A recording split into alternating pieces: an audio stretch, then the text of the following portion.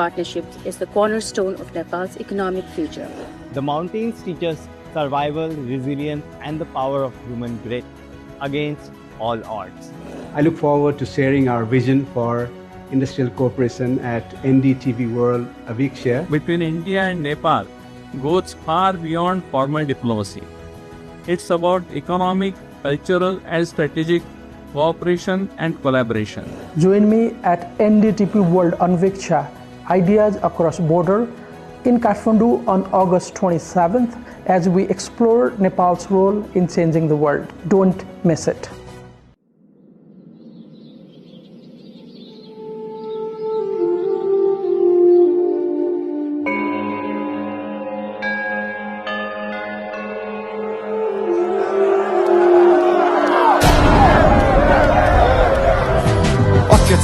आक्रमण बरान असमझदारी विकल्पविहीन विदेशी बे मोदी जैसा सरकार होता तो यहाँ पे पूरा थोड़ा कुछ आगे जाता नेपाल भी।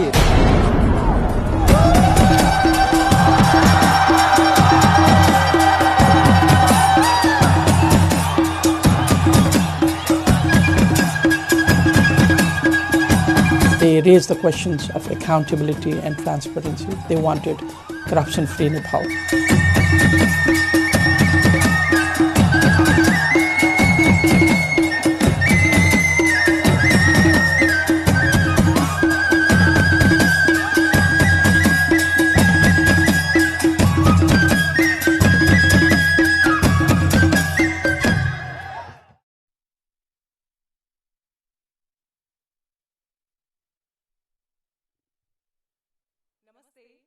Good morning. भगवान पशुपतिनाथ की धरती से मैं मीनाक्षी कटवाल और मेरे सहयोगी आदित्य राजकौल आज Bharat Nepal dialogue world summit Anviksha में आप सभी का स्वागत करते हैं। अनवीक्षा आप सबके मन में एक जिज्ञासा, एक सवाल लेकर जरूर आई होगी, क्या है अनवीक्षा? अनवीक्षा ही क्यों? अनवीक्षा यानी किसी विषय को सिर्फ देखना नहीं बल्कि उसे गहराई से समझना, उसके भीतर उतरकर सच को तलाशना। और शायद आज के दौर में जब दुनिया बहुत तेजी से बदल रही है तो हम सभी को इसी अनवीक्षा की कहीं ना कहीं जरूरत है। एनडीटीवी वर्ल्ड समिट की उसी परंपरा को आगे बढ़ाते हुए जहां भारत और दुनिया के बड़े सवालों पर संवाद होता है, आज हम नेपाल की धरती पर भारत और नेपाल के रिश्तों में राजनीति, अर्थव्यवस्था, संस्कृति और बदलते समय की चुनौतियों पर आदित्य बात करेंगे। A very good morning to you all at the NDTV Anviksha inaugural event here in Kathmandu, Nepal. Well, NDTV Anviksha was a thought here in Nepal to take the civilizational roots forward between the two countries, but also to take forward the aspirations and the expectations of the youth, the Gen Z. So it is the beginning here at the Himalayas of Nepal. But this journey will be taken forward to across the globe, from the Middle East towards the West, but also primarily in India's neighborhood. और जैसा आदित्य ने आज यहाँ पर कहा, बहुत सारी उम्मीदें हैं, बहुत सारे सवाल भी हैं, और इन सब के बीच अनवीक्षा लेकर एक ऐसे समय में हम नेपाल की धरती में मौजूद हैं जब फ्लैश फ्लड की वजह से नेपाल में कई परिवारों को गहरा दुख पहुंचा है, बहुत हानि हुई है। और इसीलिए संवाद की असली ताकत भी शायद यही है कि दुख के समय संवेदना, बदलाव के समय सवाल और भविष्य के लिए साथ चलने की उम्मीद। और आज दिन भर आदित्य एनडीटीवी वर्ल्ड समिट में अनवीक्षा में हमारा भी प्रयास यही है कि हम उन सवालों के जवाब तलाशें, उन वॉइसेस को लेकर आएं जिन्हें सुना जाना जरूरी है। Well, at the NDTV Anviksha platform, this is the inaugural event, and of course we are honored with the presence of the Foreign Minister of Nepal, Mr. Shishir Khanal, also Mr. Shashi Tharoor, India's ambassador to Nepal, Mr. Naveen Srivastava.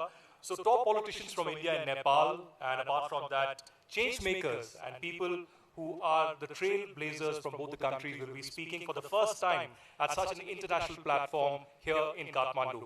But here at NDTV, we are mindful of the fact of the flash floods that have occurred yesterday. Last 24 hours haven't been easy for Nepal.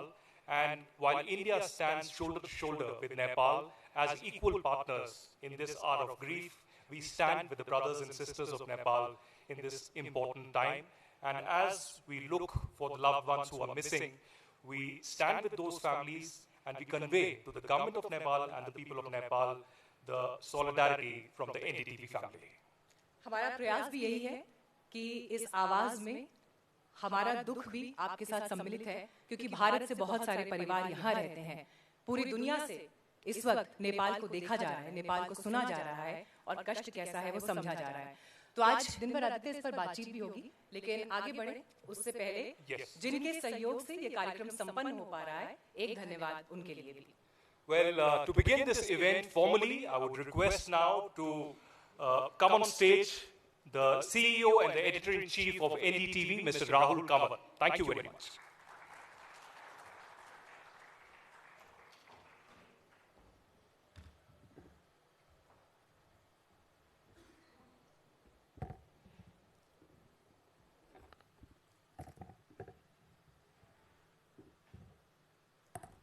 Namaskar.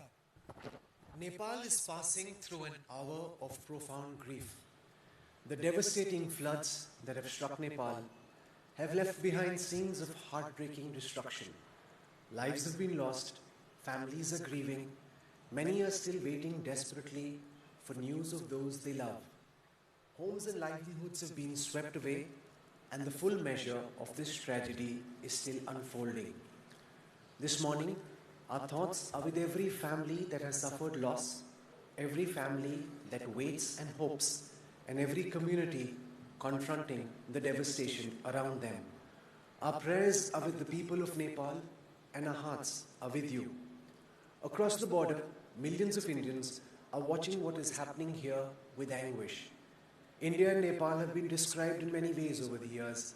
Neighbors, friends, partners, countries joined by history and geography, culture and faith. But moments such as this give those words their deepest meaning. Because friendship is not only about the good times we share, it's also about the difficult moments we face together. It is the instinct to reach out when the other is hurting, to help when help is needed, to stand beside each other when circumstances are at their hardest. Nepal is hurting today, and India stands with Nepal. Whatever India can do, whatever the people of India can do to help our friends in Nepal through this terrible hour, we must and we will.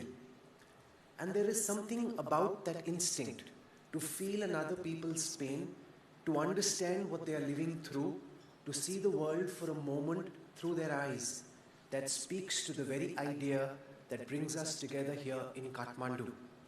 Because ultimately, Anviksha, ideas across borders, begins with the desire to understand each other better. India and Nepal know each other remarkably well, or at least we think we do. We share history and geography, culture and faith. Families stretch across our frontiers. Our economies intersect. Our rivers flow from one country into another. There are few relationships between countries quite like this one. And yet familiarity has a curious habit. It can make us stop looking. We begin to believe that because something is familiar, it is understood. That because we know the old stories, we know the country. That because we've been speaking to each other for generations, we have necessarily been listening. Anviksha begins by questioning that assumption. The name draws from the ancient tradition of Anvikshi, the pursuit of understanding through inquiry, reason, and reflection. But the idea itself is wonderfully simple. Look again. Look beyond the inherited narrative. Listen beyond the familiar voices. Question what you think you already know. To try, even if only for a moment, to see another country through its own eyes. Because understanding another country cannot mean understanding only its politics, its economics, and its foreign policy. It means understanding its people, their ambitions and anxieties, their happiness and sorrow, their hopes for what comes next. That is Anviksha, and that is why its journey begins here in Kathmandu. We have come not to tell Nepal the story of Nepal. We've come to listen to the people of Nepal tell their own story, to understand the Nepal that is emerging, the Nepal its young people want to build, the choices the country faces, the opportunities it sees, how Nepal sees India, and how it sees a rapidly changing world. There will be agreement in our conversations today. There will also be disagreement. There should be, because friendship between countries cannot mean the absence of differences. It just means having a relationship strong enough to contain them. There is a journalistic idea behind Anviksha as well. We live in an age of extraordinary access to information, and yet genuine understanding can sometimes feel harder to find. Countries are reduced to binaries, people to labels, complex relationships to convenient narratives. Journalism must do more. It must help us see the full picture, find the signal in the noise, bring different perspectives into the same conversation. To choose clarity over chaos, sense over sensation, substance over spectacle, and sometimes to possess the humility to ask whether something we thought we understood might look different if we were willing to look again. That is the promise of Anviksha. Kathmandu is its first chapter. From here, ideas across borders will travel to other countries, other relationships, and other conversations. But wherever that journey takes us, the question at its heart will remain the same. Can we understand each other better? Because understanding at its deepest asks something of us more than knowledge. It asks us to care, to recognize in other people's hopes as well as their fears, their happiness as well as their sorrow, and when circumstances demand it, simply to stand besides them. Ladies and gentlemen, there are times for conversation, and there are times when silence says more. So the first act of Anviksha today will not be a question, it will not be an answer, it will be a moment of solidarity.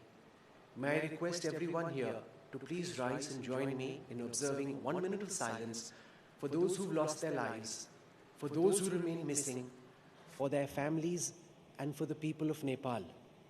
Our thoughts are with Nepal, our prayers are with Nepal, India stands with Nepal. May I request everyone to please rise.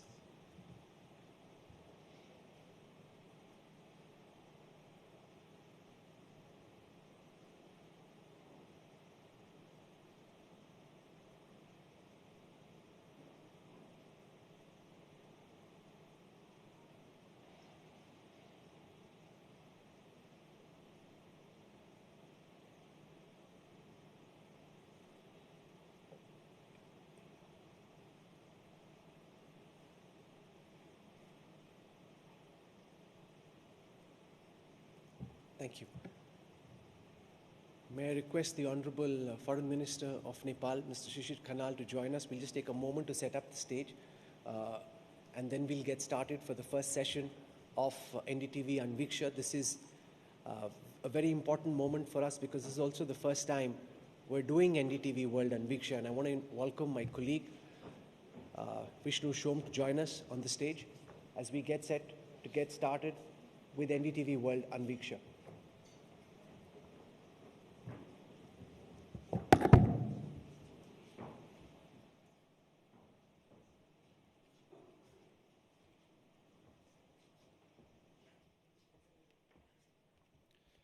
Thank you very much, Rahul. Well, before we get the day started, and we would like to thank everyone who has made this inaugural edition of NDTV World Anviksha possible here in Kathmandu, Nepal. NDTV World Anviksha, Ideas Across Borders, the Nepal-India Dialogue, is presented by Patanjali Dant Kanti, co-presented by the MAV Group, powered by PhonePe and Asian Paints Nepal.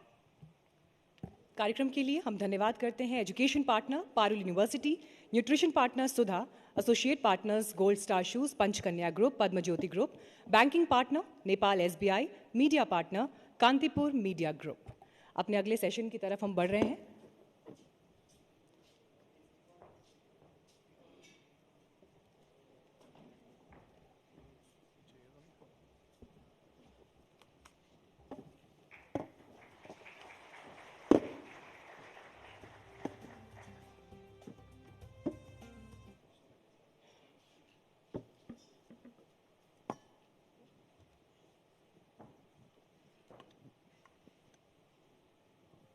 Good morning, everyone.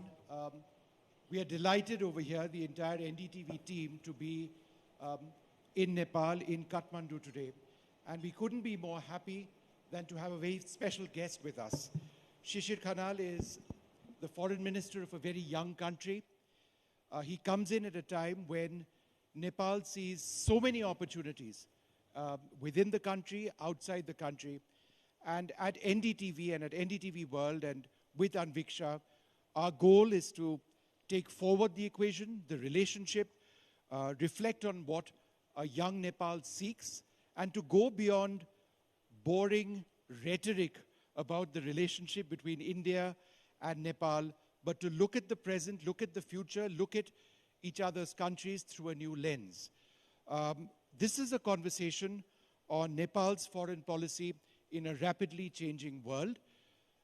But sir, and this is my first question, we came over here, I was actually on the flight, and we were about to take off when news actually came in of this horrific tragedy that took place. I spent more than a month over here in 2015 when the people of Nepal lost so much. 24 hours later, today, could you share some detail about the extent of the tragedy? Are you able to gauge how big it is at this stage? Thank you. At the outset, let me express my gratitude to NDTV World for hosting the first of its kind dialogue in Kathmandu. And also, I wanted to welcome our friends who have traveled from India to Nepal to participate in this dialogue. As we were discussing about this dialogue, I was hoping that we would be in a much different context and circumstances, but unfortunately, just 24 hours ago, the devastating flash flood we experienced. I sit here with a lot of heavy heart, a lot of pain and sorrow, and in empathy with thousands of Nepali families who we're still not unclear whether the status of the devastation. I mean, we've seen in the videos that has been circulating on the media and social media. What we know is towns after towns have been completely wiped out in a span of a couple hours. Thousands of people are still reported out of contact or missing. As of this morning, 160 people had lost life. That is official data. But we fear more numbers will flow in this afternoon. We know that thousands of families have lost their homes. There's been huge the bridges, the rivers have been swept away. Many of the communities are out of access at this stage. So we're still trying to grasp with the scale and depth of disaster, but what I can say is this is one of the largest and natural disasters we have experienced in most recent memory. And as a government of Nepal, as soon as the news came, our National Disaster Council met, our cabinet met, and made urgent mobilization. But we are still trying to understand the scale of this disaster at this point. Many foreign nationals, including Indians, are feared missing in this tragedy. Can you give us a sense of how you're cooperating with other countries to get rescue and relief to those who need it the most? And what do you want to tell those watching in India and elsewhere who are very concerned about the status of their loved ones? Many Indian nationals, as well as other nationals, those particularly who were either going to or were returning from Mansarovar Kailas Yatra, they would have passed through that region or were waiting to clear the border area when this flood came yesterday. At this point, estimated about 500 foreign nationals are out of contact. Closer to 300 among them are closer to 300 Indian nationals. Because many of these areas have been out of contact, we do not know the current status. We know that many are in that area alive, but we have not been able to fully establish a contact yet. We absolutely are coordinating with the Indian Embassy here, as well as our other national embassies in Kathmandu. I have also personally been in contact with governments across the world. We've both called, sent messages expressing their solidarity with Nepal, as well as concerned about the safety of their citizens. As we establish contact today, we should be able to share more details, but what I've communicated and would like to communicate this through this forum as well is that as much as we deal with recovery, rescue of our Nepali citizen, government of Nepal is equally committed to safety and security of our friends in India as well as from around the world. I also think it's important, and we were discussing this with some friends of yours, some colleagues of yours, that Nepal will overcome this. It may take time. Nepal will overcome this. Nepal is open to the world, to tourists, and I think that's a message that perhaps you'd like to reflect on as well. Absolutely, at this point, as we grieve, and also as a government of Nepal, as we try to do, with any disaster, there are several stages. Right now, a lot of our focus is in rescue and immediate relief. But at the same time, this particular disaster has struck in one particular area of Nepal, and many friends from around the globe, including Nepali diaspora, but other nationals and governments are calling us, asking how they can support. And one of the ways to support, obviously, sort of the immediate relief support, the way Government of India already sent relief last night. We, as a government, we've expressed our deepest gratitude to such relief. So those kind of relief and longer-term reconstruction support will be required. But at the same time, one of the best ways to support countries like Nepal in a moment of crisis, beyond being generous, is also being continuously engaged with us, whether through tourism or other areas, because at the end of the day, the most resilient Nepal that we take pride in, every time there's been a disaster, we've come back. As recently as 2015 earthquake. So one of the ways a global community can support, and what I wanted to also share with the friends watching in India and around the world, is that many of our communities are not impacted. Cities like Pokhara are not impacted. Your visit to this location would not only support local families, local economy, it will also strengthen and build a resilient economy for Nepal. And Kathmandu, Pokhara, Chitwan, Lumbini, and other, most of our communities where most of our tourists go, or the Annapurna Circuit Road, or the Mount Everest region, all of these areas are unimpacted. And one way you can support also is to spend your tourism dollar in Nepal over the next few months. Shishirji, you've repeatedly spoken about Himalayan climate vulnerability. At the Indian Ocean Conference in April this year, you spoke about melting Himalayan glaciers and downstream impacts, and warned about the potential dangers of glacial lake outbursts. How do you think we need to prepare for the reality of climate change and the reality that these disasters are more likely to happen frequently than in the past, and therefore countries like India, Nepal, China, Bhutan need to come together in some form? And that at some level speaks to the idea of Anviksha, cooperation, countries working together for advanced warning systems to be able to ensure that people are evacuated in case a situation of this nature unfolds. Thank you, Ralph, for this question, and this is very important at this particular moment. In Nepal and India, we've always talked about our relationship in the terms of roti beti, Sita, Ram. So our civilizational heritage has been always highlighted. Our relationship of history and and the religion and the culture has always played number one sort of a narrative role. But the moment in this context is, I think we have to also reframe our relationship in an ecological relationship as well. You know, what melts, what I said in Mauritius in Indian Ocean Conference was also, you know, what melts in the Himalayas rises in the sea. And exactly what we saw yesterday, right live in front of our eyes.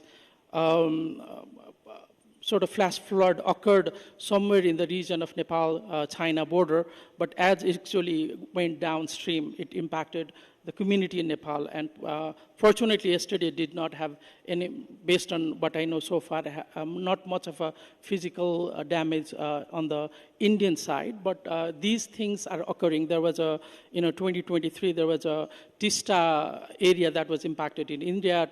Last year, in the exact same region, we had a much smaller scale flash flood. This year, the scale has been significantly higher. So China, Nepal, India, Bhutan, we are connected by ecology, and our shared survival and future depends on protecting this Himalayan ecology. And we have to come together.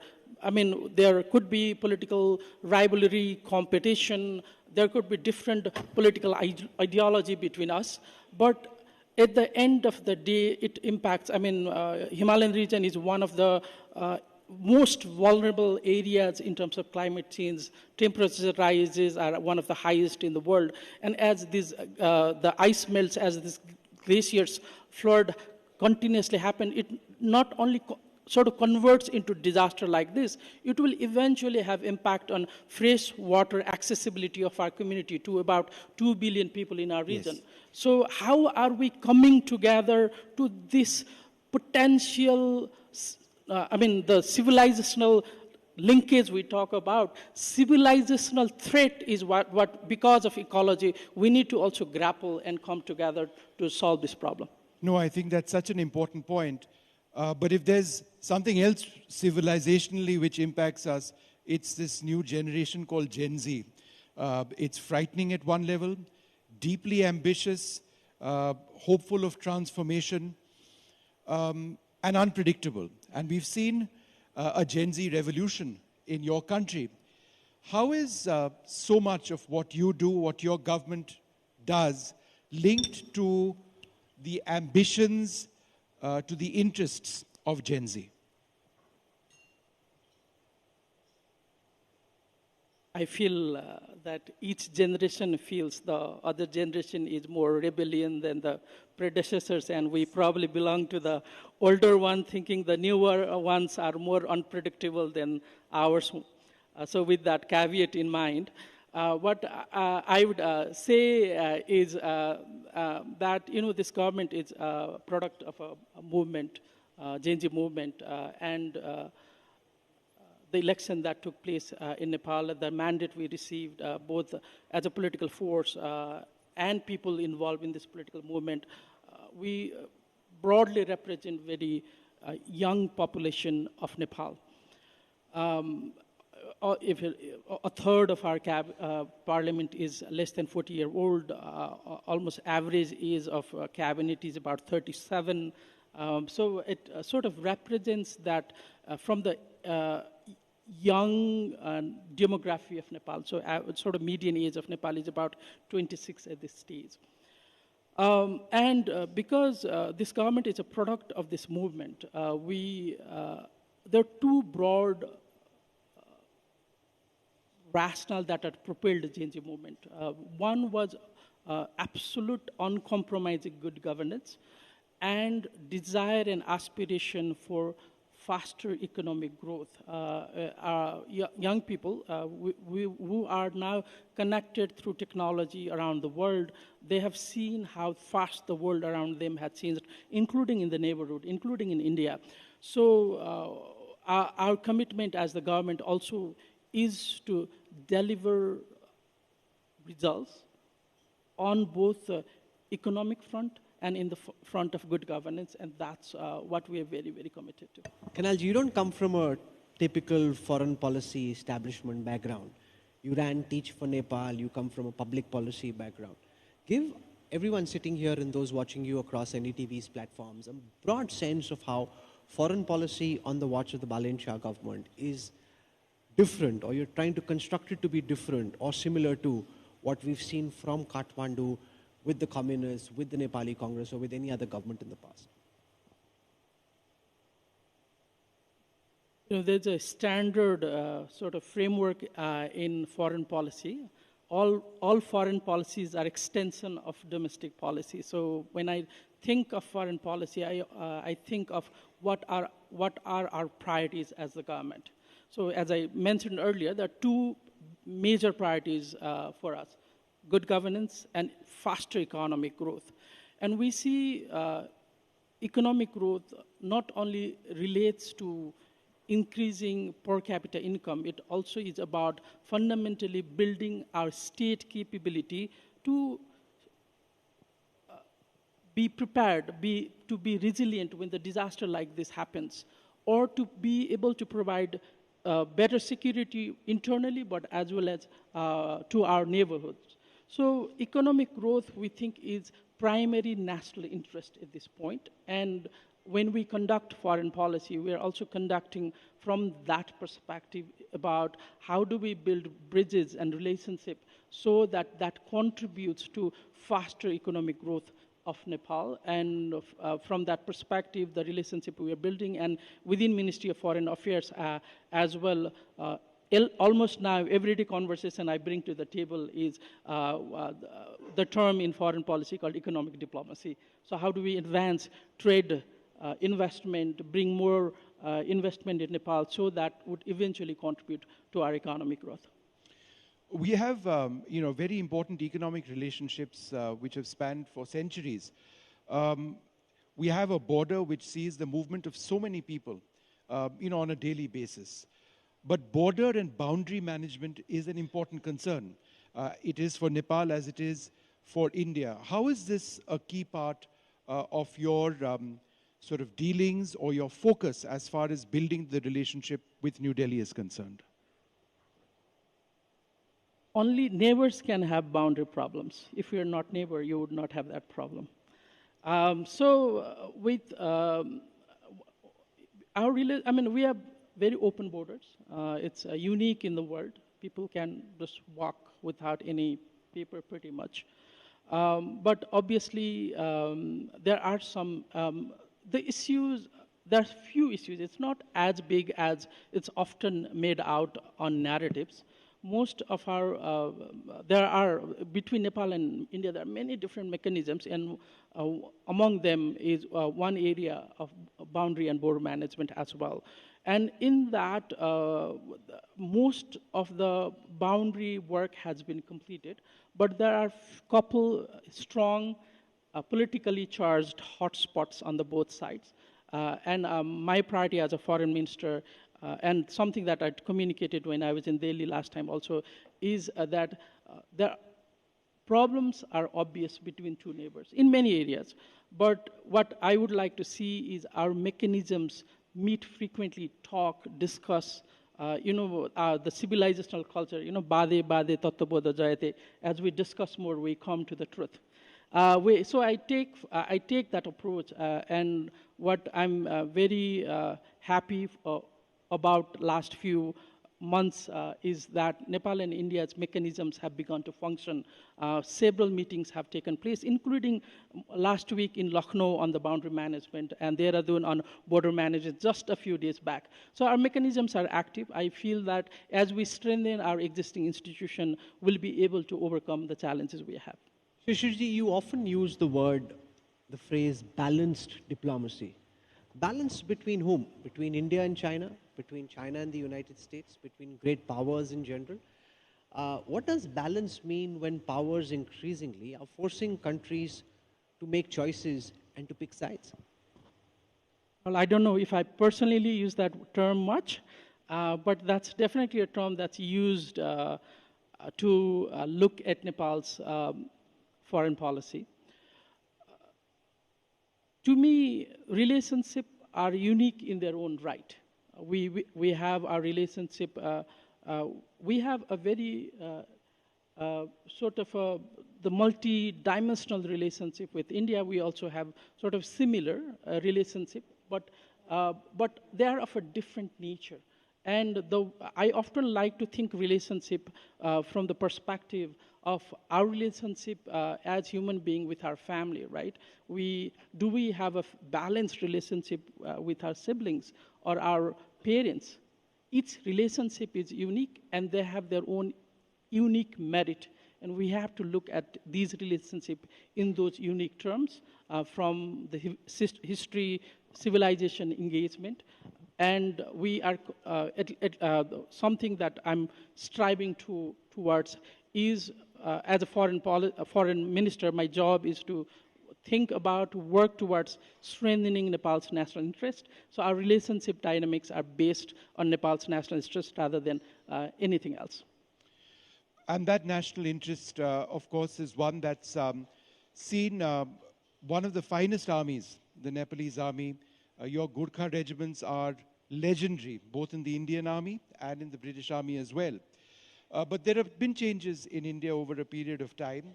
How would you like the defense relationship between India and Nepal to be stepped up?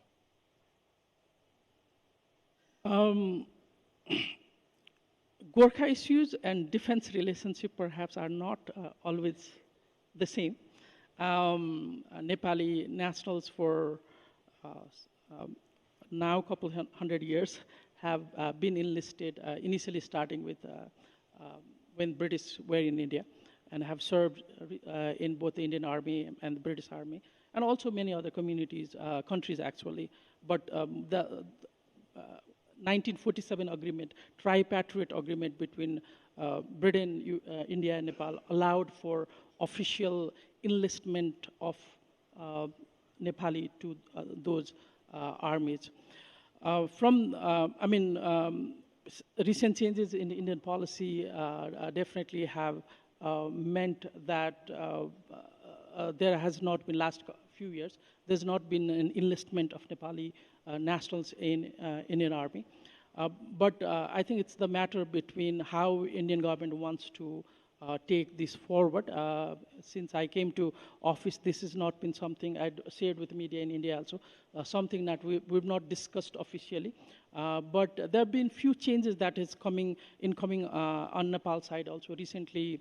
Not very recent, but our Supreme Court also has sort of directed government of Nepal to review these treaties and move away from the trilateral to more of a bilateral relationship. So, dynamics in Nepal sides are also changing. But at the end of the day, I think it's about how Indian government wants to take this forward. And we obviously, as I said, our position is we'll sit in the table, discuss, and would work to find solutions. There's a lot of curiosity, Minister, in India and elsewhere about the rock star rapper Prime Minister Balen Shahji. Give us a sense of what it is like to work with a Gen Z Prime Minister who sweeps to power with the kind of resounding majority that the RSP worked. There are lots of conceptions, misconceptions, and all kinds of things said about what it is like to work with him being aloof, reserved, not approachable. You're on the inside seeing this firsthand. Tell us, what is it to work with Balenji?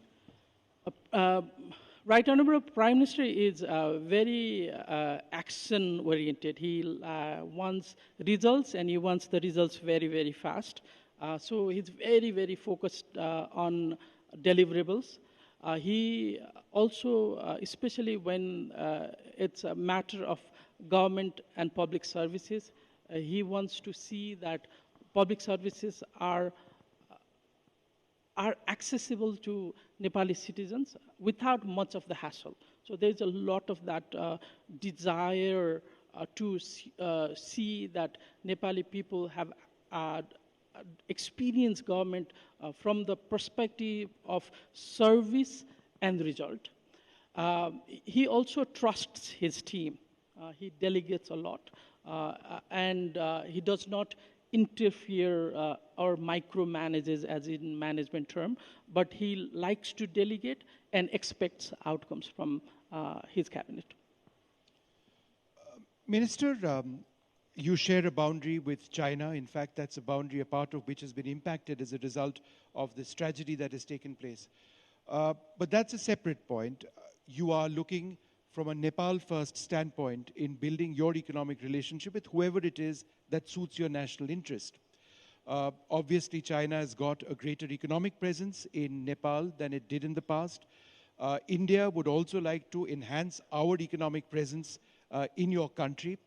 How does Nepal see the relationship with Beijing vis-a-vis its relationship with New Delhi? Tough question, sir. Oftentimes, I don't know, our friends in India like to somehow feel, and that's the media narrative I see coming from the south, is that somehow Nepal has been sort of almost captured by our northern neighbor. Again, we have a wonderful relationship with China, and we'd like to continue to maintain that relationship. Again, that relationship also has the civilizational dynamics with Nepal and hundreds of years of history of trade and economic cooperation between the two. But as you say, Chinese economic presence has increased, and we'd like to see the same for India. 2/3 of Nepal's entire trade is with India. 2/3. There's one single country that Nepal trades with, and that's only India. There's a lot of hoopla about BRI. Nepal signed a framework agreement in 2017, and then last year, implementation agreement. Almost 10 years. Do you know how much money Nepal got from, out of BRI? Zero. $0 for BRI projects in last 10 years. So I think we try to be, our nature, again, civilized nature is, we are very emotional people, but we also in foreign policy, I think we need to look at from a rational side, again, as the country, what I would like to say is we, as two important neighbors, we have wonderful relationship that we would like to maintain with both India and China, but we do not see as wanting to supplement one or the other with one or the other. These are unique. Again, I would not want to tell my father that I'll replace a mother with you, or the mother with father. These are very unique relationships that Nepal has, and will continue to maintain that. I won't get in by trying to get you to define who's the father. That will be a whole different controversy. But for those who are watching here and watching across NDTV, what's your message? If there are Indian companies or the Indian government looking to step up ties with Nepal, with this new government, what are the sectors that you think, or you're trying to lay out the red carpet for, where you think there's the greatest potential for cooperation and participation?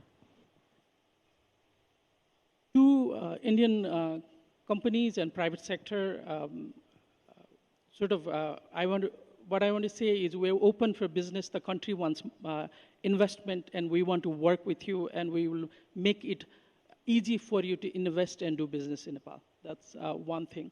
Our priority sectors obviously are on energy. With Nepal has a huge potential. And there is already a framework agreement between Nepal and India to export 10,000 megawatts of electricity already. So there is a sort of agreement. There is a market in India. There is a potential in Nepal. That's one major area. We think tourism has big potential. We're seeing even this year, July, we've seen a lot of Indian tourists come, probably one of the records for summer tourism in Nepal. In Nepal, summer is not considered a tourist time. It's usually the autumn, fall, or the spring. But July saw a record number of Indian tourists coming. So we see tourism as one of the, with the cooler climate that can be 10, 15, or 20 degrees cooler than 5-6 hours drive south to the north. That has another potential. Technology, I think, is, again, young population, English-speaking population. We're already seeing one of the fastest growth area in Nepal is technology. We've seen almost $1 billion export of tech services export out of Nepal. So technology is definitely another area. Infrastructure and connectivity, both air and road networks, investment in those sectors are also something we're prioritizing. And high-value agriculture, herbal products are another areas that we're seeking investment in at this point. Minister, I couldn't end this session without asking about the soft power of Nepal. One of the areas where Nepal has done brilliantly well is in mountaineering. In fact, a small story to share with you. The great mountaineer, Nims Purja, who tragically lost his life, the very last recorded message that he sent was a message that he sent me from Broad Peak 2, less than 13 hours before he died. We'll be playing that out later this evening. But with climate change, there is a huge concern over mountaineering. The fact that you've got glacial melt, avalanche melt, and you've got a rise in numbers of mountaineers coming into your country. How do you balance these environmental concerns with the economic imperative and the sporting imperative of encouraging mountaineering in your country? This is one of the most important questions, and I think has to be looked from much broader perspective rather than just the perspective of mountaineering. You know, Nepal, if you look at how do we think of climate change, ecology, preservation of ecology, but this is not, when we're talking about climate change and its impact, it's not entirely of Nepal's doing, right? I mean, if you look at greenhouse emission, Nepal's total contribution is 0.01 or 0.2%. But if you look at even India, it's considered one of the top 3 countries in the world. Our northern neighbor is considered #1 on the list. The question here is how do we collectively come together to preserve our mountains, and which I highlighted earlier as well, and to sort of, I wouldn't want to use the term fight against the climate change, but how do we adapt, mitigate, so that its impact can be lowered. And this impact is not only going to be people who want to climb mountains, it is going to be all of us. I mean, our mountains are the source of water to pretty much a big part of northern Indian population as well. So we have to think of that and also think of, is it fair for smaller countries in terms of not just the size but also economy as well, to have to fully bear the burden of its impact. If 2 billion Indian population may not have water in the future, what would Indian government want to work with Nepal to preserve these ice and snows and mountains? I think we need that kind of conversation. I'm pointing out India because I'm with you right now, but it would be the same question for China, same question for America. Is that if the entire human civilization for us as at risk here, are we only talking about projectizing climate mitigation strategy, or are we thinking about a global or a regional scale, or what we can think of as a civilizational scale collaboration, so that regardless of our political differences, we can come together to work to mitigate this challenge together? Minister, we are almost out of time. Before I end, when do we see Prime Minister Balen Shah making a state visit to India, and when is India's Prime Minister Narendra Modi, who is hugely popular across Nepal, when is he coming and visiting Kathmandu again?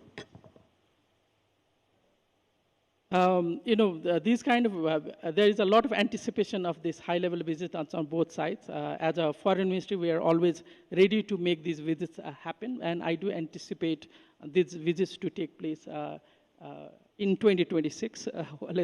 That's the plan we have.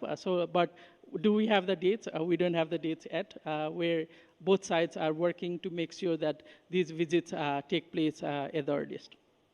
Been very careful, Vishnu, extremely guarded for somebody who comes from a public policy, education, teach for Nepal background. I see you've got your diplomatic pad and guard straight up. Thank you very much, Shishir Kanalji, for joining us and for getting us started with NDTV World Anviksha. Really appreciate you taking out time, sir. Thank you.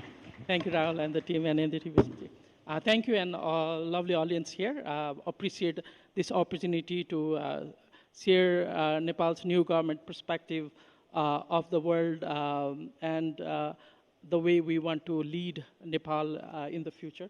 Thank you for hosting this event, and hopefully this is not going to be the first and the last, and these conversations can happen both in Kathmandu and Delhi and other countries, so that we're bringing our people and our countries together to work on some of the pressing challenges of our time. Thank you.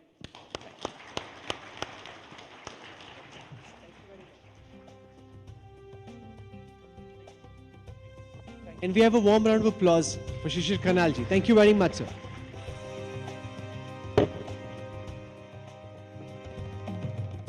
Thank you so much mister Khanna.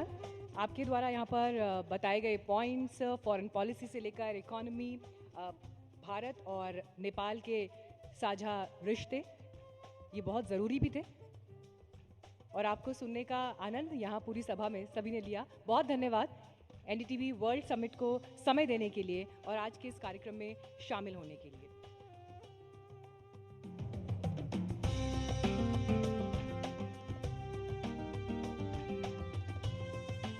We will move on to our next session. While foreign policy establishes the macro framework, execution relies heavily on bilateral diplomatic channels.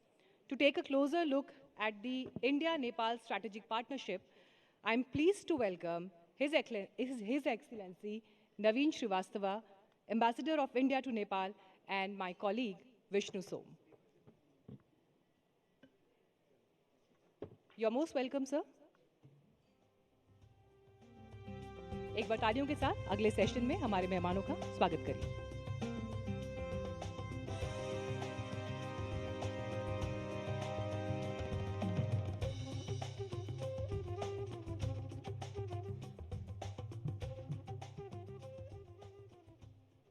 Well, I think just listening to the foreign minister over there talking about the historic relationship between India and Nepal, not just about the past, but about where the relationship can best go.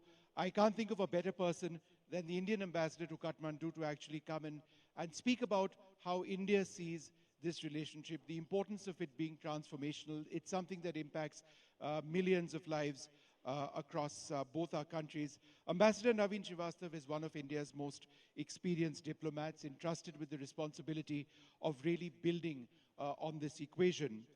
But before we get into various aspects of the relationship itself, we are obviously very concerned about the tragedy in Nepal. How is India helping already? How are we willing to help? Thank you. Thank you, Vishnu. And first of all, let me convey, both on my behalf and behalf of our embassy and the government of India, our sincere condolences on the loss of the life because of the tragic and devastating flash floods which happened yesterday. Prime Minister Modi has already spoken to Prime Minister Balen Shah. I've been in touch with the Foreign Minister the entire day yesterday and the rest of the government of Nepal's machinery. And based on our conversations, we were able to identify what would be immediately required for relief work in Nepal. And the first relief flight came late evening yesterday, and today another flight would come. We do expect this process to continue for a few days because the requirement of the relief material is large. And as Prime Minister said, we will provide all possible humanitarian assistance in this need of ours for Nepal. So that's the guiding philosophy on which we are working. And so you are waiting for requests, if any, from the government of Nepal for any further assistance. Since we have, for example, the NDRF, the Indian Army, whoever else, the Indian Air Force. So it really depends on what Nepal seeks, I think, is the point. Yes, I think we are, as Foreign Minister just now said, they are assessing the situation. It's just about 24 hours. And the scale of damage is such that it might take a few days before they are able to identify what all things are required, both for immediate relief and for long-term reconstruction. What we have focused yesterday in our discussions is the immediate relief material. This includes, for example, tents, sleeping bags, blankets. The power supply in that region is affected, so portable generator sets. Yesterday we got one, today we'll be getting a large generator set. Medical supplies. These are our immediate priorities. We have, as Prime Minister said, we have conveyed our offer to provide all sorts of assistance, whether it is for search and rescue, whether it is for relief and long-term reconstruction. And we will await their assessment, and because it is Nepali rescue effort, first and foremost. We are only a supportive actor in this. Ambassador, what about Indian families, travelers, Kailash Mansarovar, Yatris impacted in Nepal? We have been monitoring, and as the Foreign Minister said, there were a large number of Yatris who use that route. So as per our current figures of this morning, it's close to 300 people who are untraceable. We have not been able to make contacts with them, neither their travel agents nor our embassy, partly because the communication networks are down and there is no electricity. There are about 50 or 60 Indian workers who are working on a hydropower station, Upper Trishuli, who are also not yet traceable. And we are in touch with all the travel agencies. We are coordinating closely with the Nepali army, as also the security agencies of Nepal who are involved in the relief work and are sharing information. So as and when we get updates, we have established hotlines for families who will be concerned. And these are working 24/7. We will continue to provide updates. Our hope is with today, we may get a better sense of where the people are. We may be able to rescue a few of them with Nepali Army's help. And our effort would be to, those who are stuck somewhere, to try and bring them back safely to Kathmandu and then ensure their travel back to India and different places. Have you been able to do that with a few people at least in the last 24 hours? Well, in the last 2 hours, we have got some information that some Indians have been found stuck in the Rasua area. We are still awaiting details, but that's just an information I've got about an hour ago with the Nepali army. So some hope over there. Well, I'm certainly hopeful. You had included these in the list of those missing earlier. We had included in the missing, so we are trying to now cross-check and update our list. And how many, by and large, your initial reports? Well, as I said, it's close to 300 people who are untraceable. Who have now potentially been found? We've got number about 20 odd. That's what Nepali Army has just now told us. So this will be a process which I think will continue back and forth between Nepali Army and us and updating our lists. I'm certainly hopeful we'll be able to rescue many of them. Ambassador, we all know what we've seen in Nepal, a youth-driven political change of massive size. From an Indian foreign policy standpoint, how did India need to adapt really fast from an older regime to a new youth-led sort of movement which wants immediate accountability? They raise important civic issues, and their worldview is perhaps very different than what it was. How did Indian foreign policy have to adapt to that? Well, in the neighborhood, before I get to the specific of that question, I think you are well aware, Prime Minister Modi has laid out a policy of neighborhood first. And as External Affairs Minister has said, we basically want all our neighbors to grow and prosper with us. So for the last several years, we have been doing work in that direction. Now, Nepal has transformed, both in terms of physical transformation, better infrastructure, better roads, better connectivity, hydropower, but also demographically, it has seen a large transformation. Today, 60% of Nepal's population is below 35 years of age. And keeping that in mind, that trend in mind, for the last several years, it's not just that in my tenure, but last several years, we have therefore expanded our engagement with the youth of the Nepalese society. whether it will be the young political leaders at both federal level or at provincial or municipal level, people in universities, schools and colleges. That work has been ongoing. Several new initiatives have been taken. We organize, for example, visits of young MPs in collaboration with MEA and think tanks from India to spend 10-15 days in India, see what the Indian development scene is like and how Nepal's youth and young politicians or young population can fulfill their aspirations as they collaborate with India. That's been the larger objective. Just to give an example, Foreign Minister mentioned about technology as being one of the focus areas for this government.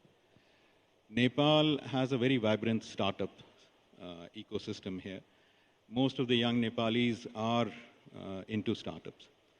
And for the last several years, we had done several collaborative events with local business chambers and universities. What we found was, while there is a lot of talent here, they are very ambitious, there could be a mutually beneficial collaboration because Indian startup ecosystem would provide them capital, would provide them a market and connections. Keeping that in mind, we started a program called India-Nepal Startup Partnership Network. It started last year. And this is in collaboration with IIT Madras. And IIT Madras has a very successful incubator, Pravartak. We have had 2 batches of Nepali startups, around 49 startups who have been given training there in mentorship, networking. Several of them have got incubation offers in India, investments have flown in, and we are now working on the regulatory part of it so that the Nepali startups who now wish to expand into India are able to do so without much of a regulatory hassle. Similarly, I mentioned about our outreach to the provincial and the municipal level, because that's where most of the young politicians and young public policy professionals come into play. So we had identified what Minister mentioned about agriculture. We have therefore worked in collaboration, and again, this happens with the support of our ministry back in Delhi. Organized visits for farmers, for example, in Sudur Pashchim, which is far west area. Best of the Nepalese apples grow in an area called Mustang, but they wanted to increase productivity. So we've organized visits for them to go to India, have interactions with our agricultural experts, see how we have done that. Another area that we are focusing on is sports diplomacy, cricket. And it helps that my minister, Dr. Jaishankar, is also a cricket fan. Therefore, when he had come here in 2024, he had met the Nepalese cricket team.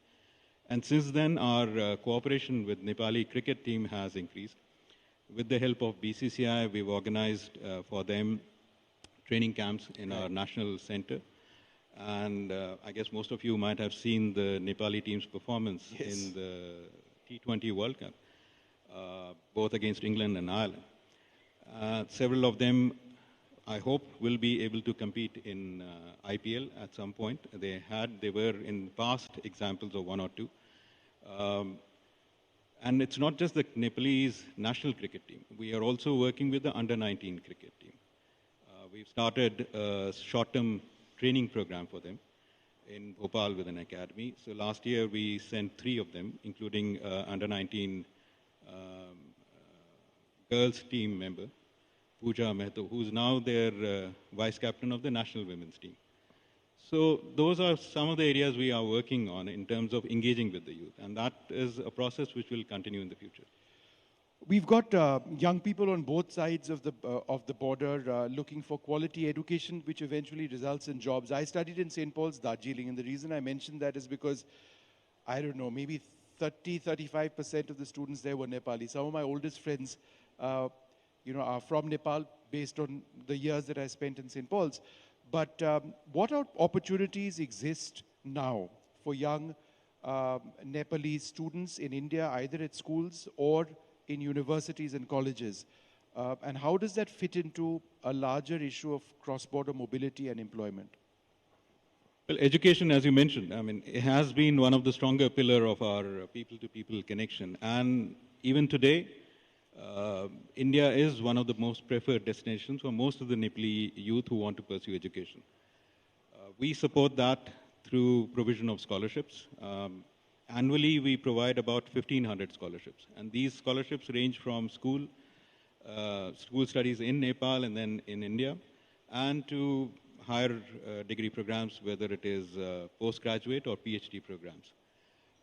And most of the people are going to India are for engineering, medical sciences, or allied fields. Many of them have become successful entrepreneurs in India, and we are engaged with them through our alumni association. So Embassy works with the alumni association of people who have studied in India in different, let's say, fields. IIT Roorkee, for example, has the largest alumni association in Nepal. Some of the first buildings in Nepal, including Singh Darbar, were built by engineers who were trained in IIT Roorkee. We have recently also helped support a new alumni association of people who have studied law in India. Many young graduates from Nepal go to National Law School for pursuance of their law education, and they come back here. It is, I would say, a matter of honor for us. In the current Supreme Court, the Chief Justice has studied in India. Several other justices of the Supreme Court are alumni of Indian institutions. So we are expanding that, and we are looking at finalizing a new scholarship for people who want to study law in India. And this process is an organic process. People who have studied in India either come back to Nepal or are successful businessmen. Again, an example is a person from Khotang. Khotang is one of, I would say, relatively backward district. Dipesh Karki. He studied on our scholarship from NIT Kurukshetra. He has now one of the most successful P2P lending platforms called Len Den Club. He is formed with his Indian friends. Their annual turnover is now 100 crores and above. Another example, again from Khotang, is of a person who launched a cybersecurity firm while studying in an engineering college in Allahabad, or Prayagraj now. And that firm has just now been listed on Bombay Stock Exchange. So these are the examples I can cite in terms of how education and collaboration later on is helping connections between our two people. Yeah. And as we wrap this up, it was a question which Rahul asked earlier on. When will we see the Prime Ministers of both sides meet? Will it be in Delhi? Will it be over here? I mean, I do expect our Prime Minister to be in Kathmandu at some stage. Where are we in that process of deciding? I'll just quote what Foreign Minister Shishir said. Sometime in 2026, we might see Prime Minister Balayan visiting India. And just one final question, which didn't come up earlier on. Energy is an area of close cooperation. How is that progressing in terms of shared networks? Because that's something that works in favor of both sides. Well, energy is, I think, one of the foremost area of our cooperation right now. Foreign Minister had mentioned about this long-term agreement, where India has indicated that over the next 10 years, we will import 10,000 megawatts of hydropower from Nepal. And actually, it flows from a joint vision statement that India and Nepal adopted in 2022, where we had agreed that we will collaborate in both generation of power, transmission, and trade of power. And in all these areas, over the last 3 years, we've seen tremendous progress. Last year, for example, by selling electricity to India and to Bangladesh, Nepal earned a revenue of about 1,800 crores Indian rupees. We see this expanding in the future. And for that, both countries and our private sectors are working together. There are several hydropower projects being done by Indian public sector companies and private sector companies. The most advanced of that is a project called Arun 3, which is a 900 megawatt project, and we hope that will be online in the next 2 years. There are a total of about 4,000 megawatts of projects which are being done by Indian companies. So I certainly see this as a very bright spot in our economic partnership. Again, it's a mutually beneficial spot because India gets a reliable green energy while Nepal is able to earn revenue out of the hydropower exports. Lots of promise over there, exciting times in the overall relationship. I wish we were discussing this in different circumstances, but India is always ready to help. It really depends on what is needed. Ambassador, it's been wonderful speaking to you. Thank you so much for speaking to us today. Thank you.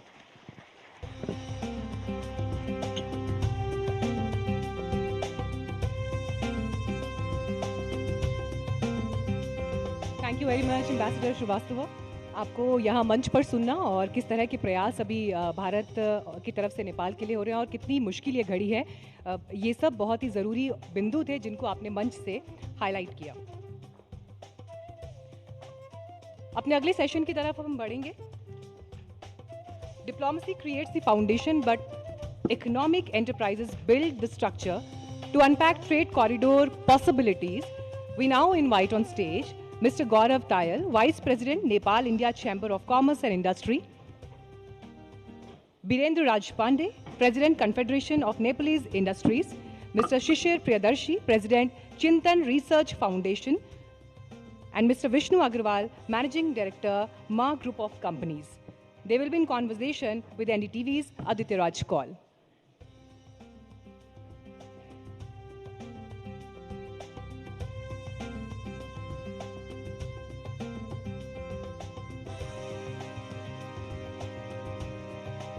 एक बार जोरदार तालियों के साथ अपने सभी मेहमानों का हम स्वागत करेंगे। Thank you so much. Thank you so much.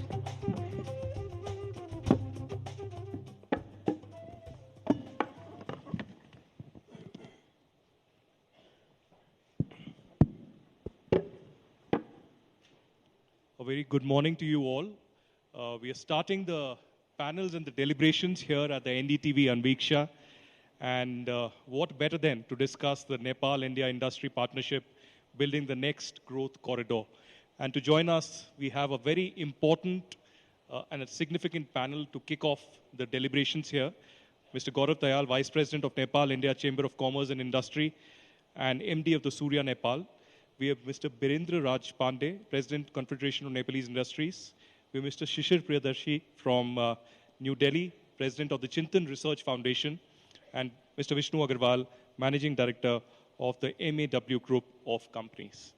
Well, when we speak about Nepal, with Nepal's new government placing economic growth, investment, jobs, and private sector development high on its agenda, there's an opportunity to take the Nepal-India economic relationship beyond the traditional trade and connectivity corridors towards integrated value chains, manufacturing, technology, energy, entrepreneurship, and new age services.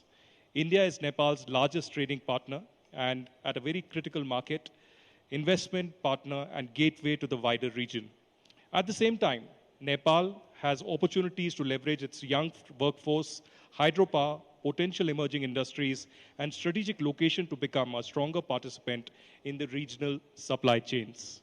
Now, this panel brings together voices from industry, business, and strategic policy to examine how Nepal can scale its industrial base, deepen its economic partnership and engagement with India, and create opportunities for a new generation of entrepreneurs and technology-driven businesses. Birendraji, let me begin with you, because we'll come to the brass tacks and what has happened and what will happen and the opportunities and the expectations ahead. But we are also living at a time today, in the last 24 hours, of this disaster that has happened at the Nepal-Tibet border. How do you see this development in terms of the infrastructure, unfortunately, that has collapsed? Now, we may have the strongest of infrastructure, but in face of such a calamity, nothing can stand. But still, I know that you are focused towards an infrastructure event just in a few days from now here in Kathmandu.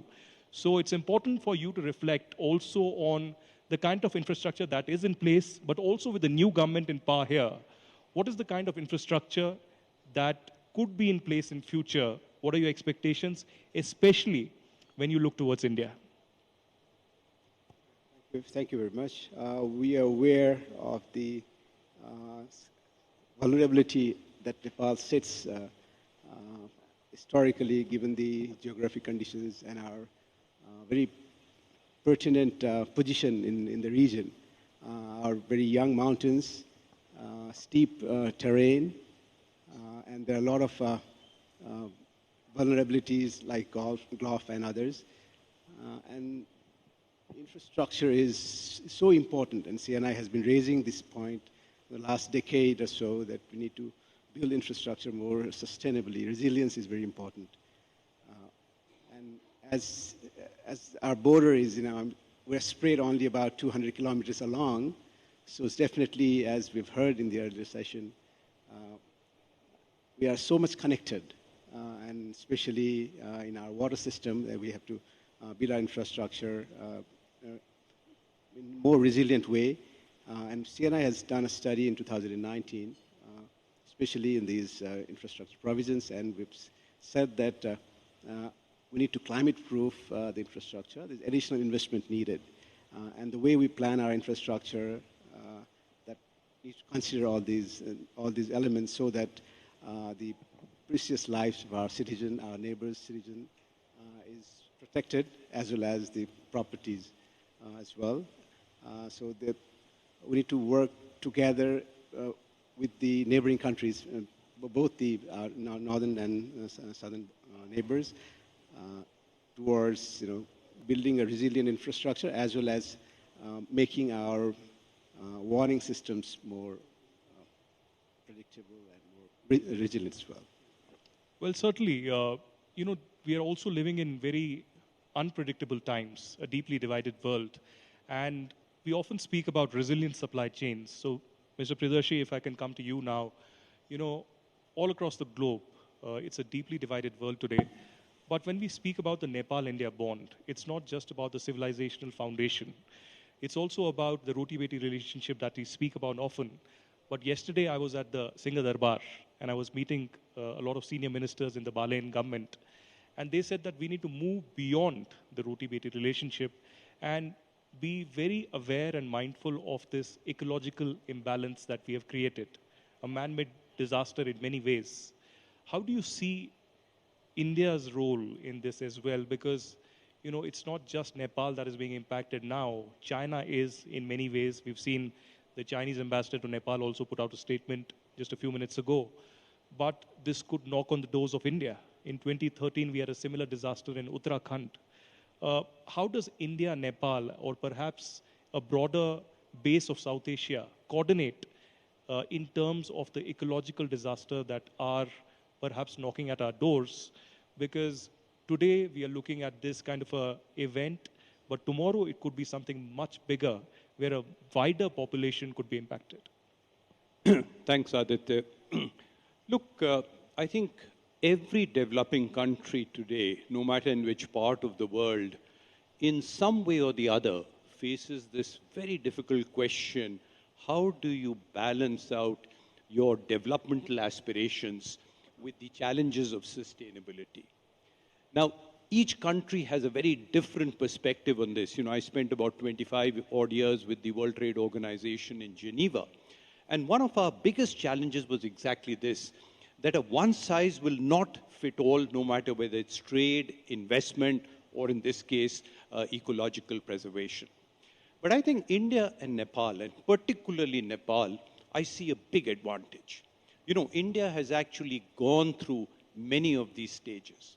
Nepal doesn't need to go through those stages. You can actually leapfrog. You should come up right to where India is today. And what is India done very well, and what is India perhaps needs to do a little better? Let me just elaborate on this. I think what India has done very well is try and lessen the emphasis or the dependency either on one region, one source of power, or, since you started with supply chains, on one supply chain. I think for Nepal, it's extremely important to balance out what we would call the sustainability of development and the sustainability of the environment. Both are extremely important. And I think one way certainly is to do that, and a lot has been said already, is identify the most fragile of regions. Just put them aside, that these are ecologically protected regions where any amount of development we will ensure that sustainability comes first. But similarly, identify your economic growth corridors. You know, this whole session and the next one's on growth corridors. But you'll have to look at a growth corridor as much more than the mere transportation of goods and services. A growth corridor of the future has got to have people movement, has got to have energy movement, has got to have talent movement, technology movement, and in times of crisis, you know, any kind of aid and relief movement. So we've got to ensure that Nepal and India, when they talk about, we do not talk about the fact that one's population is 50 times more. We should not talk about the fact that one GDP of one country is, 90 times more. What we should talk is the GDP per capita. And here, Nepal and India are not that far apart, 1.8. So really, if you look at the 1,800 odd kilometers of border, and you look at the fact that these are two countries which have relatively close to GDP, there is a huge potential for growth. And perhaps, whenever you'll allow me, I'll come back. This is where Gen Z or the youth will come in.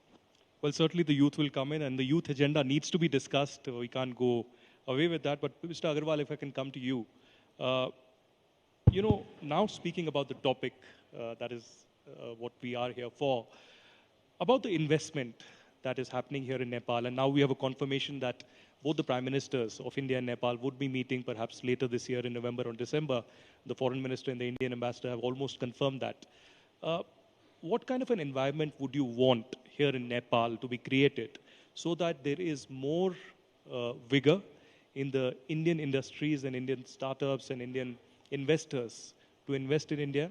And what will give them greater confidence? Any kind of policy changes that you would want, both in terms of India and Nepal partnership? Because both the Prime Ministers are now not just looking towards the past. They're looking towards the future with a new energy, with a new kind of environment and the economic turbulence that the world faces today. Thank you, Aditya. I was just reflecting on, for last 25 to 30 years, how the investments from India in Nepal has fared. I remember in between 1995 to 2000, so many of the FDI from India had come. I will like to give you a few examples, just like Surya Nepal. Then there was Nepal Liver, then there was Aarti Strips, then there was Nepal SBI. So many of them had come in between 1995 to 2000. Today is 2026. All of them, to tell you very, very frankly, they have fared very, very well. They have given huge returns to their investors, and they are still doing extremely well. But somehow what happened after 2000 has to be thought. Why the investment environment was deteriorated, why the confidence was lost. What I feel, there are two things which are happening, and one thing is most important, that is the narrative. In spite of these companies doing well, the narrative got built was, there are so many problems in Nepal, and because of those problems, people are not interested. Whereas the companies who had come over here, they had done extremely well. So there is contradiction in the narrative itself. I think this narrative needs to be improved. I don't say that it is completely the fault of narrative. There had been some kind of instability in Nepal. There had been very frequent changes in the government. There were policy inconsistency. There were issues in operation also, I should say. We had gone through one of the most difficult civil wars also in between. But somehow, what I feel with the current scenario, those policy consistency and the will to bring the people, investors in Nepal, and the will to give them a very good environment is there. So that policy inconsistency kind of thing, I think we have to rise above that. And during this visit of the Prime Ministers, I think narrative should go that Nepal is a good place and a very stable place and a consistent place for investment all over India and other places. Secondly, what I think that we also have to look at our competitive advantage. One of the competitive advantage that we have is energy. How industries can take use of this particular energy and build a competitive advantage all over South Asia. Secondly, we have seen a lot of countries like Bangladesh, India, through their industrial parks and the special schemes that government have offered in these industrial parks, they have done very, very well. They have been able to lure industrialists to put money in industries. I think that is also one of the very important thing, and we are all pushing from the side of CNI and other organizations also, we are pushing for this particular thing. So, and one more thing which is I consider to be of lot of importance is that just like from India, you can bring the investment in Nepal, but somehow from Nepal, we cannot take the investment to India. Why this is important? Why do we send our children to other countries? It is not completely only for academics, I believe. It is also, we want to give them exposure. So when our entrepreneurs in Nepal, when they start playing in other countries, then they would also learn. And this will give them a lot of advantage. And this will give them confidence in going to other countries and bringing people from other countries as and invest in Nepal.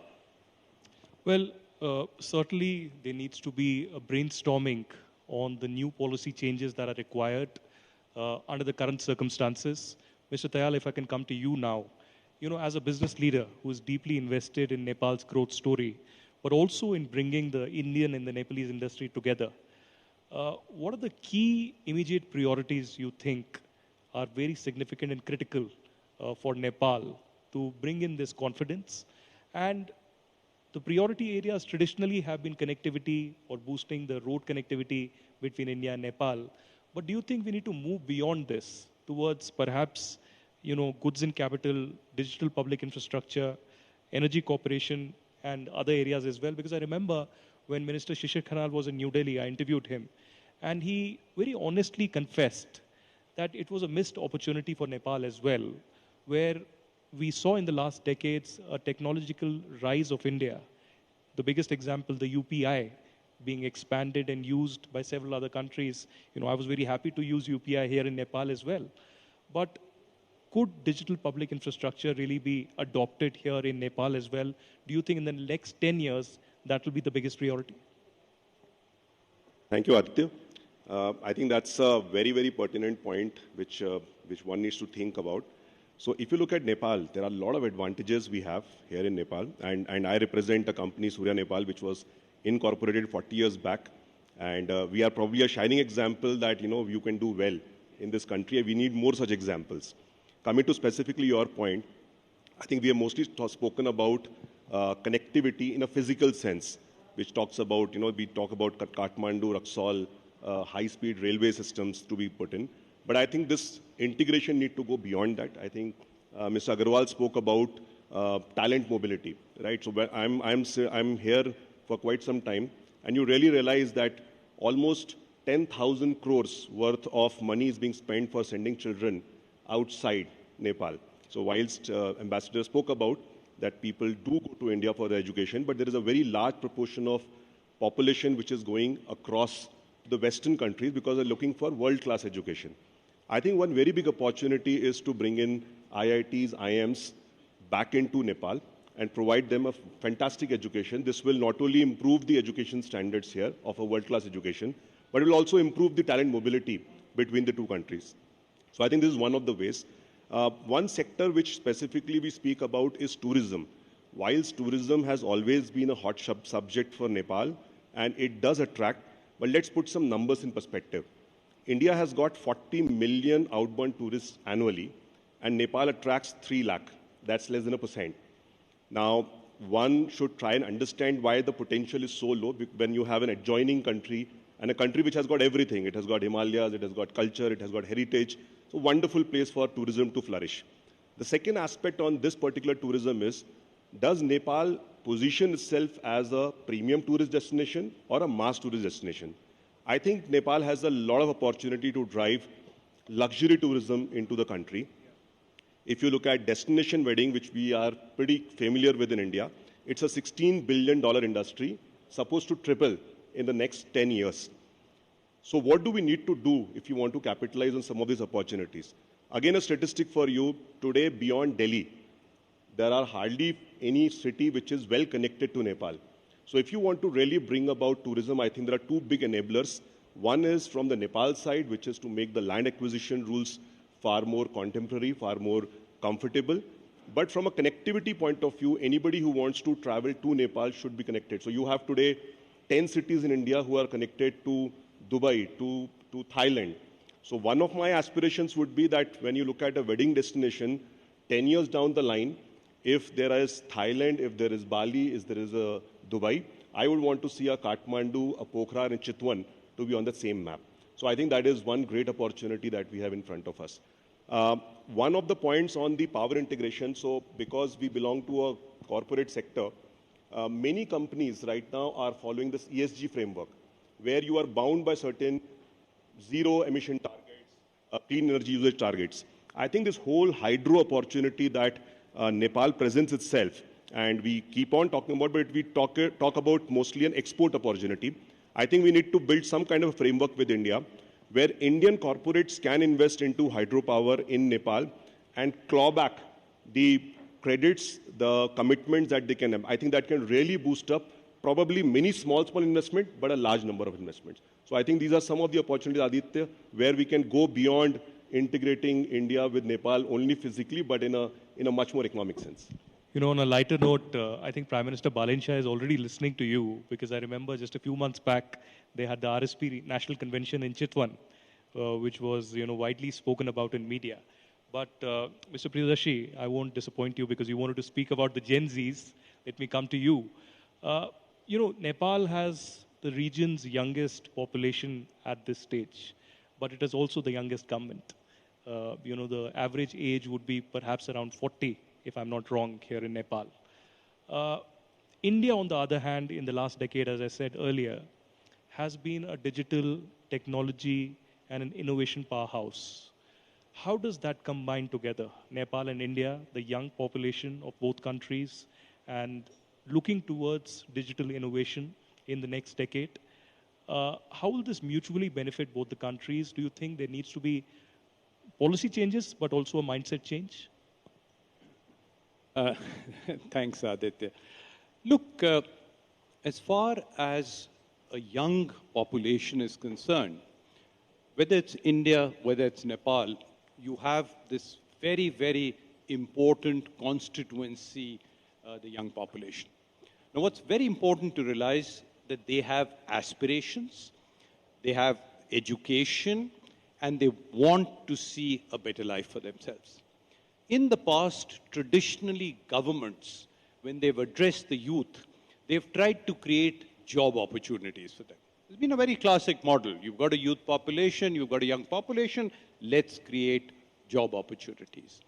I think, and I'll take the last word of your question, there needs to be a radical mindset change. Instead of creating job opportunities for the youth, we must train them to create jobs. For instance, instead of just creating a job for one, if we can give the following 4 things to the youth today. We give them the skills that are needed to fully become an entrepreneur. We facilitate the transfer of technology. We ensure the availability of capital, and we ensure access to markets. Then each one of them would be able to create jobs. And I was delighted to listen to the 2 examples that the Indian ambassador gave. He did not give examples of people who had studied in India and then gone on to hold high posts. Obviously, he did mention earlier in his state. But if we can get any set of people to become entrepreneurs. But the second, and this is where the Indian advantage comes in, we must ensure integration and the cross-border travel of entrepreneurship. Again, a difficult word. What I'm saying is that entrepreneurship should not be limited to entrepreneurs in India and entrepreneurs in Nepal. Suppose you're looking at setting up something in Nepal. The innovation and the ideation could take place at one place. The technology could come from a second, and when I'm saying second, it means both India and Nepal. The capital could come from a third, and the actual company could be based in fourth. The more integrated we can make entrepreneurship, the more easy it would be to ensure that the benefits of one economy, which you mentioned so correctly, digitalization, the market, also becomes available to the other thing. So we need to move away from a normal export of goods and services. We need to move away from merely creating jobs for the youth, but we need to get into a joint mindset of creating such opportunities and skilling the youth so that they in turn create jobs. Well, that's a very well-made point, because there is a complete mindset overhaul that is required, and thinking from the perspective of the Gen Z. So we are living in the times when we are trying to understand the Gen Z and how they think and how they operate. But Birendra ji, coming to you on something that Priyadarshi ji mentioned and taking that forward, there's been a considerable discussion in Nepal and beyond about Nepal becoming an export and production hub. But in the overall scheme of things and the competitiveness constraints, what are the challenges before you? Is it in regard of the cost of logistics? Is it beyond that, the regulation currently, the skills, the financing or scale? And which are the major areas that the government needs to immediately tackle? Thank you for that. There are a few obvious challenges that we see. The first is the regulatory provisions that we need to work on, and the government has been very proactive in discussing with the private sector together to reform the regulatory processes. There are multiple unnecessary laws, the very old regulations contradicting to each other. So we are very closely working with the government on that front. The other obvious constraint is the cost of logistics, because we are landlocked and our industry's cost is around 20% is the logistic cost. And as compared to our peer country, it is about 20 to 25% higher than the other countries. So this is where we need to work on. And the affordable and reliable electricity, so far as we speak, we still have a lot of potential to as a generation capacity, but currently only 4,000 megawatt that we produce. And we conduct a regular survey with our industries, and they're still saying that almost 60% of our industry still rely on the generators. So we need to improve on that. Not only generation, but it is actually sending the necessary power to the industrial corridors in a reliable manner. That is probably the other one. And definitely, as Priyadarshi has said, skill in human capital is another key constraint. And we as a private sector, from demand side, we are working really hard in collaboration with other Tibet providers so that we can enhance our skills of our workforce so that they become more relevant to the industry needs. So that is, these are a few challenges that we see, and maybe we can act very quickly on that. Thank you. Well, taking that forward to Mr. Agrawal, and since you are a key pillar of the industry on this panel, traditionally we've seen, imports happening from India, and the discussion and the debate stops there. We haven't, discussed or deliberated or implemented policy beyond that. But in the Nepal-India relationship, which has been traditionally, spoken about in trade, how does the next corridor, next industry corridor look like? Does the corridor involve manufacturing, technology, automobiles, energy and integrated supply chains? And what would be your vision for Nepal in the next 5 years?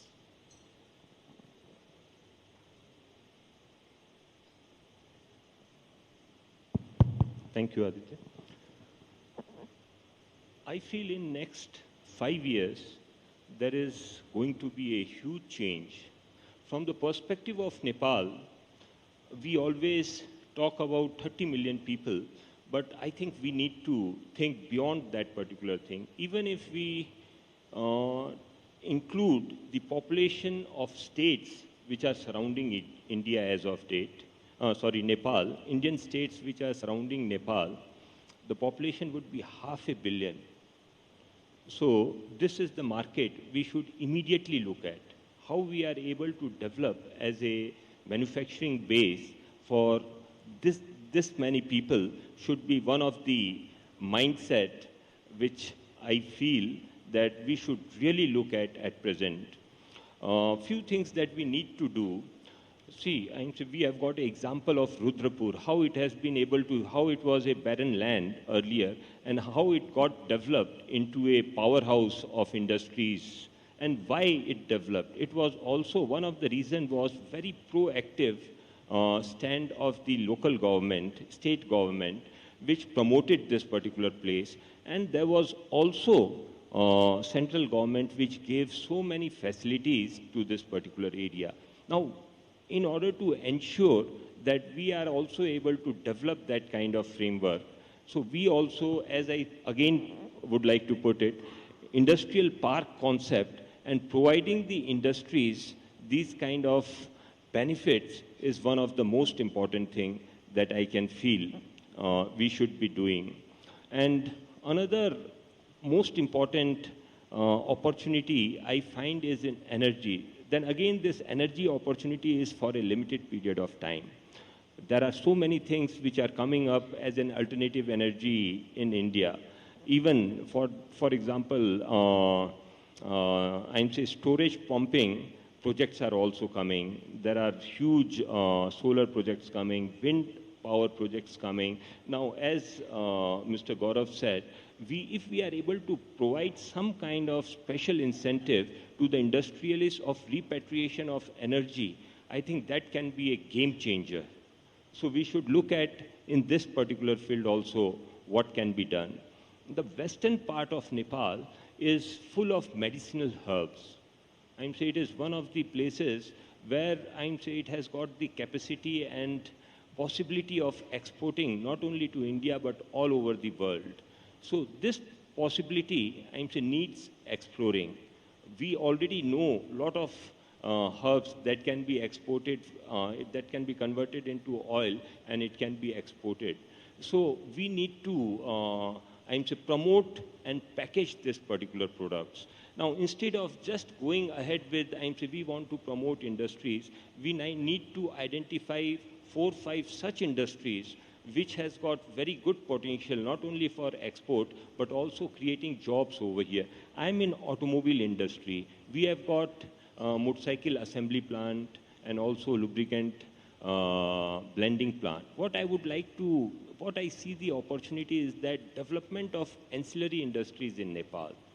I see that a lot of automobile industries are there in Rudrapur also.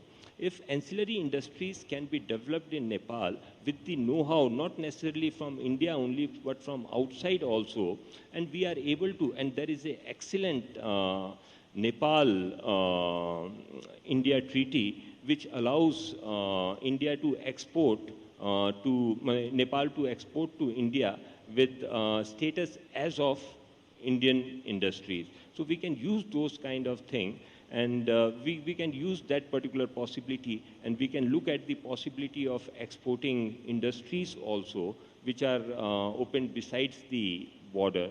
And we should also have a lookout that instead of we saying that Nepalese industries exporting to India, we should also look at India and Nepal industries collaborating in order to export all over the world.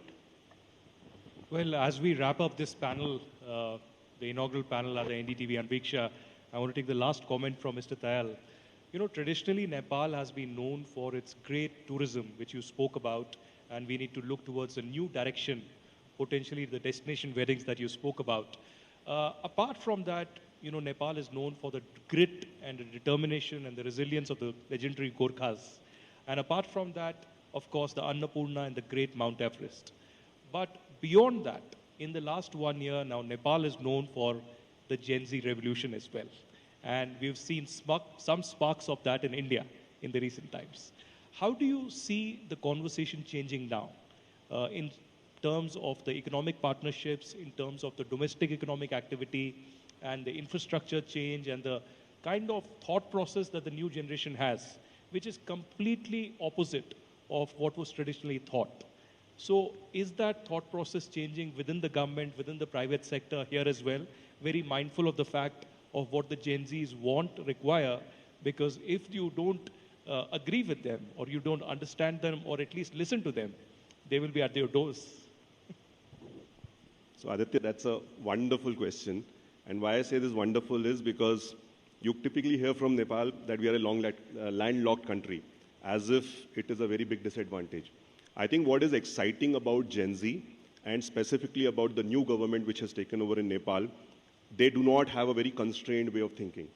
I think there is a lot of positivity that one is able to experience in Nepal. I think someone spoke about the narrative, and I think the narrative specifically, if I just talk about India-Nepal, I think the narrative even within India about Nepal isn't correct. The positioning of Nepal within India isn't correct. It is being seen in a particular light, and I think I definitely see a lot of discussions, a lot of intentions towards changing that particular narrative. We are looking at a lot of vibrant ecosystem of startups coming up. In fact, you'll be surprised to know that certain very big brands in Nepal right now who have really scaled up are actually run by the Nepali founders. And I see more and more of that happening. In fact, my own company has good number of young people, and there is a fundamental difference in the way the earlier generation, which probably came from a slightly more scarcity mindset, used to look at the worldview. I think that is particularly changing. Just one supplementary point, because you spoke about manufacturing and the opportunities. I think this generation will start talking value add. If you start comparing between India and China, they have their own advantages. We need not compete with them. Because whenever you try to compete with these geographies, in terms of scale, you start perceiving a disadvantage. I think we never spoke about New Zealand. New Zealand has been able to create a premium honey, Manuka, and now that is the most expensive honey in the world. And Nepal has got some terrific assets. It has got some large cardamom, it has got coffee, tea, and honey, right, which fortunately my company has now got engaged in. I think we have to start more thinking about brands. And that's what I think is going to be the narrative which will change in Nepal. And if we see India as a partner, India can bring in a lot of great management practices, can bring technology, and they can always bring a large market to them. I think both of these things, if they happen, I have no doubt that in the coming 5 to 10 years, we will be seeing one of the most vibrant growth corridors developing in South Asia. No, that's a great point. And I promise you, Gaurav, that the narrative change is not just required. NDTV Anviksha is that platform, because in diplomacy, we often speak about that, diplomacy is not instant Maggie, or in this case, YY. But in many ways, this is not track 2. But I would promise that this is better than track 2. And this will lay the foundation of better India-Nepal ties. So thank you very much, gentlemen, for joining us on the table. I'll request you to come forward for a group photograph.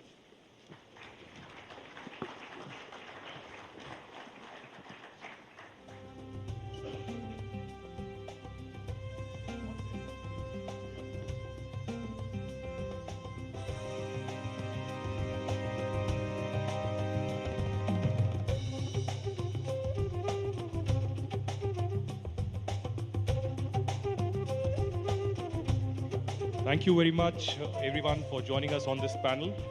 For the next panel, which is on building digital bridges, India-Nepal collaboration and AI, DPI, and digital payments, I request our panelist, Professor Dr. Balkrishna Bal, Associate Dean, School of Engineering, Kathmandu University, to join us. We also have Simanta Dahal, Advocate and Partner, Abhinava Law at Chambers, Surakya Adhikari, Project Lead and Chief Operating Officer of Tulu.com, and Paras Kumar, Chief Operating Officer of PhonePe. And for the next session, I would request Manokia Loiwal to join us.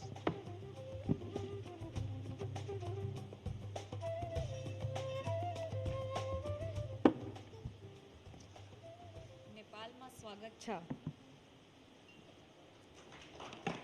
Can I hear a round of applause for the country itself? Good morning, everyone. Nepal ma swagat cha. As we start our next session, which is on Nepal industry partnership, the two countries not just share borders, but also emotions, and which are bigger than anything in the universe. I would like to request my panelists to be on the stage. Vidushi Rana, Member of Parliament, RSP, Nepal, and Director in Branding and Marketing of Gold Star Shoes. A warm welcome to you, ma'am. Kamlesh Agarwal, President, Nepal Chamber of Commerce. Ujjwal Kumar Shresht, Executive Director, Panchakanya Group.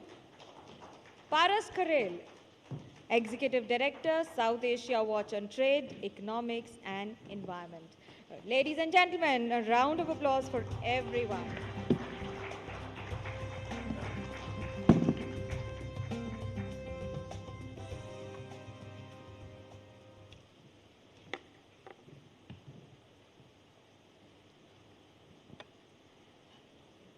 It's a beautiful morning, but a different one with what has happened in Nepal, and the hearts go out for everyone. As I'm joined by a panel of experts in their field and to talk on industry where India and Nepal not just go down for a month or a decade, but for centuries and beyond borders too. I start with Vidushi Rana. Vidushi ji, just give me an idea on what is the biggest challenge for the industry as well as the achievement that you see in past few decades, and with what has happened presently in northern Nepal. Do you see that impacting the industry too? First of all, good morning everyone, and thank you so much NDTV for doing this program in Nepal. And thank you for the question. But before I begin, I would like to give my heartfelt condolence to whatever, to the families who lost their loved ones yesterday at the devastating floods, and my heart is out there, and my prayers to all those who are affected. Disasters and climate changes are, they do not recognize borders. And what happens in the mountains and the hills and the rivers affect our communities, and moments like this remind us that climate resilience cannot be just addressed by one country, but with the greater cooperation, preparedness, and shared responsibility. So we should not wait for a tragedy to happen. We're, I think, taking climate change not very seriously, which we should, of course, as neighbors also. And now that brings me to your question. So actually, I see Nepal-India trade as one of the most, Nepal's greatest economic opportunity, because we share we share a border of 1,751 kilometers. That border is not, just not connect. Nepal and India is not just connected through geography, history, cultures. We have people, and there are a lot of things that connect Nepal and India, and I think it's very, very special. And I feel that the 1,751 kilometer of open border should actually now be an economic corridor more than just a trade border. And we all know that we share our borders with the UP, Bihar, Uttarakhand, West Bengal. So it's a big opportunity for Nepal to do trade. And we're very fortunate to have India as a neighbor. It is our largest trading partner also, Nepal. I was just looking at the figures, and we import NPR 1.21 trillion rupees of products from India, and we export 2.58 billion. So that is a huge market. So the opportunity is enormous, like in manufacturing, it could be in agro-processing, it could be in IT, it could be in tourism, hospitality, all of that. But the biggest difficulty today is not the tariff, but is the standardization, the certifications. So that's what I'm here to talk about today, the Bureau of Indian Standard. And don't get me wrong, I am not saying that standardization should not be done, because it's very important that India is protecting its consumers, and that's very important. I wish Nepal would do that too. And me, I come from a manufacturing, we've been manufacturing Gold Star shoes for more than six decades now. And for me, standardization and good quality and safety is very important. But what is impediment is the time that it takes, to get the BIS certificate. So if that can be taken into consideration, then Nepal-India trade could be more lucrative, is what I feel. Kamlesh, my question to you is that more than 80% of Nepal's export is completely, directly, indirectly to India. India has been one of the biggest consumer market, and indirectly Nepal too is the biggest consumer market vis-a-vis any country for Nepal. But when we understand it is beyond numbers, it's what do you see as top 3 hurdles that need to be done away with for a better trade partnership between the two countries?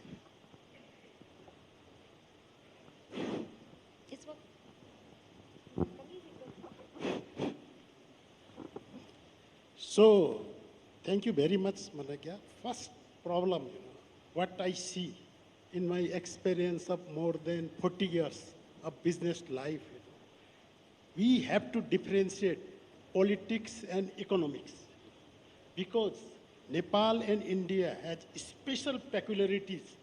They have got most potential to become one of South Asia's most successful regional growth corridor. Why? We have got open border more than 1,850 kilometers.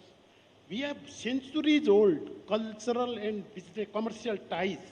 We have religious integration. We have families connection due to marital connections. We have complementary economies for each other. We have rapidly improving connectivity. Both countries are well positioned to create an integrated manufacturing, logistics, energy, and technology ecosystem. So we have to concentrate on the only economic development of this corridor. And one more thing, since very beginning, Nepal is big up with the Indian currency. When there is devaluation of Indian currency with foreign currency, we have to devaluate that currency. And whereas you revaluate the Indian currency with the foreign currency, we are forced to revaluate the currency. So such economic ties up, if we differentiate between economics and politics, which are disturbed time to time. I must capitulate here, because we are governed by the trade and transit treaties always.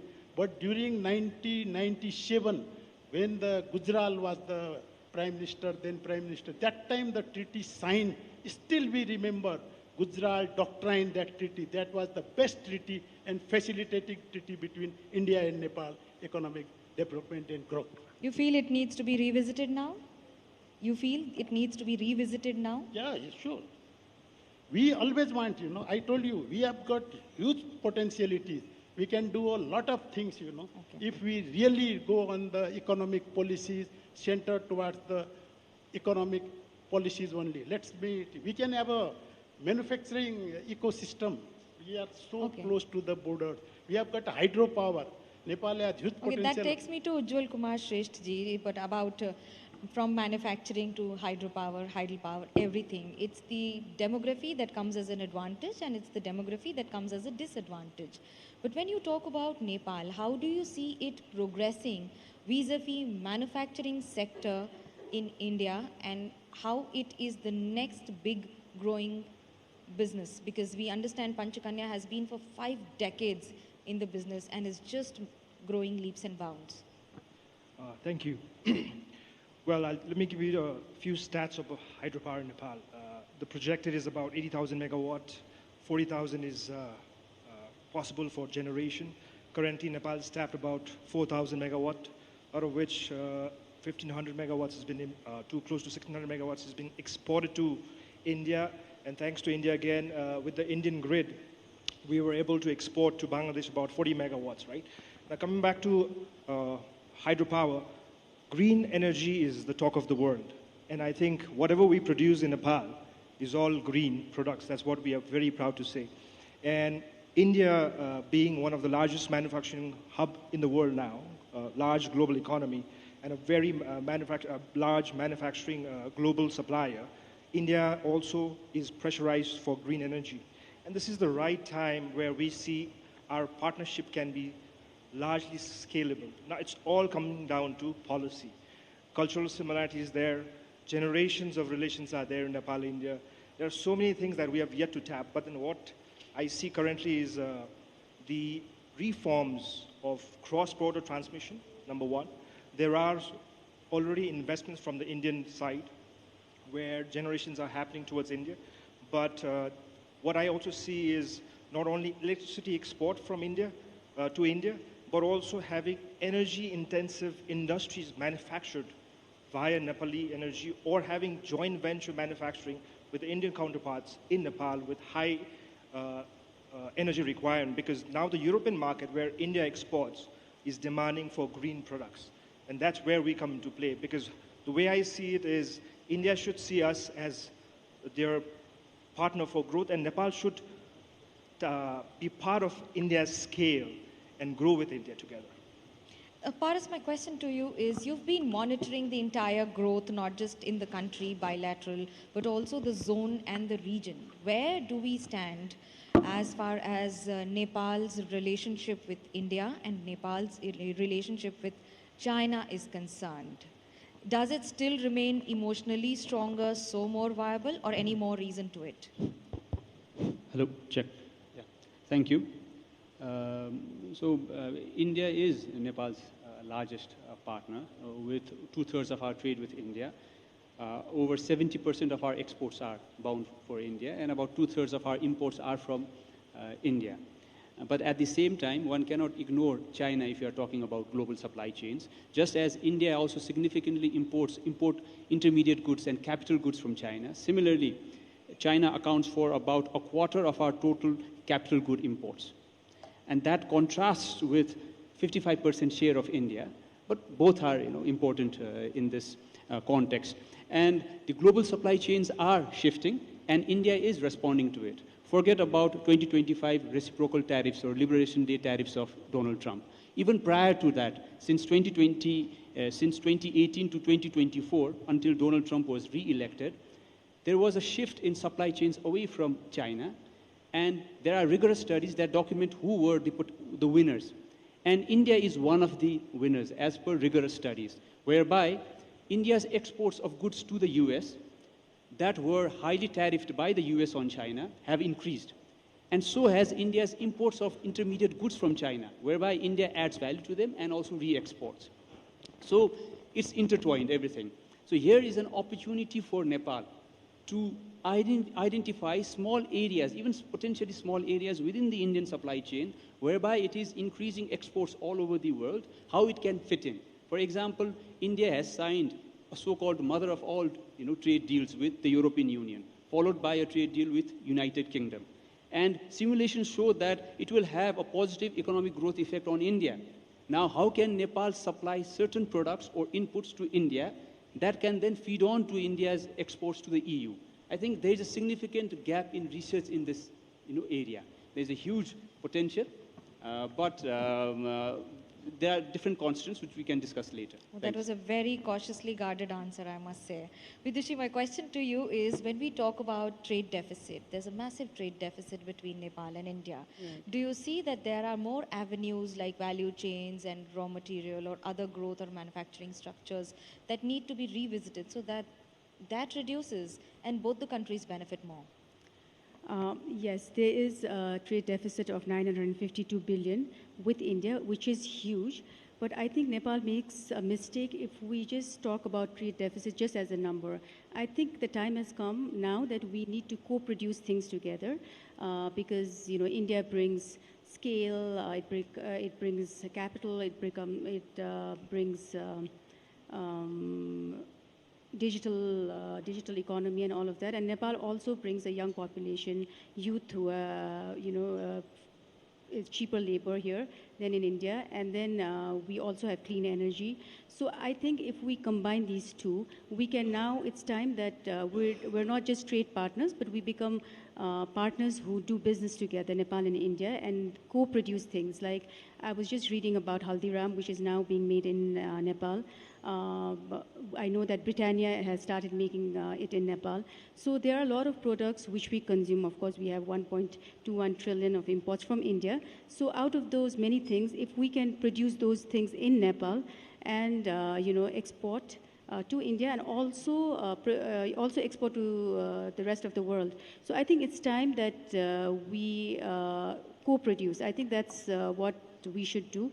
Clean energy is Nepal's biggest, asset, and I think we should bring that together. And I would like to urge all the Indian companies which are exporting to Nepal to start co-producing. And because I am also a member of parliament, we would make rules and regulations that are easy, and we will make compliant rules for people to come and invest here eventually, so that we can both neighbors, we can both grow together.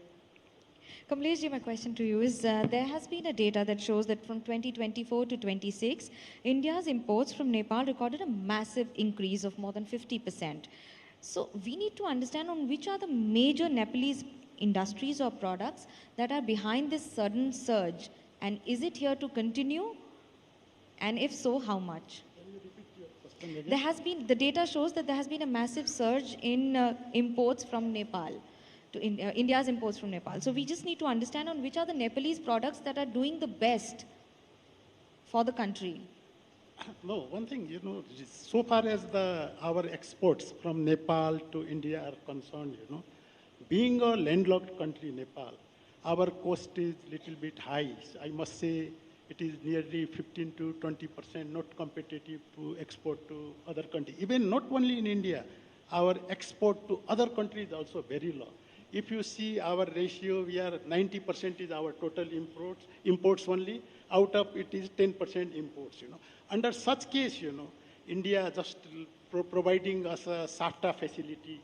Under the SAFTA facility, we are able to export some of our used products, say soybean oil and all, many products on SAFTA. We are importing also on the same basis some of the products which become competitive due to SAFTA agreement. But now in the next generation, in order to develop the economic corridors in both the countries, we have to facilitate the duty-free access to our both the countries, And India, there are a lot of non-tariff barriers if we export to India also. Lot of provisional disturbances also. Suppose we are exporting our medicinal herbs to India, the Indian provincial acts and all, many times they are creating disturbances to our exports also. So this, if we go on a unified economic integrated system only, giving priority to Nepal and Nepal giving priority to India, then we can develop this economic corridor. Okay, Ujjwal ji, give us an idea that there has been a rapid increase in the manufacturing sector. What are and which are the major benefits that Nepal is getting from Indian manufacturing companies, if at all, and to what extent? So you mean rapid increase in Nepal side, right? Yes. The manufacturing sector, I think, falls around, it's decreasing, to be honest, post-COVID. But then the new government is really emphasizing on manufacturing things that is, when there's a local market, rather than export for now. But of course, export is one of the top priority. For us, if you ask about, particularly about my company, right? 99% is Indian machines, Indian technology, Indian raw material, and Indian certifications where I base. So we have so much advantage being the neighbor of the South. The scale when it comes to manufacturing, Nepalese are a very import-based economy, which is absolutely okay. But when there's a market size where you can manufacture, so earlier my panelists just mentioned Haldiram. That's just a recent joint venture in Nepal because there's a market size for the local market, right? So those are being tapped in to see where we can really add up because we have engineering backup close by, we have machine backup, we have raw material backup, right? Of course, our northern side also supports to a certain extent, but one of the things that the manufacturing face when it comes to export is the certification and understanding the international accreditation, where Nepal also needs to do a lot of reform on really scaling up their certification level, because Nepal standards or Nepal Bureau of Standards is not really well recognized even in India today. And a lot of the exports are also limited because of that. And that is where we've also been very open about it, having a dispute settlement mechanism where we can have non-diplomacy channel to help Nepal really export. And also we've been having a lot of interest from Indian manufacturers where they can take the benefit of duty, proximity, and the energy to bring back goods to Nepal. There are a lot of MSMEs that do small supplies to India even today, but they have not been having the linkage or the exposure, the finance to really grow and supply to Indian large manufacturers for that matter. Well, that brings me to my next question to Paras. Give us an idea, do you think that the MSME structuring, restructuring will be big for Nepal? And how does it help in improving and making a bigger global chain with Indo-Nepal partnerships? Most of Nepal's exporters are SMEs, including those that cater to the Indian market. And they also already have experience in exporting, and they have a potential role to scale up those exports, no doubt about that. And that's also underpinned by the fact that Nepal-India trade treaty, despite some constraints, is still a liberal trade treaty in that it offers duty-free access to Nepali products, virtually all Nepali products, and that is not tied to Nepal's least developed country status. We are graduating from LDC status soon. After that, many of our duty-free market access in developed countries will go away, but not with India, because it's not tied to LDC status. And SMEs, this is good for SMEs also. That uncertainty is not there. But in terms of market intelligence, it's always a problem for all industries, but particularly so for SMEs. They don't have links on the Indian side, and that's where Nepal government's relevant agencies can backstop them. My last question to you would be that what are the 3 practical steps that you see that the governments of Nepal and India should be building for the next corridor of economic growth in the region? Okay. I mean, economic corridor, right? Economic corridor would first and foremost require certainty, right? Certainty in the trading relationship. On the customs tariff front, there is a fair degree of trade or tariff certainty, yes. But on the non-tariff measure front, that's where the Nepal-India trade treaty needs to have a kind of a binding mechanism that can effectively address non-tariff measure. And non-tariff measure is just an economist's way of saying what these industrialists, from the horse's mouth, we have heard about certification issues, right? Whether it's the bilateral Nepal-India trade treaty or the agreement on South Asian Free Trade Area, SAFTA, or other agreements that we might sign with India, they do not have a mechanism that deals with non-tariff measures so that they do not serve as non-tariff barriers and create uncertainty. So if we can address that aspect, then I think it will unlock a significant potential. And mind you, India ranks alongside China as the destination with which Nepal has the largest missing potential. That is the difference between potential exports and the measly exports that we currently have. That's a very interesting one. Ujjwalji, my question to you would be, how do you see the role of Gen Z in industry and the development of the country in multiple sectors? So what was the first line? Are we? What do you see the role of Gen Z in multiple sectors of industry? Well, I formed a committee in FNCCI, like FICCI, and I have 3 Gen Zs, to give that, we have a country formed by Gen Z. The government is formed by Gen Z. So I think age is just a number. That's what we say. Today, it's a real reality. And looking at the demographic of my workforce, maybe manufacturing or even employees, the median age is starting to decline, right? But then how do we accommodate Gen Z is another challenge there. And I think given the exposure of this generation, the scalability for Nepal is tremendous because we are a very young nation. And that also gives us, Nepal's said that we are not a very strong manufacturing country, but we are, when it comes to service and IT today. If you look at data, I think we've already surpassed $1 billion of export on IT back office work from Nepal, and it's very scalable. That's where the Gen Z population are coming in. Everybody is getting to software, service, and tech, and Nepal sees that as one of the advantage of a young country supporting the growing Indian economy, Indian tech having their back offices in Nepal also. Kamlesh, business and industry goes hand in hand, and they are one of those sectors which have been the most resilient when it comes to Nepal being affected by natural calamities, be it 2015, be it 2025 revolution, or maybe 2026, where we are standing today. How do you think, and where does the industry get its strength from for that survival instinct of Nepal to keep going ahead? You know, so far as you have just raised the Gen Z issue, I must say Gen Z revolution was for the economic aspirations only. Even in India, I have read in the media, your media, you know, the Cockroach Party, they are also the Gen Zs, you know. Their aspirations is also the economic aspiration.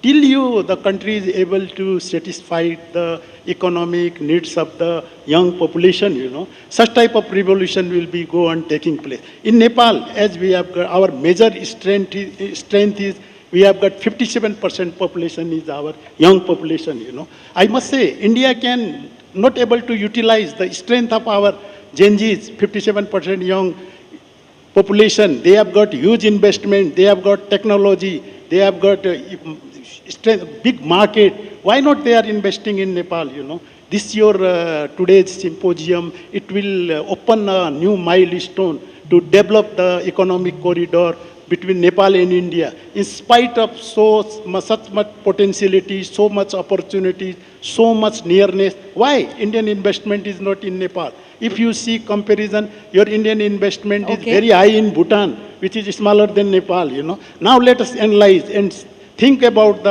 where are the lapses in our relationship, economic relationship, I mean to say, and policies, you know, so that we can develop that. You know. We will convey it to both the countries without mincing words. My last question to Vidushi, the role of women in politics as well as forming of government and industry. You are one face that has represented everything seamlessly. Do you think that the industry too needs that seamless border working? Yes, thank you for that question. But before I answer your question, I just want to also, I think we've not touched upon the illegal trade that's happening between Nepal and India, and that's something that I really want to talk about. Because yes, we do have an open border of 1,750 kilometers. We've been talking about that. But we also need to talk about the illegal trade that is happening between Nepal and India, which is huge. And it's not helping both the nations because both these places, you know, these industries have not been registered.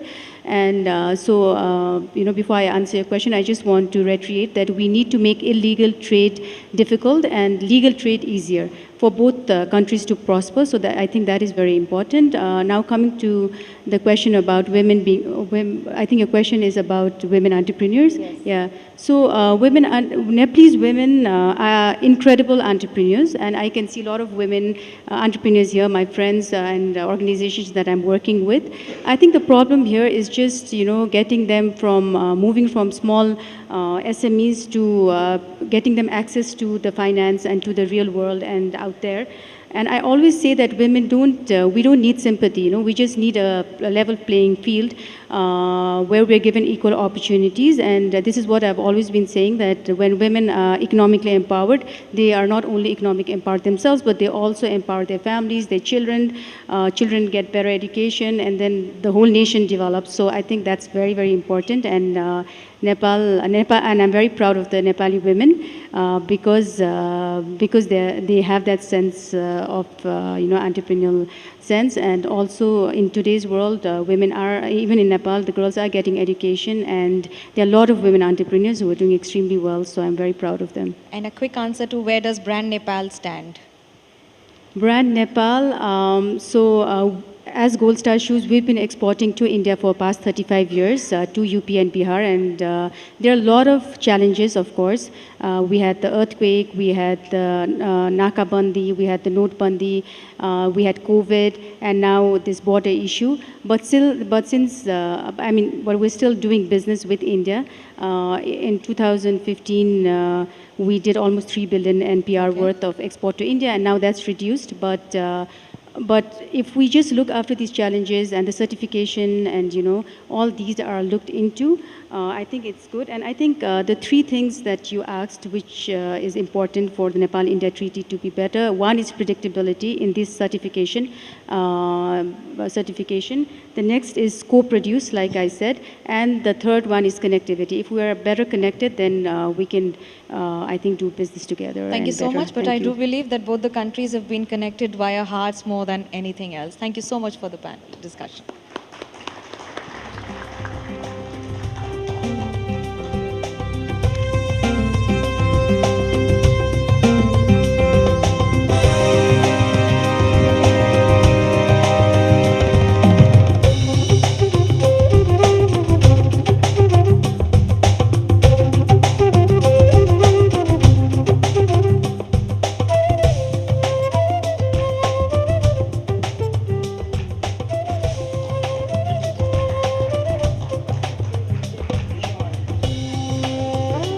हमारे सभी guest का बहुत thank you. आपने जिस अंदाज में अपने विचार यहाँ पर रखे और जिन पॉइंट्स पर बात की, वो ही आज के भारत नेपाल डायलॉग के मुख्य बिंदु हैं, जो हमारा उद्देश्य भी है। अपने अगले सेशन की तरफ अब हम बढ़ेंगे, लेकिन उससे पहले मुझे हमारी शानदार ऑडियंस से एक रिस्पॉन्स चाहिए। अभी तक का समय आपका कैसा बीता? सिर्फ अच्छा? हाँ, थोड़ा अपने तालियों के साथ बताइए। अभी तक के जितने कॉन्वर्जेशन हुए, आप लोगों ने एंजॉय किए ये conversation? There was something to take away from all these conversations? Fantastic. आगे का हमारा लाइंड अप अलग अलग फील्ड के एक्सपर्ट्स के साथ में है। उनका विजन क्या है, उनके थॉट्स क्या हैं, वो सब भी हम शेयर करेंगे। मंच पर आप अब अगली तैयारी देख रहे हैं। अर्थव्यवस्था से लेकर विदेश नीति, सोशल इश्यूज़, भारत नेपाल के संबंधों पर अब तक जितनी बातें हुई, उसमें अपने अगले सेशन और अगली बातचीत के लिए जब हम बढ़ रहे हैं, तो हमारा फोकस रहेगा डिजिटल पर। बदलते वक्त में कितना इम्पॉर्टेंट है ये, इस पर बातचीत होगी। Building digital bridges, India Nepal collaboration in the field of AI, DPI and digital payments. मैं स्टेज पर आमंत्रित करना चाहूँगी प्रोफेसर डॉक्टर बालकृष्ण बाल, associate dean, school of engineering, Kathmandu university; Samantha Dahalji, advocate and partner, Abhinava Law Chambers; Surakhachaya Adhikari ji, project lead and chief operating officer, Tulo.com; and Mr. Paras Kumar, chief operating officer, PhonePe। आप सभी का स्वागत करती हूँ मंच पर। Please आइए। और इस सेशन को होस्ट करने के लिए मेरी सहयोगी Manogya Loiwal. Stage is yours Manogya.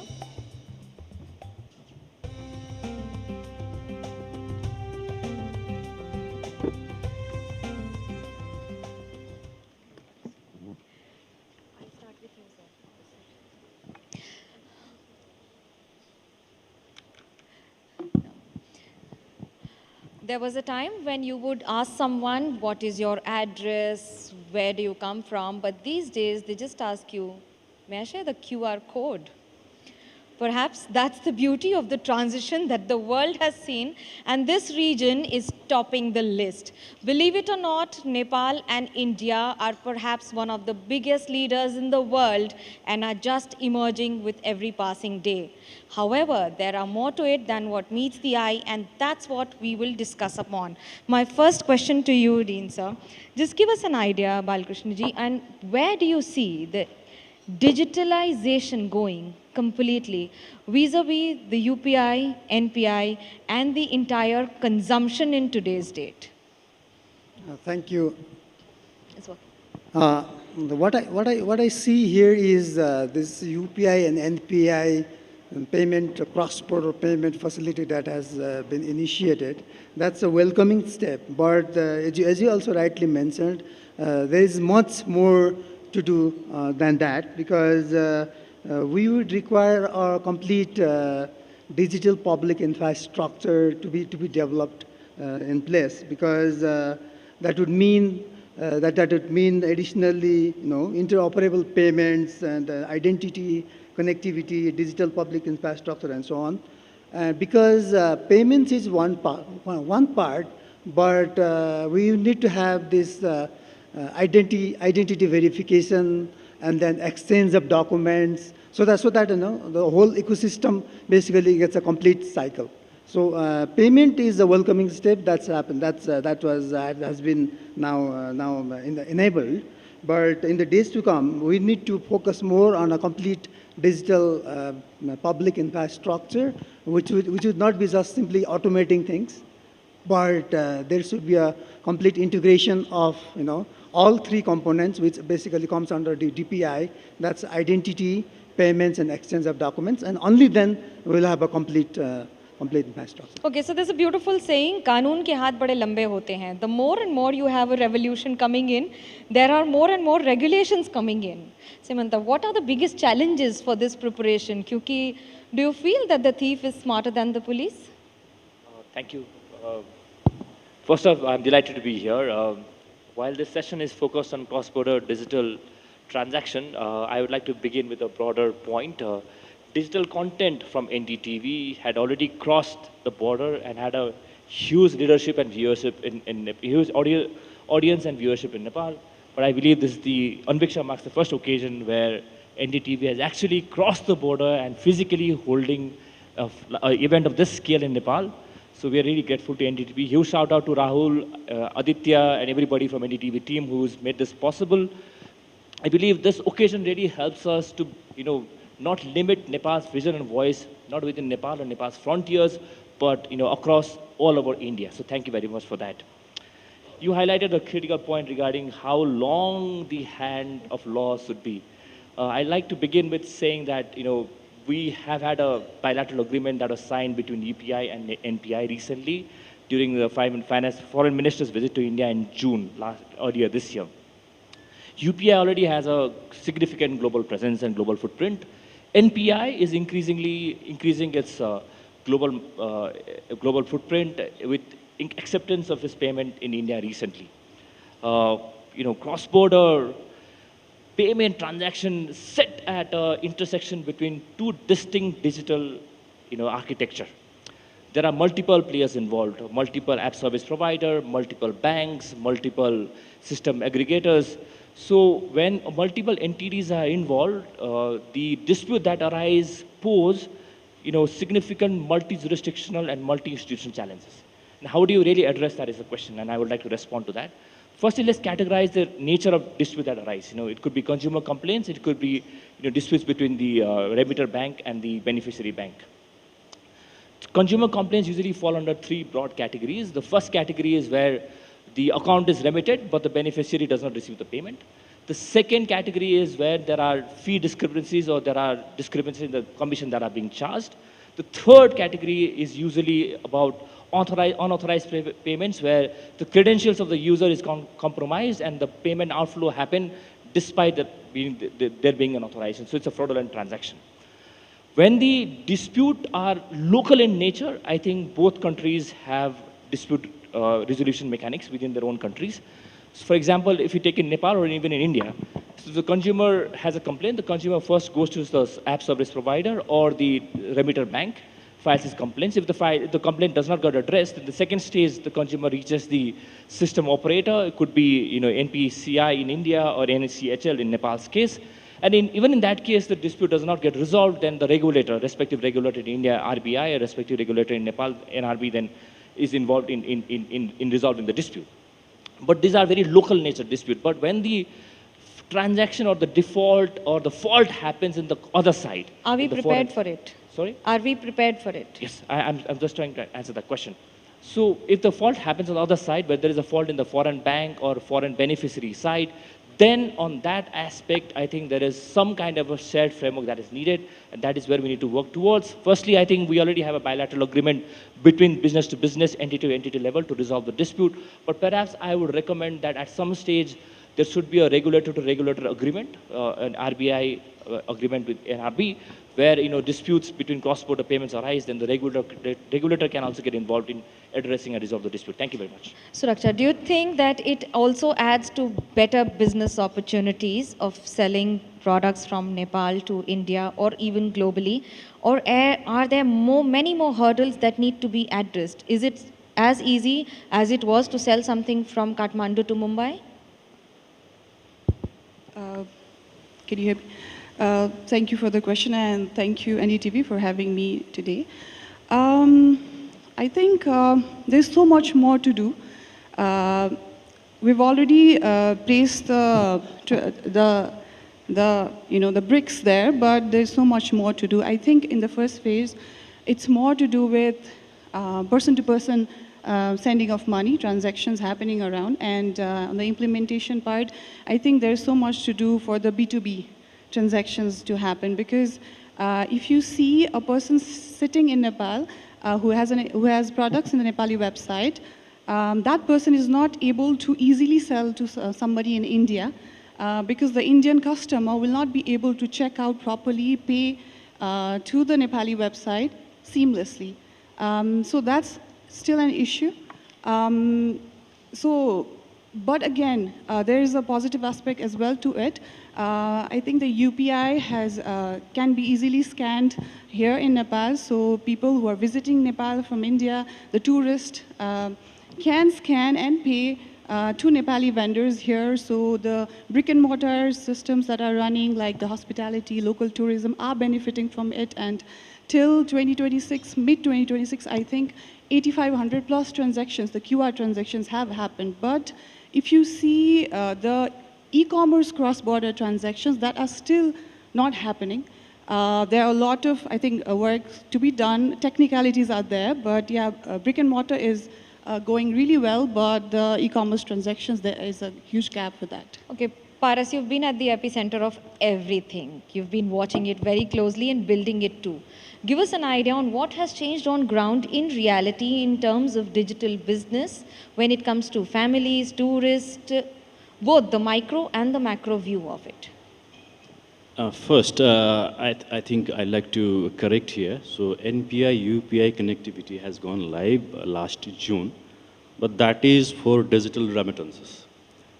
The P2M payments that we call in our words, that's for QR-based payments. It's live since February 2024, and that integration is done by PhonePe and NPCI. So whenever we talk about this digital integrations, we generally talk about remittances and card-based payments. And neither of these two systems are not designed for the mass retail movements and SMEs that both of the countries share. Whenever, let's say, an Indian blogger wanted to make a payment for a plate of momo, or devotees want to, make a donation at a Pashupatinath temple, then these sort of integration is not designed for these, retail payments. And whenever Indian tourists come here, the first question now Indian tourists ask is UPI chalega. So that's the problem we are solving here between NPCI and PhonePe that we have done. And this not only about the technology integration, serious economy is flowing between these integrations. So in the operation of 2 years, we have processed around transaction worth of 11 billion rupees in the 2 years of operation. So that's the integration we have done. That's the change we have brought in Nepal. Let me get your bigger picture from you, Dr. Balkrishna. Does this also impact the country multiplying its income, not just in cash, but also in currency via digital payments? And how much it is? I might not have an exact answer to that, but I would just reframe it the other way around. Whether it would create distinct opportunities to the young youths in terms of jobs or employment, right? So if we have this digital infrastructure in place, like this digital payment or any other digital public goods, then that would create some digital opportunities. And that would mean that there will be more opportunity for startups, more opportunity for AI-based services and so on. And that would create more jobs. And then consequently, that would definitely bring in more money and income. So from that perspective, what I believe is this particular cross-border payment and whatever is happening between Nepal and India recently, that leads to developing a trusted digital breeze, right? So that it does not just gets limited to.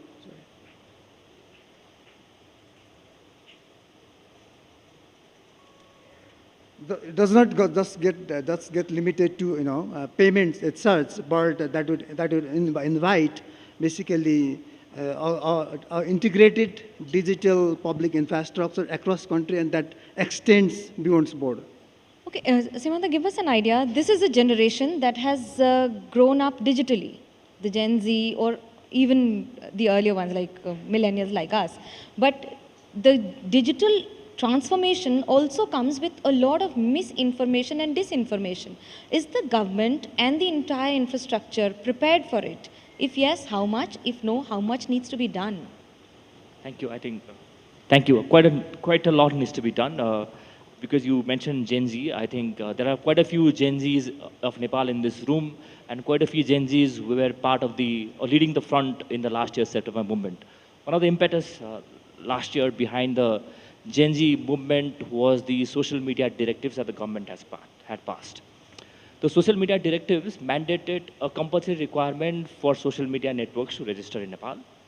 And also, and quite a few social media networks refuse to register, because of which the government made a step that they will ban or prohibit social media from operating in Nepal. And against that, there was a huge backlash. Youth students all came out in protest, and because of that, there's a significant change that we see that we witness in Nepal right now. So, the point is, back then also, it was important that the social media and digital platforms are regulated, and today also the same thing applies. But what is the content and the tool to regulate social media or digital network is something we still don't have answer to. Last year we said, government, you cannot regulate social media by issuing executive directives. If you really want to regulate social media, pass a parliamentary law. The reason is, freedom of expression, is subject to limitation. Limitation include, it should be proportionate, it should be reasonable, and it should be passed by a law passed by the parliament. And last year it was just an executive decision, a simple executive decision. Fast forward now, the government or the current parliament has not debated a law significantly that could regulate social media or digital platforms as yet. But now a question is, how do you regulate social media or digital networks? I think one side is freedom of expression, the other side is, of course, regulating harmful content in social media. And we need to strike a balance here, and no country in the world has really struck an appropriate balance in this regard. The reason is, you find two kinds of categories of content usually in social media. One is proper unlawful content. The second category fall under ambiguous category. The first category I said about unlawful content, these are sexual harassment, this could be incitement to violence, this could be direct harassment. All that are unlawful criminal acts. You need to really regulate and ban them entirely on social media as well. Now, second category is ambiguous category, where you'll find hate speech, you'll find disinformation, misinformation, and harmful content. And giving a proper, precise definition to either of these three terms is difficult.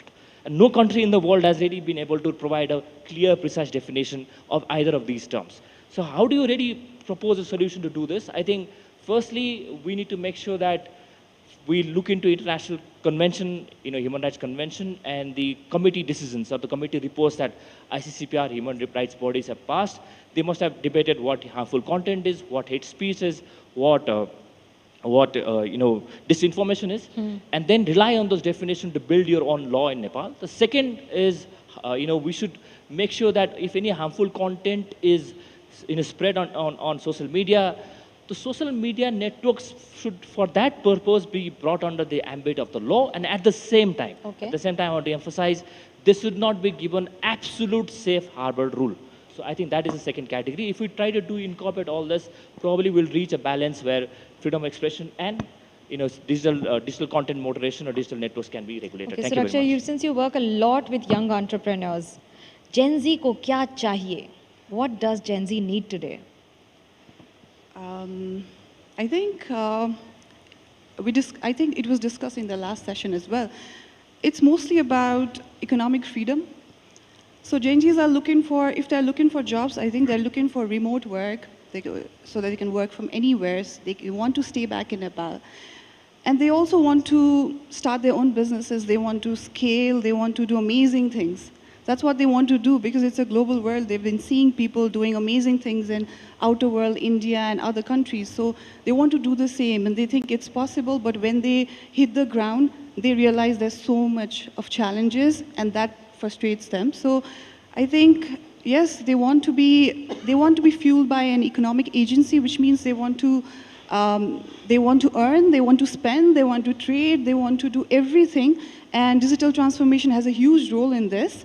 We are talking about how we can sell our products to India or other countries easily, but another thing is we also need to be able to pay for the international services, international vendors as well, and that is also a disadvantage to Nepali youths, because we're not able to easily pay to Meta for digital marketing, for the ads, There are ways to pay. We can SWIFT transfer, we can opt for very low limit dollar prepaid cards, but that restricts our operations and that restricts our scaling ability. So all of those things, if they are taken care of, if the provisions are there, rules and regulations are there for that, I think that would really make Gen Zs happy and they would stay back in Nepal but work globally. Paras, do you think that the digital infrastructure and the digital payments will be forming a very strong tool for entire financial inclusion in the country's development wheel? And also, how do you see the instant calamity and the role of digital payments in it?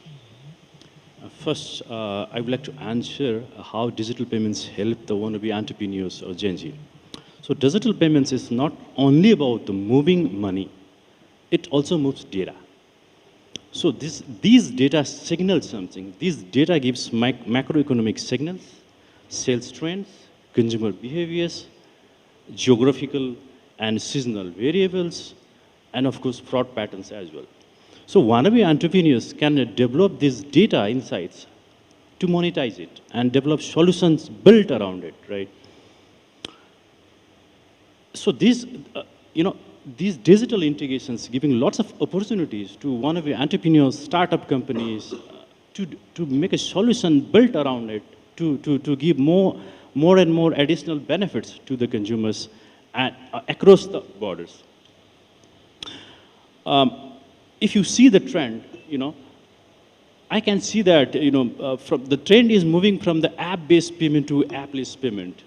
In a year or two, I might be having only Siri in my mobile. There are no any mobile banking apps, right? So that's where we are shifting from a traditional banking towards more AI-based banking. And in your question of how we can help in such of natural calamities, today also we had a meeting with the Prime Minister's office how we can collect the donations using the QR codes. And our digital connectivity that is done by PhonePe now, even Chinese customers, Indian customers are making donations using the QR-based payment system. That's much easier we have been made with this digital integrations. And this is helping us also, in a way that it was difficult when through the legacy banking channel when these donations are channelized. So that's how we are impacting or becoming a change agent in the country. Nepal has a different challenge than any other country in the world, which is it's a landlocked country and has a different kind of demography. Does that become a challenge for you, Paras? Not at all for me, at least. So it's opportunity for me. We are sitting besides two big neighbors, and we are always there to learn from what India or China has done in the digital payments. And I can proudly say that, the PhonePe has done the integration to both the countries, UPI also and Alipay also. So that's the level of digital payments that we have achieved in this country. Well, thank you so much. And on this note, I would like to thank you all of you and maybe a little more on the QR code in days to come. Thanks a lot.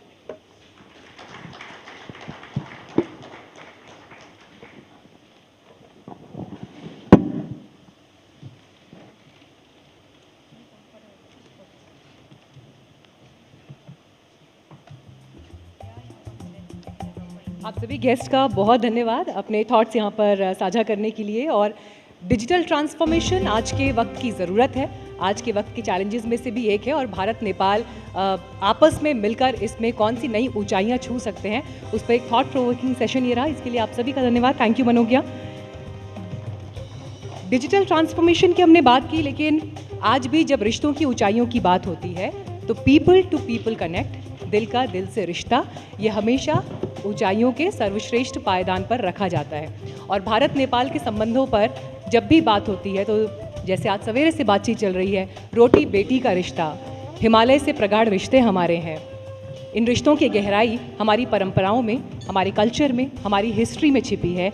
और इसीलिए अब जिस अगले session की तरफ हम बढ़ रहे हैं, जिसका आपको काफ़ी बेसब्री से इंतज़ार भी था, हमारे बहुत से मित्रों ने जो ऑडियंस में इस वक्त मौजूद है बाहर मुझसे पूछा भी कि डॉक्टर थरूर किस समय यहाँ पर आने वाले हैं, किस समय बातचीत करने वाले हैं। तो वो प्रतीक्षा आपकी यहाँ पर अब ख़त्म होती है, क्योंकि भारत नेपाल संबंधों पर, परंपराओं पर अपने थॉट्स शेयर करने के लिए हमारे साथ इस वक्त member of parliament, farmer international diplomat and author doctor Shashi Tharoor मौजूद हैं। डॉक्टर थरूर, आपका बहुत बहुत स्वागत है। मंच पर आपको आमंत्रित करती हूँ। मेरे सहयोगी विष्णु सोम इस बातचीत को होस्ट करेंगे।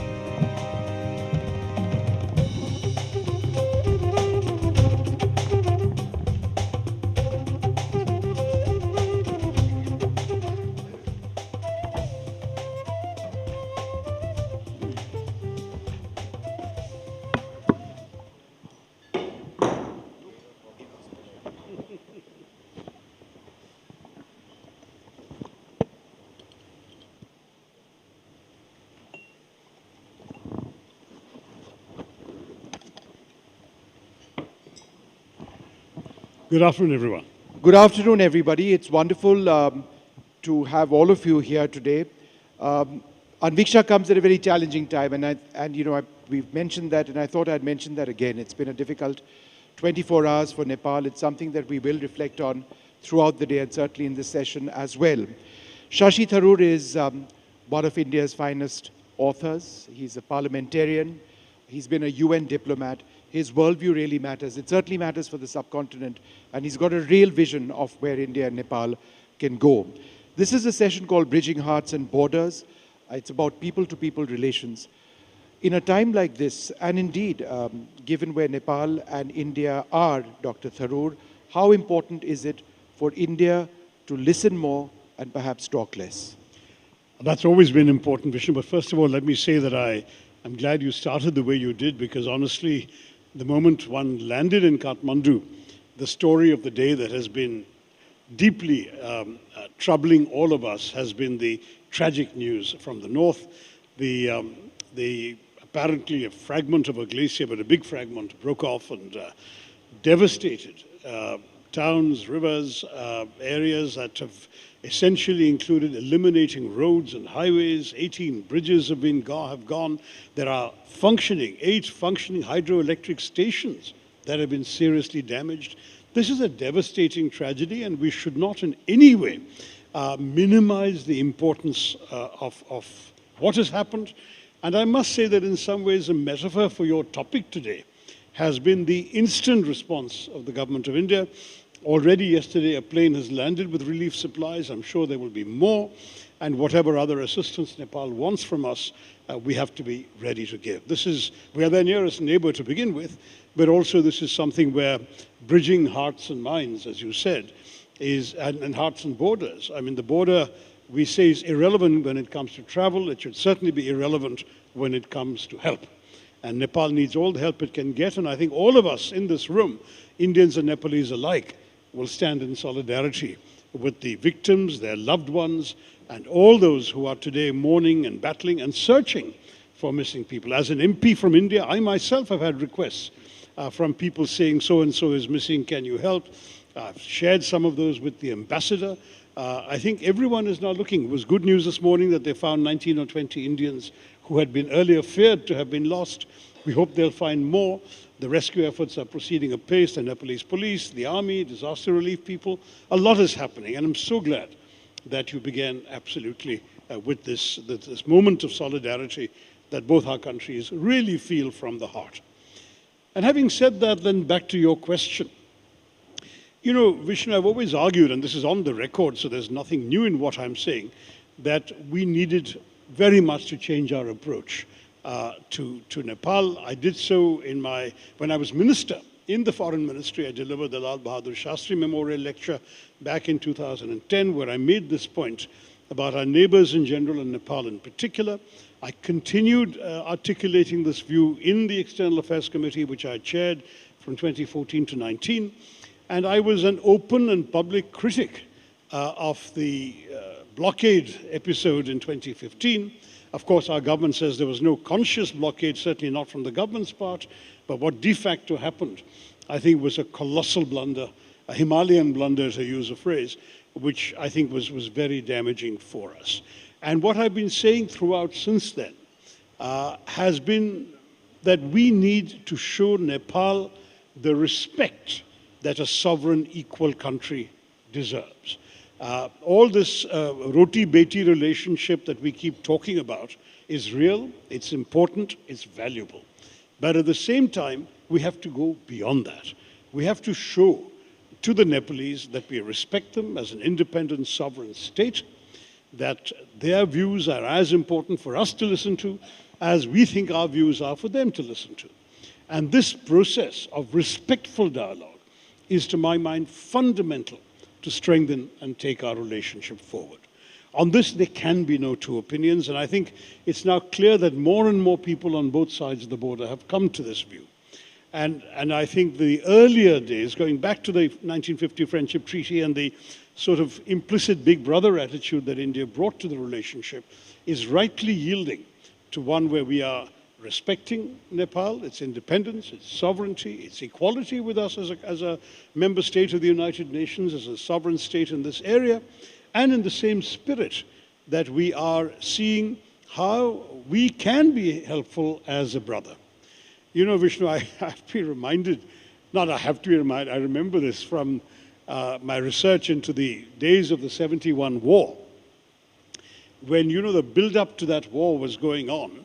And at one point, Nepal was judged by many in India to be playing both sides, as it were. And there was a famous visit of the Pakistani foreign minister of the time in the middle of 1971 to Kathmandu. And at the press conference that was held after his visit, I think it was an Indian journalist, asked the Nepalese foreign minister, you're receiving these people at a time of such terrible tension between India and Pakistan, India, your brothers.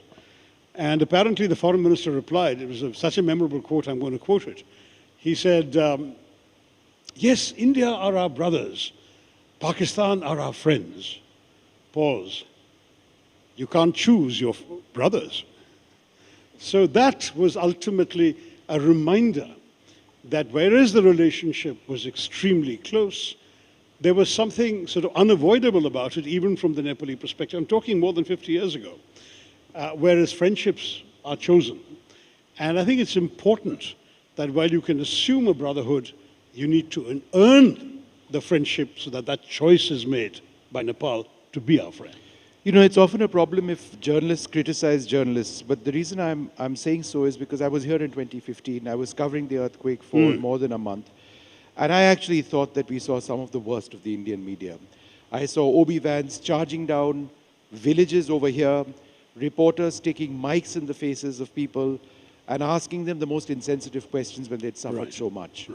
The Nepalese people have a great deal of dignity. They've got a great deal of self-respect that needs to be looked at very carefully. Do you believe that that was, in a sense, a low chapter in how we treated people with whom we share a border, a proud civilization, and how that's a mistake that should never be repeated, particularly in the present context? I agree. I mean, the fact is there have been other low chapters and there have been high moments. During that earthquake, the relief provided was significant, and that's something we can be proud of. But you're right, the manner in which the media behaved and the boosting, you know, the self-congratulatory tone that we are doing so much to help Nepal naturally grates. No one needs to be or needs to feel that they're in a position of needing assistance. And I think the last persons to remind somebody that they need assistance are the people giving that assistance. So I would stress to you that that was indeed, as you said, a low point. Even though the assistance was tangible, it was important, it was substantial, and it helped make a difference.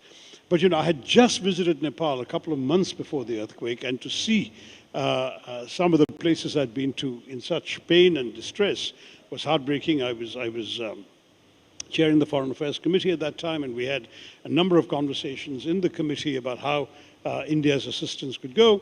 We didn't discuss the media, that wasn't our mandate, but I share with you the concern that everybody in India, all segments of our society, including your colleagues on the media, need to be as sensitive as I would like our government to be about this relationship. You know, a little while back you spoke about the relationship and you characterized it as one being of Roti Beti Ka Rishta, that's a civilizational, old, historic link. Some say that it's based on, you know, the Hindu, Buddhist heritage, the pilgrimage association. But then there are others who turn around and say, but then, you know, looking at Nepal through that prism is over, it's gone. This is a government that has come to power on the basis of a social media ban. If they are communicating, it is on Instagram and YouTube. They are not communicating with either India or anybody else in different vocabulary or that old vocabulary. Do you think we need to get with it? Totally. I mean, that's become apparent in India too, about our own young people, but certainly in Nepal. I mean, we have a 35-year-old prime minister here, and we have a government that not only has come to power partially or maybe principally on the backs of social media, and as you said, in reaction to a ban on social media, which is what transformed and ignited the protests. But we are also looking at a government which frankly is very conscious of social media, that gets its messaging done on social media, and that seems very much to be living in the glare of social media. So for us not to be sensitive, I'm not saying we're not sensitive, we are. I know from my friends in the ministry, including the embassy here, that they're very conscious of the changed framework of the game. And I think that that's important, that's right. As you say, we need to get with it. We need to understand not just the concerns, but also the vocabulary and the medium through which those concerns are coming our way. But I think we are in a good place. I think, honestly, I'll be very blunt and say that we've all shared concerns about the relationship in the past. I am much less worried about the relationship now than I would have been even a few years ago. And I would say that today, the body language on both sides is positive. And the latest evidence of it, as I said, was yesterday's plane load of relief assistance.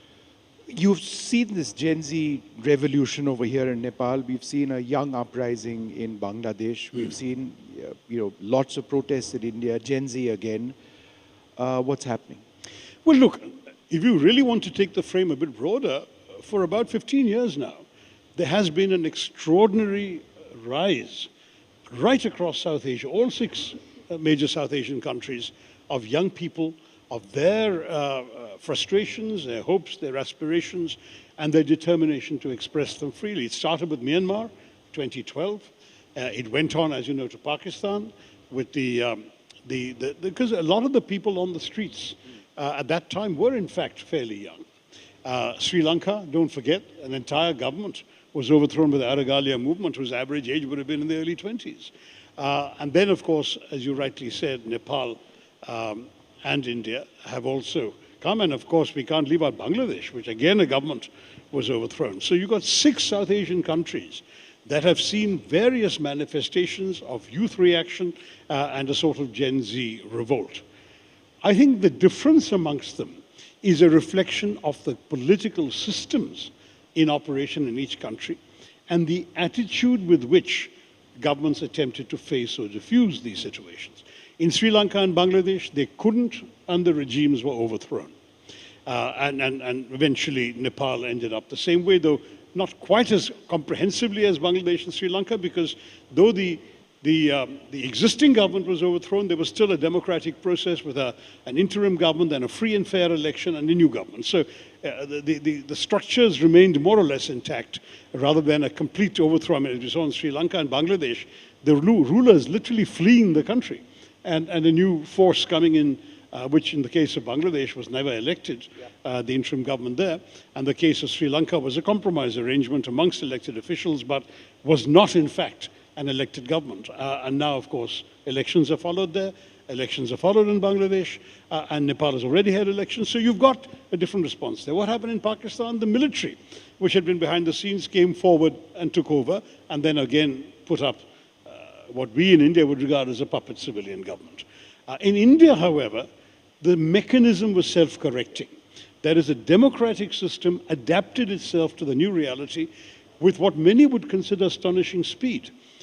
No one expected the BJP government, which had had a reputation for being impervious to public demands for resignations. There have been at least half a dozen examples where the opposition had unanimously called for a particular leader, a minister, to be replaced or to resign or to step aside. And the BJP had throughout refused. In fact, Rajnath Singh in a famous press conference said, "We are not the Congress. No one will resign from our government." Suddenly somebody has resigned.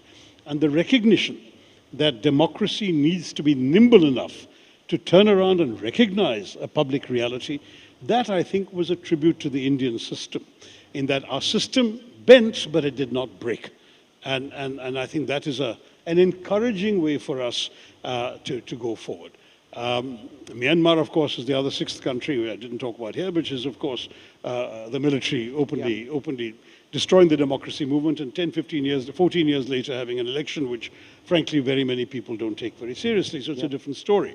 But the Indian example gives me some encouragement as an opposition figure that our democracy still has flexibility, still has openness, still has receptivity to popular currents. And that is essential if our democracy is to remain strong and effective. You know, Dr. Tharoor, we are here in this session talking about people-to-people relations and Indians and Nepali people, but when that people-to-people equation extends from Nepal to China, we have a problem. Because we invariably see the relationship of, let's say, Bangladesh with China through an India prism, whereas all of these countries say that, look, our relationship with India is independent of our relationship with China. And that's what and the hypocrisy is that we are trying to build our own equation with China. No, also that's what we say about our relationships with any other country. I mean, we don't like the Americans to tell us how to conduct our relations with Russia, for example. It's the same logic that Nepal would like to use with India and China. But I would say that, the Indian media, though it hasn't been too hyper of late, it needs to cool down a little bit. How much, for example, we are the biggest investors in Nepal. Indian companies account for 35% of the investment in Nepal. China is like a distant fourth. Okay, it's next after us, the Americans, and I've forgotten who's third, but I think it's either Europe or Australia, one of the European countries or Australia, but the Chinese come forward. So we're not looking at a situation where China's presence in Nepal is overwhelming. Yes, you'll find some Chinese tourists coming, but again, our tourists are outstripping them massively in numbers. I'm told that one of the anomalies is that Nepal only counts tourist arrivals by air. So it's a serious undercounting of the Indian tourists who come by road, and yet we are by far the number one when it comes to tourists. And then the cultural presence is also real, which China, despite some shared Buddhist heritage, cannot match. So I would say let's chill a bit. We don't have to get overexcited about China's relationship, and Nepal has every right to have a relationship with China, with Chinese tourists, with Chinese businesses, have Chinese restaurants, let them do all of that. But as far as India is concerned, let us remember that our relationship stands on its own feet, and that we, as we began by talking about the respect we need to show Nepal, that respect should extend also to people relations. And I believe it does and it can. At the same time, we should be conscious that Nepal always has other options. There was a time when pretty much any Nepali who studied outside Nepal was studying in India. Today, there are Nepalese studying in Western countries, in Australia and Canada and so on, especially the more affluent segments of the middle class and above, just as Indians do. So why should we be offended by that? Again, any Nepali working outside Nepal used to work in India. Now there are Nepalese working in the Gulf, working in other countries. So what? My attitude to most people who worry about these developments is, why are we judging Nepal by a standard we wouldn't apply to ourselves? Our own people work in multiple countries. Our own people study in multiple countries. Nepalese are doing the same thing. Applaud it. They still, by the way, the largest single cohort studying in any country from Nepal is still in India. Yeah. The largest single cohort working in any country outside Nepal is still India. Yeah. So let's not overblow some of these things. Yeah. If you are talking about people-to-people relations, then we have an incredible military tradition of soldiers from the Gorkha region of Nepal being part of the Gorkha regiments in the Indian Army. That's changed now because we've got a scheme called Agnipath. So young recruits, after a period of approximately 5 years, are eased out of the system, and then they take on different jobs. Now, that doesn't necessarily work for people who have looked at the Indian Army as an avenue of employment for generations. And yet, by policy, we can't really do anything unless we drop the policy or change it. Do you see this as an important friction point? This is genuinely an issue because, remember, the decision's not made really by the Nepalese government or anything, made by individual families. And remember that when you're talking about a lifetime career in the army, that's usually 20 years. And after 20 years, you get a lifelong pension. So for many of the families, the career was important, but the pension was equally important. There are an estimated 100,000 Nepalese citizens living on Indian Army pensions. So for them, and for others who would want to emulate them, including the next generation of these families, there are people who have had 4 generations serving in the Indian Army.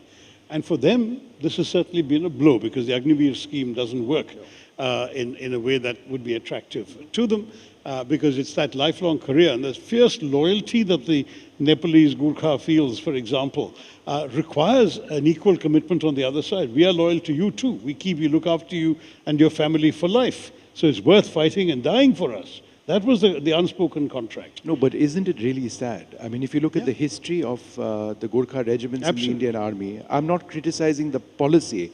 I'm just asking from a historical standpoint. We've had incredible contributions of Nepali soldiers, officers, all of it. you know, I mean, in our larger system, it's sad that that history is gone. Well, I would argue that the government could still perhaps carve out an exception for people from this extraordinary tradition joining the army, that they don't have to come through the Agniveer scheme, that they could be taken directly, and the numbers are not vast, they're not comparable. But I think that one of the problems very bluntly behind the Indian government decision to create Agniveer was their concern about the size of the pension burden indefinitely. And because that was a factor, I mean, finance was a calculation in inventing the Agniveer scheme, I am not sure the Indian government will carve out any exceptions to it, especially one where pensions are a key part of the answer. So frankly, I don't know. I can't even tell you what we would do differently if we came to power, but I think my understanding from the Congress Party's initial criticisms of the Agniveer scheme is that we are still committed to reviewing that scheme if we come to power, for a number of reasons, including this. All of a sudden, a couple of years back, the words Lipu Lake Pass suddenly emerged in conversations and a difference in where the border lay over there. I know India and Nepal are talking very hard on this particular issue, but it remains a difficult issue on both sides. How do you look at this? Well, it is a difficult issue every time it is raised, but what's important to watch is it always being raised? Aren't you impressed with the fact that this government has never mentioned Lipu Lake and that our government has had no reason to raise it and say it must be settled? There's some issues that sometimes are best left on the back burner. We have far more important issues to sort out with this government. And as long as they don't feel that it needs to be elevated into an issue, why make an issue of it?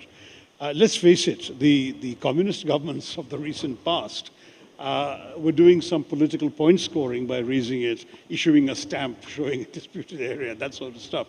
But that entire sort of overblown rhetoric has calmed down. And I think we as Indians don't need to be the ones raising it. It's not specifically an issue that's a priority for us unless the Nepalese choose to make it a priority, and there are far bigger fish to fry.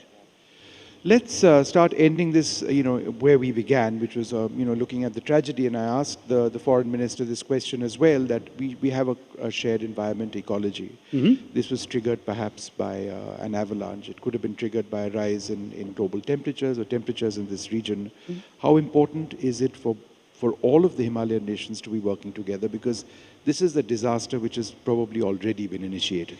It is absolutely indispensable. And we noticed that the foreign minister very diplomatically, very politely mentioned that North India contributes far more to global warming than Nepal does. And that's a gentle reminder that we have a big share of the responsibility, just as we remind the Western industrialized world that they have a larger share of responsibility for global warming than we do. We didn't contribute to the extraordinary percentage of greenhouse gas emissions built up over the last 150 years by the developed West. Yeah. So similarly, Nepal is right to tell us, hey guys, you've done more and you need to get your act together. And I think we should agree with that and share with it, share the concerns. The responsibility is also vital for us because we too are affected. When glaciers melt in the Himalayas, when waters stop flowing, I know we're talking decades in the future, these have colossal consequences for India. We are at the moment benefiting from a rather bizarre phenomenon where we have not warmed to the degree that is expected. Other countries have warmed by as much as 2 degrees. We haven't. Mm-hmm. And part of the reason given is because our country is so polluted that the sun's rays are being bounced back by the polluted air. It's a ridiculous story. But even as we tackle our pollution, we're going to be getting more global warming. The colossal consequences of these are not small matters. No. Already we've seen tremendous variations in monsoon patterns. The larger global phenomenon has created the El Nino effect, which is affecting our monsoons. Yeah. We're also seeing some serious challenges in the mountains. If glaciers keep melting, this story today, nothing is 100% confirmed, it's expert surmises, is that in fact a large chunk of a glacier broke off. It could have broken off because of a small earthquake in Tibet. It could have broken off for some other reason, but it broke off because glacier melting is a real thing. Yeah. So whatever we can do and we don't even have enough glacier experts.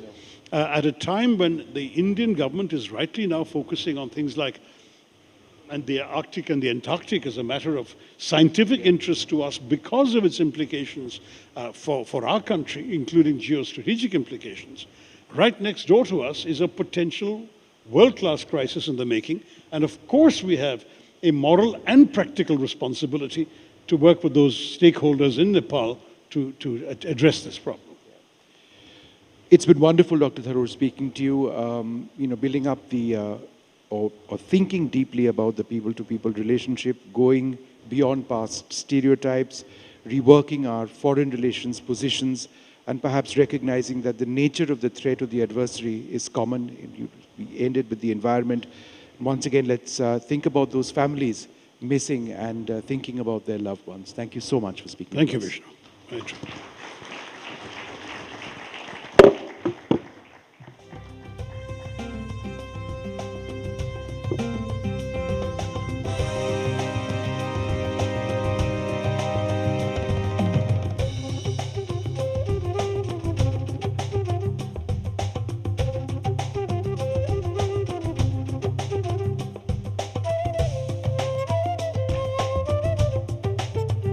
Thank you so much, Dr. Tharoor, for a wonderful session and wonderful points that you just made on different issues. Here we are slipping onto a short lunch break just for 30 minutes and we are expecting आप सभी लोग बहुत जल्द वापस लौट कर आएंगे क्योंकि ब्रेक के बाद कुछ बहुत ही अच्छे पावर पैक्ड सेशंस आपकी प्रतीक्षा में हैं। हमारे साथ ब्रेक के बाद यहाँ पर डॉक्टर राम माधव होंगे, बीजेपी के नेशनल वाइस प्रेसिडेंट। हमारे साथ राबी लामिछाने जी जुड़ेंगे, मनीषा कोराला यहाँ पर आएंगी। तो बहुत से आगे सेशंस लाइंड अप हैं। राजेश हमाल जी होंगे हमारे बीच। तो इंतज़ार रहेगा आपका। आधे घंटे के बाद लंच ब्रेक के बाद मुलाकात करते हैं। Thank you so much all of you.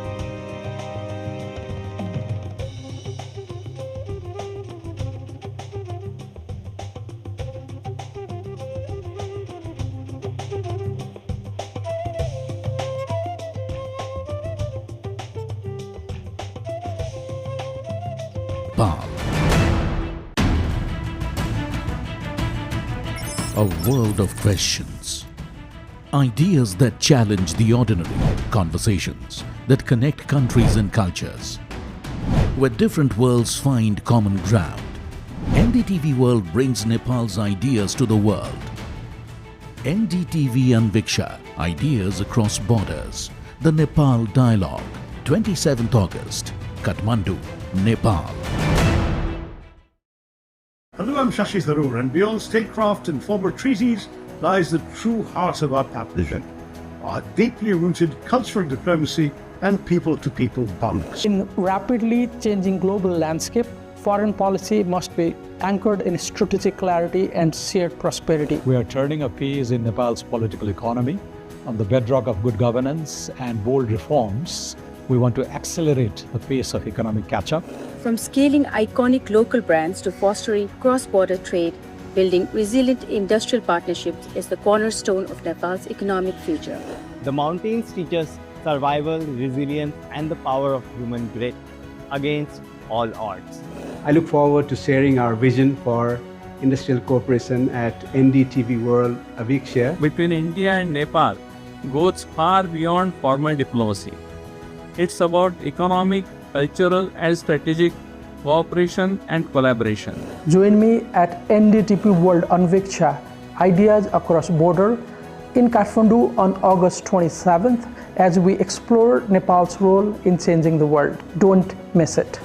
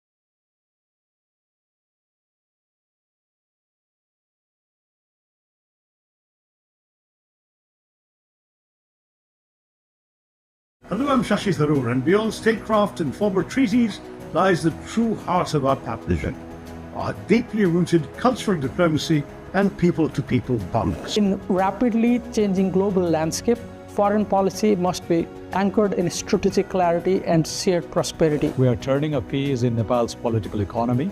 On the bedrock of good governance and bold reforms, we want to accelerate the pace of economic catch-up. From scaling iconic local brands to fostering cross-border trade, building resilient industrial partnerships is the cornerstone of Nepal's economic future. The mountains teach us survival, resilience, and the power of human grit against all odds. I look forward to sharing our vision for industrial cooperation at NDTV World Anviksha. Between India and Nepal goes far beyond formal diplomacy. It's about economic, cultural, and strategic cooperation and collaboration.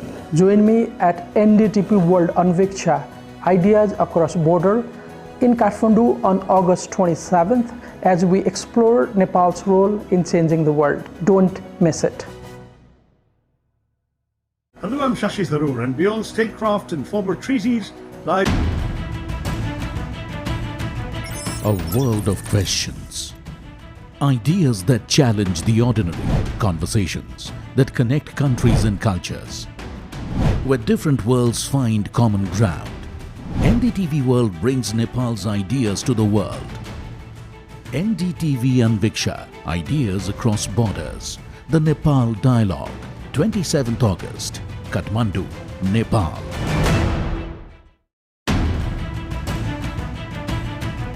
A world of questions. Ideas that challenge the ordinary, conversations that connect countries and cultures, where different worlds find common ground. NDTV World brings Nepal's ideas to the world. NDTV Anviksha, Ideas Across Borders, the Nepal Dialogue, 27th August, Kathmandu, Nepal.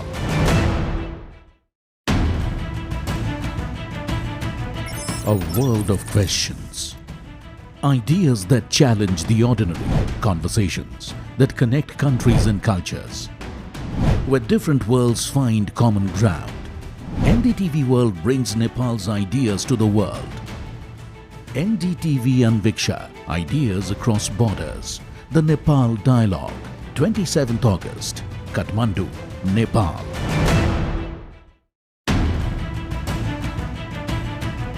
A world of questions. Ideas that challenge the ordinary, conversations that connect countries and cultures, where different worlds find common ground. NDTV World brings Nepal's ideas to the world.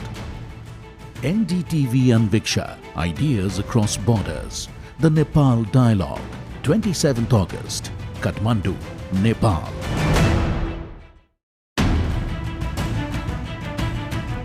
A world of questions. Ideas that challenge the ordinary, conversations that connect countries and cultures, where different worlds find common ground.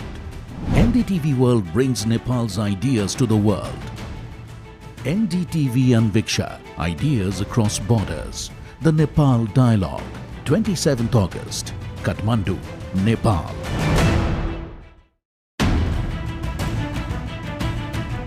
A world of questions. Ideas that challenge the ordinary, conversations that connect countries and cultures, where different worlds find common ground. NDTV World brings Nepal's ideas to the world. NDTV Anviksha, Ideas Across Borders, the Nepal Dialogue, 27th August, Kathmandu, Nepal.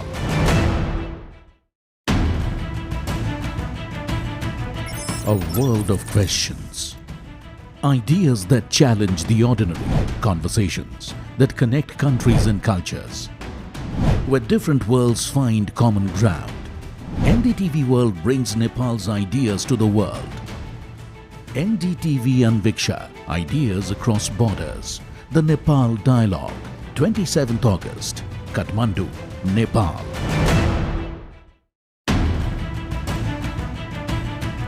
A world of questions. Ideas that challenge the ordinary, conversations that connect countries and cultures, where different worlds find common ground. NDTV World brings Nepal's ideas to the world.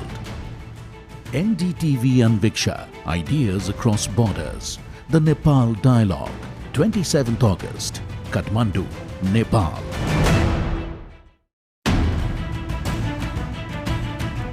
A world of questions. Ideas that challenge the ordinary, conversations that connect countries and cultures, where different worlds find common ground. NDTV World brings Nepal's ideas to the world. NDTV Anviksha, Ideas Across Borders. The Nepal Dialogue, 27th August, Kathmandu, Nepal.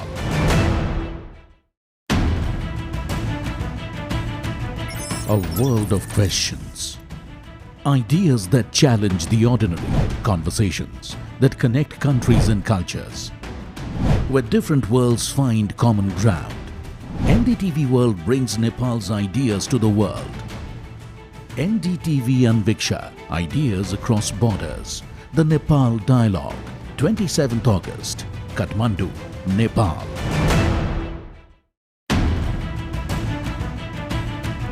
A world of questions.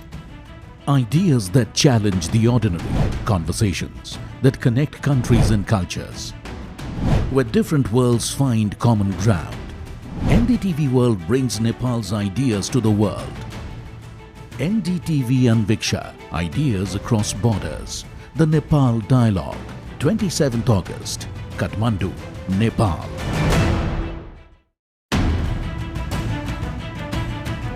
A world of questions. Ideas that challenge the ordinary, conversations that connect countries and cultures, where different worlds find common ground. NDTV World brings Nepal's ideas to the world. NDTV Anviksha, Ideas Across Borders. The Nepal Dialogue, 27th August, Kathmandu, Nepal.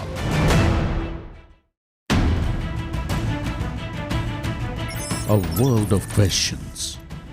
Ideas that challenge the ordinary, conversations that connect countries and cultures, where different worlds find common ground. NDTV World brings Nepal's ideas to the world. NDTV Anviksha, Ideas Across Borders.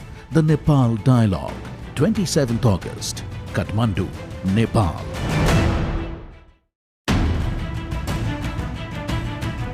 A world of questions. Ideas that challenge the ordinary, conversations that connect countries and cultures, where different worlds find common ground. NDTV World brings Nepal's ideas to the world. NDTV Anviksha, Ideas Across Borders. The Nepal Dialogue, 27th August, Kathmandu, Nepal.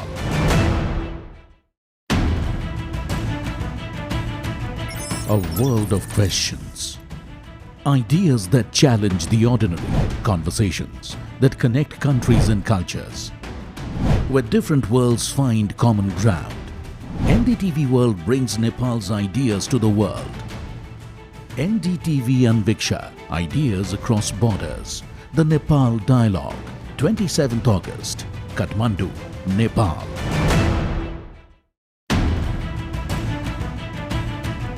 A world of questions. Ideas that challenge the ordinary, conversations that connect countries and cultures, where different worlds find common ground. NDTV World brings Nepal's ideas to the world. NDTV Anviksha, Ideas Across Borders. The Nepal Dialogue, 27th August, Kathmandu, Nepal.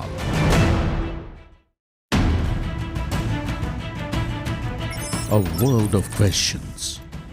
Ideas that challenge the ordinary, conversations that connect countries and cultures, where different worlds find common ground. NDTV World brings Nepal's ideas to the world. NDTV Anviksha, Ideas Across Borders. The Nepal Dialogue, 27th August, Kathmandu, Nepal.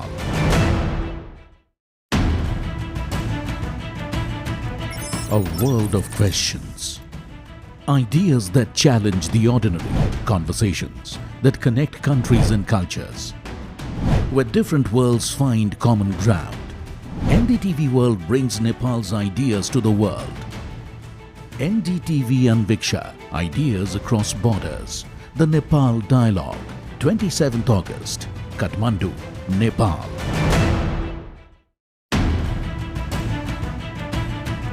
A world of questions. Ideas that challenge the ordinary, conversations that connect countries and cultures, where different worlds find common ground. NDTV World brings Nepal's ideas to the world. NDTV Anviksha, Ideas Across Borders. The Nepal Dialogue, 27th August, Kathmandu, Nepal.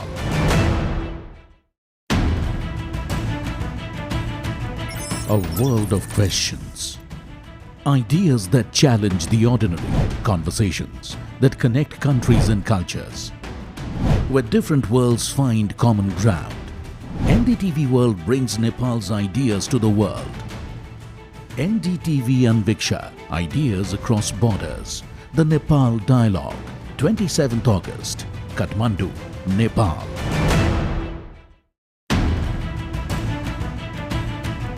A world of questions.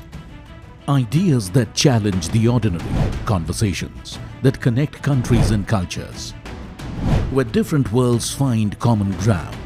NDTV World brings Nepal's ideas to the world. NDTV Anviksha, Ideas Across Borders.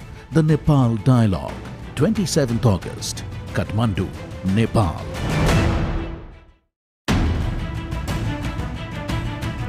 A world of questions. Ideas that challenge the ordinary, conversations that connect countries and cultures, where different worlds find common ground. NDTV World brings Nepal's ideas to the world. NDTV Anviksha, Ideas Across Borders. The Nepal Dialogue, 27th August, Kathmandu, Nepal.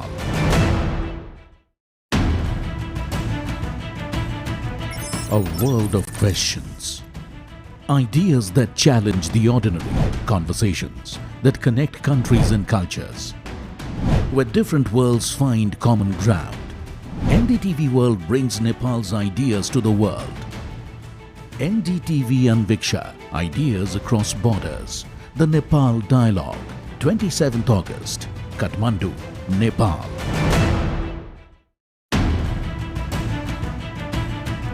A world of questions. Ideas that challenge the ordinary, conversations that connect countries and cultures, where different worlds find common ground. NDTV World brings Nepal's ideas to the world. NDTV Anviksha, Ideas Across Borders. The Nepal Dialogue, 27th August, Kathmandu, Nepal.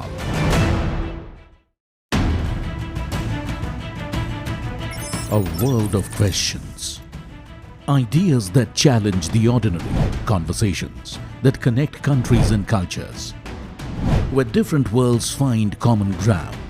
NDTV World brings Nepal's ideas to the world. NDTV Anviksha, Ideas Across Borders. The Nepal Dialogue, 27th August, Kathmandu, Nepal.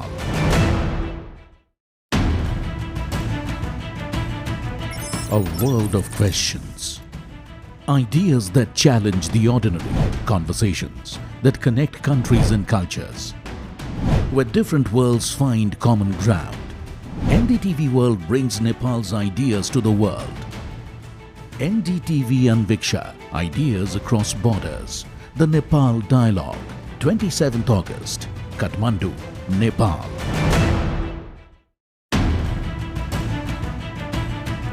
A world of questions.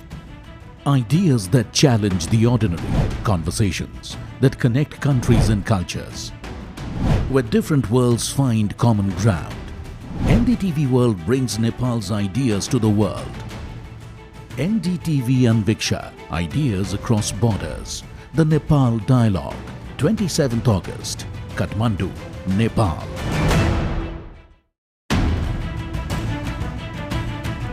A world of questions. Ideas that challenge the ordinary, conversations that connect countries and cultures, where different worlds find common ground. NDTV World brings Nepal's ideas to the world. NDTV Anviksha, Ideas Across Borders. The Nepal Dialogue, 27th August, Kathmandu, Nepal.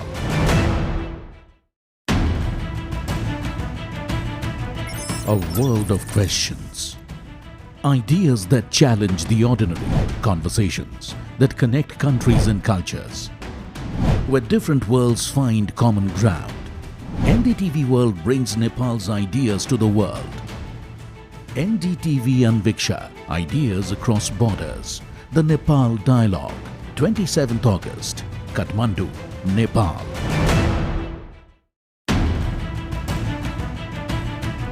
A world of questions. Ideas that challenge the ordinary, conversations that connect countries and cultures, where different worlds find common ground. NDTV World brings Nepal's ideas to the world. NDTV Anviksha, Ideas Across Borders. The Nepal Dialogue, 27th August, Kathmandu, Nepal.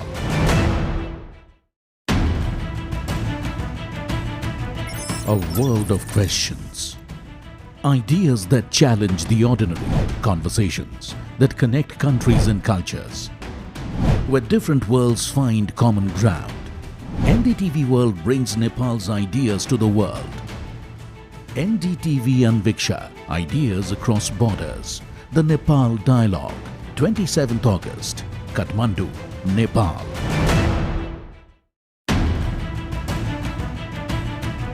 A world of questions.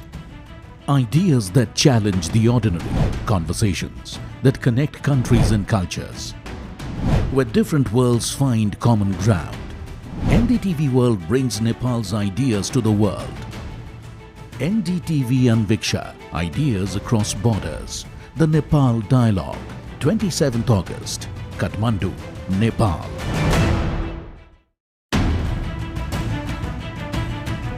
A world of questions.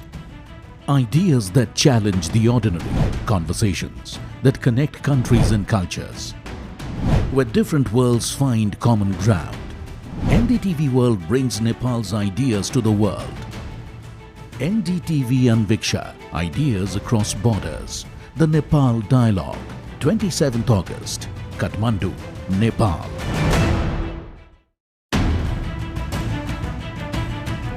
A world of questions.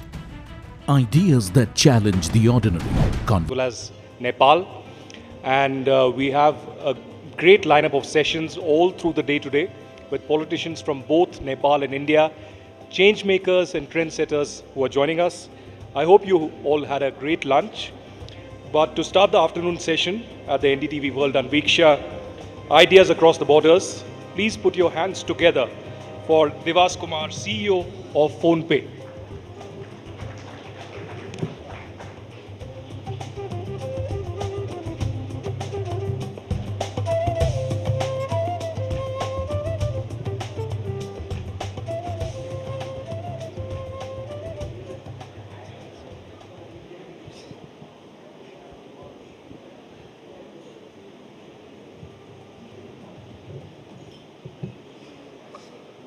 Namaste.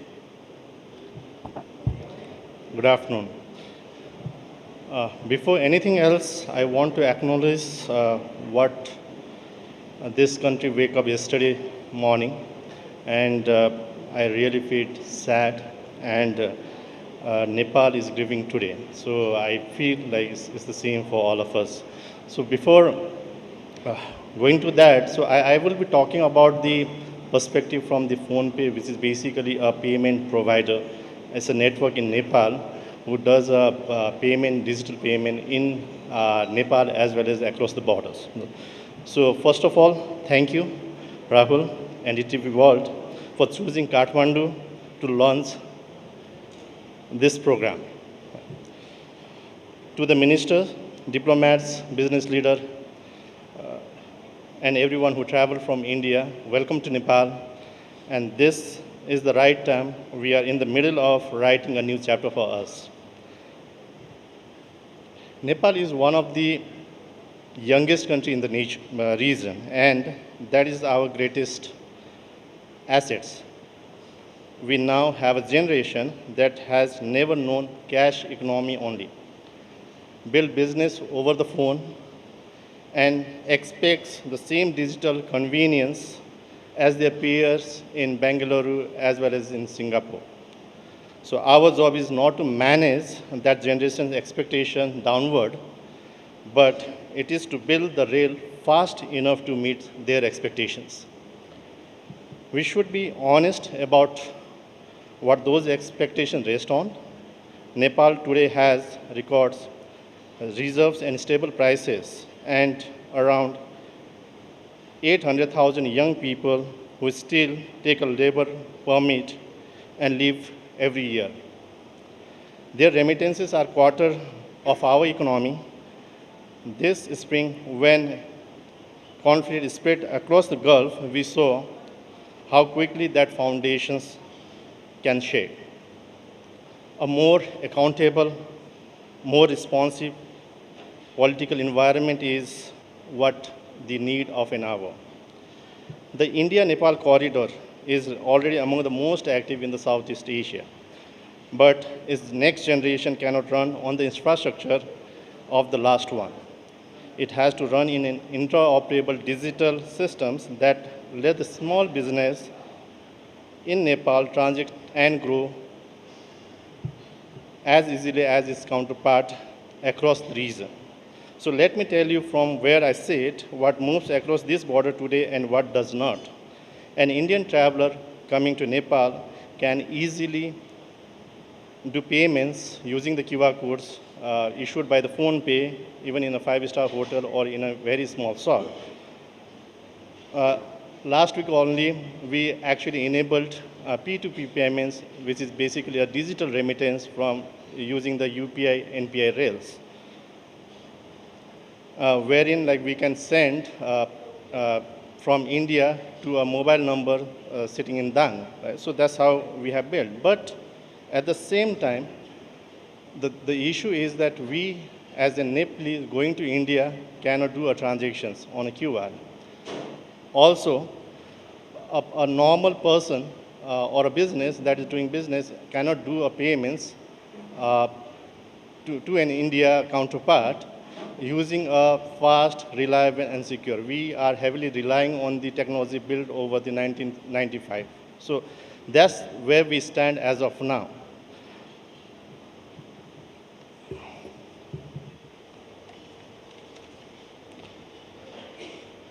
So our largest trade corridor has no real-time rails, as I said.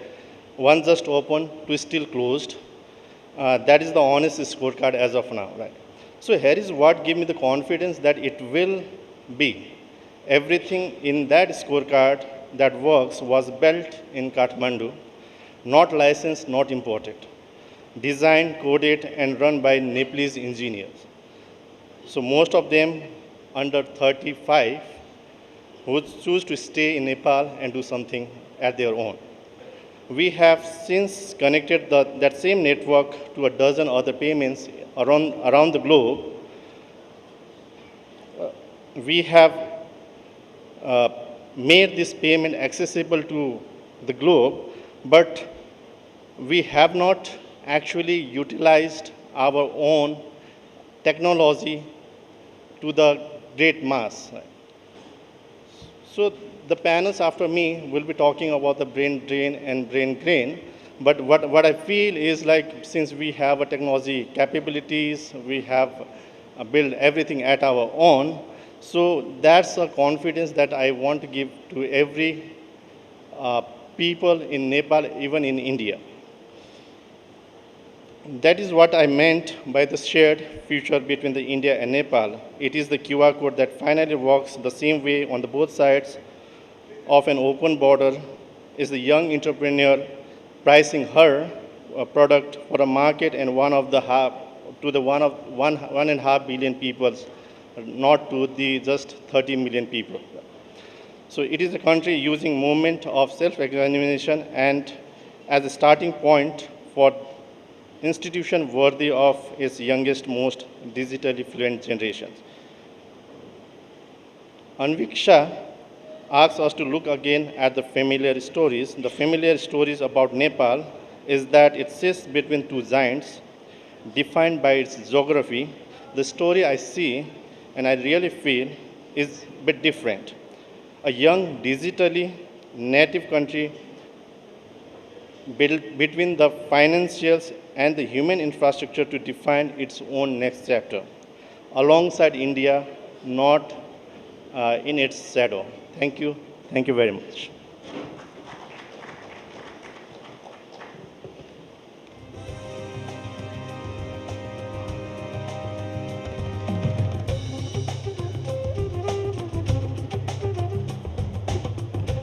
Thank you very much, Mr. Devas Kumar. We do hope that with the new technological advancements, a common Nepali brother or sister can be able to make the QR payments in India as well, and to speak about the growing India-Nepal corridor and looking towards a new future. So for the next session, we have been speaking about the civilizational values and the common civilization between India and Nepal. There's great history behind us, but there's also technological advancement, and also now, over the last 1 year, we've been speaking about the Gen Z movement and those commonality as well. For our next session, we pivot to the regional strategy. I would like to invite on stage Dr. Ram Madhav, National Vice President of the Bharatiya Janata Party, and to conduct this session, our moderator for the afternoon, Manogya Loiwal from NDTV.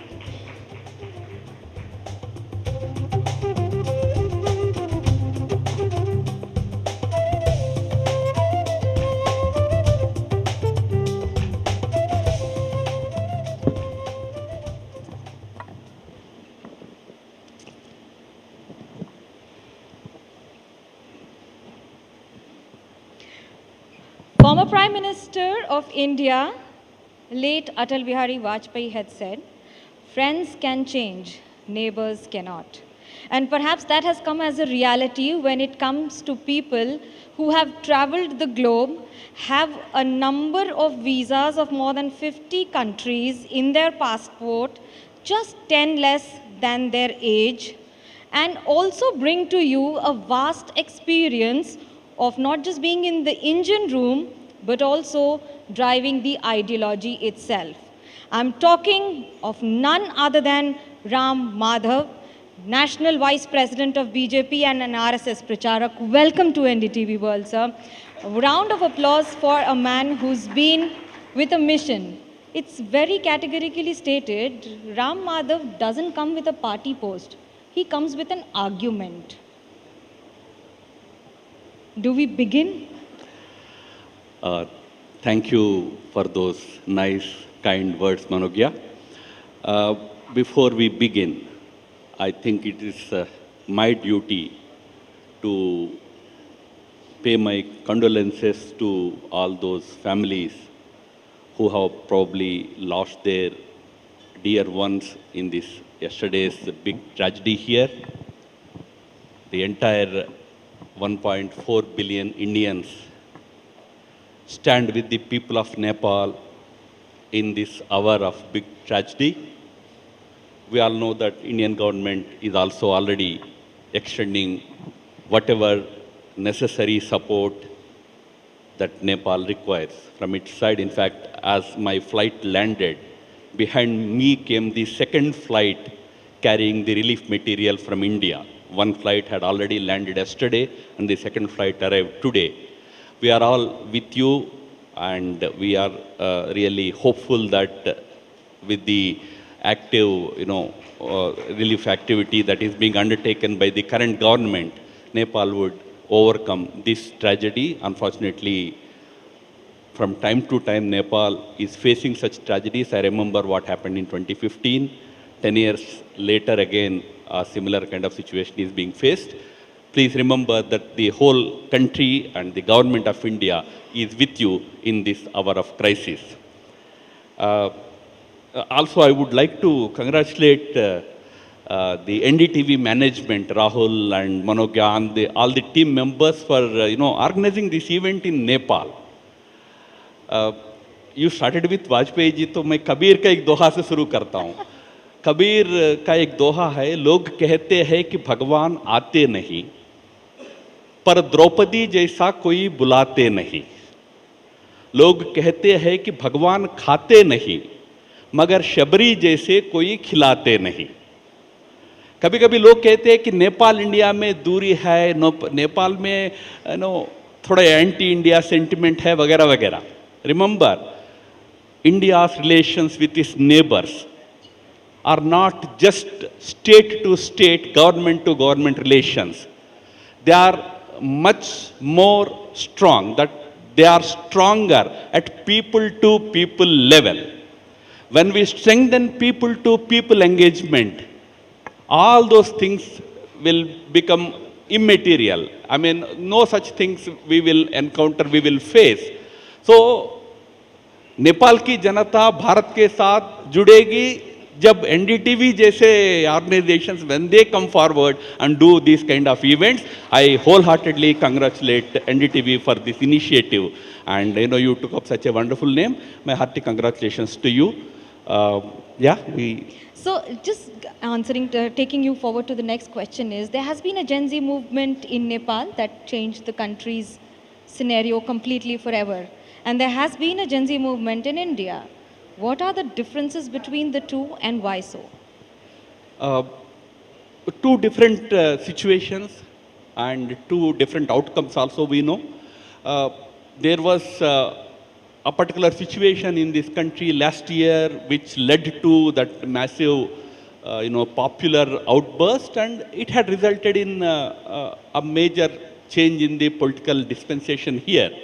It's completely a domestic issue of Nepal. From outside, obviously, we should not be commenting about it.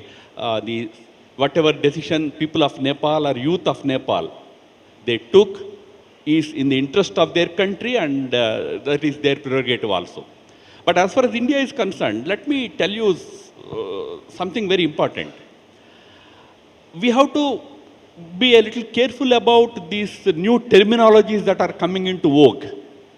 Gen Z, Gen Alpha, Millennials. Nowadays I have heard something as Zillennials. How much do you want to divide our youngsters?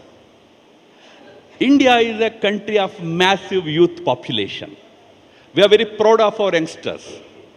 But they are not just one group that represents the entire youth of our country.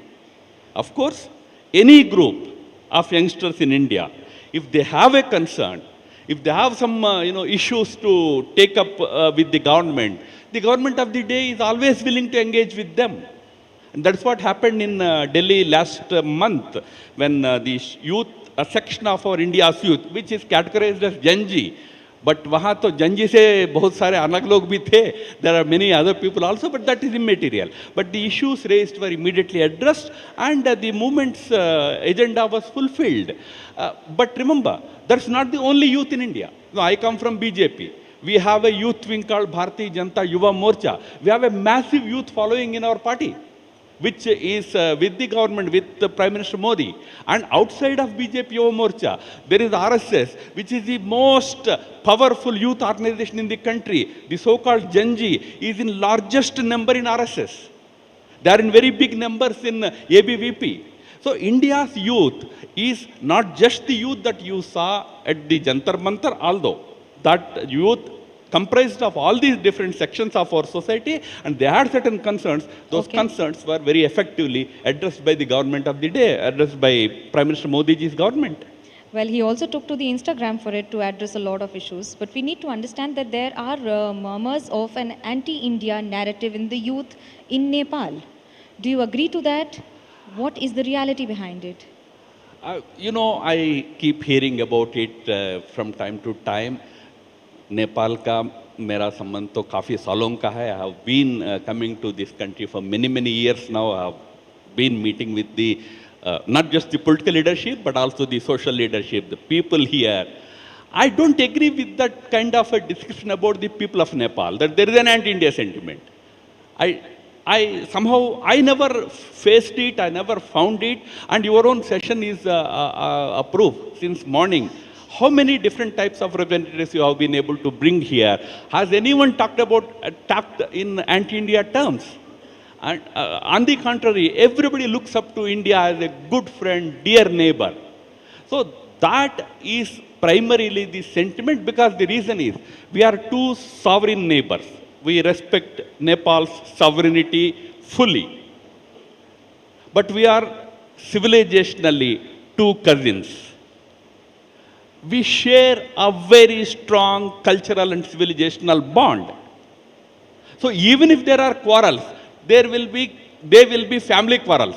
कौन सा ऐसा family होता है जिसमें थोड़ा बहुत भाई भाई के बीच में मनमुटाव नहीं होता है? थोड़ा बहुत होता होगा, but that should not be portrayed as anti this, anti that. I don't think there is anything so-called anti-India in Nepal. If there are issues, we are always there to engage at political level, but also, as I said, very importantly, at people-to-people level. Right from the time of India's independence, Indian social, political leadership has always engaged with people of Nepal. I know Chandrasekhar ji, George Fernandez Saab, socialist leadership to Kathmandu mein aake baithta tha. And all the leadership here used to be in India, studying in Varanasi, studying in Delhi, even now. Okay, so it's a very strong bond. I take you to another neighbor, China. With its Belt Road Initiative and so much happening and so much of expansion in Nepal itself, how is India looking at the expansion of interest of China on the land of Nepal, or even the relationships between the two countries? No, as I said, Nepal is a sovereign nation. It has sovereign right to engage with all the countries that it wants to engage with. India cannot dictate to any other country about its own sovereign priorities. What India expects, Prime Minister Modi ji has given a very interesting call to all our neighbors. The call was, together we grow. Meaning what? Together we grow means we want Nepal to grow, but when Nepal grows, its growth should help India.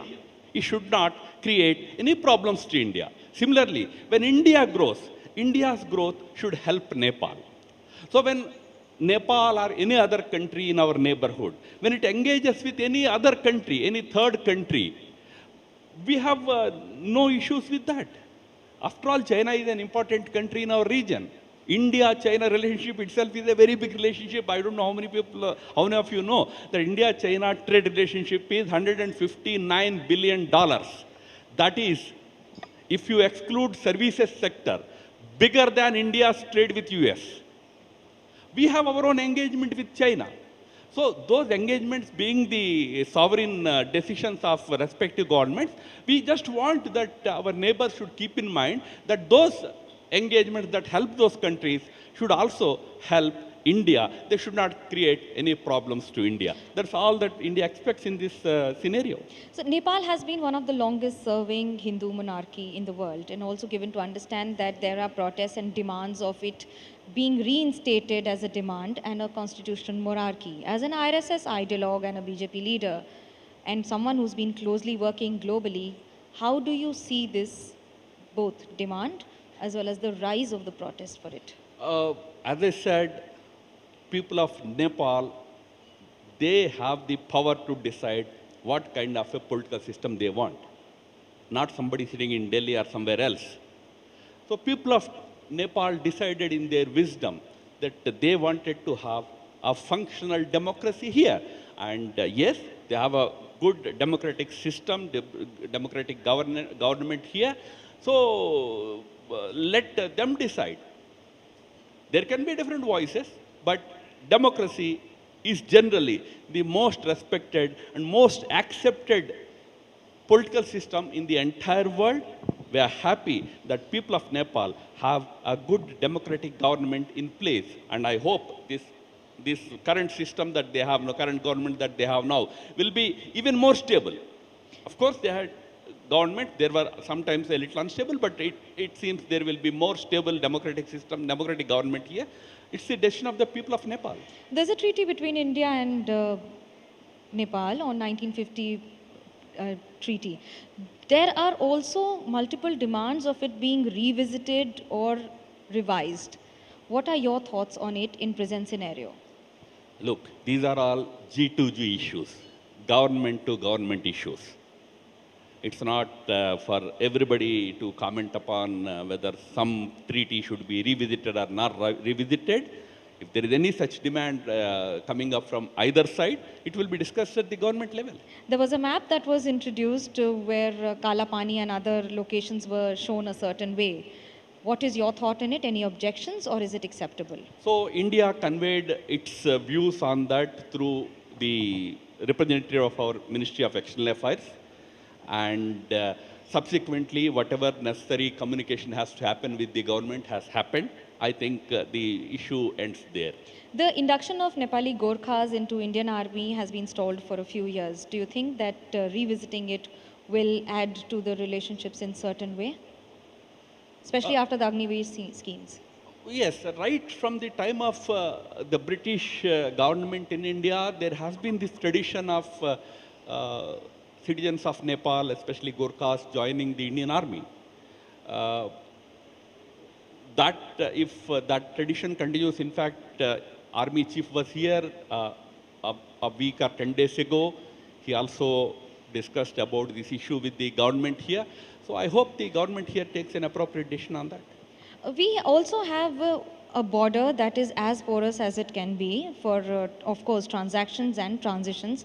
Do you think that there are any kind of threats that needs to be addressed with the border management between the two nations? If so, what are they? We have different groups studying the issues, groups that comprised of Indian representatives and Nepal's representatives together, studying the issues between India and Nepal as far as the border is concerned. I don't want to give that description of porous border and all that. It's a border. But we, as I said, being a very strongly civilizationally bound two peoples, it is bound to be porous. We bound to meet with each other frequently. Border being border, we have to, whatever necessary steps have to be taken to ensure that no illegal activity happens across the borders on both sides is being addressed by both governments. Okay, I take you to another border, that is India-Pakistan border. I'm sure you don't have the same thoughts when it comes to that border. And also given to understand that there was a statement made by RSS stating that we should speak to Pakistan. Your thoughts on it? Especially focusing on the terror activities. Let me clarify. We might be smiling, but we understand. No, let me clarify that the General Secretary of RSS did not ever say that we should talk to Pakistan. This was an interpretation given to what he said. What he said actually was, look, there are big security concerns when it comes to dealing with Pakistan. Government should be very firm in dealing with those security issues. Meaning government should take strong measures to tackle Pakistan when it comes to India's security concerns, terrorism, cross-border, so much happens across the border. Weapons trade happens across the border. Illegal weapons are sent into India. Narcotics are sent into India. And of course, terrorism is a constant product export, keeps happening across the border from Pakistan. So he was very clear that we should be very firm in dealing with them. And the subsequent question when asked, what about people to people, he said, if people to people is to happen, let it happen. It was a casual comment. Not that you should now start doing something new. As far as people to people is concerned, we are already engaged. Our two countries are. We play cricket. We play cricket not in India, not in Pakistan, but we play in Dubai. We play in London. We play in other places. We have sports engagements. So those kind of whatever possible engagements happen, they happen. But at the government level, there is no change in the attitude of Pakistan as far as India is concerned. I'm just talking, giving you the India's viewpoint. There is no change in Pakistan's attitude with respect to dealing with India. You know, Operation Sindoor happened just 1 year ago. It's 1 year ago, we went and destroyed their terror headquarters in Muridke, in Bahawalpur and other places. In 1 year, they rebuilt them. Who is rebuilding them? The support of the government to those terror outfits is very much intact there, very much there even to this day. As long as that kind of an attitude continues in the dispensation there, the government, the leadership there, the leadership is army leadership. As long as they continue to patronize terrorism, continue to promote anti-India activities across the border, there cannot be any engagement possible. It's clear. We conveyed repeatedly that terror and talks cannot go together. That stands as important and relevant today as it was 1 year ago or a few years ago. You've been very crucial in Jammu Kashmir and multiple signing of agreements that have happened with the government of India and other states also. But also to give an understanding, where do you see the present situation of Jammu Kashmir according to you? Look, Jammu Kashmir has it's now a union territory in India. And in the last 7 years after the creation of union territory, so much transformation has happened. I tell you, if any friends from Nepal plan to visit Srinagar any time, you better book your hotel rooms at least 2 months in advance. You won't get rooms otherwise. It is such a now popular tourist destination. So today, so much has changed in Jammu and Kashmir in the last 7 years. Prior to that, we did have a government which was a coalition government between BJP and the regional Jammu and Kashmir regional party called the PDP. Necessity of the time compelled us to form a coalition government, which we did, we formed. When we formed, I mean, I did not say this publicly on any other forum in at least last 10 years. Let me say this from the NDTV forum today. The Chief Minister, Mufti Muhammad Saeed, he told something interesting to me when we finalized the alliance. He said, look, Mr. Ram Madhav, I am placing the destiny of my 1.3 million people in the hands of your government, Prime Minister Modi's government. This was his words when we formed that government. And I can tell you, after 10 years, we have bettered the destiny of Jammu and Kashmir. You have a better Jammu and Kashmir today. As to what it was 10 years ago, that is the greatest, greatest support or, effort that was made by Prime Minister Modi's government. Things have greatly improved in Jammu and Kashmir. Okay, Ram Madhav ji, a small question on Uttar Pradesh. Since we are in Nepal and Ram ji and Sita ji ka jo rishta hai, that comes on a very, very solemn note here. The Chanda Chori issue, where do you see it going in India, UP, especially in the elections? It was an unfortunate aberration. It was not any rule. It was just an unfortunate aberration. Remember, the issue of Chanda Chori was actually identified. It was found out by the administration of the temple only, no outsider. कोई बाहर से आके बोला कि चंदा चोर हो रहे नहीं. The temple administration found out that certain wrong things were happening in a small group, about 20-25 people. That was immediately addressed. Those people who were indulging in that kind of an activity were immediately apprehended, they were arrested, and the matter ended there. And subsequently, the temple administration has taken many steps. Now they are appointing a CEO, Chief Executive Officer, to oversee the entire functioning of the temple. So one need not be really worried about whether that is continuing to happen or it is something very big happening all the time. No, it was a one-time aberration. Maybe there was some oversight. That oversight was immediately identified, and it was that thing was plugged immediately.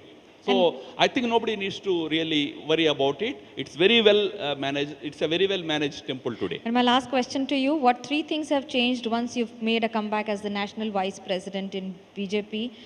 Do not give us your new itinerary. That's going to be super busy, something beyond that.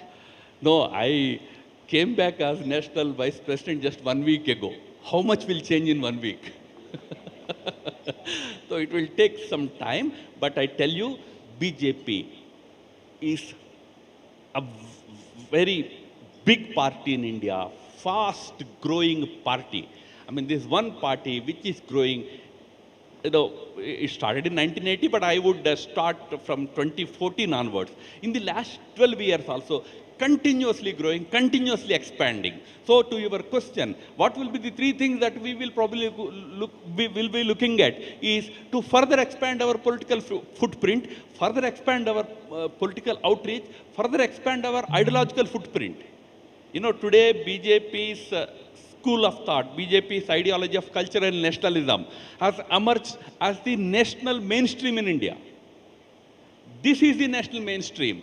50 years ago, Nehruvian socialism, Nehruvian secularism used to be the ideological anchor for Indian politics and all. No longer today. It is the cultural nationalist approach of Prime Minister Modi's government. That is the national mainstay. That footprint will expand further. We have to win a few more states. That also will complete. We are in power in 22 out of 30 states in India, 22. That means 8 states are remaining. As a political party, we aim to capture those 8 states also. That is our objective in the coming years now. So, ladies and gentlemen, that was Ram Madhav, and as he explains, he doesn't say the number of states he's won. He states there are 8 states left to be won. That's the mathematics of a politician, absolutely in opposite of what you would think of. Thank you so much, Ram Madhav ji, for joining us on NDTV My World. pleasure.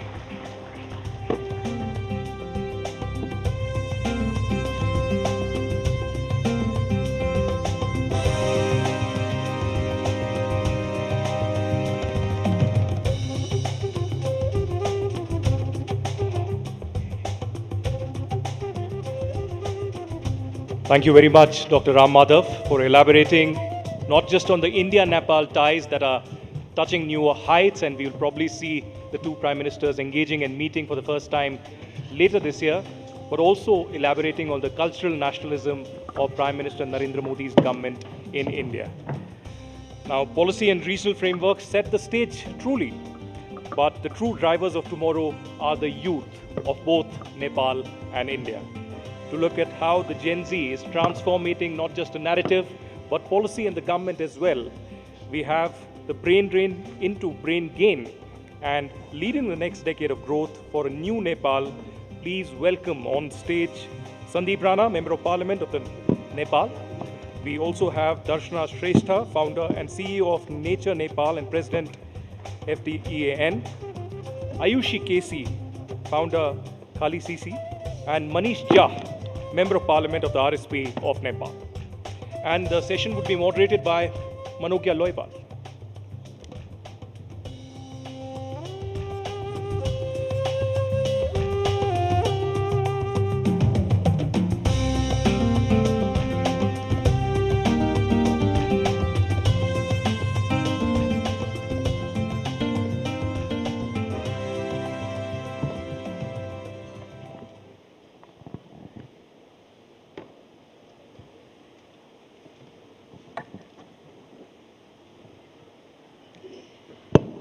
Nepal is young, believe it or not. 1 person in every 3 is a Gen Z. And that's the power of a nation that has rewritten its own history in the best possible terms for the world to see.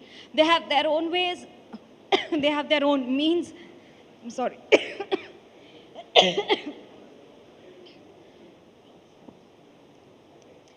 And that's Nepal, that's just rising and shining with every passing day. But is the rise and shine similar to what it seems like, or is it brain drain and brain gain? That's what we're going to discuss now, and to talk more with me, I start with you, Manishji, first. Give us an idea. Being in power, a representative of Gen Z, do you agree, is it brain drain or brain gain? Thank you for your question. First, I would like to start with the disaster we are facing in Nepal, and giving condolence from my side and also on behalf of my party. Government is very active, and they are trying all their best, making their efforts to do the control and rescue everything. This event would have been even better if we were not facing that disaster, but nevertheless, what Anviksha is trying and the discussion you have brought here is very relevant. Relating to your question as well, we need to restructure a lot of thought process we have here. I use one statement that we need to restructure our perspective according to restructure politics. In 7 decades, we have got 7 constitutions. In 7 decades, we have got 7 different political practices. But the perspective we almost found same. So the Gen Z, new energy, new way of working, and trying to restructure a lot of things. So we need to restructure a way of thinking, and which brings the gain perspective a lot than drain. So we have been thinking about this foreign employment opportunity all the time as a curse, but we need to think about its opportunity to grow. We are facing the disaster, and we have seen that all the diaspora have come together to help.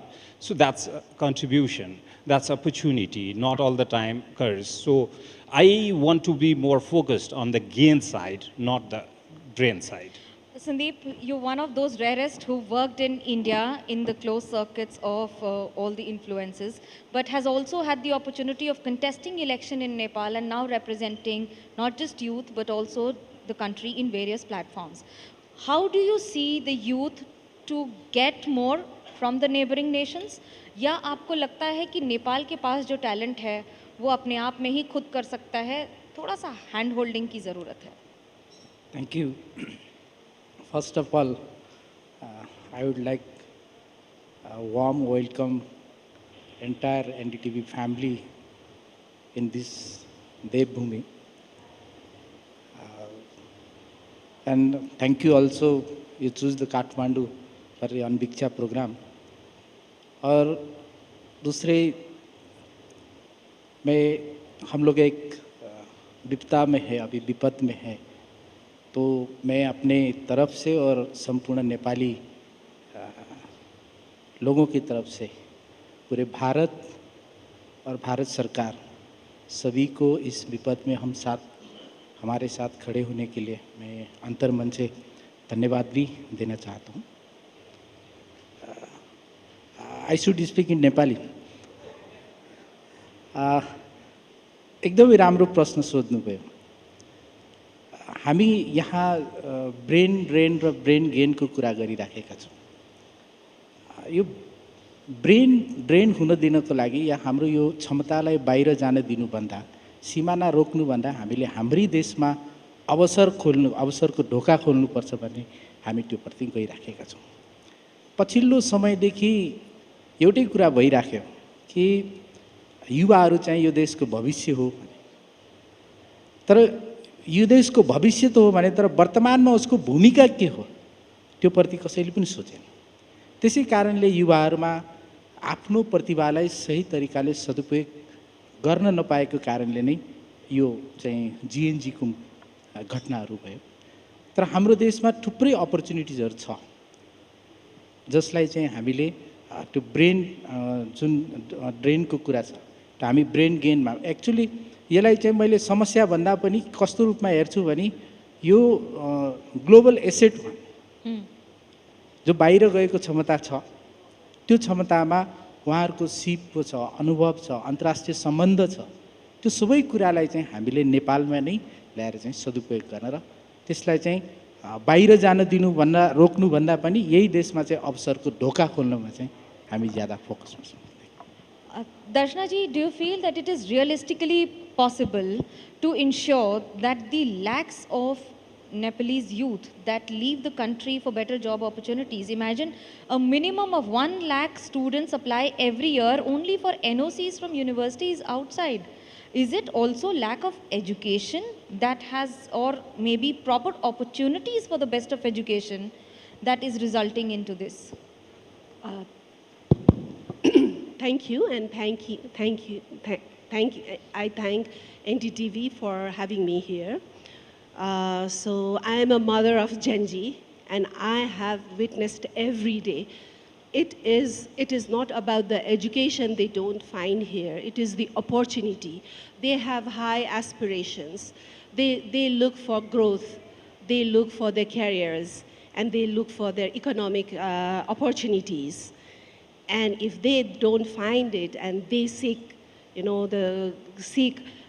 support from other countries to study there, to get better education and get better opportunities. And having said that, it's not that they don't want to leave Nepal, it's because for the opportunity they want to go. And if they go, this is a very, very difficult period, will be a very difficult period for Nepal. So think about these big chunks of population living for education or labor outside. So think about the future. What will be our next future leaders? Where will be our future intellects? Where will be our future politics? And where will be our nation? So this is a very high time that the government has to look into it, motivate those chunk of people, group of people, keep them here, motivated there.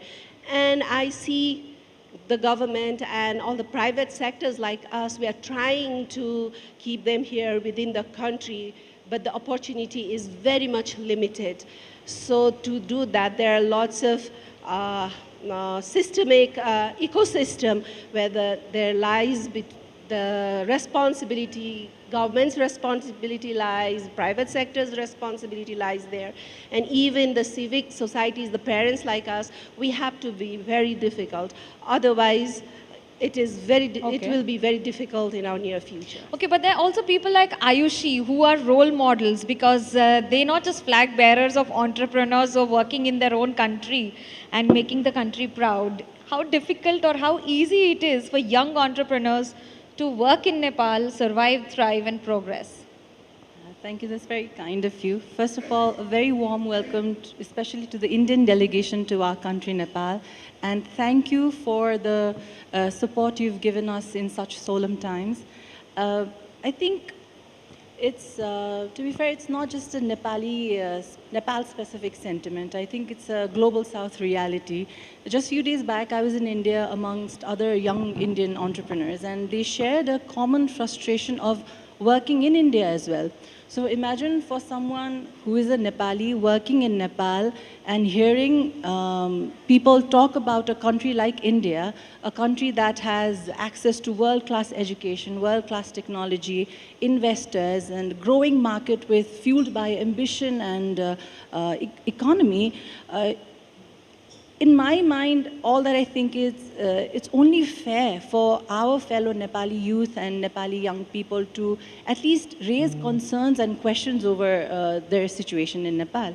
And moreover, I think it's also about where your heart belongs. Just yesterday's heartbreaking crisis again was a revelation of sorts that Nepali youth are at the forefront and first to be at any situation as such, whenever crisis arrives in Nepal, be it yesterday's incident or the 2015 earthquake. So Nepali youth have literally carried Nepal out of crisis when times are needed. So I mean, not just Nepali living in India, but Nepali living in Nepal, but also in India and everywhere else on earth. So for me especially, I have a different take on this, that I feel like as long as the heart belongs here, I feel like the body can travel the multiverse and, wherever opportunity finds them. So well, there's another perspective to it also. I remember in 2015, I had come to Nepal and covered the earthquake, and that was a time when a mother told me कि मैं तो यही हूँ, बेटा बाहर गया है, जो पैसे भेजता है उससे घर चलता है. So it's not just about the heart that stays here, it's also a compulsion that takes you out. Manish, it's your government. Do you feel you've done enough to ensure that the 8 lakh people who move out of the country every year only as a workforce, how do you justify that this is not a brain drain? When this geopolitical process has started on 13th century, since then we have seen that people started moving to different regions and different countries to access for the resources, access for the opportunity, and access for the productivity. So the process has started and we can't control, but we need to have better strategy to get more benefit out of it. I don't think it's like the best country to give largest opportunity is US, and they have given the biggest and largest foreign employment opportunity to migrants, but still their population has like 14% of their population has not got any opportunity yet. So it's a process. It will go like when the 125,000 years ago, the migration started from East Africa. So in habitat, migration, and in politics, transition, it's a fundamental process. It will go on all the time, but we need to have better strategy to capitalize on this.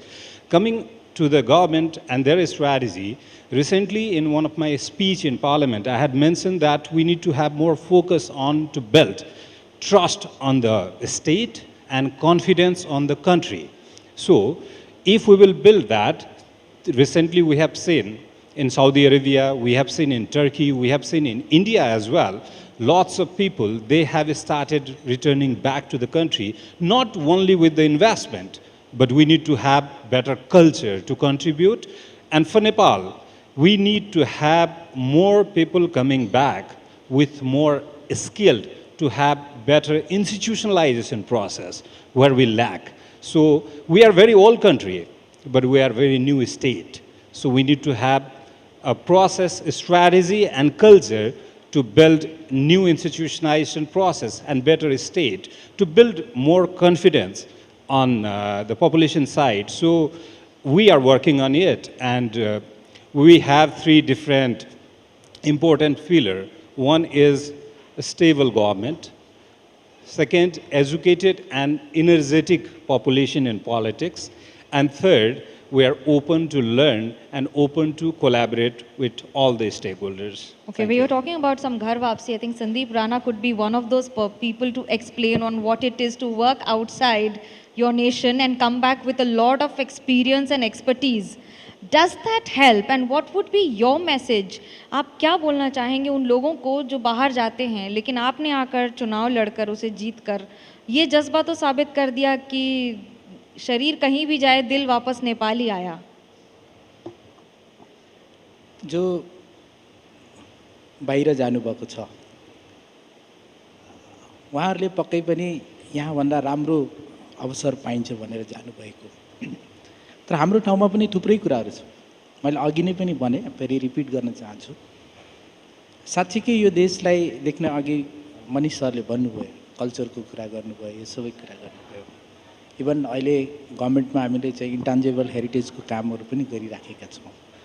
यो चाहिँ देश यस्तो राम्रो देश हो कि यसमा चाहिँ हाम्रो कल्चरल डाइभर्सिटी छ, बायोडाइभर्सिटी छ, नेचरको डाइभर्सिटी छ, यत्रो थुप्रै सम्भावनाहरू छ. र हामीले धेरै कुराहरू बाहिर पठाउने पनि गरेका छौँ.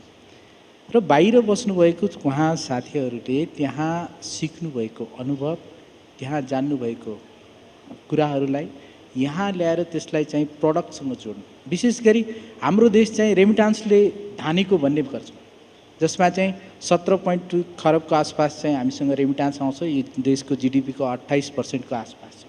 हामीले त्यो जिडिपीलाई कन्जम्सनमा भन्दा पनि त्यसलाई इन्भेस्टमा बदलिन चाहन्छौँ.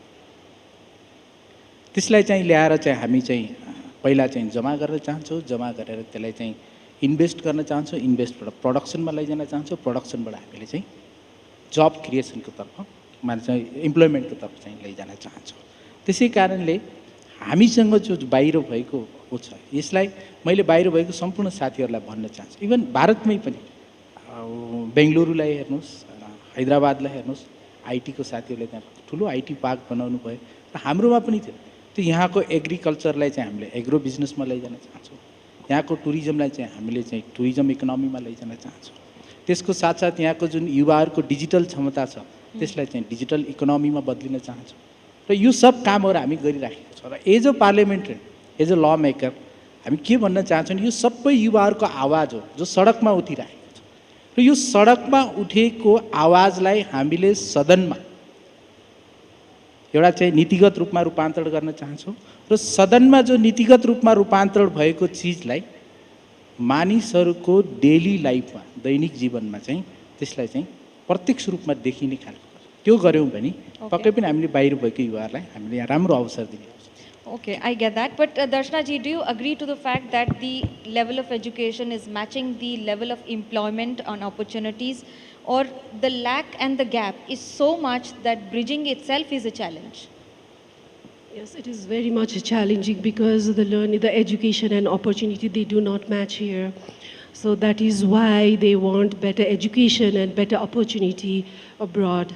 And even those who get basic education here, they go beyond the country and they do the labor work just because to earn the money. And that is why Nepal is based in the remittance-based economy, and that should not be the model, I think.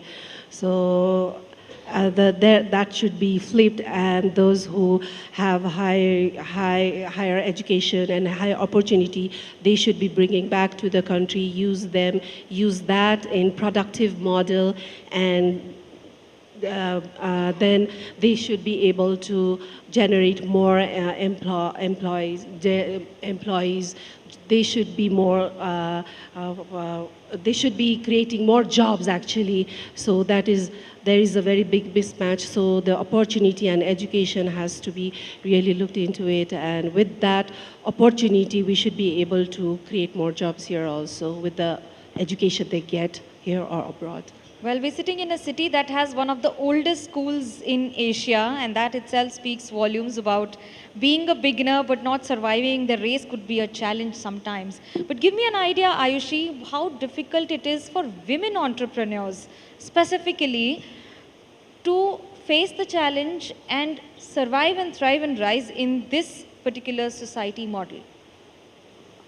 I feel like for me personally, a question that do you want to become a small fish in a big ocean or a big fish in a small pond has been the guiding question whenever I take such decisions on a personal scale. And I think in Nepal especially, given the circumstance, given the challenges and issues, we have a very large scope to not just create businesses but industries. We have so many broken systems that require the underutilized gender, which is women. For example, in our own case, for the first time, we've been operating in industry with over 150 to 200,000 men who've been in this industry for the past 50 years. Through our work, we've been able to open a completely new economy for women to get into circularity. So there are so many ways women can get into this.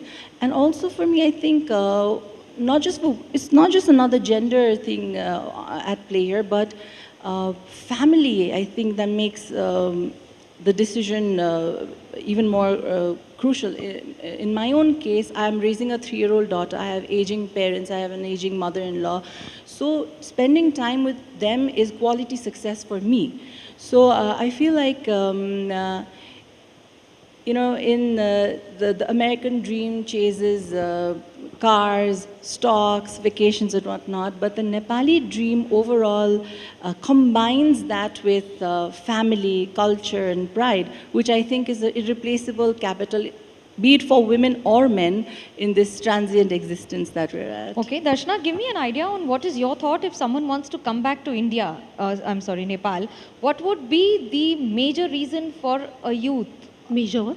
Any young person who moves out of Nepal and wants to come back, what should be the top 3 reasons for him to come back, him or her to come back to Nepal at least? Actually, Nepal has lots of possibilities to work, grow, because there are lots of untapped potentials. And if I have to talk about young people who wants to come back and here, this is, I have to say Nepal is the country among the Asia that has very good policies that talks about youth, startups, women entrepreneurs, and everything. So if they have to come, they can immediately start a business, and there are lots of scopes on growing their businesses. For examples, they can have we have lots of natural resources, the agro businesses they can do, and the value chains, they can be in the value chain. So, and also there are bigger corporates who are anchoring the smaller businesses, because we are and we are also supporting.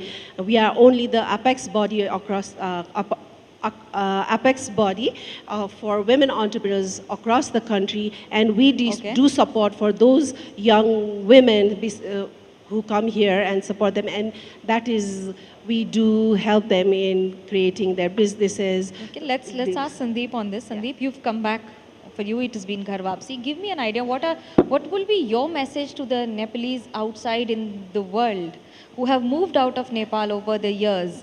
Your message to them to come back to Nepal, and 3 reasons why they should come back to Nepal. Is it going to be brain gain or brain drain to continue? कैसे देखते हैं आप? It's a very good question. मैंने पहिला पनि भनिसकेको छु, हामी कहाँ धेरै चाहिँ अपर्च्युनिटिजहरू छ जसलाई हामीले अगाडि बढाउनु पर्ने छ। विशेष गरी युवाहरूमा जुन हाम्रो यहाँ जुन जब सिकर होला छ, त्यो जब सिकरलाई हामीले पहिला स्किल सिकर बनाउनु पर्ने छ। स्किल सिकर पछि हामीले एन्टरप्रेनर बनाउनु पर्ने छ। एन्टरप्रेनर पछि हामीले चाहिँ एम्प्लोइमेन्ट, त्यो विषयमा हामीहरू काम गरिराखेका छौँ। र जुन अनुभवहरू विदेशमा पाइराख्नु भएको छ, उहाँ सम्पूर्ण युवाहरूलाई म भन्न चाहन्छु कि हामीले यहाँ आर्थिक आधारभूत मात्रै होइन, राज्यमा विश्वास पनि पैदा गर्ने चाहिँ, राज्यप्रति चाहिँ यही नै नेपालमै सम्भावना छ भन्ने राज्यप्रति विश्वास पैदा गर्ने काम पनि गरिरहेको। विशेष गरी गभर्मेन्टमा चाहिँ हामी अपोजिसनमा छौँ, बट अपोजिसनमा भए पनि त्यसलाई अगाडि गराउन मैले मेरै कन्स्टिट्युन्सीमा पनि केही कुराहरू सुरु गरेको छु। इन माई कन्स्टिट्युन्सी मेरो सांसद मेरो अधिकार, त्यसको तहत हामीले चाहिँ 1 वडा 1 कृषि उत्पादन, फ्री सोइल टेस्ट, अनि त्यसपछि माटो सौदो शिक्षा, त्यसको साथसाथ हामीले चाहिँ वैदिक smart city, live indigenous village, त्यस्तो कुराहरूको चाहिँ हामीले चाहिँ आफ्नो क्षेत्रमा मेरो कन्स्टिट्युन्सीमा हामीले त्यो कुराहरू सुरु गरेका छौँ। र हामीले त्यो गाउँका युवाहरू जो बाहिर हुनुहुन्छ उहाँहरूलाई जोड्ने प्रयास गरेका छौँ। You have to come back. तो आएर जस्ट लेट मी कम्प्लिट, त यहाँ आउनुहोस् र हामीले सुरु गरेको प्रोजेक्टमा जोडिनुहोस् र त्यहाँ सिकेको अनुभव यहाँ लगाउनुहोस् र त्यहाँ बनाउनु भएको सम्बन्धलाई यहाँको प्रोडक्ट त्यहाँ लैजानुहोस्। त्यसको लागि हामी काम गर्छौँ। Manish, give us an idea. What are your top priorities for next few years for your government when it comes to skills, youth, or maybe training or job opportunities? What are the top 3 priorities, and how do you intend to achieve it? In political side, we need to work on to build more confidence. In the state side, we need to make a perspective to become more facilitating government, not a ruling government. And on the economy side, we need to create more opportunity. Like recently, in 1 decade, we have seen that in the sector of hospitality, in the sector of information and technology, in the sector of tourism, we have come up with new innovative ideas, and that has been working, and people are making money. So we need to create more area for opportunities to invest. And I want to repeat again, more confidence in the politics, more facilitating attitude in the government, and more opportunity in economy would be better possibilities for people to come back and work here. Is this social media strength or stress for your government in Nepal? So far, it has been a strength because that has helped us in the past election as well, and the recent one as well, to communicate to people, to convince as well why we need this change. Is it also understanding that most of the youth, which are the countries that find top 5 positions when it comes to moving out of Nepal and going to other countries? Like India continues to be a top choice, also an easy one. Is that a beneficial step for the youth of Nepal, or should the youth of Nepal target other countries to move ahead also? No, so far we have seen all the countries where our people have raised for education and to earn more money for better life. That has been good. We don't need to think about lots of other alternatives, but we need to make them more educated, more informed, and more skilled. That should be our priority. Darshana, give us an idea. Why will someone who's earning well enough in dollars in US come back to Nepal, invest and start from a scratch? Would you ask your children to do so? Yes, definitely, because we have sentiment towards your country, and there are young generations who are saying, it's not, they want, I told you earlier, it's not because they wanted to go there and earn dollars, because they didn't see the opportunity. If they have opportunity here, and if they have that enough money here to spend, then they would love here and spend it because they love Nepal very much. Well, ladies and gentlemen, the fact says that 1,500 of youth every day moves out of Nepal, and that's a figure that we need to live with. However, the government claims and says it's all set to reduce it too. Thank you so much, ladies and gentlemen.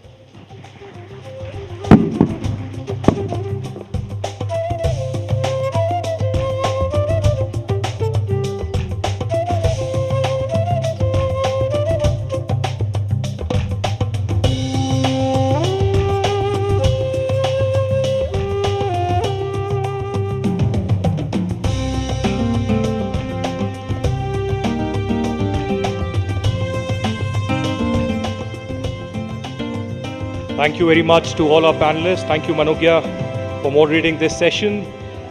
As we head forward, we now broaden our horizon to examine how South Asia positions itself on the global stage. For our next conversation, the subcontinental blueprint, geopolitics and cultural diplomacy in South Asia. Ladies and gentlemen, please welcome Dr. Shashi Tharoor, Member of Parliament, India, former international diplomat and author. We also have Somnem Audas, Chair, International Relations and Tourism Parliamentary Committee of Nepal Parliament. We have Dr. Vinay Sahasrabuddhe, President of the Asiatic Society and National Executive Member of the BJP. And to conduct this session, the moderator for this session is Vishnu Som of NDTV.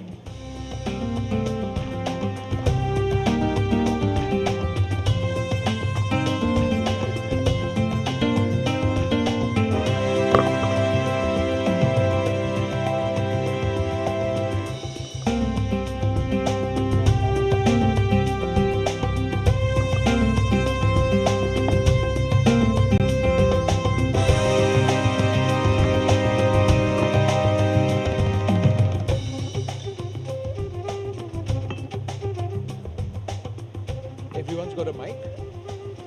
You've got a mic? Hello. Hello. Well, good afternoon.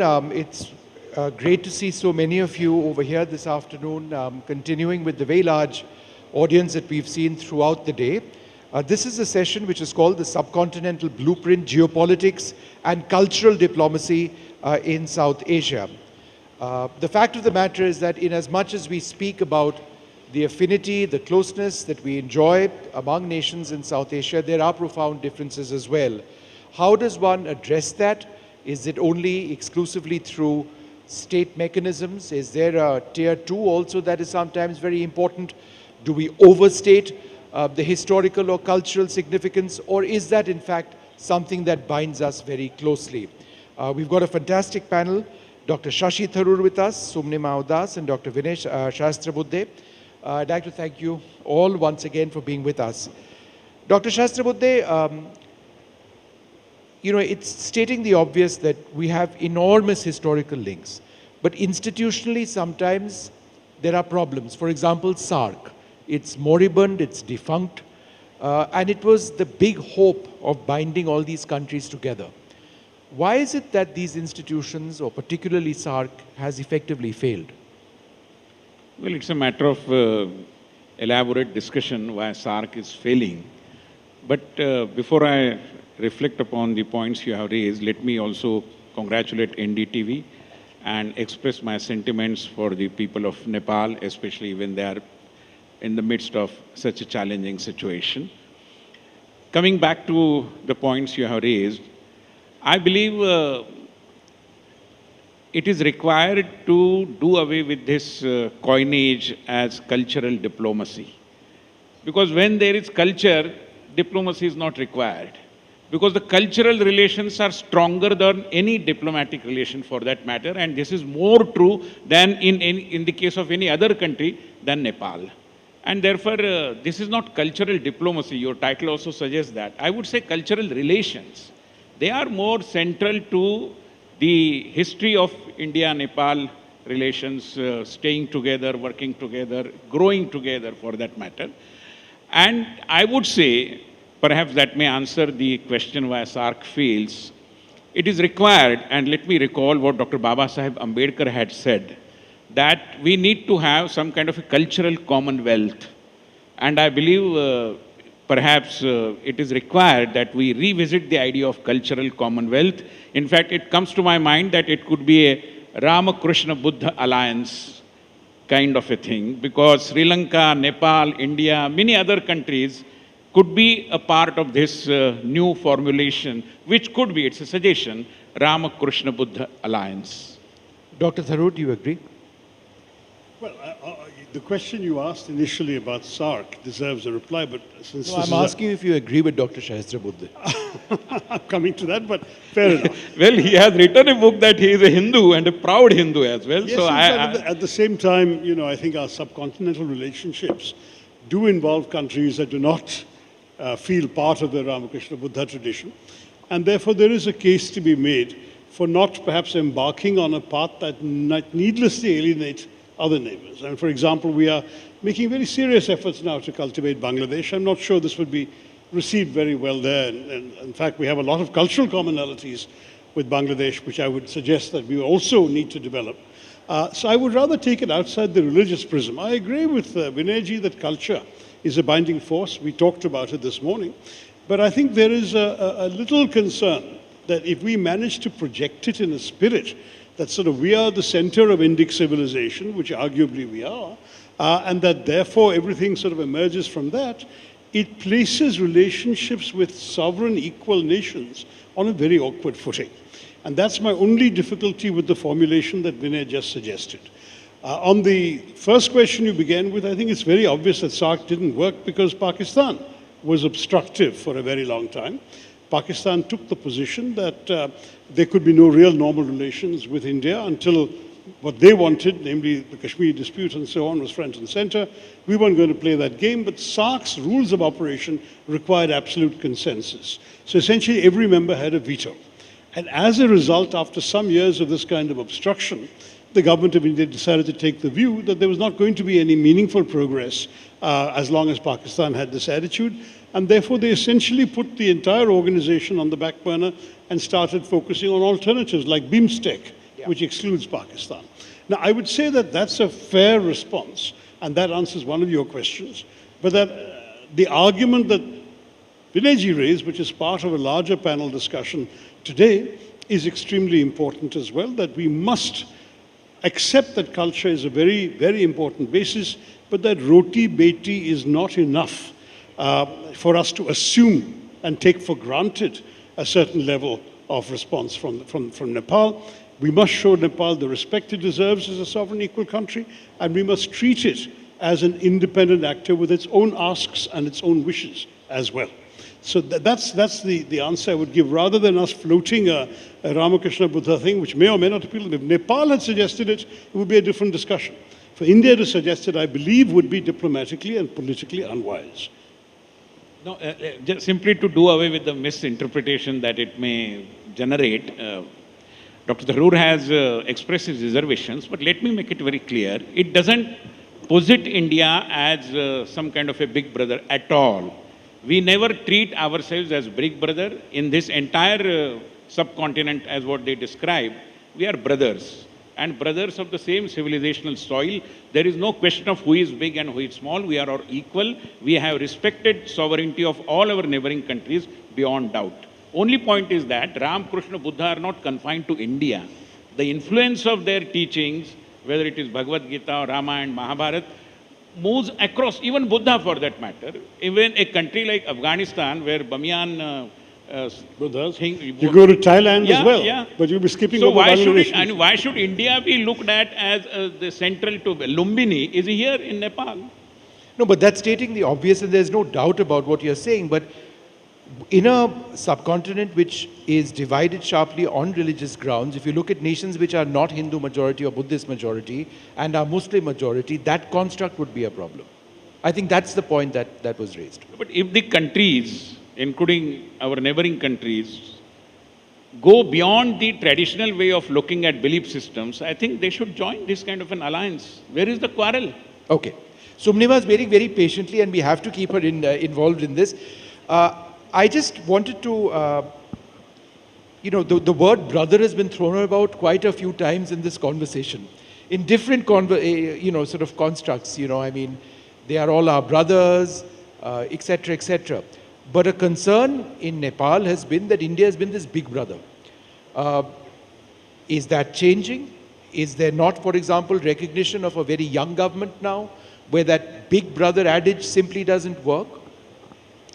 First of all, I'd really want to take a moment to express my condolences to the victims and families of who have been affected by the devastating floods yesterday. Nature has this uncanny way of putting everything into perspective, right? We worry so much about development, we worry so much infrastructure, geopolitics, but in a matter of seconds, Mother Nature catches us all off guard and shows us how interconnected and interdependent we really are. I mean, an ice avalanche in China breaks off, affects a river downstream in Nepal that now flows down all the way down to India as well.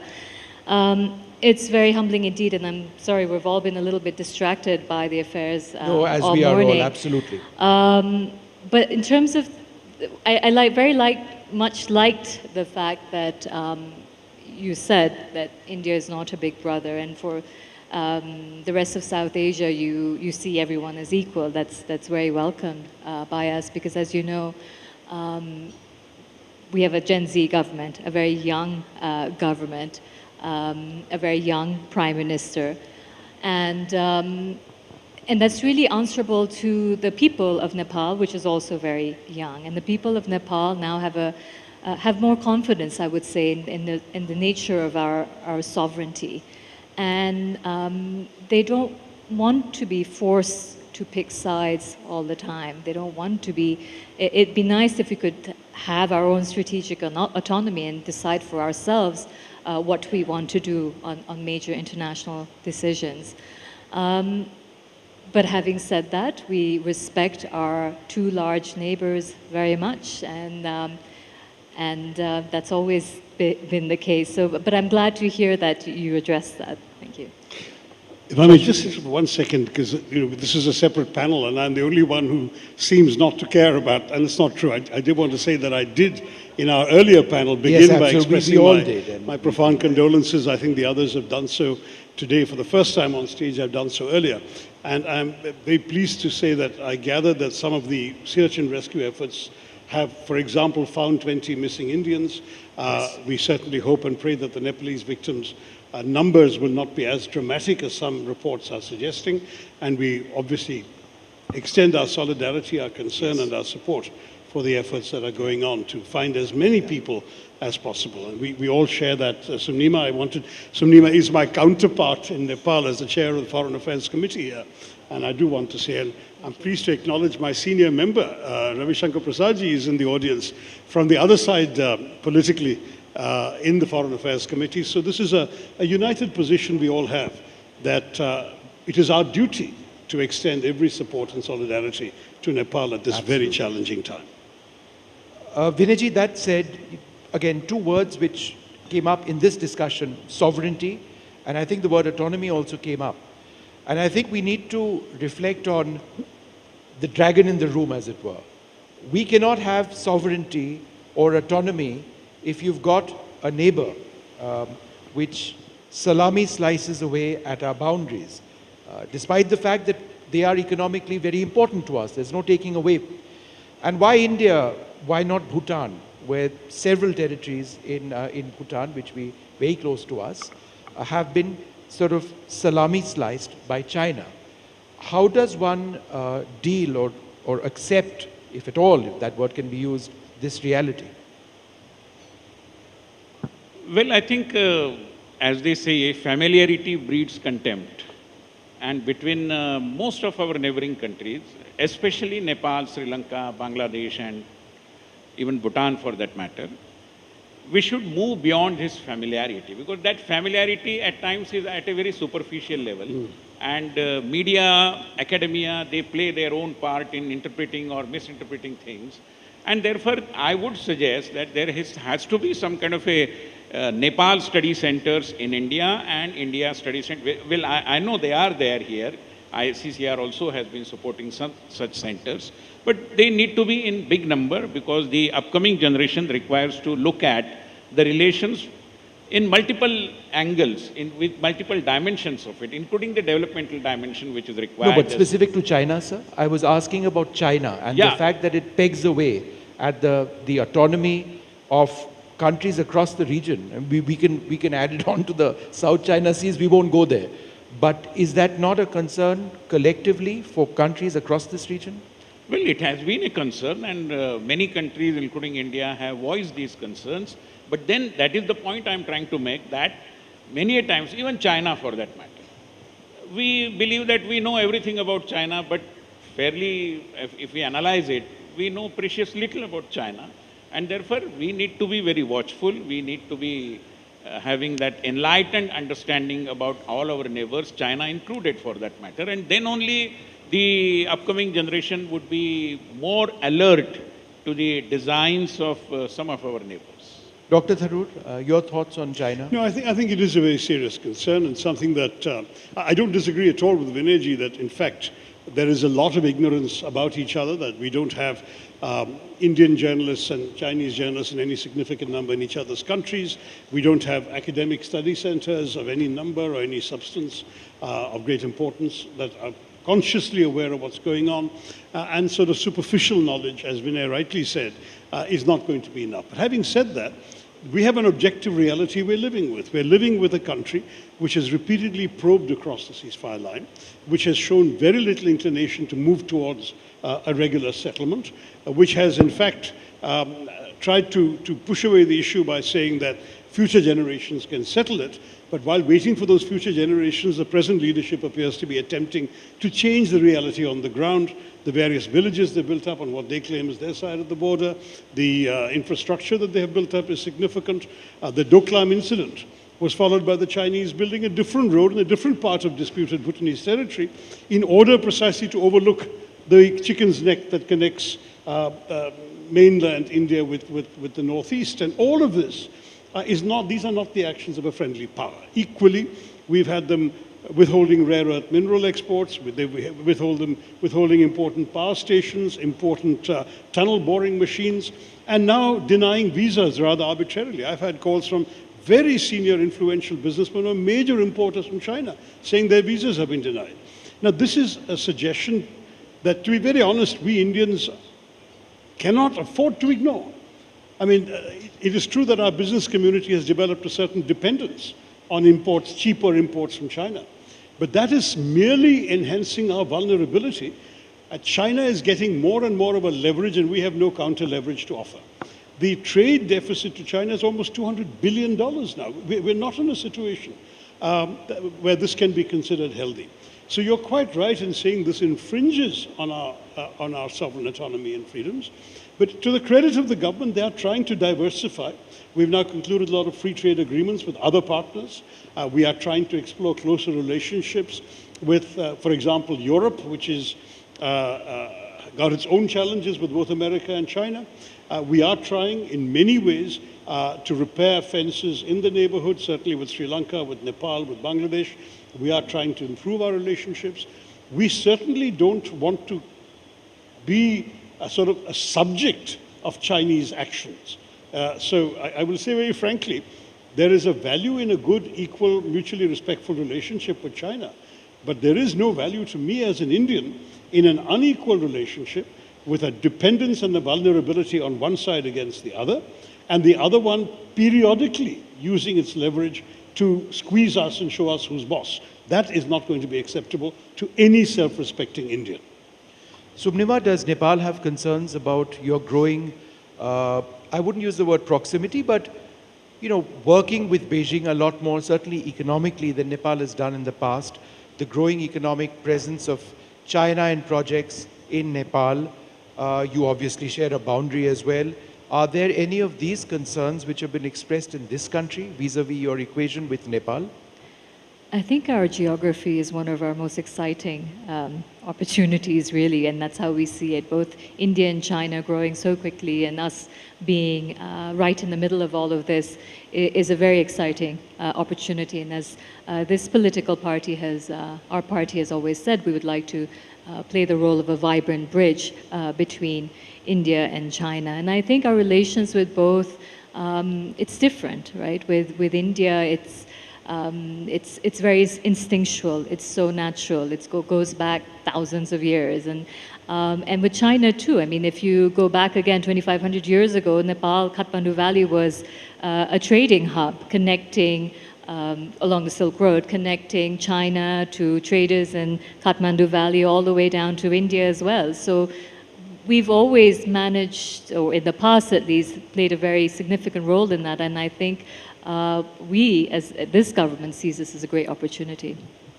Vinayji, we've seen this Gen Z revolution. I've asked this question to others. I haven't asked it to you in this country. We've seen Gen Z active in India. We've seen young people active in Bangladesh. How do you assess Gen Z as a political force, or is it just a movement without necessarily being political? There is a larger context to this, and which is about democracy. I'm a student of democracy, and I believe people who believe in democracy require to think about as to how we can make democracy deliver. Wherever democracy fails in delivering, these kinds of things are bound to happen on the one hand. On the other hand, if we take the Indian scenario, I think there is nothing so very, special about this agitation recently, because India has, after a few years, time zone, always seen this. We fought against emergency, where the youths of that time, they were not called a Gen Z, were not they at the forefront of the struggle against emergency, the draconian rule? Then there was the mass public movement for Ram Temple in Ayodhya. It was the youth-centric movement, Assam movement, youth-centric movement. So what is so special about Gen Z? Indian youths are a live wire kind of community, and they keep on voicing, and the governments of the day keep on responding to their demands as well. So it is as simple as that. Let us not put it in a different bracket, I would urge. Gen Z is one half word and one letter. Young people have always led movements, I think is the point. Would you agree? Yeah, I think actually Vinayji is quite right that young people have been in the forefront of many agitations. So there's nothing new over here. There's nothing new. But at the same time, the curious thing about the Gen Z phenomenon is, first of all, that it happened at this particular time when, as we discussed in the morning, you have similar phenomena in a 15-year span across 6 South Asian countries, which to my mind is a factor worth paying attention to. There wasn't an equivalent in any of the earlier examples that he gave. And the second thing is that at the same time, what we are seeing about Gen Z now is that it's coming up against a very securely entrenched and dominant government that had been widely assumed to be invincible to this sort of pressure. And clearly it wasn't, because it did surrender, it did make its minister resign. There is in a sense, this has been a proving ground for the receptivity and responsiveness of Indian democracy to this kind of protest movement. So Vinayji is right with his historical examples, but this one has something special about it in our time. Of course, it's only been a few months we've been talking about this, and the entire thing could still fizzle out. But there's something that suggests to me it's not going to fizzle out in a hurry, and that indeed there has been a sort of qualitative difference, not just a difference of degree, but a difference of kind in the nature of the democratic protests in our country. Certainly in the context of the last dozen years of BJP rule, this is a phenomenon they have not faced before. Vinayji, I just wanted to come back to a point you mentioned earlier on when you spoke about a cultural construct, perhaps a cultural commonwealth is the word that you used. I actually agree with you in the context of Nepal. If we take a look at 2015, where the RSS did incredible work in Nepal in the wake of the earthquake. As journalists, whenever we felt hungry, the first place we went to was to the closest RSS camp. And they fed everybody. And they looked after as many people as was humanly possible. Therefore, in the context of Nepal, other than, say, government mechanisms, do cultural associations or institutions like the RSS have a serious play in statecraft? Statecraft, I wonder, because that is a different zone altogether. But yes, the society over here and RSS may not be under the same banner, maybe it is Hindu Swayam Sevak, whatever it is. They are working wherever they are for the local people over there, for the society over there, during natural calamities, for rehabilitation, and several such things. So it is very natural for the Sangha Swayam Sevaks to come forward and to work for the society of which they are a part. And therefore but I would again say that let us not look at cultural relations from a very narrow and skewed approach. Cultural relations should also take into consideration some kind of an exchange between artisans. Why should it not be? We have a rich artisan culture. I mean, there is a tradition both in Nepal and in India as well. So we can work in that context. Languages, for example. Many neighborhood languages, unfortunately, in India are not being taught properly. Nepali is an exception because it is a part of our constitutionally recognized languages. But what about Sinhali language? What about Burmese language? What about Bhoti language? Uzbek or maybe Bhasa Indonesia? We need to work going extra mile on these issues so that there is a kind of alliance of all these neighborhood languages also. Unless and until we do that, I think it would not be easy to understand the neighboring countries and what all is happening in those countries. Yep. Subnima, if I was to ask you for 2 or 3 things that you would want India to do more of, to improve the equation, to build on the relationship between Nepal and India, what would those be? I think the narrative has to shift to a certain degree. For example, right now, the fact that the Prime Minister of Nepal has not visited India yet. I mean, there was a time when as soon as the Prime Minister is appointed, the first thing he would do is meet an Indian ambassador. And that sort of engagement was never sustainable and never correct. And the fact that he hasn't, it took him a while to meet the ambassador, and now he will be visiting India soon. But the fact that he didn't do it right away is being perceived in a certain way in the Indian media. And I don't think you should read so much into all of that, because the Prime Minister has always said that, you know, he wants to focus on domestic issues first and foremost. Having said that, diplomacy besides what happens behind closed doors is really about symbolism. It's about improving or maintaining ties, personal trust, and so I think the Prime Minister's visit would go a long way. So that's one thing, really changing the narrative. Well, actually, that would be the main, really. That would sort of resolve a lot of the long-standing issues we have. Yeah, I mean, I of course agree with what Subnima had to say. As you remember, the Foreign Minister this morning indicated that as far as he was aware, there were plans to have an exchange of visits at the Prime Ministerial level in the course of the year, and let's hope that he turns out to be right. But he also indicated it was premature to talk in practical, concrete terms. But these exchanges and so on are important. Subnima was also being diplomatic and not articulating an ask other than that we should change the narrative, which we, I think, all agree on. But I would say one thing more, which is that what we have seen in the sort of the body language, as it were, between the two governments has, I think, been rather encouraging. There is clearly a respect for each other's decision-making, a respect for each other's right to do things in their own way, at their own pace. I don't think that India has expressed any public discontent or dissatisfaction with the fact that the Prime Minister has not come, or that that it took him a while to receive the Indian ambassador, which he finally did quite recently. And I would say that that's, to my mind, the right thing to do. Let Nepal proceed according to what it considers its priorities and its ways of going.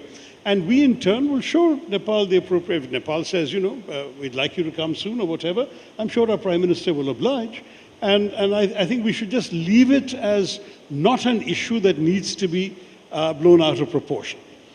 So let me blow it out of proportion. Thank you. Let You me have just to do that as a journalist. So, Vinayji, the other way of looking at what Dr. Tharoor is saying is that it's not just the Nepali Prime Minister who hasn't come to our country as yet.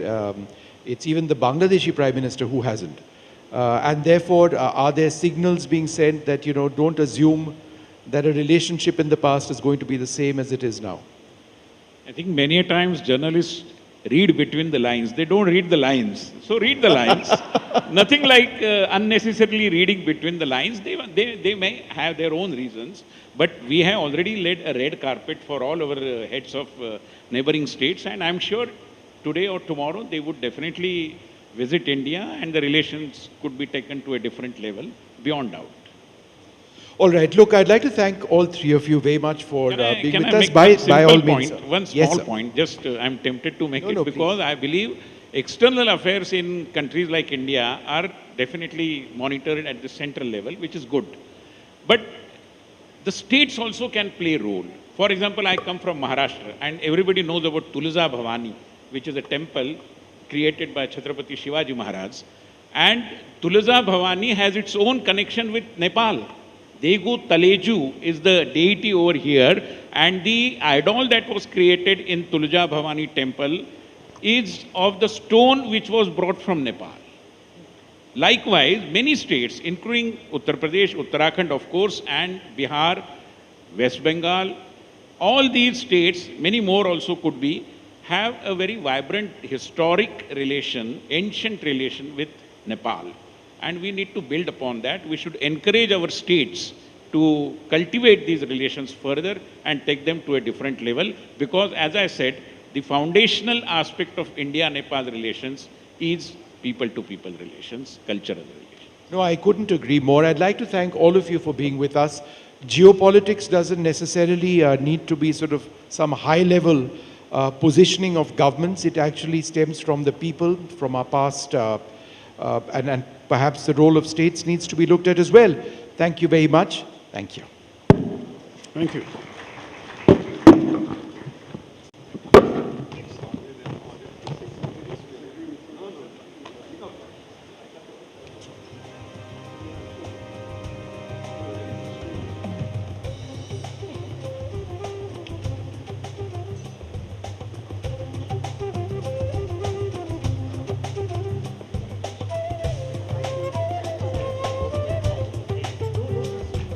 Thank you so much for this fantastic session.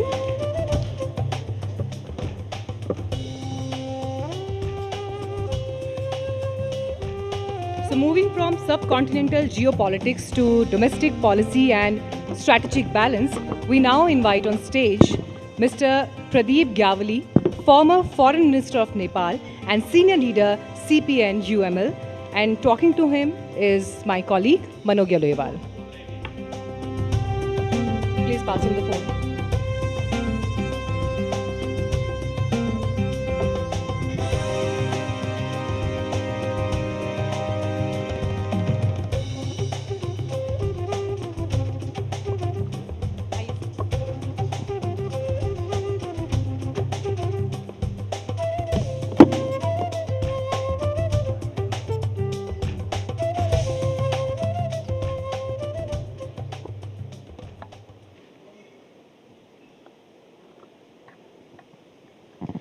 There's a very beautiful saying, name the man and the machine, but there are some men who remain behind the machine to ensure that it works faster and smoother than ever. However, leave it to the history to decide on whether their decisions were good enough for the nation that had voted for them. To talk more on this, I am joined by former Foreign Minister of Nepal, Pradeep ji. Welcome to NDTV World. As we speak about the present circumstances, give us your thoughts on the tragedy that has hit Nepal and how the people are struggling at present. Thank you very much. Let me begin with thanking the Government of India and the friends from India who have extended their solidarity, support and empathy in our difficult time. Yes, you are quite aware. The incident we experienced yesterday was so unimaginable and catastrophic that we are struggling to cope up with it. Still, so many people are missing. We are not aware about their whereabouts. However, the government is trying its best. Political parties are giving support. Security forces they have performing very well to address the concerns, and we hope that with the support of international community, Nepali people will overcome this very, very challenging time. But Nepal is a nation that has always surprised everyone. The minute you think that it's over and done, they come up with something really new and unique. Do you think that your government was calculative enough in handling or knowing on, or did you miscalculate the Gen Z movement in the country? You know, Nepal is an emerging democracy, and it is also a post-conflict society. So it is quite natural that in every emerging democracy, there will be a gap between the delivery capacity of the government and the people's expectation. So there were some grievances, there were some disappointments, which were quite natural. But government was never expected that the language of disappointment will be so destructive, and the language of the political change will be the violence. What I am very, very concerned is that Nepal has shown a very unique example how we can bring the change peacefully. We abolished the monarchy who run the country over 240 years with peaceful means. We bring the then rebel Maoist and settle that conflict with peaceful negotiation. But for the government change, the Nepal chose the way last year, the violent way, which was not expected. And I am very, very concerned that if it becomes a precedence in the future, it will be very, very detrimental. How do you see and how would you rate the Balan Shah government and his operations, especially stating that we will keep equidistance from India and Nepal, and as well as India and Nepal will be at the same distance, and China and Nepal will also be at the same distance? Nepal first, Nepali first, that's the strategy. Are you satisfied with it? The foreign policy of every government, and necessarily the current government as well, should be focused on the preserving the national interest. And the Constitution of Nepal has categorically defined what are our national interests. To serve those national interests, we should follow, we should pursue. Did your government follow this? Yeah. Did your government follow this? Yes, we followed. And we expect that the government of the day will also follow the balanced, national interest-driven foreign policy. We have two big neighbors. And it is an opportunity for Nepal. Having the neighbor in south with largest population, growth engine, and leading in many areas. In the north, second largest economy, leading the innovations. And it is an opportunity if we can caliber our national capacity to tap those potential, it will be the best for Nepal's national interest. Okay, so what is your thought on during KP Sharma Oli regime, there were issues like Lipu Lake that were politically raised repeatedly. Do you see it as a strategic blunder in the hindsight, or do you stand by it the way it was? No. You may recall the third joint meeting of Nepal-India, which is led by the two foreign ministers in 2014. That joint meeting decided that the rest of the boundary issues will be solved by the boundary working group, which is led by the Surveyor General of India and the DG of the Nepal's Survey Department. But for the Kalapani, Lipu Lake and rest of areas, those will be solved by a special mechanism which will be comprised by two foreign secretaries. But did it result in souring relationship with India at that time? Could have been avoided, or do you stand by it? Yes, we still expect that if that mechanism was activated, the diplomatic dialogue to resolve those issues was started, and we were capable enough to engage. I think things may have moved other way, but that was not happen. And in 2019 November, when Government of India published the earth edition of his political map comprising those areas which were unresolved, then Nepal, at that time I was a foreign minister, and I tried my best to resume the diplomatic dialogue. Unfortunately, that was not happened. Okay, with that, I'd like to end the session here. Thank you so much, Pradeep for joining us on NDTV World. We hope that some errors of the past are rectified soonest, if not later than never. Yeah. Thank you so much Thank for you. joining us. Thank you.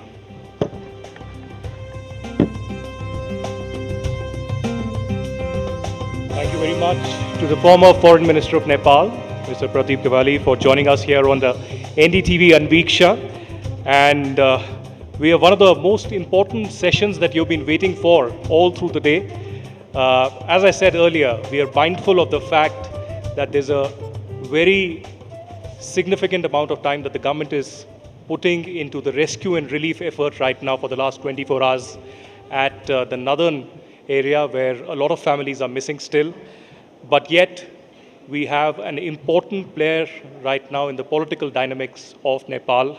And to offer another vital political perspective of Nepal's evolution from monarchy to a dynamic modern democracy, we welcome Ravi Lamachhane, founder and chairman of the Rashtriya Swatantrata Party. Thank you very much for joining us. Please take the dais.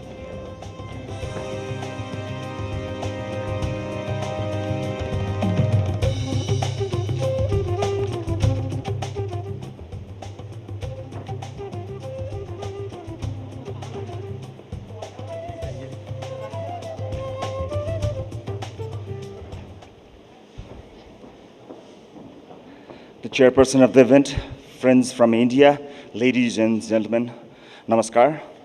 When I accepted this invitation to speak here, I extend to stand before you to share our vision for Nepal-India relationship in changing context. But yesterday morning, everything changed. Before I say anything, I would ask everyone in this hall to stand with me and to observe a moment of silence for the people we lost on Wednesday.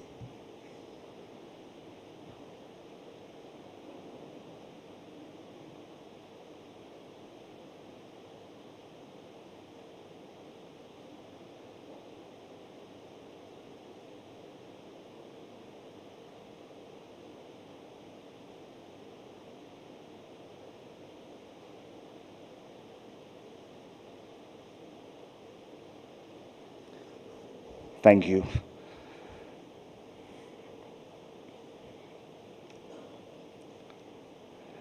On Wednesday morning, a flash flood tore through Rasua and Nuakot carrying water and debris that wiped out villages, hydropower, and destroyed infrastructure and took many lives, mainly around Bhotekusi and the Trisuli River Basin. Homes are gone, roads and bridges are gone. Families are waiting beside the river for news that has not yet come. I'm not able to give you numbers at this moment. The count is not complete. What I can tell you is that the government of Nepal has mobilized on every front, search and rescue through our security agencies and relief moving to the affected districts. I want to record my gratitude to the men and women doing especially the rescue work in extremely difficult condition, and to the local communities who, as always in the country, were the first responders long before anyone else could reach them. I also would like to thank our friends abroad. I'm grateful to Prime Minister Narendra Modi for his call yesterday evening to our Right Honorable Prime Minister Balendra Shah, and for India's offer of whatever assistance Nepal requires, an offer already backed by relief supplies, which arrived last night. Several other partners have come forward in the same spirit. In a week like this, that solidarity is not a formality, it is felt. Ladies and gentlemen, I want to make one observation and then I'll have to leave early today. I'm sorry about that. This flood did not only strike Nepal, it caused damage across the border in China, and the full picture there is still emerging. That tells us something we already knew and have never properly acted upon. Nepal, India, and China are three countries, but we are one mountain system. Our rivers begin above one border and end below another. The water that took lives in Nepal on Wednesday morning did not stop to ask whose territory it was crossing. The Himalaya is changing faster than our institutions are. Glaciers are retreating. Lakes are forming where there was ice. So if today's gathering is about ideas across borders, let me offer the most urgent one I have. Let us come together, Nepal, India, and China, to work together to mitigate the impact of climate change, to build early warning system, and to share hazard data crosses our borders immediately. Since the climate has already changed, we have to come up with the adaptation plan. We may not be able to stop glaciers from melting or ice from falling. We can stop being surprised by it, and we can give the family in the valley that 20 minutes that decides whether they leave. I came here today because I believe this conversation really matters, but I will not pretend this is an ordinary afternoon. With the families who lost someone or saw their homes and towns being washed out on Wednesday, the country is grieving.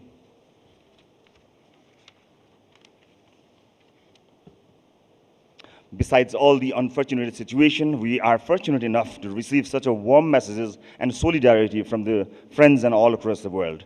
I would like to take this opportunity to thank all the global leaders, bilateral agencies, development partners, friends and families for being with us during this difficult time. I apologize for not being able to discuss on previously agreed topic, but I'm hopeful that I will get an opportunity again where I can share my views on an aspirational Nepal and rising India, building our future together.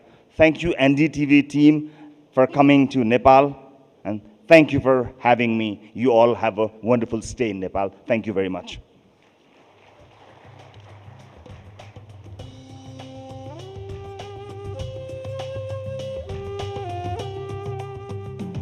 On behalf of the NDTV World Anviksha team, can you please join me in a warm round of applause as we thank Ravi Lamichaniji for having made the effort of joining us here at NDTV Anviksha. He's been mightily caught up with a whole host of emergency meetings, meeting political leaders, cutting across the spectrum, working with Prime Minister Balendra Shah in putting this together. And in the midst of this national emergency, for having taken our time to join us means a lot. Thank you very much. And as you said, this wasn't the topic we agreed to speak on. So that just means we'll have to come back once again with another edition of NDTV Anviksha to Kathmandu. And we hope to have you back with us when we come back. And hopefully that time we can have a detailed conversation. But for having taken out time, thank you. Our thoughts and prayers are with you and the people of Nepal. It means a lot to us, all of us gathering here, those watching on television and on social media, that you could join us. Thank you very much, Raviji. Thank you.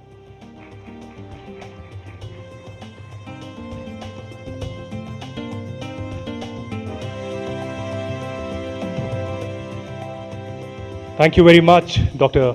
Ravi Lamichhane, for joining us for this important conversation. Our prayers and thoughts are with all the victims of the floods that have devastated lives, and there are thousands that continue to be missing.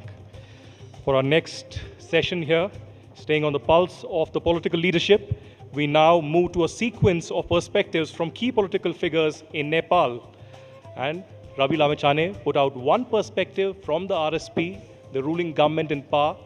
And I now invite on stage Gagan Kumar Thapa, President Nepali Congress, to tell us about the path forward for Nepal that is at the crossroads. Mr. Thapa.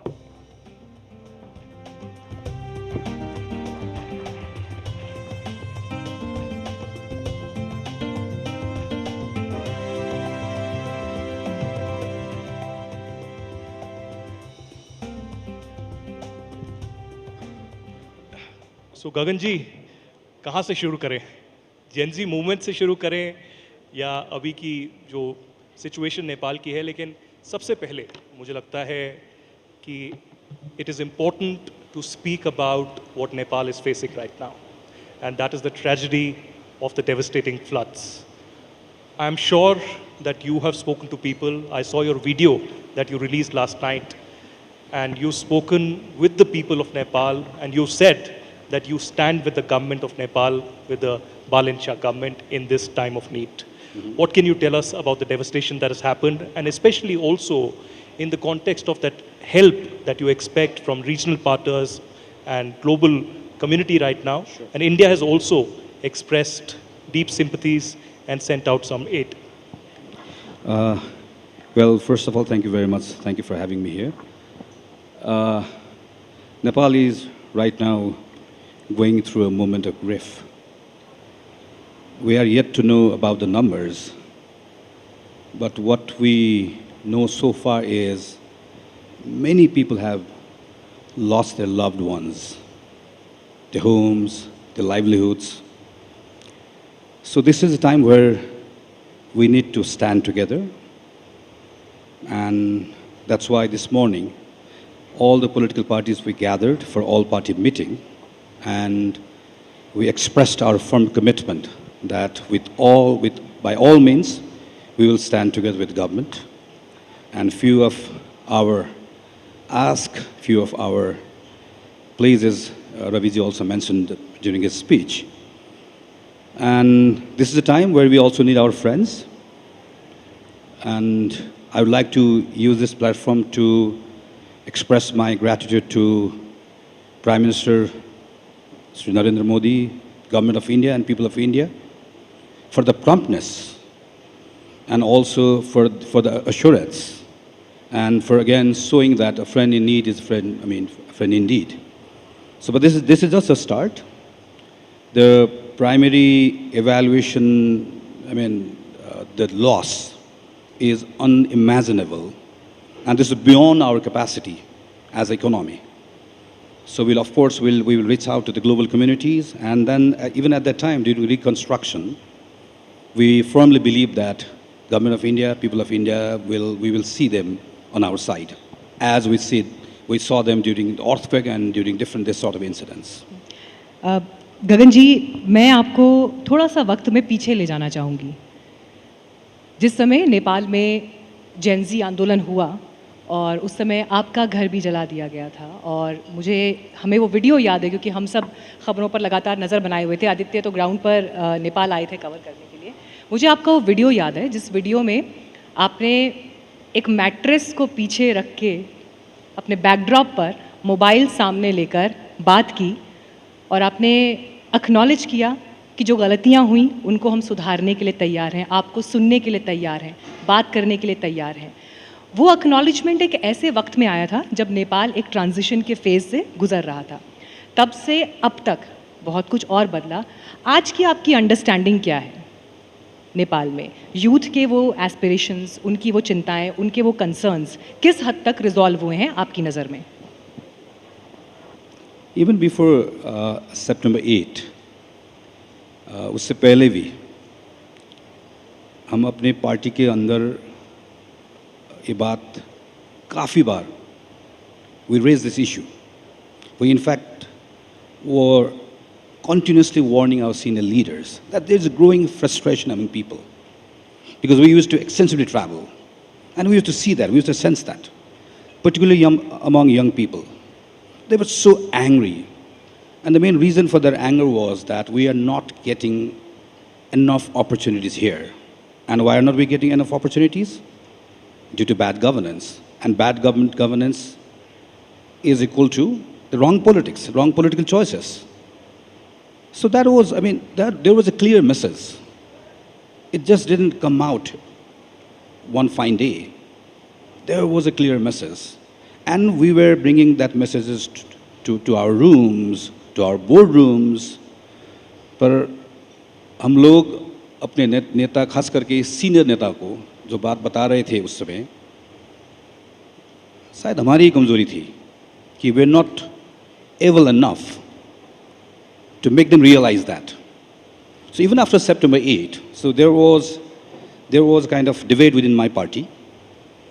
So to view the Gen Z movement. So our position was very clear that, okay, so there is a reason to disagree with the methods and the way the things took place in September 8 and 9, particularly 9.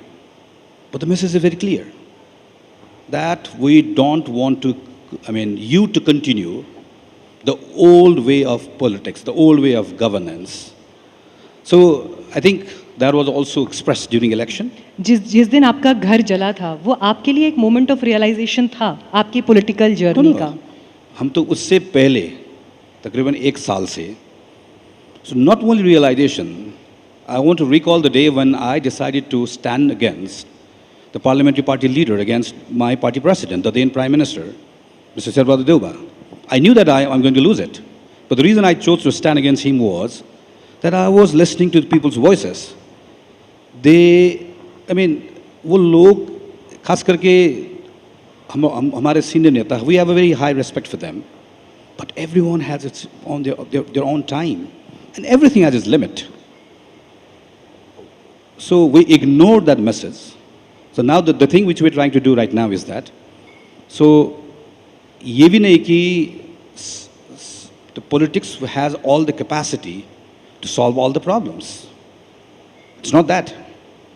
And the way, sometimes we try to come up with quick fix solutions, that's not even going to solve our problems. I believe that is the reason why current Prime Minister is struggling with it. Because when you make promises that I have quick fixes, because that was not the only problem of the quick fixes. There are some are very structural problems, there are some are very cultural problems. We need to see in the whole context. So I think, now we are using this time trying to understand it, trying to get reconnected with the young people, trying not to repeat the same mistakes which created their angers. It will take some time.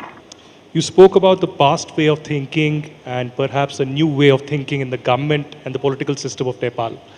You know, I was reporting for NDTV inside the Nepali parliament when it was burnt. And I still remember those visuals. And it's been now, we know the Gen Z movement led to a new government, the Valencia government. This is perhaps the youngest government in power, but it's been 6 months now. How do you evaluate the performance of this government? The initial plank on which they came, from transparency to accountability to freedom of expression, but also ending of corruption, ending of red tapeism, is that something that they have achieved, or do you think the honeymoon period still continues?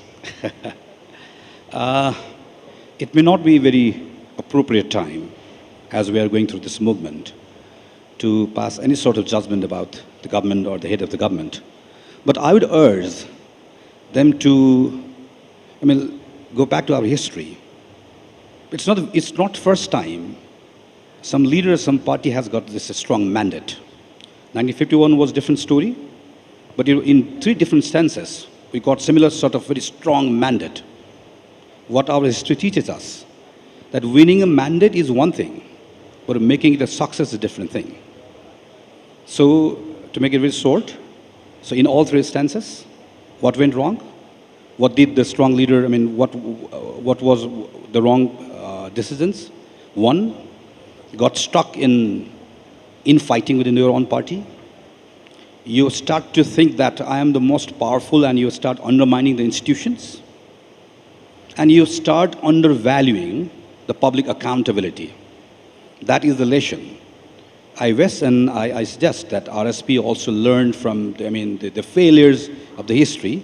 And also, as a friend, I would advise them, you may not listen to us, but keep on listening to your supporters, particularly the young people who are now criticizing you, who voted for you just 6 months ago, and they will tell what's going wrong, or they will probably advise you, give you better advice. You know, one more question that I had, and I'm sure people of Nepal also have.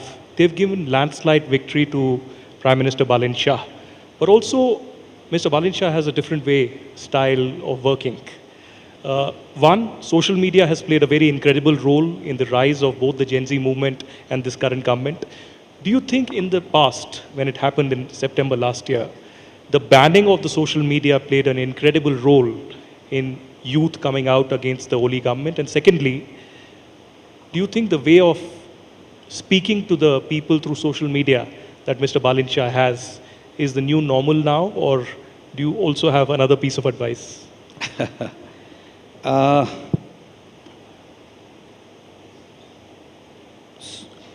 That triggered, the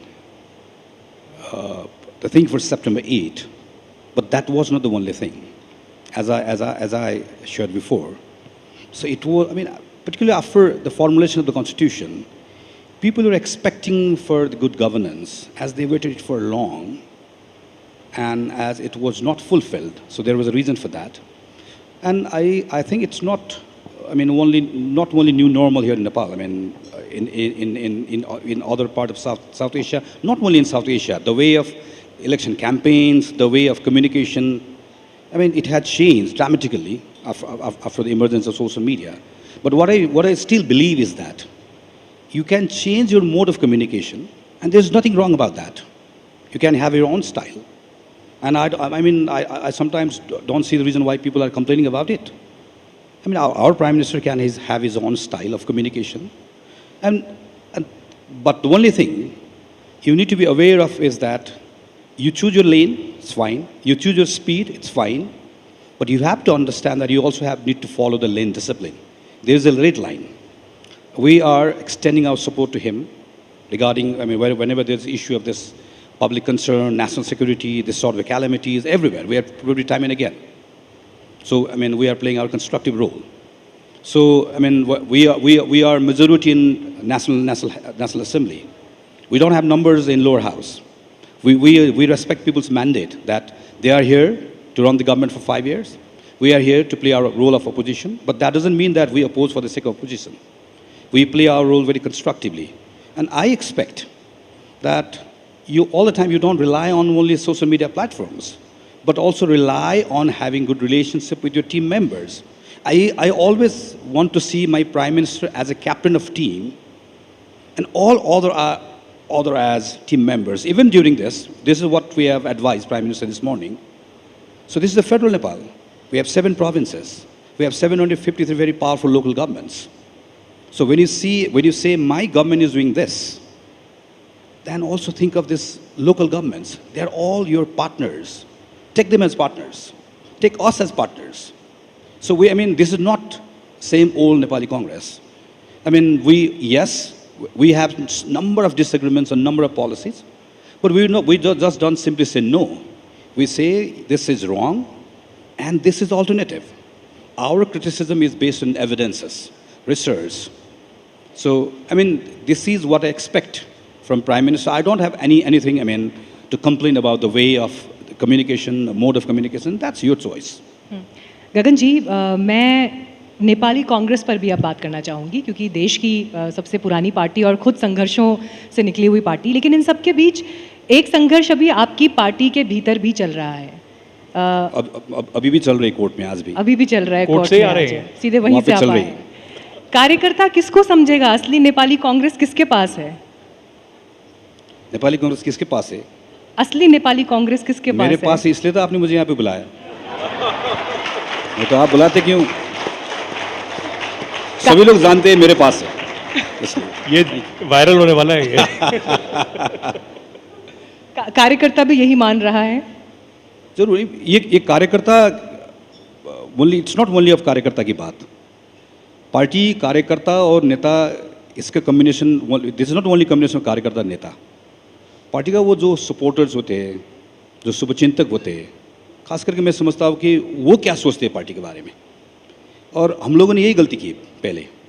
हम लोगों के party में convention होती है, we get elected, and that is a part of democracy. Legally, I am elected. But to have a legitimacy, you need to have that wider support from your sympathizers, sometimes even from your critic. So, हम नेपाली कांग्रेस के सभापति होने के नाते ये मैं अपने I take it as my duty क्योंकि I'm reaching out to my old leaders, all the dissatisfied factions, वो सब लोगों को एक साथ लेके चलेंगे. That is my duty. But that is not only that is not my duty. That my duty goes beyond that. What about lakhs of members? What about lakhs of sympathizers? What about the families who were with Nepali Congress since, so many generations, but this time they didn't vote for us. This time they voted for Manish. Manish himself, last time he voted for Nepali Congress. So there are so many people here, and we need to find it. Why? So I don't want to get just stuck in managing relationship with my dissatisfied factions here. I want to go beyond that. I want to go to people. I want to go to citizens. I want to go to young people. So I think they will decide. आप ये कह रहे हैं कि आपके पास कुछ पुराने lessons भी हैं, सबक भी हैं, और नए दौर में आप पार्टी को एक तरह से री इन्वेंट भी आप अपनी लीडरशिप में कर रहे हैं. लेकिन नेपाली कांग्रेस इस समय भारत नेपाल के रिश्तों को, अगर मैं कहूँ नेपाली कांग्रेस 2.0 वर्जन हमारे सामने है, तो वो नेपाल और भारत के रिश्तों को इस नए दौर में कैसे डिफाइन करेगी?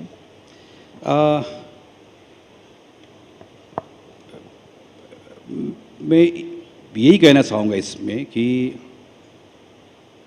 हम लोग कागज़ में, बातों में, अभी इससे पहले सेशन में भी that was brought up here, हम लोग ये all of us feel that this is a very special relationship. सभी लोग मानते हैं. पर as a nation, particularly as an economy, I would say, it's so under utilised, खास करके on part of Nepal. So और बातें, हमारे संबंध कभी उतार चढ़ाव होते रहेंगे, दोस्त है, रिश्तेदार है, इसलिए होते सब, ये सब चलती रहेगी. पर जिस तरह का goodwill is there for Nepal and Nepali people, and there is a giant economy there, and we have so many, we have to leverage it.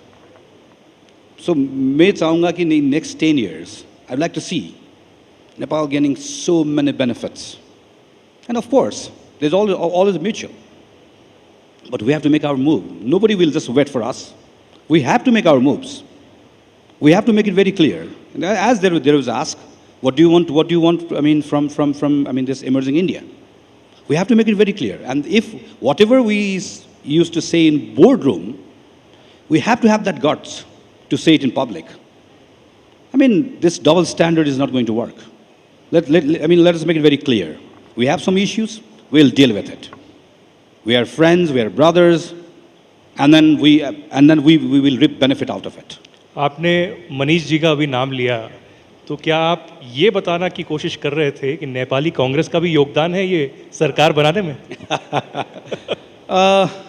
Nepali Congress का योगदान इस तरह से आप कह सकते हैं कि अगर हम लोग जिस समय there was such a demand to see change in Nepali Congress, leadership, policies, उस समय वो बदलाव हम लाते, तो ये लोग तो कांग्रेस में रहते. I have one question for you, and that will take you back 20 years, because when I met you 2 months back, we were sitting in your office, and you narrated me one incident of you being a protester many, many years back, and you meeting our CEO and editor-in-chief Rahul Kanwal while he was reporting here almost 2 decades ago. Could you tell us that story? क्या हुआ था? Yeah, 2 incidents. One, I still remember, I may not be very sure about that, but it was just few days before this royal announcement was made of reinstatement of parliament, back probably in the very 1st of April. So one of my local journalist friend here, he brought him to my house, which was burned down just last year. And then, so I was just rushing out of my house because I got a message that there was police already there, but he didn't leave me. So there was a narrow gully there. So he interviewed me there. That was one. And the last time was on the very day of April 6th. So as I was taking shelter on one of my friend's house. So that was my first interview after our parliament was reinstated. I still remember, it was just after midnight. All right, I think time's up. That's what our producers are telling us. But thank you very much, Arindaba ji, for joining us. Aditya जाते जाते एक बार पूछ लेते हैं, politics की तो बहुत बातें हो गई, फिल्में देखने का समय मिलता है? मिलता है। इंडिया की कोई फेवरेट फिल्म जो आप बताना चाहें? अभी तो मनीषा जी भी आ गई हैं। Welcome ma'am. 1942, a love story. You said it. Thank you. Thank you very much, Kantipur ji, for joining us on NDTV Anviksha.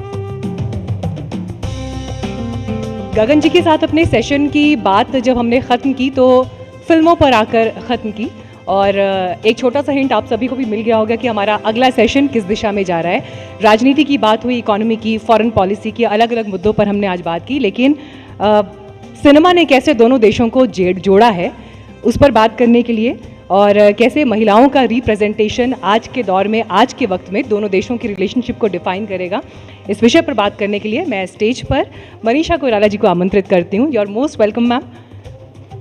अन्विक्षा Bharat Nepal dialogue में आपका बहुत बहुत स्वागत है और बहुत इंतज़ार हो रहा था आपके लिए, प्लीज़ आइए।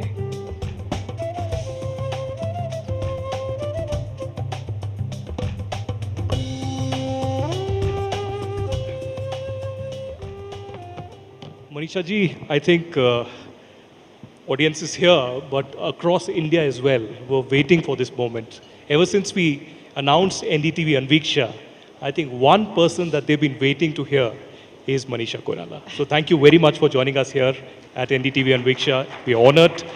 But let me begin by something that is close to your heart and also about your country. The last 24 hours have been devastating. You know, the moment we landed here, we heard about the flash floods and the kind of devastation, the kind of loss that we have had. How would you describe the situation? And I'm pretty sure that you've spoken to your people, you heard about the villages being completely washed away and the government trying to help out to the people. What would be your message to your own people today from this platform? First of all, I want to thank you. Thanks to NDTV. आप सबको मेरा नमस्कार and welcome to Nepal. Though it's not the finest time,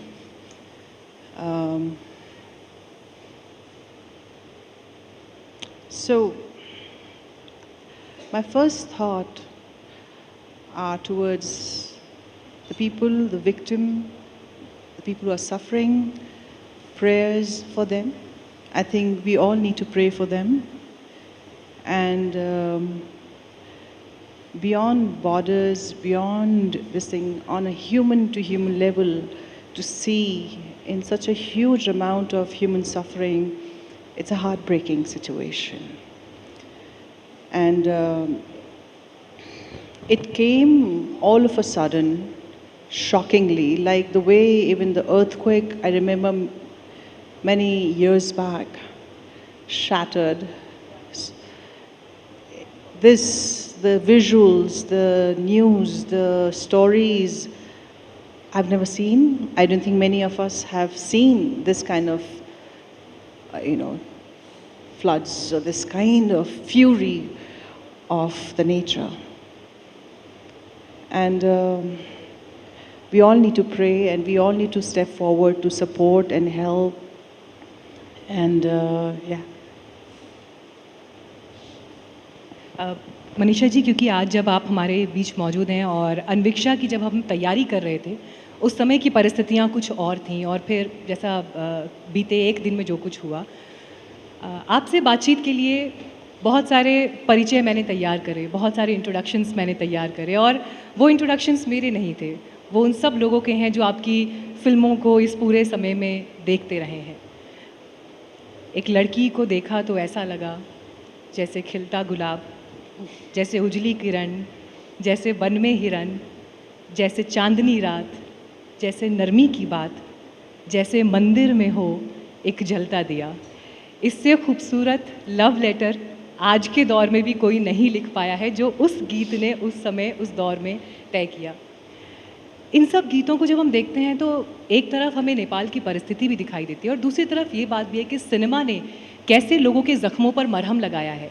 cinema के किरदारों ने कैसे उन आवाज़ों को मंच दिया जिनके पास शायद आवाज़ नहीं थी, और आपके ऐसे किरदार, चाहे 1942 लव स्टोरी हो, सलाम बॉम्बे हो, चाहे उसके बाद की जो फिल्में रही हैं, उन सब में हमने उन किरदारों को देखा। आज के वक्त में जब आप पीछे मुड़कर देखती हैं इस पूरे दौर को, भारत और नेपाल के रिश्ते आपको कहाँ खड़े दिखाई देते हैं सिनेमा के आईने से, सिनेमा के चश्मे से? मुझे तो लगता है कि जो भारत और नेपाल का जो एक यूनिक रिश्ता है, वेदर हम सब जानते हैं, culturally, religiously, in so many ways, language wise, there is a certain level of bond. और मैं हमेशा क्या कहती हूँ कि हम लोग आए हैं और हम लोग एक दिन ऊपर चले जाएंगे, will not, but the border between the two nations, the friendship between the two nations will forever remain. And we as human being, mortal human being, we should always keep that in mind and do whatever we have to do. अभी आपने फिल्मों की बात कही, तो मैं यही चाहूँगी कि एक कोलैबोरेशन हो नेपाल फिल्म इंडस्ट्री और बॉम्बे फिल्म इंडस्ट्री और इंडियन फिल्म इंडस्ट्री के साथ, कुछ आइडियाज़, कुछ नॉलेज आदान प्रदान हो, कुछ अच्छे काम हो, together it will be wonderful. In fact जब मैं आपकी फिल्मों का ही जिक्र कर रही थी, बहुत सारे लोग जो इस वक्त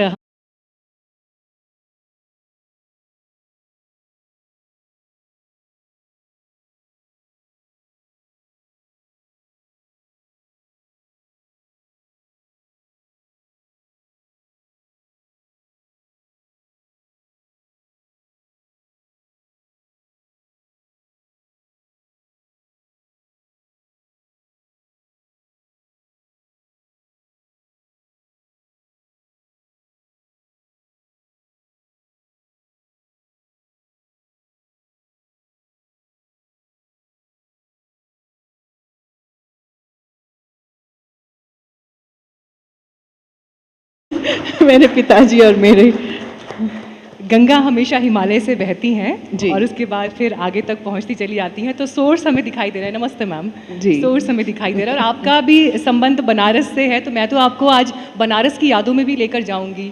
मैंने आपके स्कूल का नाम भी अपने पास लिख कर रखा था, बसंत महाविद्यालय बनारस।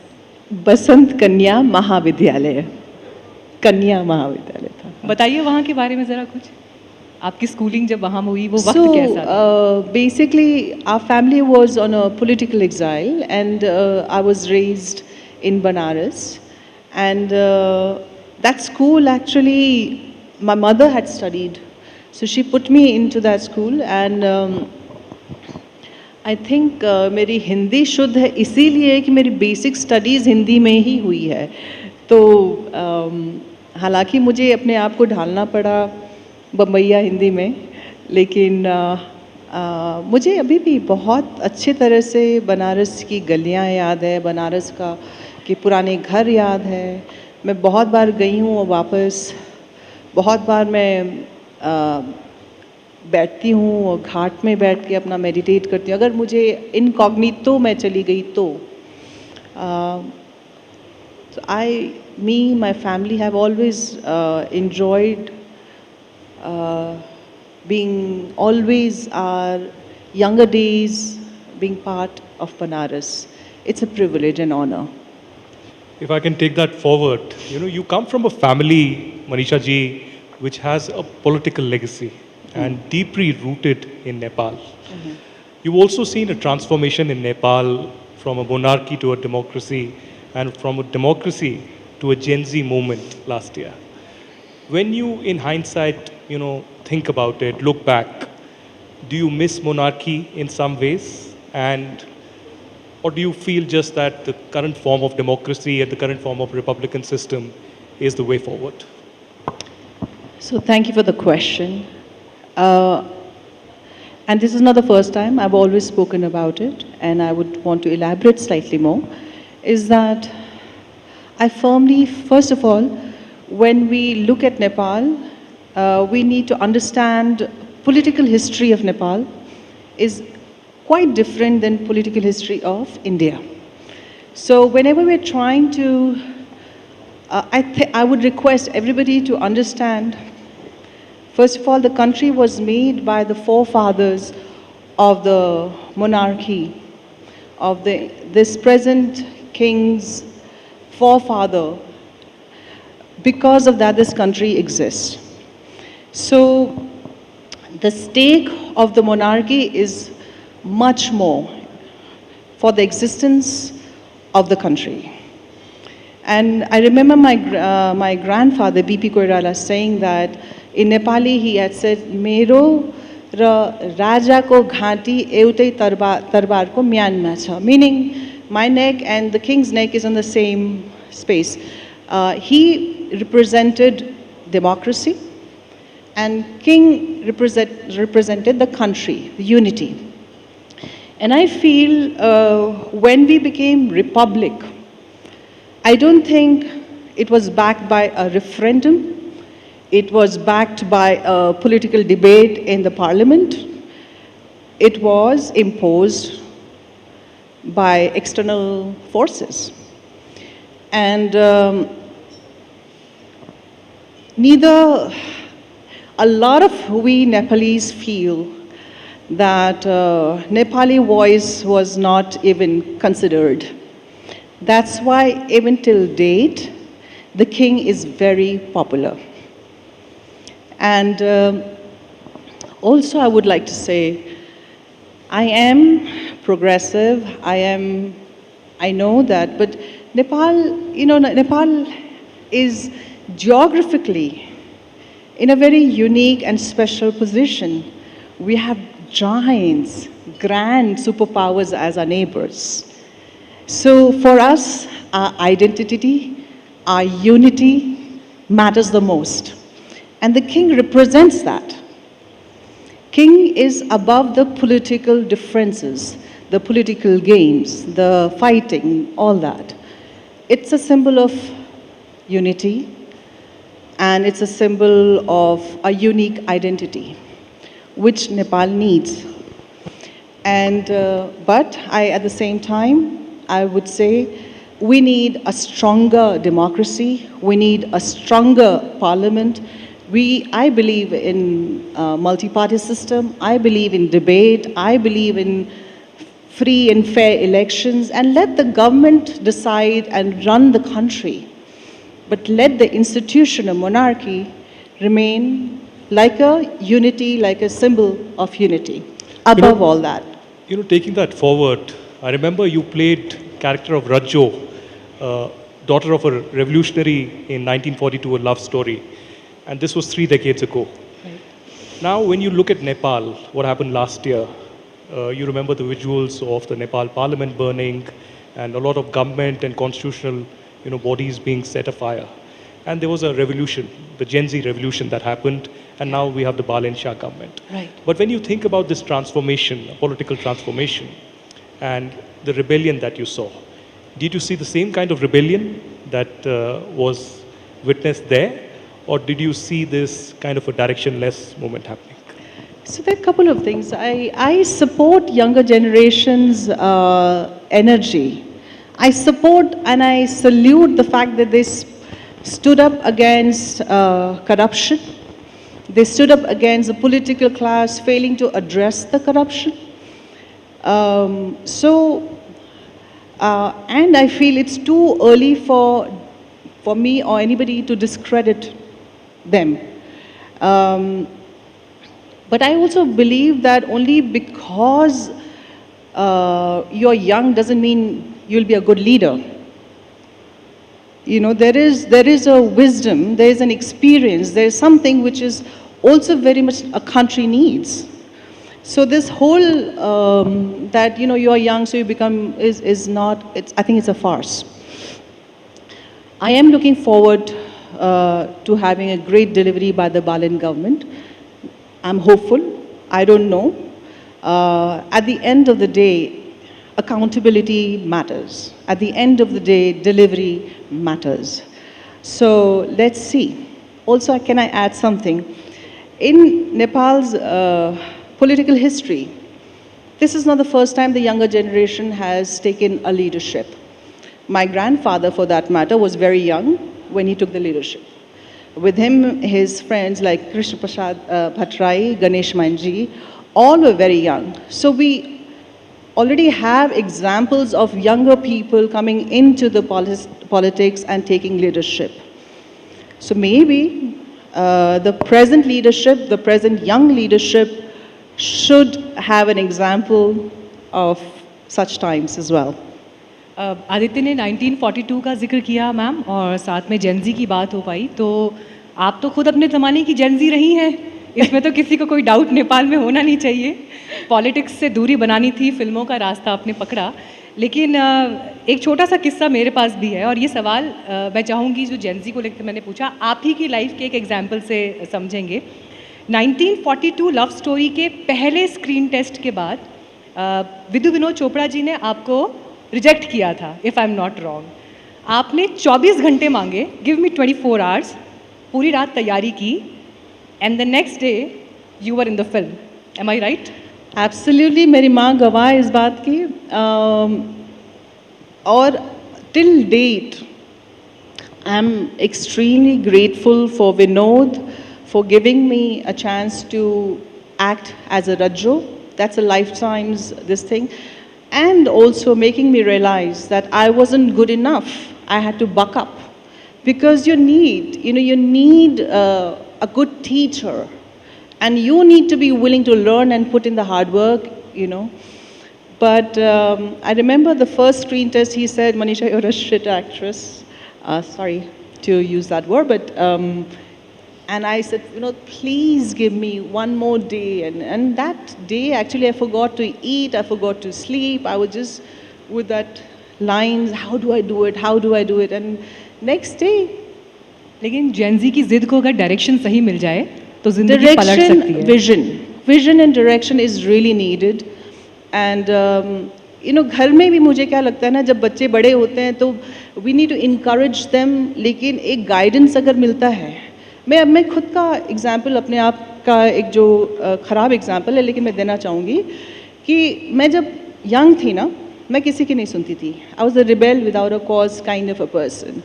और मैं अब जब देखती हूँ तो लगता है कि खामखा कि जब कोई कह रहा है कि भैया वो रास्ते में मत जाओ जिसमें पॉट होल है, मैं उस वक्त कहती थी मैं गिर के खुद एक्सपीरियंस करके खुद जाऊँगी. अब लगता है वो इतना टाइम क्यों बर्बाद करना, when you know that road has avoid that. So for Gen Z, my request would be, please don't discredit older people's wisdom and their experience. Take good guidance, have a vision, you wanted change, great, but change, what is your vision? That be clear about and work towards that. इसी में एक सवाल जोड़ूंगी आदित्य, क्योंकि आपने फिल्मों का रास्ता पकड़ा क्योंकि राजनीति में नहीं आना था, ये आपकी चॉइस उस समय की थी। अब समय बदला, अनुभव आ गए हैं, दुनिया आपने पूरी देख ली है और अब आप नेपाल में जब हैं, यहाँ के राजनीतिक हालात भी बदल गए हैं।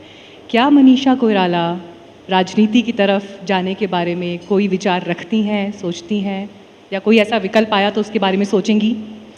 ऑनेस्टली मैं राजनीति को बचपन से ही देखते आ गई हूँ, तो मुझे कुछ नया करना था तो मैं फिल्मों में आ गई हूँ। और at heart I am an artist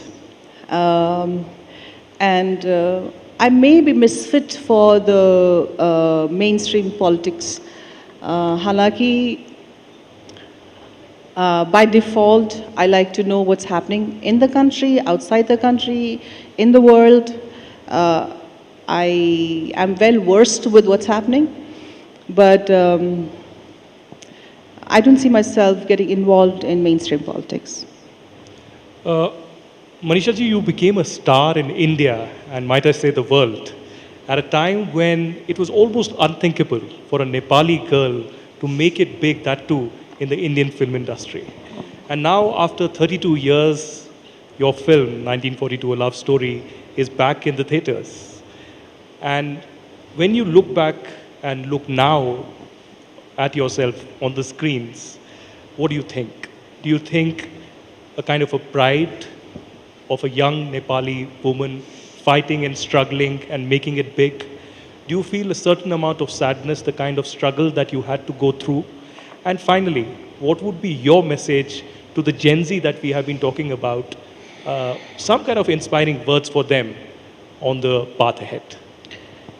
So, when I listen to this question, I have mixed emotions. Life is multi-layered, and it's never black or white. It has many layers and complexities.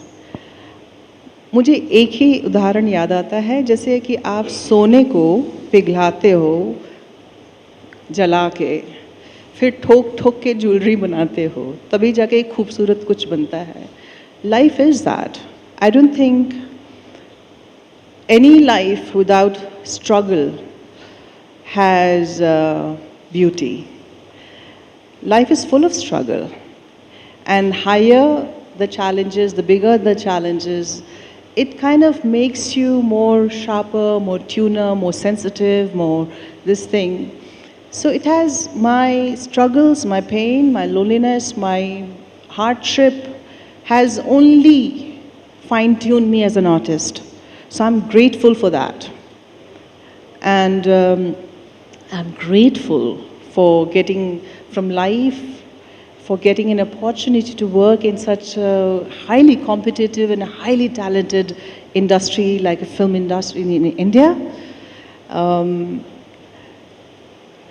But life's beauty is in struggles and highs and lows, and you know, life is more meaningful when you see all sides of life, and you can hug the trouble time as well as the success equally. Then I feel, you know, there's a certain amount of growth. To the Gen Z, I would love to say something that this is one life. One life. Just go out there, grab it, do what you think is best for you. Just don't be too inhibited. Just go and grab the life and do your best and fulfill all your dreams and ambition. And be willing to work hard, willing to put in the hours, willing to take suffering and failure and still take it head on. And just embrace life. You know, when we met 2 months ago at your residence, I remember you and your respected mother saying that you watch a lot of OTT nowadays. But any films that you've watched in the recent times, how's been this journey of a transformation, not just in Bollywood, in the overall Indian film industry? Any thoughts on the kind of transformation the OTT culture, the new original content that is coming in, and any comments on the latest films that have come in, any favorites?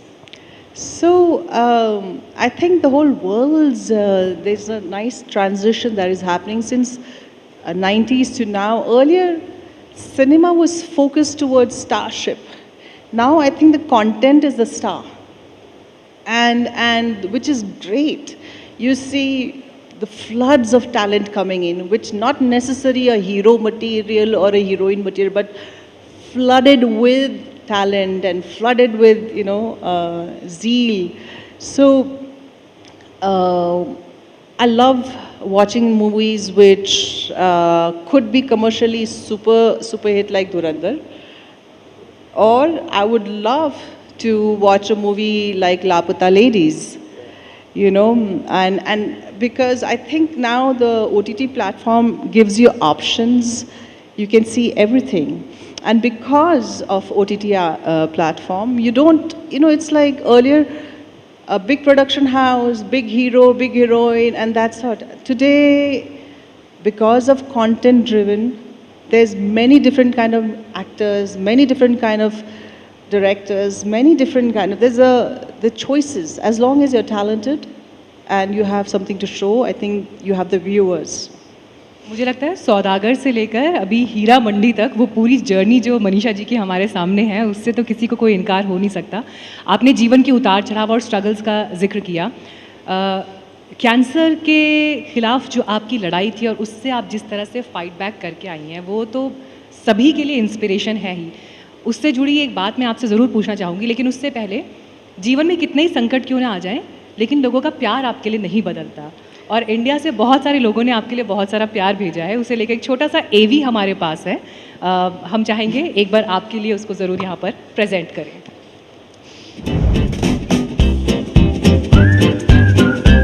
For me it is Bombay. मुझे जो मेरी मतलब खुद personally जो पसंद है वो मन है movie. So my favourite movie is Bombay. I loved her in ये खामोशी एंड दिल से बोझ. The movie which I liked most was Man, and the second one was Dil Se. So for me, I recently watched a movie Maska. It was very joyful to watch her with all the grace. Man was a film that, I mean, the music is music of all the films, but Man was something. Yeah, I'll go with Man. I would say Hira Mande because of her bold acting. मेरी favorite movie है 1942, A Love Story. This is India's Gen Z. So her song एक लड़की को देखा तो ऐसा लगा. So some of them said we are jealous that you are going to interview Manisha Koirala. So that is also a love for you from India. Absolutely, I'm so grateful for this love, and I'm so grateful for the opportunity to go and show my work and be able to work. I'm hugely indebted. Yeah. आपने एक interview में बताया था कि New York में cancer के इलाज के दौरान एक अनजान महिला थी जो आपसे मिलने के लिए आती थी अक्सर संडे के दिन, if I am not wrong, as per this interview. और उन्होंने कहा था, आपने शायद उनसे पूछा होगा कि वो आपसे मिलने आती है, तो उन्होंने कहा था मैं इसलिए आती हूँ ताकि कभी आप किसी और के लिए ऐसा कर सकें. आपने पोस्ट ट्रीटमेंट ऐसा कुछ किया, और ये इंसिडेंट क्या था? कौन थी वो लेडी जो आपसे मिलने आती थी? क्या बात होती थी? So this is a beautiful story. I love repeating this because it changed me. It gave me a new way of looking at life. उनका नाम जीना जी, and she is also a doctor, and basically she would spend her Sundays with me in the hospital in the most uncomfortable chair, and spend the entire day with me. Ek Sunday, 2 Sunday, 3, many. And then I was very confused. So I basically asked her, Zina ji, why are you spending your precious Sunday with me? Because, when you're a doctor in as a doctor, you don't have enough time. So one Sunday, that too, she's spending with me. So I would basically I said, you're not my fan. You're not somebody that I've known, or you're not my friend as well. But आप क्यों आती हैं? तो कहती मैं इसलिए आती हूँ Manisha ji Taki someday you do this for somebody else. I was like so taken aback that, oh, she's setting an example of giving forward. I used to be lonely. I used to be very scared of death and disease and all that. And to come and hold my hand in that time and spend the entire day with me was precious to me, much more precious than anything else. So yeah, I mean, that was such a beautiful message I received from her, and that transformed me. That made me realize, paying forward adds value in your life, in my life. आप गई फिर कभी किसी hospital में कभी किसी से मिलने या कोई मुलाकात मैं जाती रहती हूँ. I know it's very personal to you. जी, मैं जाती रहती हूँ. And I would love to give encouragement. I would love to talk about it as much as I can. And I don't know if I should, maybe I should have mentioned right now. So one of my aunt is going through a tough time recently, and I had sent a message yesterday, and she has sent me such a beautiful long message. I wish to go and meet her also. Thank you very much for saying that. But before we end, any final thoughts about India and Nepal? Because, we talk about the civilizational values of both countries, the same culture, the same belonging. We eat similar food often. But we're looking towards a new chapter now. We had the foreign minister earlier in the day and the Indian ambassador as well. Both of them stressed that both the prime ministers will be meeting later this year. Right. So we have a confirmation on that. Right. So there is a new beginning that is being made. How would you see, as somebody who has seen the relationship very closely and coming from a political family, what would be Manisha Koirala's vision for India and Nepal to collaborate together? So, the best thing I find it, because it's so culturally similar to each other, is people to people. Of course, political heads and they should have best of relation, but it's people to people interaction, people to people love and affection and respect, that matters, and that's forever lasting. I'll give you an example, like my friends in Mumbai, they love listening about, and they want to come to Kathmandu, they want to come to Nepal, and likewise, my family members, they keep going to India so much. Ye tirth, wo tirth, yahan ghumna hai, wahan ghumna hai. So it's already there, and it should be more encouraged, I feel. And I feel when a government, whether it's a big country or a small country or this or that, on a state-to-state level, if there's a deep respect and trust, and if we treat each other with dignity and respect, I mean, that's the best way forward. Any relationship, any friendship without trust and respect doesn't mean anything.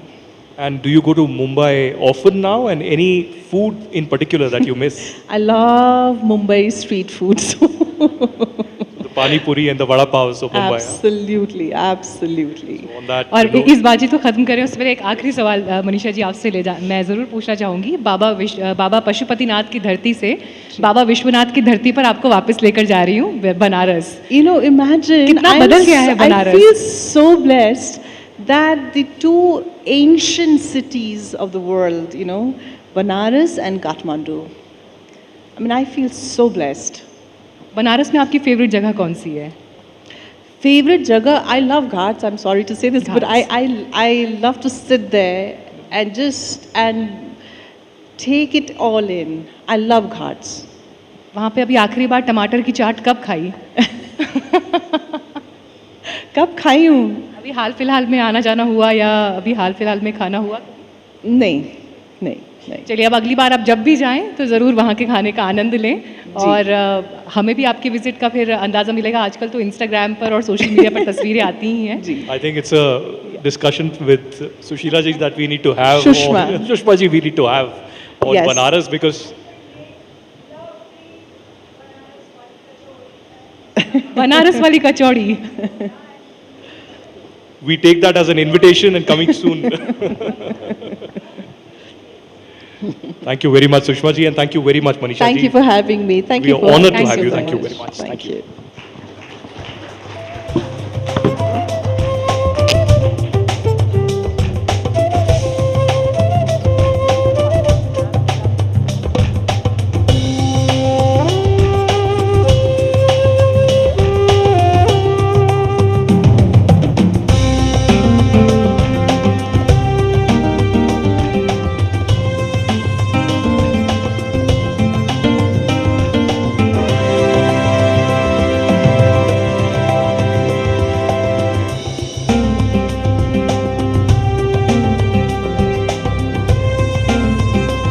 Thank you very much to Manisha Koirala ji for joining us at the NDTV Anviksha.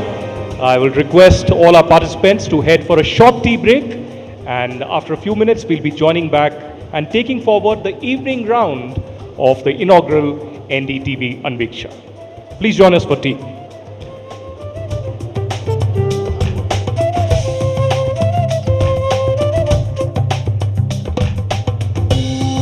Just an addition that we will be assembling back in this hall at 4:40 p.m. We invite you all for a tea break, and we'll be heading back into the hall at 4:40 p.m.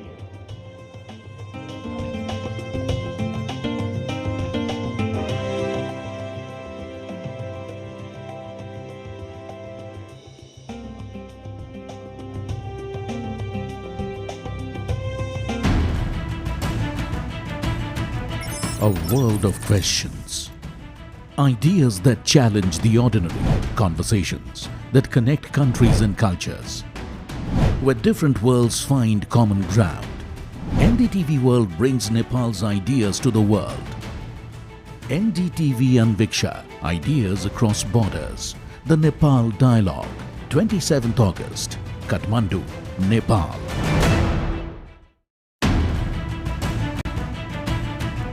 A world of questions. Ideas that challenge the ordinary. Conversations that connect countries and cultures. Where different worlds find common ground. NDTV World brings Nepal's ideas to the world. NDTV Anviksha, Ideas Across Borders. The Nepal Dialogue, 27th August, Kathmandu, Nepal.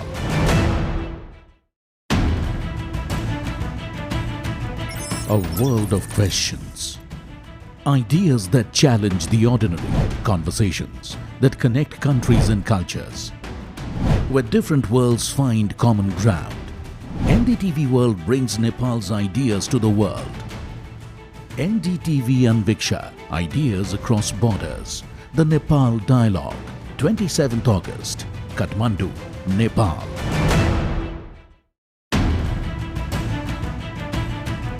A world of questions. Ideas that challenge the ordinary. Conversations that connect countries and cultures. Where different worlds find common ground. NDTV World brings Nepal's ideas to the world. NDTV Anviksha, Ideas Across Borders. The Nepal Dialogue, 27th August, Kathmandu, Nepal.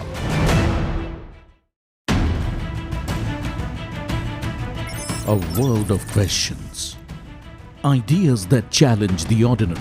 Conversations that connect countries and cultures. Where different worlds find common ground. NDTV World brings Nepal's ideas to the world. NDTV Anviksha, Ideas Across Borders. The Nepal Dialogue, 27th August, Kathmandu, Nepal.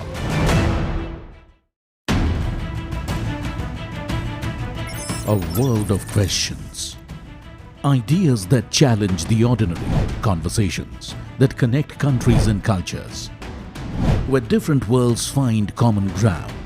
NDTV World brings Nepal's ideas to the world. NDTV Anviksha, Ideas Across Borders. The Nepal Dialogue, 27th August, Kathmandu, Nepal.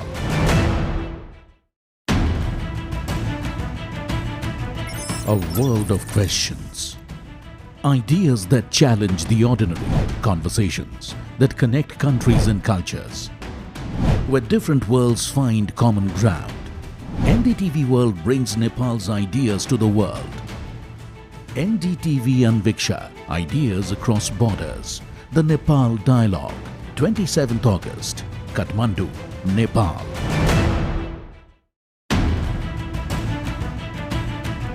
A world of questions. Ideas that challenge the ordinary, conversations that connect countries and cultures, where different worlds find common ground. NDTV World brings Nepal's ideas to the world. NDTV Anviksha, Ideas Across Borders. The Nepal Dialogue, 27th August, Kathmandu, Nepal.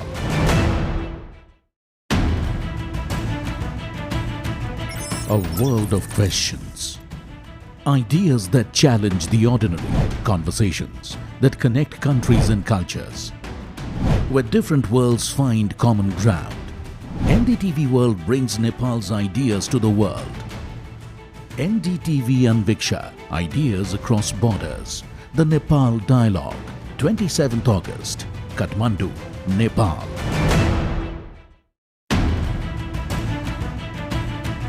A world of questions.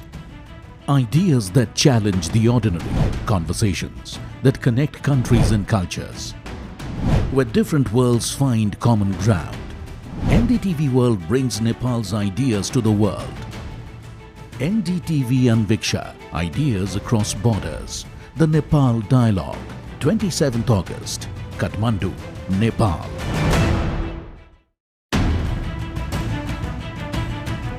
A world of questions. Ideas that challenge the ordinary, conversations that connect countries and cultures, where different worlds find common ground. NDTV World brings Nepal's ideas to the world. NDTV Anviksha, Ideas Across Borders. The Nepal Dialogue, 27th August, Kathmandu, Nepal.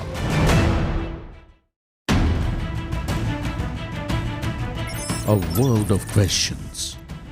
Ideas that challenge the ordinary, conversations that connect countries and cultures, where different worlds find common ground. NDTV World brings Nepal's ideas to the world. NDTV Anviksha, Ideas Across Borders. The Nepal Dialogue, 27th August, Kathmandu, Nepal.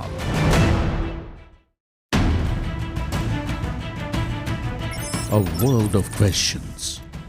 Ideas that challenge the ordinary, conversations that connect countries and cultures, where different worlds find common ground.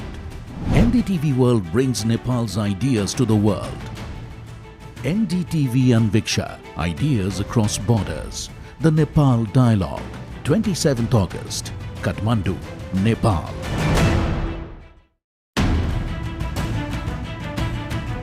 A world of questions. Ideas that challenge the ordinary, conversations that connect countries and cultures, where different worlds find common ground.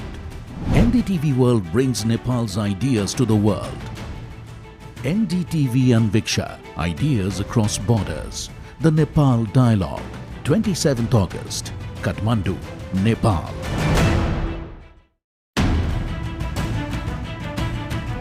A world of questions. Ideas that challenge the ordinary, conversations that connect countries and cultures, where different worlds find common ground. NDTV World brings Nepal's ideas to the world. NDTV Anviksha, Ideas Across Borders. The Nepal Dialogue, 27th August, Kathmandu, Nepal.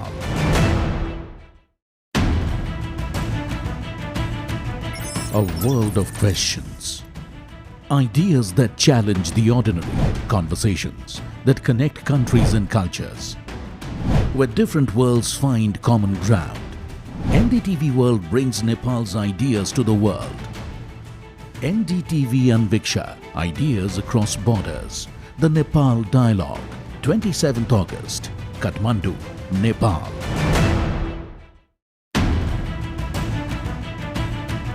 A world of questions.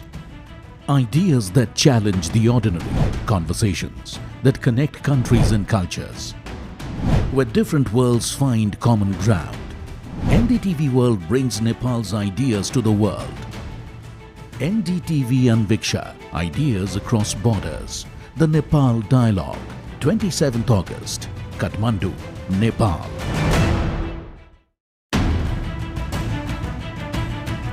A world of questions. Ideas that challenge the ordinary, conversations that connect countries and cultures, where different worlds find common ground. NDTV World brings Nepal's ideas to the world.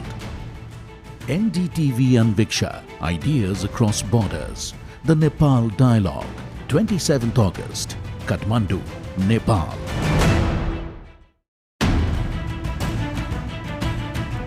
A world of questions. Ideas that challenge the ordinary, conversations that connect countries and cultures, where different worlds find common ground. NDTV World brings Nepal's ideas to the world. NDTV Anviksha, Ideas Across Borders. The Nepal Dialogue, 27th August, Kathmandu, Nepal.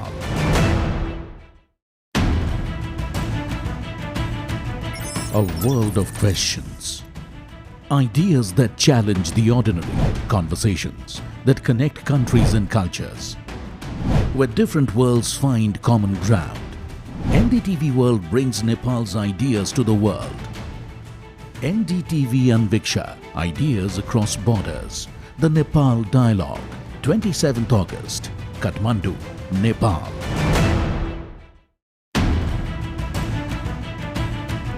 A world of questions. Ideas that challenge the ordinary, conversations that connect countries and cultures, where different worlds find common ground. NDTV World brings Nepal's ideas to the world.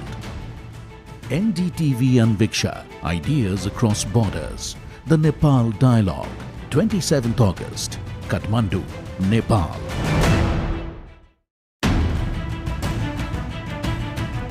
A world of questions. Ideas that challenge the ordinary, conversations that connect countries and cultures, where different worlds find common ground. NDTV World brings Nepal's ideas to the world. NDTV Anviksha, Ideas Across Borders. The Nepal Dialogue, 27th August, Kathmandu, Nepal.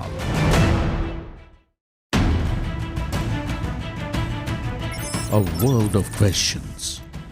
Ideas that challenge the ordinary, conversations that connect countries and cultures, where different worlds find common ground. NDTV World brings Nepal's ideas to the world. NDTV Anviksha, Ideas Across Borders. The Nepal Dialogue, 27th August, Kathmandu, Nepal.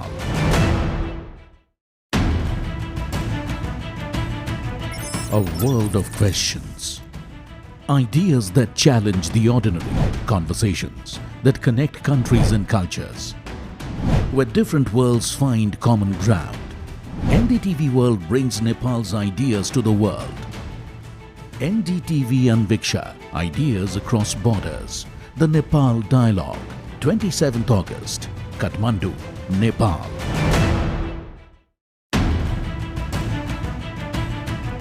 A world of questions.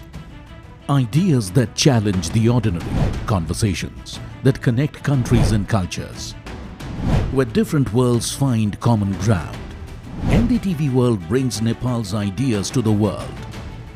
NDTV Anviksha, Ideas Across Borders. The Nepal Dialogue, 27th August, Kathmandu, Nepal.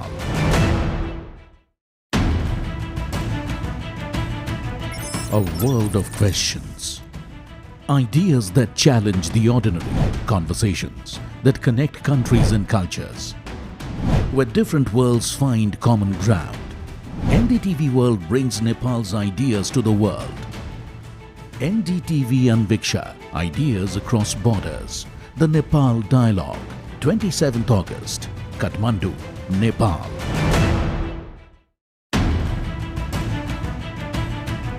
A world of questions. Ideas that challenge the ordinary, conversations that connect countries and cultures, where different worlds find common ground. NDTV World brings Nepal's ideas to the world. NDTV Anviksha, Ideas Across Borders. The Nepal Dialogue, 27th August, Kathmandu, Nepal.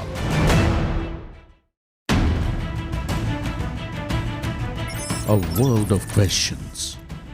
Ideas that challenge the ordinary, conversations that connect countries and cultures. Where different worlds find common ground. NDTV World brings Nepal's ideas to the world. NDTV Anviksha, Ideas Across Borders. The Nepal Dialogue, 27th August, Kathmandu, Nepal.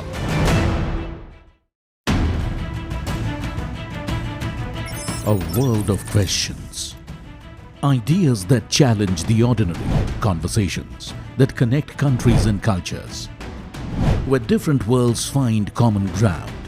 NDTV World brings Nepal's ideas to the world. NDTV Anviksha, Ideas Across Borders. The Nepal Dialogue, 27th August, Kathmandu, Nepal.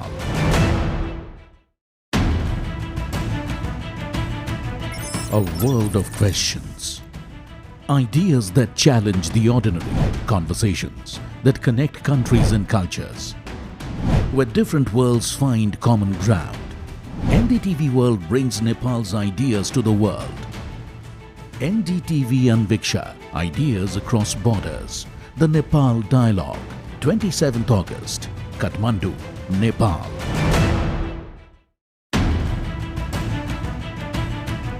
A world of questions.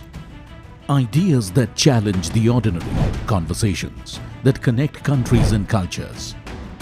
Where different worlds find common ground. NDTV World brings Nepal's ideas to the world. NDTV Anviksha, Ideas Across Borders. The Nepal Dialogue, 27th August, Kathmandu, Nepal.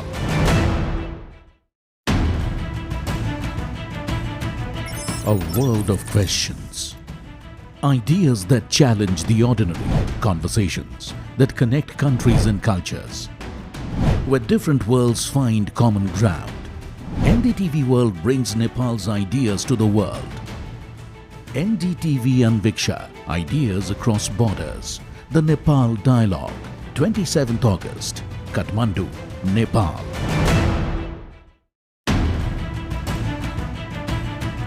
A world of questions.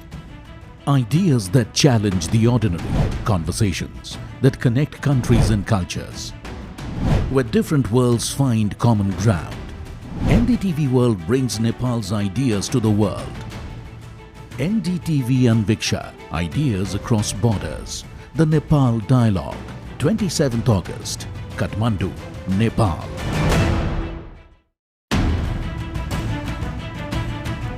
A world of questions. Ideas that challenge the ordinary, conversations that connect countries and cultures. Where different worlds find common ground. NDTV World brings Nepal's ideas to the world. NDTV Anviksha, Ideas Across Borders. The Nepal Dialogue, 27th August, Kathmandu, Nepal.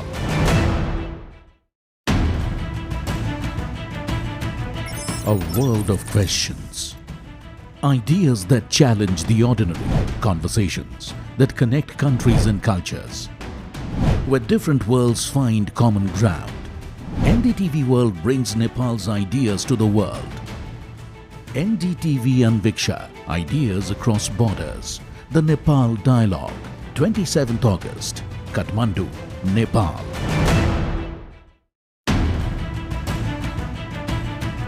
A world of questions. Ideas that challenge the ordinary, conversations that connect countries and cultures. Where different worlds find common ground. NDTV World brings Nepal's ideas to the world. NDTV Anviksha, Ideas Across Borders. The Nepal Dialogue, 27th August, Kathmandu, Nepal.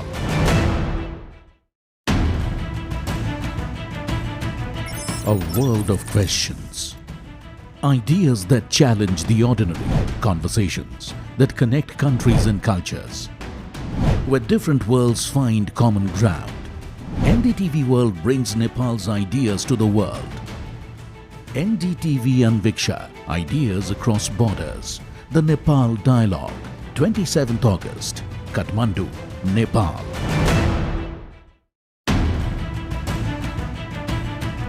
A world of questions. Ideas that challenge the ordinary, conversations that connect countries and cultures, where different worlds find common ground. NDTV World brings Nepal's ideas to the world. NDTV Anviksha, Ideas Across Borders. The Nepal Dialogue, 27th August, Kathmandu, Nepal.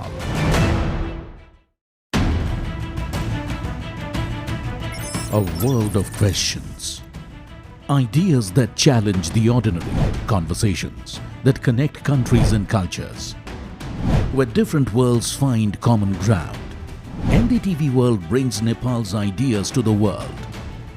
NDTV Anviksha, Ideas Across Borders. The Nepal Dialogue, 27th August, Kathmandu, Nepal.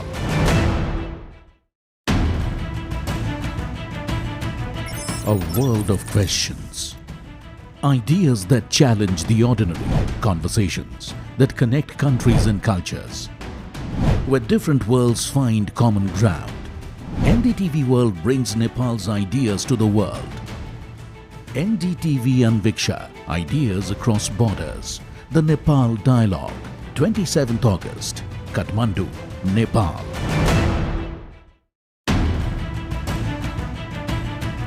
A world of questions. Ideas that challenge the ordinary, conversations that connect countries and cultures, where different worlds find common ground. NDTV World brings Nepal's ideas to the world. NDTV Anviksha, Ideas Across Borders. The Nepal Dialogue, 27th August, Kathmandu, Nepal.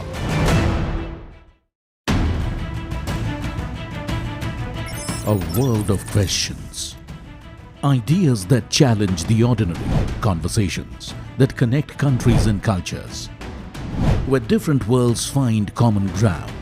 NDTV World brings Nepal's ideas to the world. NDTV Anviksha, Ideas Across Borders. The Nepal Dialogue, 27th August, Kathmandu, Nepal.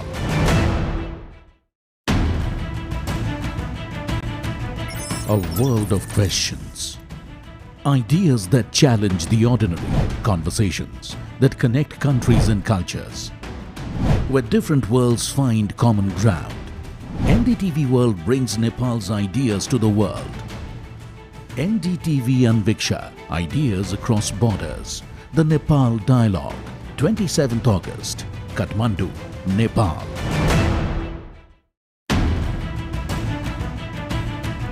A world of questions. Ideas that challenge the ordinary, conversations that connect countries and cultures, where different worlds find common ground. NDTV World brings Nepal's ideas to the world. NDTV Anviksha, Ideas Across Borders. The Nepal Dialogue, 27th August, Kathmandu, Nepal.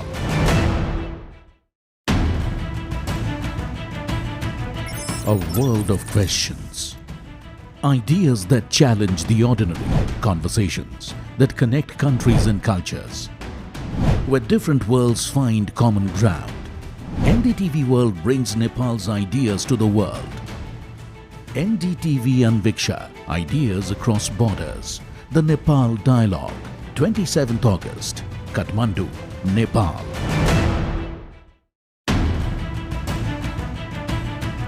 A world of questions. Ideas that challenge the ordinary, conversations that connect countries and cultures, where different worlds find common ground. NDTV World brings Nepal's ideas to the world. NDTV Anviksha, Ideas Across Borders. The Nepal Dialogue, 27th August, Kathmandu, Nepal.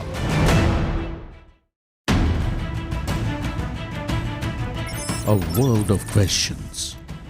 Ideas that challenge the ordinary, conversations that connect countries and cultures, where different worlds find common ground. NDTV World brings Nepal's ideas to the world. NDTV Anviksha, Ideas Across Borders. The Nepal Dialogue, 27th August, Kathmandu, Nepal.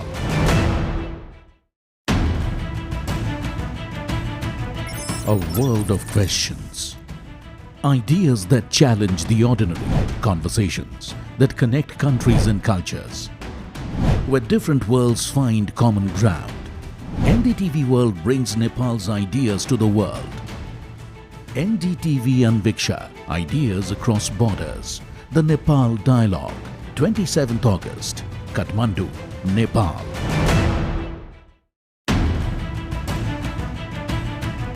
A world of questions. Ideas that challenge the ordinary, conversations that connect countries and cultures. Where different worlds find common ground.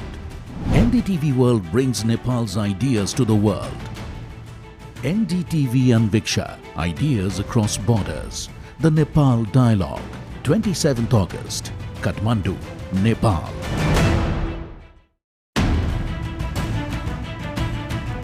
A world of questions. Ideas that challenge the ordinary, conversations that connect countries and cultures. Where different worlds find common ground. NDTV World brings Nepal's ideas to the world. NDTV Anviksha, Ideas Across Borders. The Nepal Dialogue, 27th August, Kathmandu, Nepal.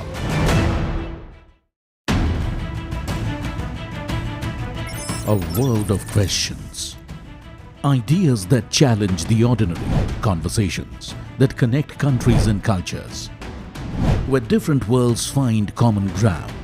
NDTV World brings Nepal's ideas to the world.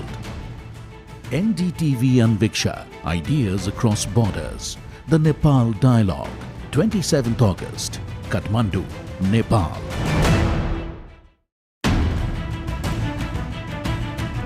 A world of questions. Ideas that challenge the ordinary, conversations that connect countries and cultures. Where different worlds find common ground. NDTV World brings Nepal's ideas to the world. NDTV Anviksha, Ideas Across Borders. The Nepal Dialogue, 27th August, Kathmandu, Nepal.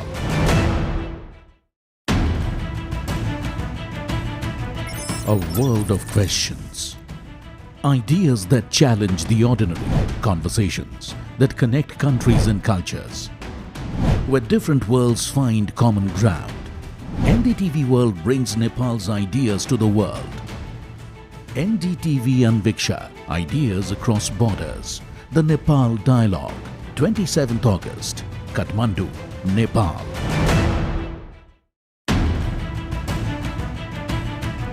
A world of questions. Ideas that challenge the ordinary, conversations that connect countries and cultures.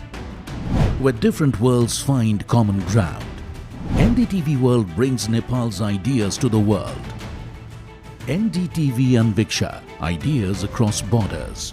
The Nepal Dialogue, 27th August, Kathmandu, Nepal.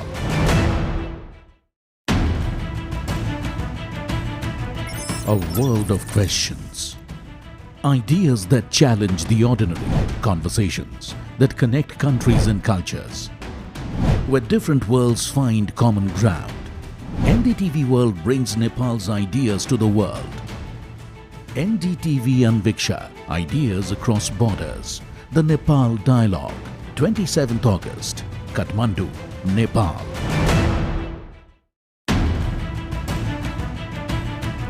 A world of questions.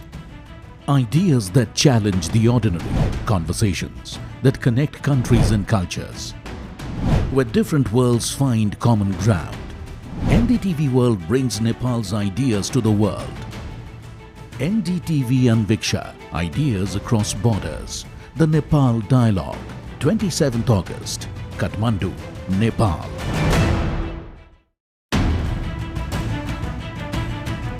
A world of questions. Ideas that challenge the ordinary, conversations that connect countries and cultures. where different worlds find common ground. NDTV World brings Nepal's ideas to the world. NDTV Anviksha, Ideas Across Borders. The Nepal Dialogue, 27th August, Kathmandu, Nepal.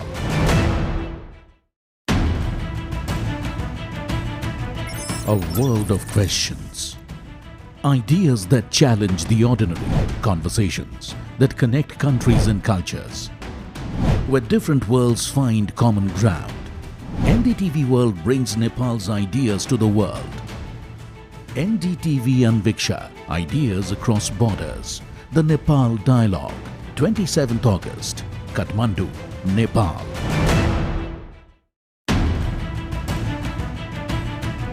A world of questions.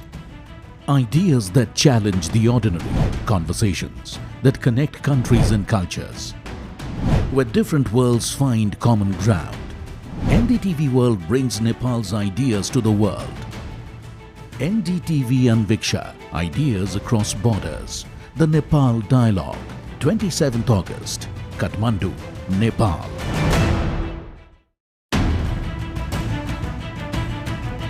A world of questions. Ideas that challenge the ordinary, conversations that connect countries and cultures, where different worlds find common ground.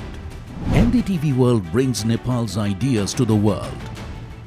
NDTV Anviksha, Ideas Across Borders. The Nepal Dialogue, 27th August, Kathmandu, Nepal.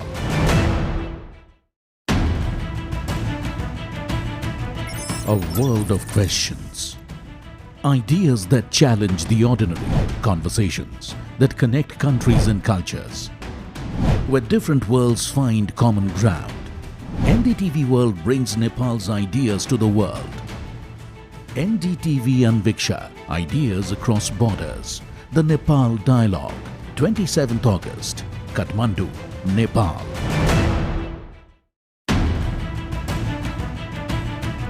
A world of questions. Ideas that challenge the ordinary, conversations that connect countries and Evening session of the NDTV Anviksha. I hope you enjoyed your tea because we have a power-packed lineup through the evening. We have some politicians coming from Nepal and India. We'll have Finance Minister Swarnim Vagle. Apart from that, former minister and senior BJP leader Ravi Shankar Prasad, and several other important sessions through the day. But for the next session, I would like to invite Fur Gelje Sherpa, President, Nepal Mountaineering Association, Anurag Malu, mountaineer and founder of the Glacier Diplomat, the Voice of Glaciers Foundation, and Sonak Bata, global speaker and peak performance strategist. We discuss grit and determination in mountaineering. And to conduct this session, the moderator, Vishnu Som of NDTV.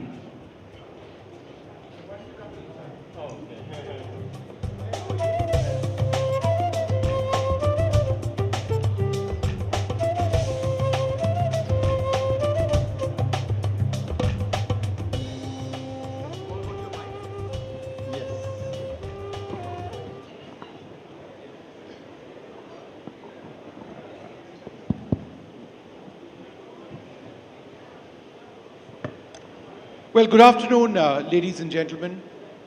Throughout the day, we've been talking about so many aspects of the relationship between Nepal and India. But it comes at a time when there's been a tremendous tragedy with an unknown number of lives which have been lost. There was an avalanche, with mud and with mud and stones, which blocked a rivulet, which ultimately burst its embankments. It resulted in very high water levels, and we've seen the damage and devastation some time back. The reason I mention this is because ice slips or avalanches are all too common in the high Himalayas. They're triggered by different factors. Who we have over here are some of the finest mountaineers in Nepal and from India as well. But what this session is about is something deeply personal to me. And I thought I'd spend a minute telling you about why this is very personal. I grew up, I studied for a few years in St. Paul's, Darjeeling, with the Kanchenjunga behind me. In subsequent years, I built a home near Ranikhet in Uttarakhand, where I see the Nanda Devi, Nanda Kot. To my north, I see the Panchachuli. To my right, at 3 p.m. on a clear day. And so the mountains mean the world to me. And one of the greatest heroes that Nepal has produced in mountaineering is Nims Purja, who very tragically lost his life on Broad Peak, which he was trying to ascend on a record attempt on Broad Peak. This happened just a few weeks back. I had reached out to Nims Purja and I said, Nims, you must come to Anviksha, the NDTV event, which is being held today, this very one, in Kathmandu. And I thought that he would reply when he replied. He sent me a voice message from Camp 2 of Broad Peak at an altitude of about 17,000 feet. 17,000 feet or so, as he was about to make the final push. 13 hours later, he was dead, along with other members of that expedition, each and every one. I thought I'd play out that last message of Nims Purja over here for you to listen. It was sent on a satellite phone. It was a WhatsApp message to me where he said he would come, most likely, to this event. And he also spoke about where he was. So listen in before we begin this discussion. Hey brother, greetings and namaste. Right now, I'm at Camp 2 of Broad Peak, which is 1,000-meter mountains. I'm now currently running for 58th summit of 1,000-meter peaks, which is the highest in the world. I just opened the internet to check the weather forecast, but this message got downloaded as well, so I will be in touch after the summit. But yes, if anything, please leave the message, what you're thinking and all that. I will also be connecting Vicky, who manages all my diary and stuff and all that as well. And that will be easier to move the things forward. Hope you guys are well and great to be connected. Thank you guys, and greetings from Camp 2 on Broad Peak. Ciao, ciao. Greetings from Camp 2 of Broad Peak, ciao ciao. Those were the final words, the final recorded words of the great Nims Purja. An inspiration, I mean, the fastest ascent of the 8,000 foot peaks. Of course, that's been beaten, but his was a world record. Your thoughts as you hear those words of Nims, because besides being a great mountaineer, he ensured that the Sherpa community in Nepal was seen around the world in a very different light. He projected the Sherpa community, and the Sherpas are the backbone of mountaineering. You're the greatest mountaineers on earth, full stop. There's no two debate about it. Tell us about Nims. Go ahead. Just put it to your mouth. Okay. 1 second.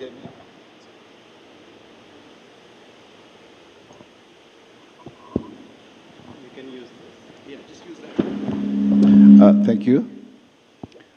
Well, I mean, yes, it's a big tragedy that we lost Nims. We heard his voice. Just, I think it was a message to you, I think. So he was really a guy that wanted to do, something that he desires, And he's, for me, what I find on him is that he's a young guy who was established in some other developed country, but later on he thought that we can't do a lot in our own country. So that is how he returned back to Nepal, and he started a new adventurous job, climbing mountain, which was really tough decision that he made it. He abandoned his career, and then he changed everything, He changed completely new step. So then he came to Nepal, and then he started climbing peaks. He climbed along with the Sherpas, and then he found the trust of the Sherpas all the time. So then he trusted Sherpas, and that is how he decided to, make a lot of challenges. He tried to set a lot of records, which he was able to do it. So I always find, he was like a man who has a huge desire, huge dream, and he always set a destination where he want to go, and which he always try to do it. He has that guts inside him. So that is the reason that, but this all desires that he was not able to do it without support from Sherpas. So, but he found the Sherpas so honest, hardworking, yes, like a regular. The Sherpas have been working from the very beginning, from like 1953, since Edmund Hillary, and even before.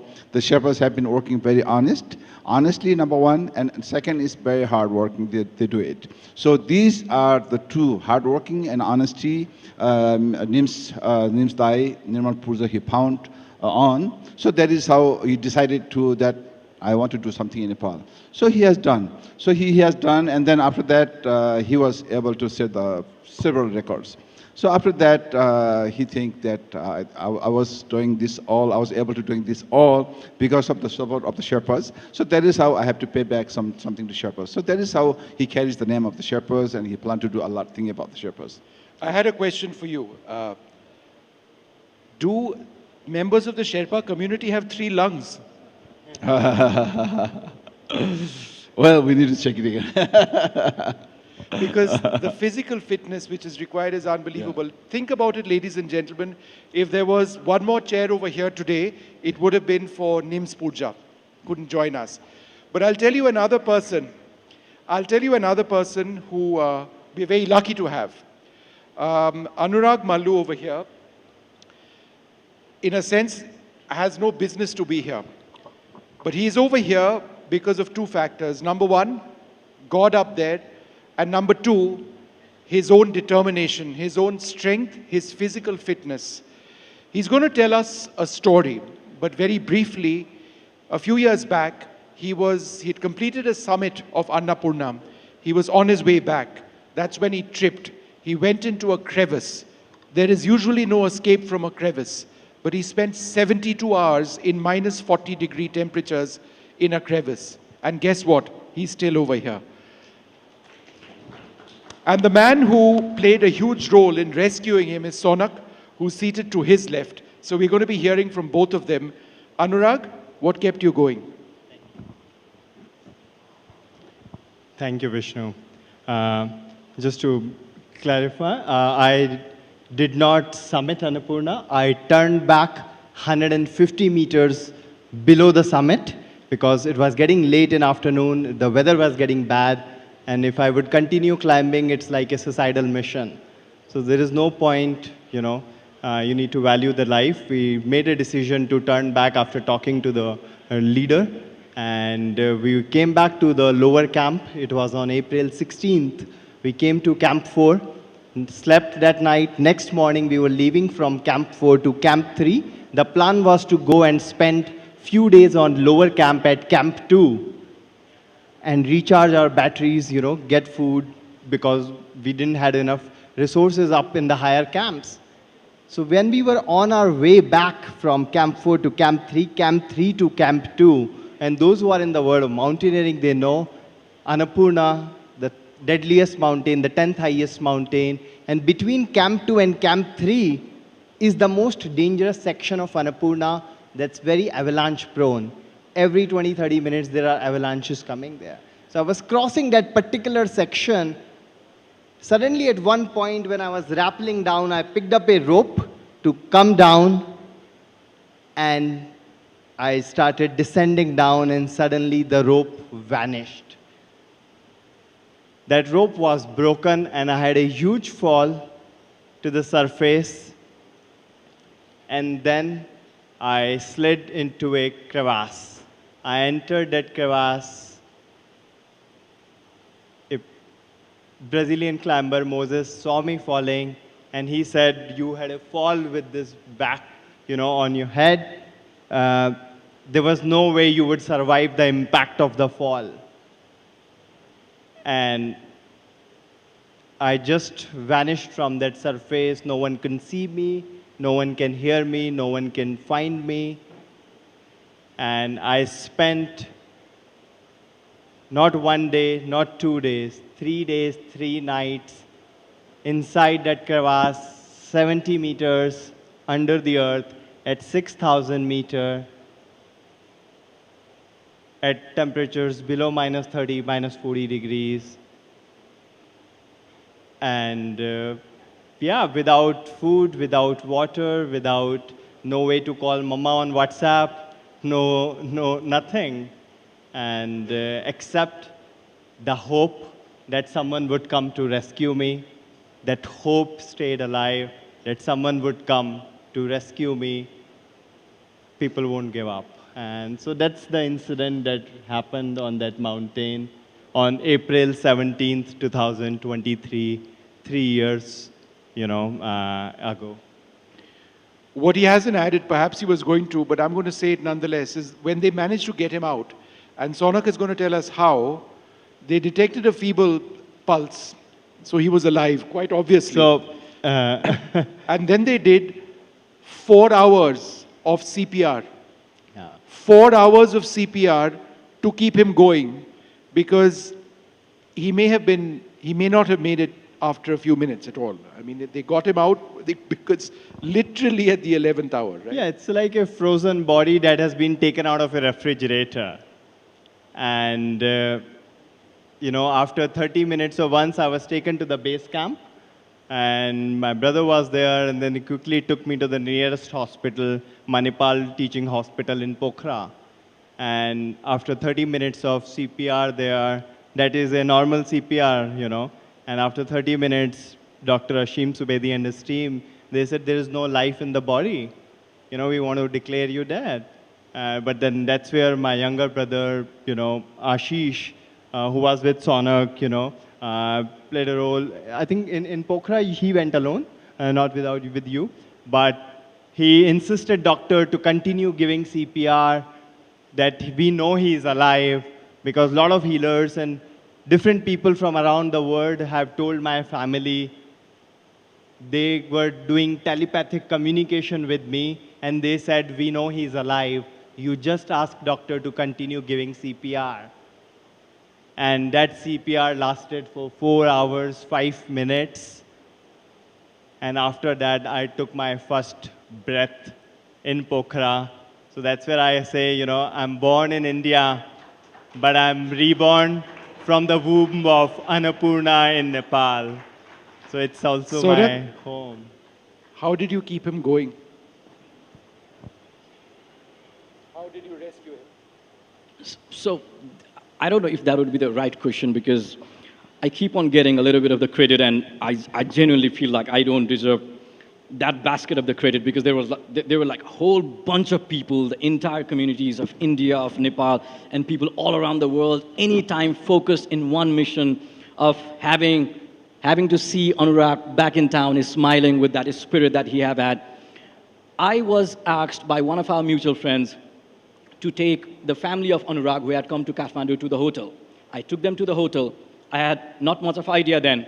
And one of the guys who was involved in coordination of the rescue, he came to me, Nepali guy, and then he told me that, Sonakji, I know you, and I'm telling this to you. I cannot tell this to his family. There is no hope to this mission. That guy, Anurag, is probably dead, just like anyone else in his position would already have. And that shocked me, because we had not even tried anything. After a couple of minutes, I received a phone call from the office of the president. They asked me, what is the update with Anurag? And I'm like, why are you guys giving me the phone call? And then I started receiving phone calls from tons of people, from army officials, from India, from diplomats, from embassies, from tourism board associations. What happened was my number got circulated in WhatsApp, and people are like, I'm in the ground, I'm with the family, and everyone is giving me the phone call. And that was the moment when I'm like, I'm going to leave all of my work aside, and I'm going to focus on this priority until the mission is done. So what was happening behind the scene, Vishnu, was entire community, thousands of people in WhatsApp, they were into the mission. They were building the pressure, they were building the campaign, they were making the phone calls anywhere, wherever it was possible. They were trying to come up with innovative ideas, brainstorming what else could be done when the weather is bad. They were trying to find out who else would be able to risk their life in order to carry forward the rescue. So a lot of things were happening.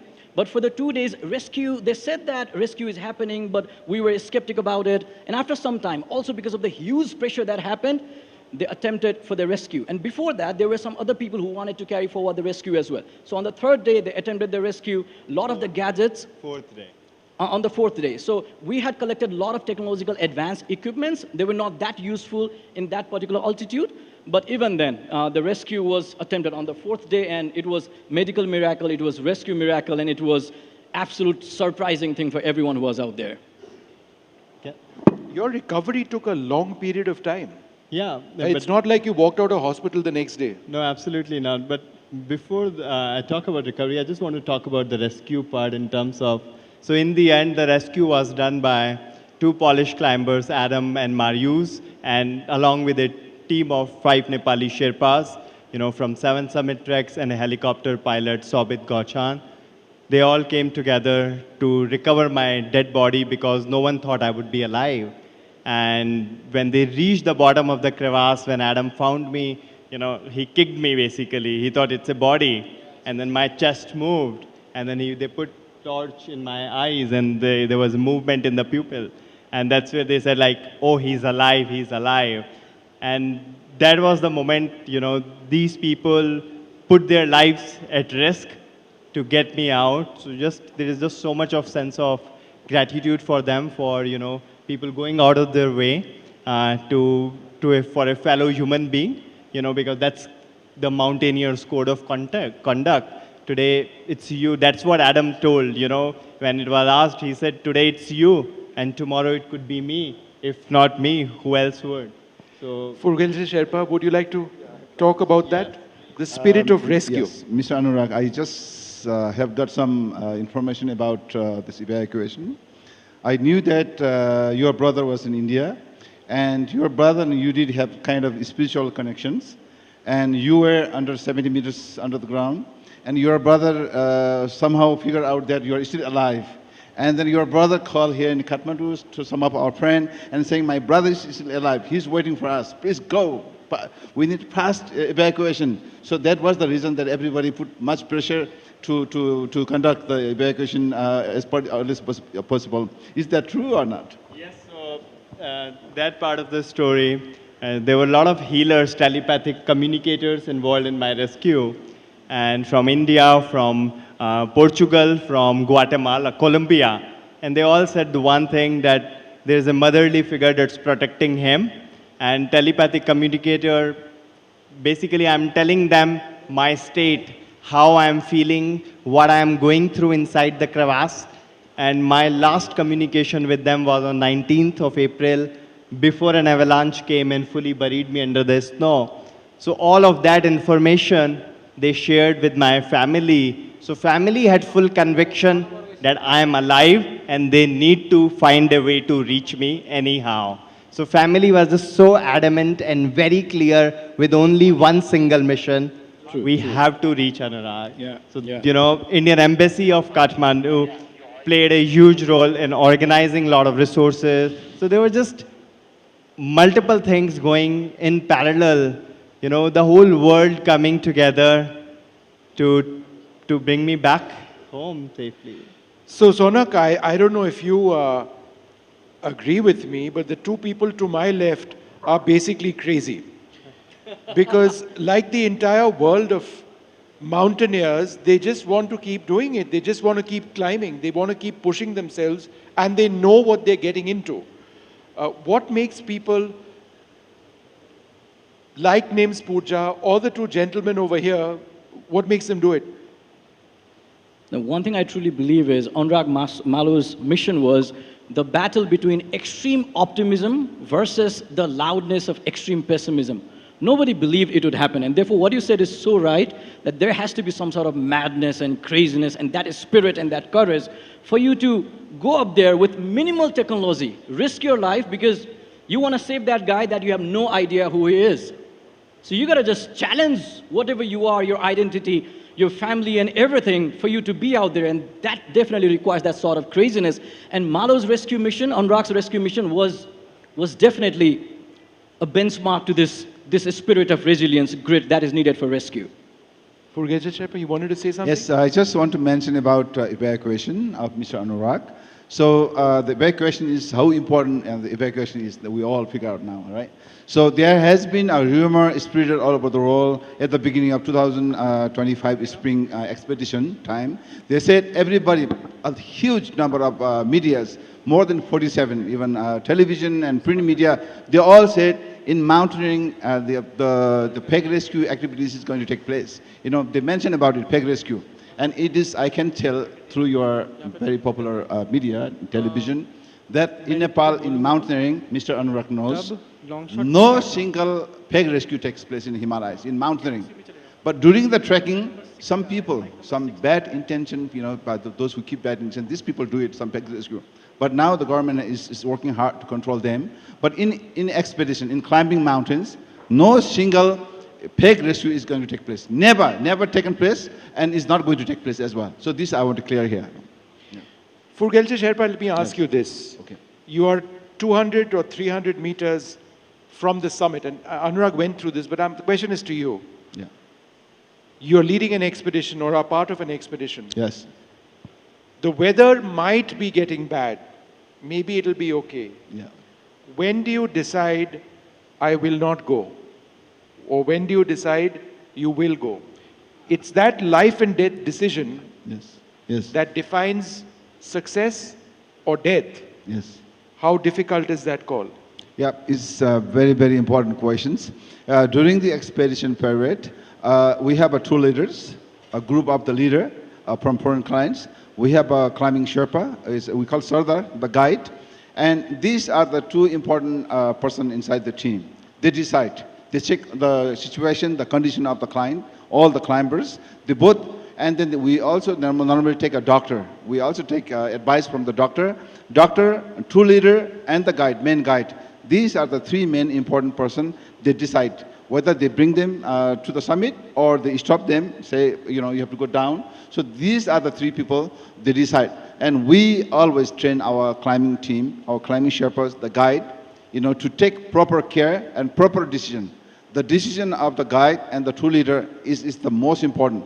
That, you know, that makes either the client go up or down. So, and completely that decision is going to take place on the basis of condition of the client, how they are, how they feel, how they eat, you know, how they walk, how they breathe. These are the things, you know, they check it.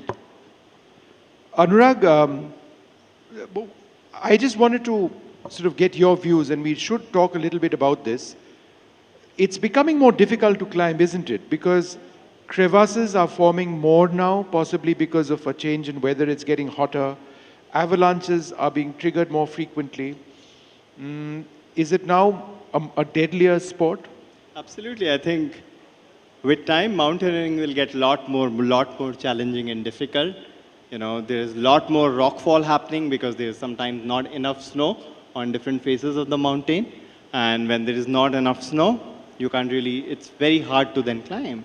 You know, snow, ice, the glaciers, that allows us to climb. Otherwise, these 8,000 meters, just imagine an 8,000 meter mountain without a snow. How will it look and how will you climb that? Snow is that glue that makes it easier for us to also climb. Hard snow, soft snow, all sorts of things. But with lot more now increasing avalanches, just changing weather patterns, changing climate conditions on high altitude Himalayas, it is getting extremely difficult. What we have seen either on Broad Peak, even on my incident, you know, during that year, Adam and Marius, the Polish climbers, were supposed to attempt another side of Annapurna, you know, another face of Annapurna to ski down from the mountain. But because of lack of snow on the mountain, they turned back. There was a lot of rockfall happening on their face. So they're like, it's foolish to continue climb. Let's come back. So when they have to abandon their expedition because of a lot of rockfall happening and lack of snow on the mountain due to climate change. And that is the reason they reach the base camp and they learn about my incident. So just wait and watch. It is going to be extremely difficult with climate conditions, you know, changing. I remember when we went to Mount Nun in Ladakh to climb, our Sherpa was leading, you know, Mingma Dai, who was ahead of us, and he's like, ये crevasse तो यहाँ नहीं था पिछले साल. The crevasses conditions have opened up, new crevasses have opened up. Completely new route they have to create. Because it's not the same anymore. And every time now new routes have to be created. This year, Broad Peak Avalanche is a clear example of that. You know, heavy snowfall happened few days before this, the incident. And I think that's where probably it's an important time to even ask this question. When there was heavy snowfall on the mountain, why there was an attempt to even climb? And unfortunately, Yeah. Yeah. And we won't have an answer. We don't have an answer. We were not there in that place why this decision was made, but yes. Sonak, what is the death zone? How does the body start shutting down above 26,000 feet? Physiologically, what happens? So I would be a bad person to answer this technical question. So I guess our technical expert. No, he has 3 lungs. It doesn't affect him. He runs up and down. But why don't you answer? At 26,000 feet and above, in the death zone, as it's called, what happens to the body? How does the body begin shutting down? Well, I mean, it depends on each individuals, At 26,000, when you reach there, I mean, you have a very thin oxygen there. So because of less oxygen, so your body can, work well. I mean, they can function properly. So in this case, that we always advise them to have as much as liquid, eat proper, take good rest, and besides using other equipments which we take as a supplement, like oxygen and other things. But these are the major things that they feel it, so we let them to follow these advices. Anurag, go ahead. No, main thing what really happens with the oxygen level drops. It's not the oxygen level drop. It's above 8,000 meters. The oxygen density is very less. It's just 30% from what it is, much higher on the ground level, on the sea level, and then around 6,000 meters it's dropped to 50%. So the more higher you go, it keeps dropping, and then for even you have to take a step, you have to take a pause and then breathe heavily, and then that's why we use supplemental oxygen to climb. For Gelse Sherpa, one final question. We are running short on time. You have led expeditions, I'm sure, in the past. You know many others who've done that.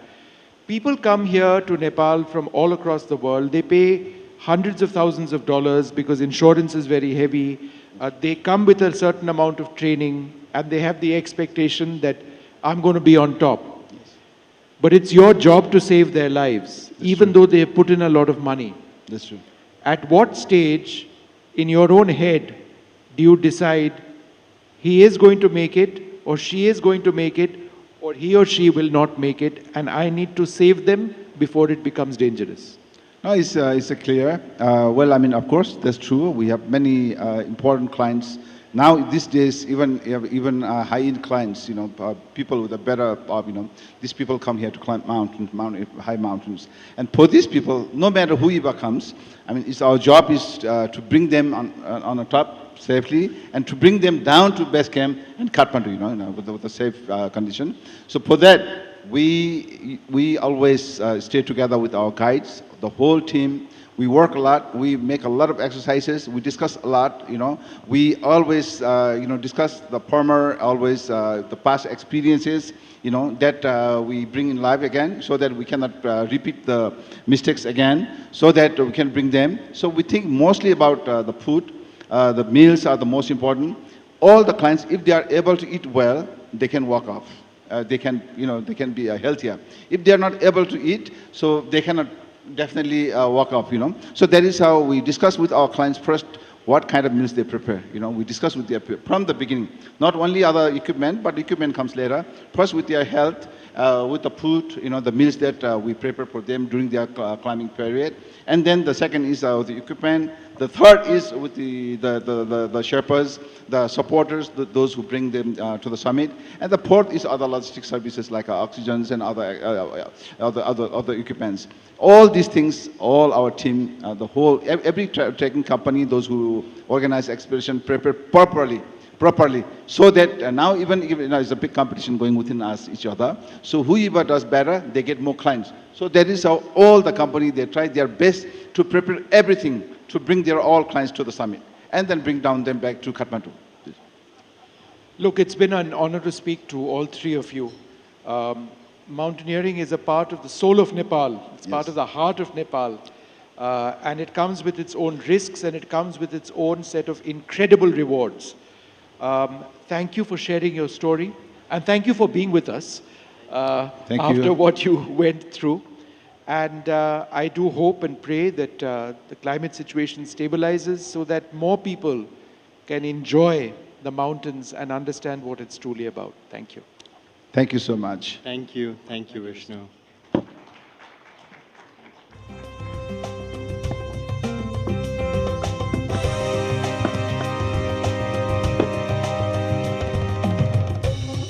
Thank you so much for this wonderful session. It was one of my favorite sessions also, because I also belong to a state of Uttarakhand, Himalayan region. So we have this common in us. Thank you so much for sharing your stories.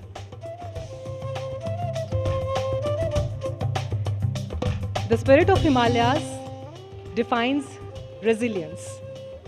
And the same ambition flows through Nepal's next generation. Talking to us about what Nepal's youth want, the next gen agenda. So please welcome Charu Chadda, Editor, Media 9 Private Limited, Paras Khadka, Secretary Cricket Association of Nepal and former cricketer, Astha Pokhriyal, supermodel and influencer. And my colleague Manogya will host the session.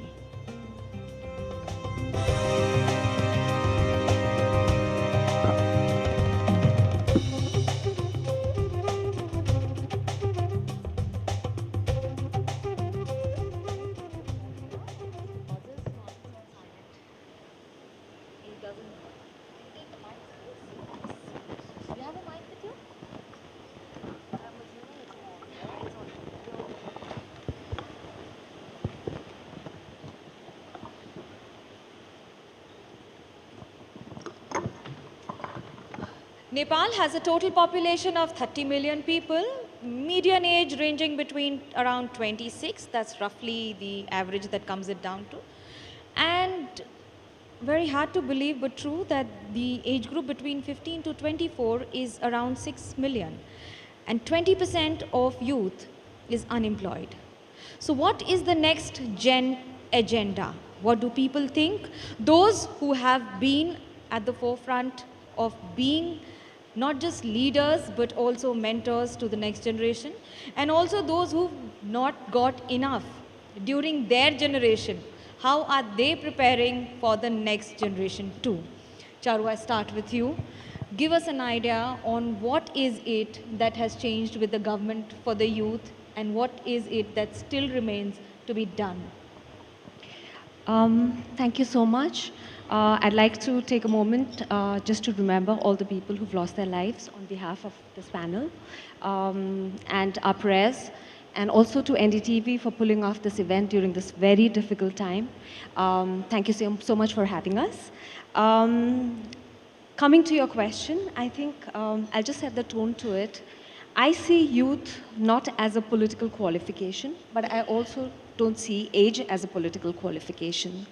So while we have a very young government in place, led by a prime minister who was a structural engineer, who is a structural engineer, who's a rapper, who was the mayor, and now holds the position of prime minister of this country, I think what it really does for us is it sets the tone that we have aspiration. You know, people are multi-skilled, they can multitask, and they can be who they want to, including running the government. Now, the challenge for them, it is a very young government. I think 40% of the youth is represented in the cabinet. So, but what is the real challenge is having, being able to do politics of continuity. Now, we've had, all along, I think what we've had is politics of personalities. We were really voting for people that we liked or did not like. This also, Balin, our Prime Minister, Honorable Prime Minister, he has amazing following, but he needs to go beyond that and now actually institutionalize politics that has a level of continuity to it. And the difficulty for them is being a youth-focused government. They are being judged in real time. Our generation had the privilege of having press conferences and news coming filtered to us, but here they are being judged in real time, so that's a challenge. Okay, Paras, I see that smile and also the advantage and disadvantage of social media, of being a celebrity cricketer, being known to everyone, yet not having the advantage of social media. Do you feel that the present generation has that advantage? Especially the cricketers, the stardom that they have. You've had enough stardom, but maybe social media was one sprinkle that could have added to the glitter? There are two sides to it. When we were growing up as a young cricket team, people had no expectations of what a cricket team or a national cricket team in this country could do. Back then, growing up, there's no social media, let's be very fair. And the only thing that drove us was that passion to win. We came from different parts of Nepal. When we got together, our only ambition was to make sure that Nepal wins. And over a period of time, I still remember from 2010, when we first won our senior championship, until 2014, when we played our first World Cup. That 2014 was an important moment for us. Why? Because it took the national cricket team to reach the World Cup for people to realize that we had a cricket team.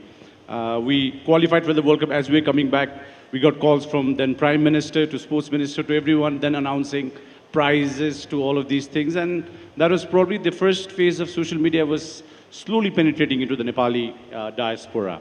And from then until now, to 2026, we are probably one of the most followed cricket teams in the world. Why I say this is because we've won 2 ICC Digital Engagement Awards over the last 4 years. So which means the organic viewership for Nepal cricket has grown phenomenally. I would say for Nepal as a young nation, we've always been known as the Himalayas, Buddha and all of that. But cricket has now slowly started to become part of the social fabric.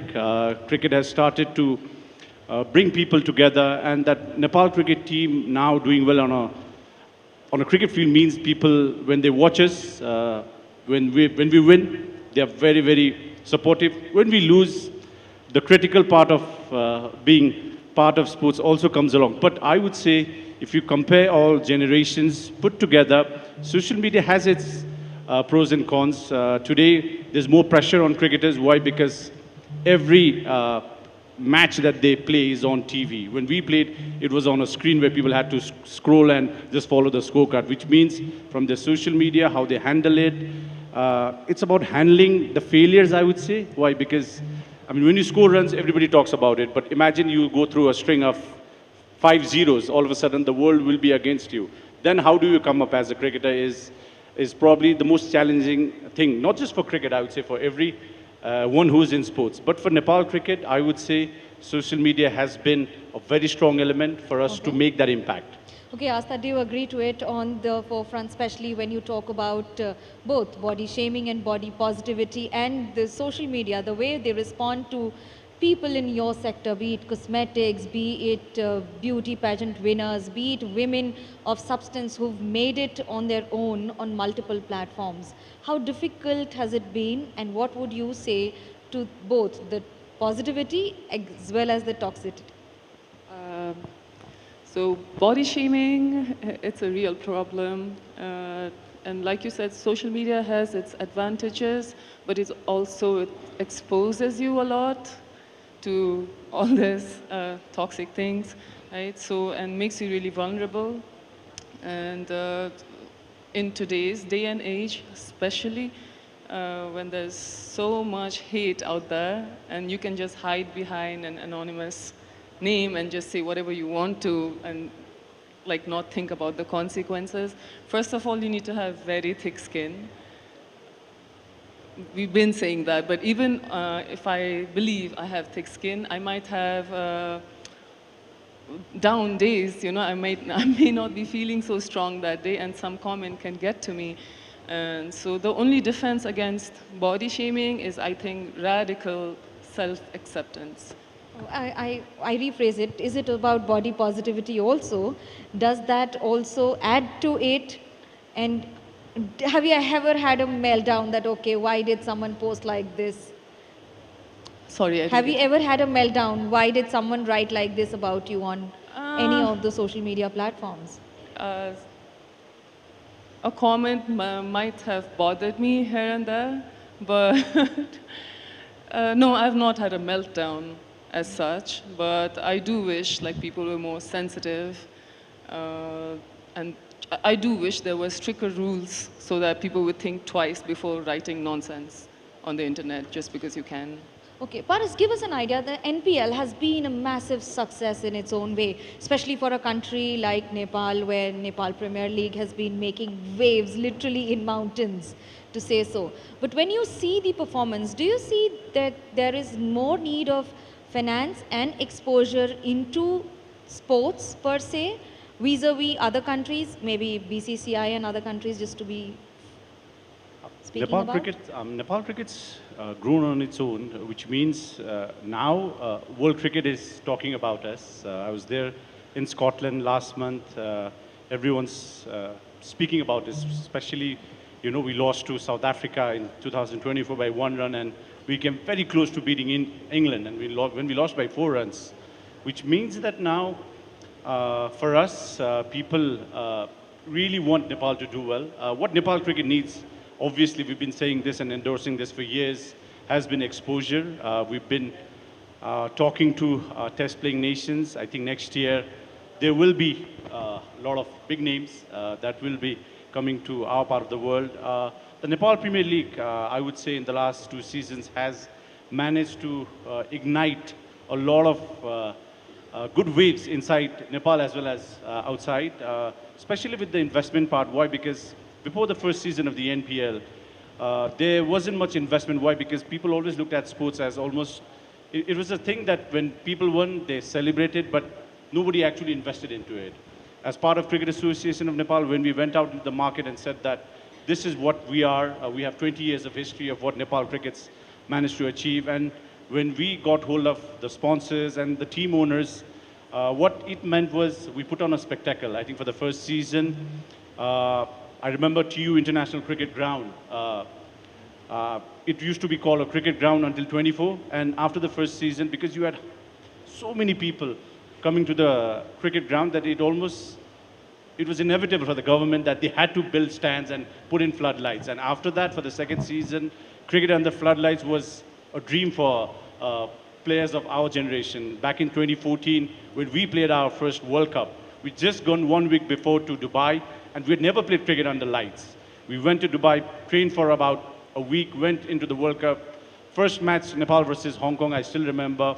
When I went into bat and at that black side screen while I was batting with international floodlights, I had never seen a cricket ball as clear as how it was then.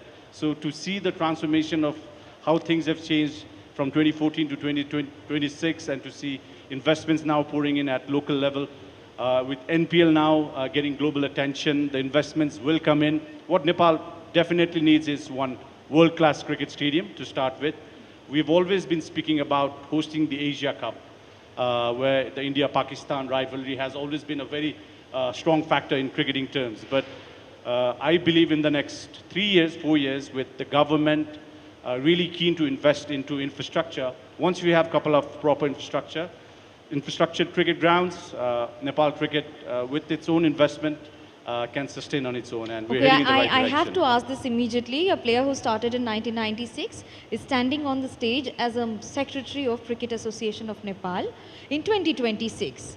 What 3 things would you like to change immediately, if you could, in your past as well as present? I've seen the whole journey in terms of Nepal cricket.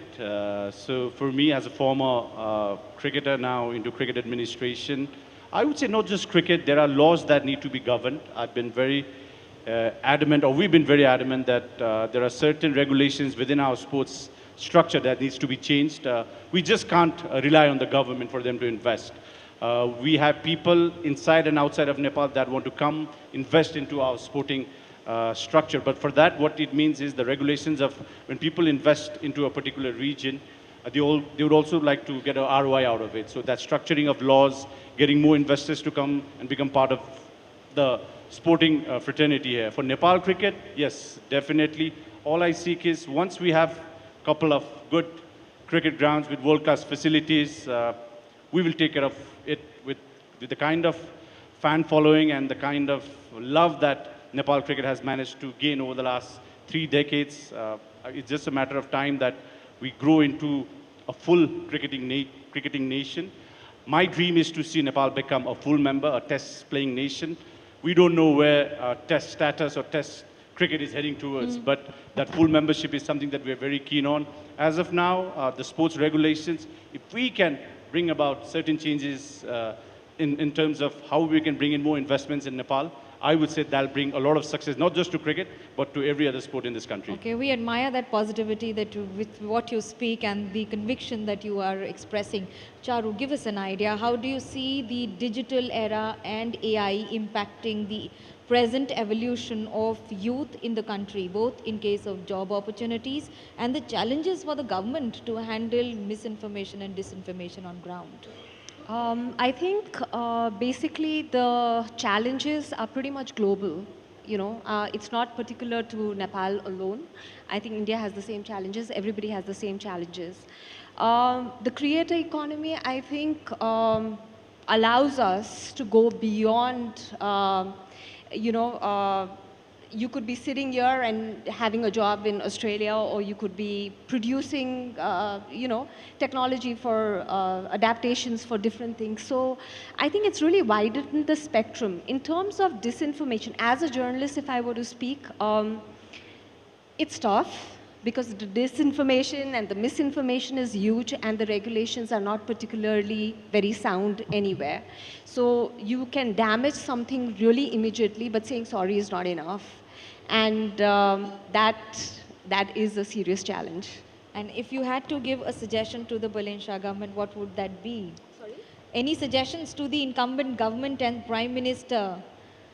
I think they're doing a good job. They've got the experts on their side in terms of handling, they've got digital strategies in place. I think we would be having our finance minister speaking later in the day. So we'll hear a lot more in terms of how we are going to take that forward. From my side of things, I think we cannot really, because it comes down to freedom of expression again versus regulation. So it's a very tightrope to walk. I think even for the journalists sometimes. Even for the journalists, absolutely, for the without journalists. mincing words today for sure. Absolutely. Asa, give us an idea when you talk about content creators and people who have influence. Does it or has it arrived as a full-time job opportunity for people? And is that influence enough for both their survival and making an impact in society? As a content creator, yes, but you have to be committed to it. And there's a lot of competition, and you have to catch a niche, and if it's already saturated, then you're going to have a tough time. So I think you should give your best, but also know that it might not turn out 100% like you expected it to. But I have seen many examples where people have and are making a living out of it. And it's amazing because even 10 years ago, I don't think that would be a viable career option, especially if you're based in Nepal. But now it is, and you can be a content creator, you can be a full-time influencer, a streamer, basically the online sphere, that's where your career exists. And there are lots of people I can look at and say, okay, they have made a career out of this. And even if you're not fully a content creator, you can do that on the side, and it's going to supplement your career, and I think it's a positive thing. I just wish everybody did it responsibly, because once you have a voice... But there's the other side of it, including cyberbullying, targeted approach of not just maligning your image, but also online harassment. How do you think that women of Nepal are, especially in strong positions, are they prepared for it, or does it also question the format of the society and the changes in it? We have to be strong enough, like I said before, whether or not you're prepared for it, though people are going to be cruel and, you know, it's there. But you have to handle it sensitively, intelligently. Don't let it get to you, but also take action where you have to. When there's harassment and cyberbullying, it's not something I take lightly, but also it's so rampant that you cannot go after every little commenter who says something, who posts something, where the government needs to be more involved, more like stricter. But if you post a photograph of yours, why would the government come in picture? Because it's not just about my post and somebody, it's the whole picture, you know, like, it doesn't even need to be glamorous. It's a tricky one on who decides on what you post and how people respond. For you to get a hate comment on the internet as a woman, you know, it doesn't even need to be a glamorous picture. You can just be enjoying yourself. You can just be expressing an opinion that somebody disagrees with. You can just be successful in whatever you're doing, and there will be somebody who has something to say, you know, and like, disagreements and other things you can take, but when it becomes personal and vulgar and violent, ask the cricketers. Then government needs to do something. Ask the cricketers who have all the photographs to be posted and then answered also. So give us an idea on what are the steps being taken for women in cricket in years to come. Do we see them in the next gen agenda? Nepal's co-hosting the Women's Under-19 World Cup next year. So for Nepal to host World Cup will probably be the biggest event that Nepal's ever hosted. So for Under-19 women's team that we have, I think it's a start. Yes, men's cricket obviously gets all the attention, all the sponsorship, and everything around it.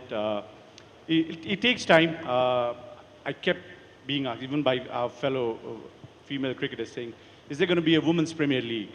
When are we going to play franchise cricket? What women's cricket in Nepal right now needs is more exposure to international cricket, which we got back 20 years ago. For that, we are putting in all the efforts, and there'll be a time when there will be franchise cricket for our fellow cricketers as well. But for now, we contract around 20 cricketers, female that is, and they've been paid to play cricket. I'm using this term why? Because for boys as well as men, all of the money that comes into Nepal cricket is on the performance of men's senior cricket. So when the national cricket team performs, we have this ICC structure where the ODI cricket structure means when you're an ODI country, that's where money comes in. And with the money, as part of Cricket Association of Nepal, we have almost managed to pull in around 90 cricketers from provinces to districts to combined with men and women. That also brings me to the next question. What is your roadmap for next 5 years, and how do you see fresh talent coming in and winning over Nepal and the world on the 22 yards? We need to build a proper domestic structure. Your production line of cricketers has to be premium. Nepal cricket has been lucky because we've had great generation of cricketers over the last 30 years, backed by good coaching, and somehow, against all the odds, I would say Nepal cricket's always punched above its weight.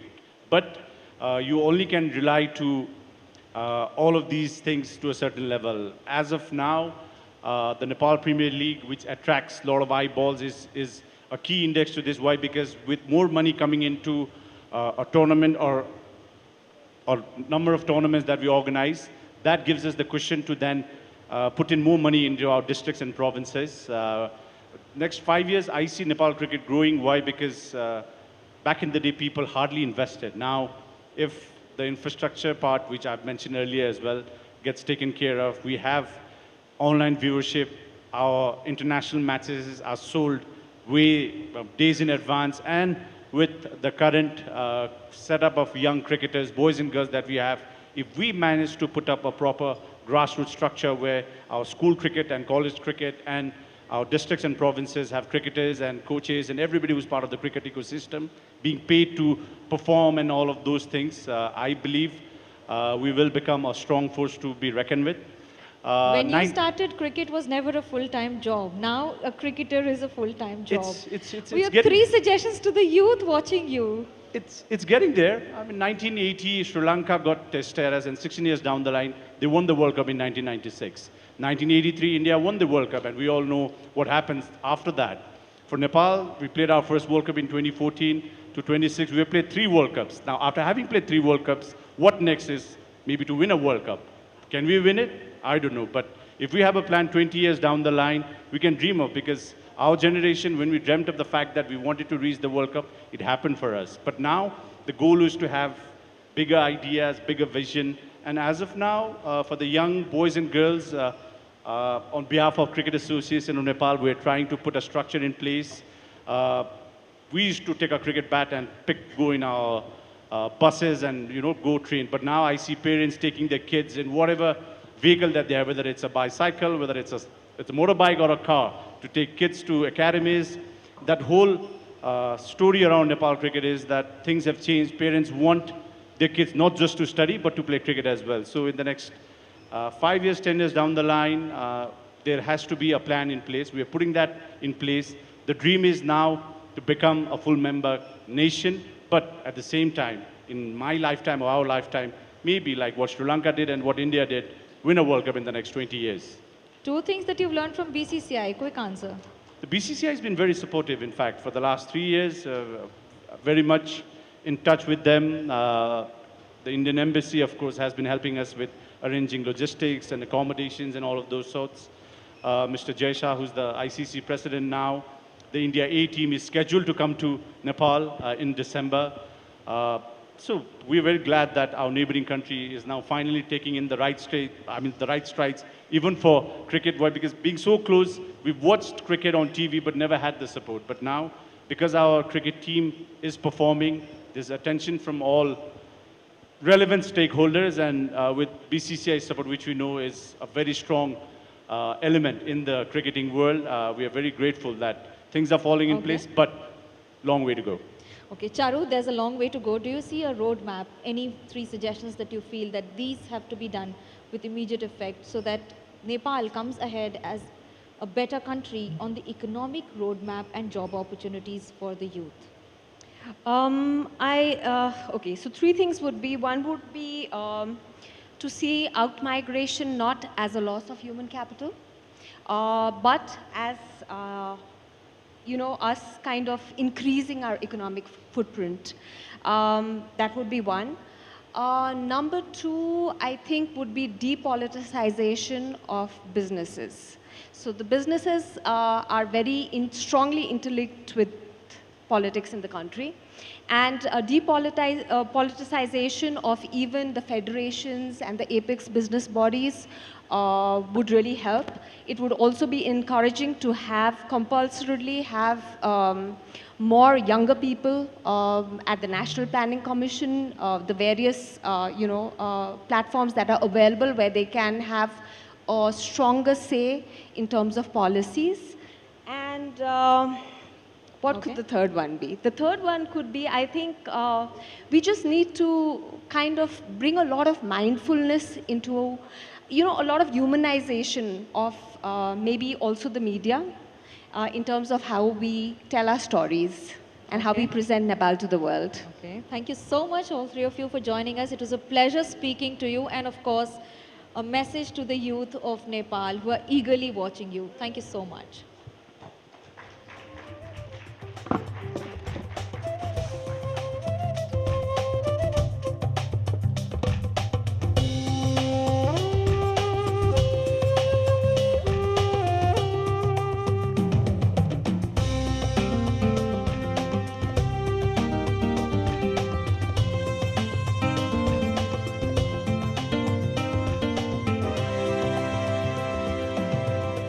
Thank you very much to the trendsetters of Nepal, Paras, Asta and Charu. Thank you very much for joining us at NDTV Anviksha. And for the next session, ladies and gentlemen, this is a fireside with Varun Chaudhary, Brands Without Borders, the Managing Director of the Chaudhary Group Corp Global, joining us here. Thank you very much, Varun. Please, the stage is yours.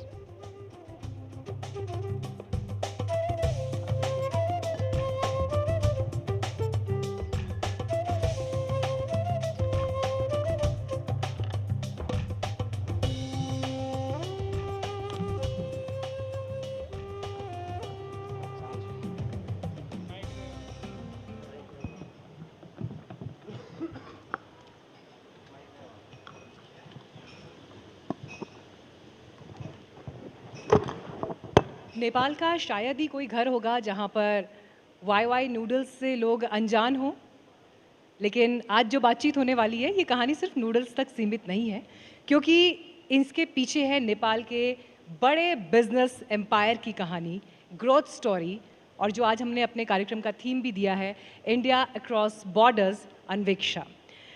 मेरे साथ इस वक्त विनोद चौधरी जी stage पर मौजूद हैं, वरुण चौधरी जी stage पर मौजूद है, जिन्होंने बिजनेस स्टोरी को दुनिया के नक्शे पर पहुंचाया है। So first of all I welcome you on Anviksha and mister Chaudhary, the journey for brand Nepal, what was it like? And I would like you to throw some light on this. Thank you, NDTV family. Before I officially start our conversation, we are going through a moment of grief. My deepest prayers and condolences to the families of the deceased, people who've lost their livelihood and homes.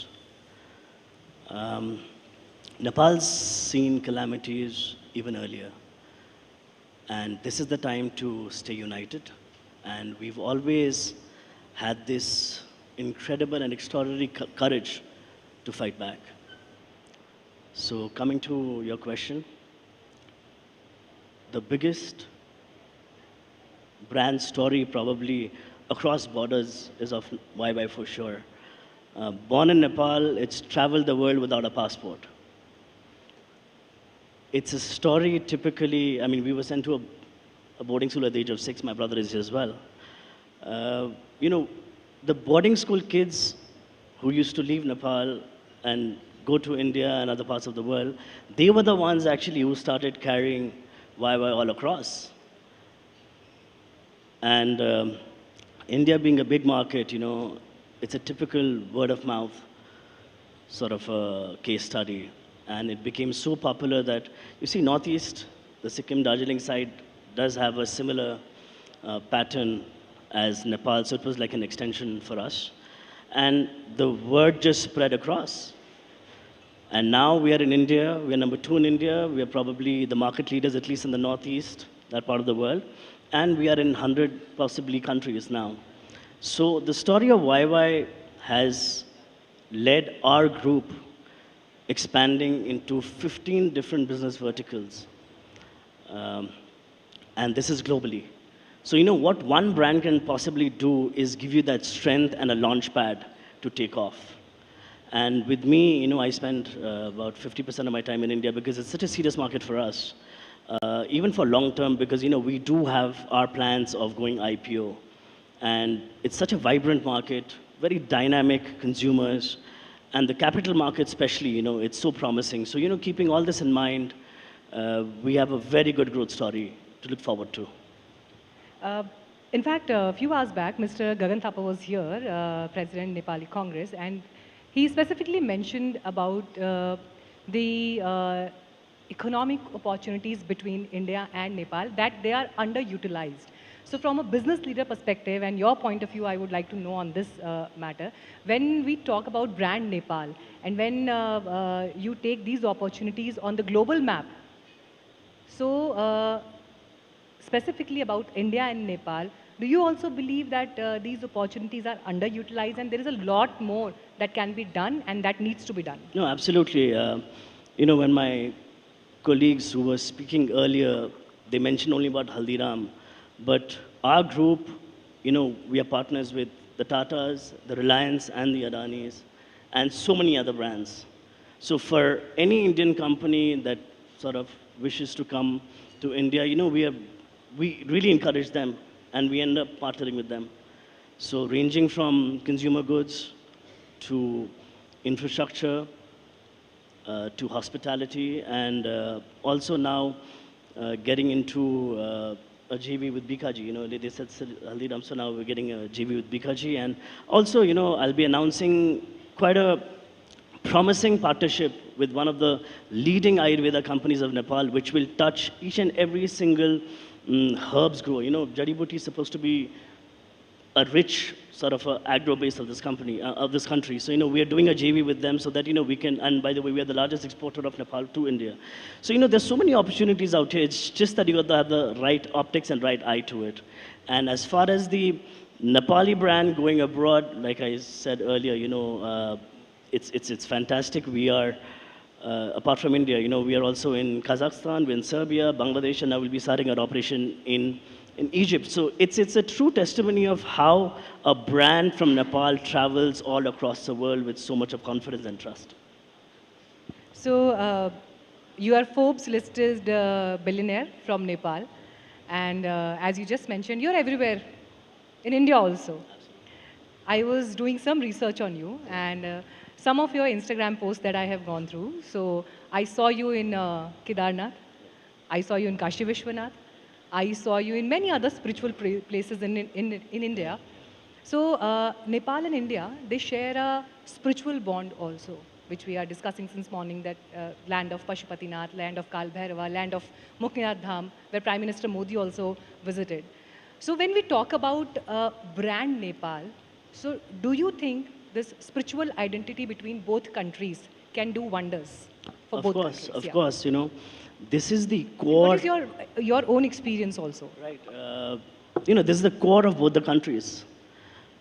India and Nepal shares such a deeper connection in terms of people-to-people tie and the spiritual and religious tie. And why all this happened is also, there's a story to it. If I may, you know, I'd met Baba Bageshwar back in 2023. And he is the one who actually changed. आपकी पर्ची खुली या नहीं? हाँ, मेरी पर्ची खुली थी उन्होंने, लेकिन मैं बोल नहीं सकता हूँ, है ना? He is the one who actually got in this entire adhimikta in me, the soul seeking, the soul searching in me. And even our family, in fact, we built a temple as well. So because of him, you know, I got so much into spirituality. I think that's the reason why I have such a self-balance now. You know, first you need to look at yourself within, and then once you start looking outwardly, you know, then you look at the larger picture in terms of such a beautiful religion we have. And you know, this religion is, and I got, by the way, Baba Bageshwar in Nepal as well for a katha. So that time when he had come, you know, we had about 50,000 people who used to come for the katha, and the kind of blessings I got from the people, just by, you know, igniting that inner sort of a hidden Hinduism in them. So if I may ask, एक businessman के भीतर वो feeling कब आई कि मुझे एक कथा के लिए भारत से एक गुरु को, एक स्पिरिचुअल टीचर को लेकर आना है? वो शिफ्ट कब आया आपकी पर्सनालिटी के भीतर, और क्यों आया? नहीं, वो मेरी जब मुलाकात हुई थी उनसे, तो उन्होंने मुझे ये बोला था कि नेपाल से बहुत लोग आते हैं मुझे नेपाल इनवाइट करने के, लेकिन उनके और मेरे बीच में पता नहीं एक अजीब अद्भुत रिश्ता है. मैं वहाँ पे दर्शन करने गया था, लेकिन एक नया आदमी बन के लौटा, तो उन्होंने मेरे इनविटेशन को स्वीकारा, आए यहाँ पे, तो उसके बाद एक नई जर्नी और एक नई यात्रा मेरे लिए शुरू हो गई. तो इसका कोई उत्तर ही नहीं है, ये बस ऊपर वाला देख रहा है. It's supernatural forces that sort of, you know, interplays the behaviors and patterns of life. That's what I feel. So has it changed your point of view towards business, towards your daily life, and towards the it does. I mean, corporate also? Yeah, it doesn't make me, let's say, chase success anymore. It doesn't make me, you know, wake up every day in the morning saying, oh, what am I going to achieve now? It makes me realize that, you know, what am I going to do so that we're going to leave a legacy behind? So, you know, your whole narrative of looking at things changes. And I believe that's a big impact. तो आपको इस spirituality, religion, इन सब के भीतर भी एक brand possibility दिखाई देती है दोनों देशों के लिए? ब्रांड से भी ज़्यादा एक आत्मनीय संबंध मुझे नज़र आता है. ओके, क्योंकि भारत में भी हम देख रहे हैं कि इस वक्त चाहे जिस तरह से काशी का रीडेवलपमेंट हुआ, जिस तरह से केदारनाथ का पुनर्निर्माण हुआ, अलग अलग कॉरिडोर्स बने हैं, महाकाल कॉरिडोर बना है, ये सब जो प्रयास हो रहे हैं, कैसे परंपराओं को, संस्कृतियों को साथ लेकर आना है, उस दिशा में भारत सरकार बहुत काम कर रही है. तो नेपाल में वो कौन सा कॉरिडोर खुलता है? क्योंकि नेपाल की भी जो स्पिरिचुअल परंपरा है वो बहुत गहरी है, और भारत और नेपाल का तो फिर साझा इतिहास भी है. आपकी नज़र में इसमें क्या पॉसिबिलिटीज़ है? नहीं, बिल्कुल. Let's say how you have the golden triangle, Agra, Jaipur, Delhi वाला है, लेकिन एक रिलीजियस ट्रायंगल, रिलीजियस सर्कल ही बन सकता है. You know, from Ayodhya to Lumbini, we have a शाश्वत धाम which is in the mid point, then going all the way to Janakpur to the Janaki temple, then you know Bodh Gaya. So you know, एक circle बन सकता है. And I am sure in इस पे काफ़ी बार बातें भी हुई होंगी, लेकिन इसको अगर गंभीरतापूर्वक देखें तो it can be something so meaningful and deep. And ये दोनों सरकार, दोनों देशों के सरकार की इस बात पे काफ़ी गंभीरता से बात करनी भी चाहिए और आगे बढ़ानी भी चाहिए. That's what I feel. It's great to hear your experiences on that, but post that, I would like to talk about Gen Z also, because Gen Z and the challenges and concerns of youth is something that is being discussed whole day.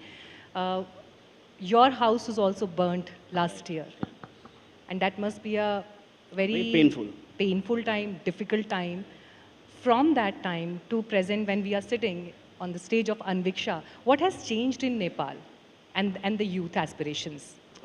So just to, tread back a bit in terms of why this happened.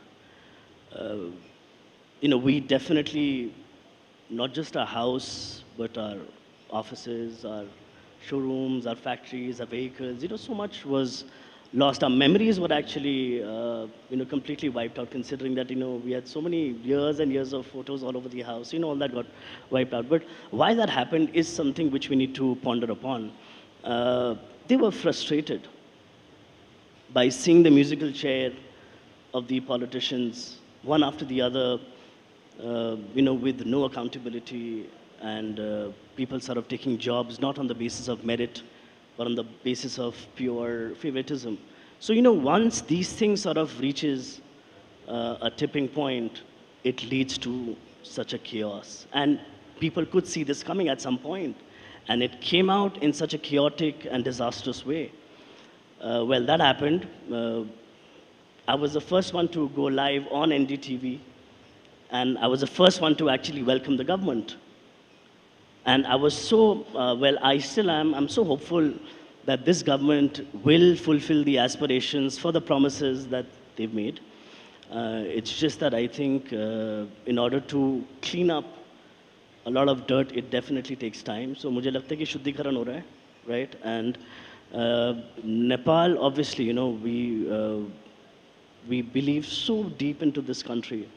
When the Gen Z thing happened, I went on media and I made an announcement of doing a joint venture with the snacks company, with Bikaji in Nepal. This is like 2 weeks after that.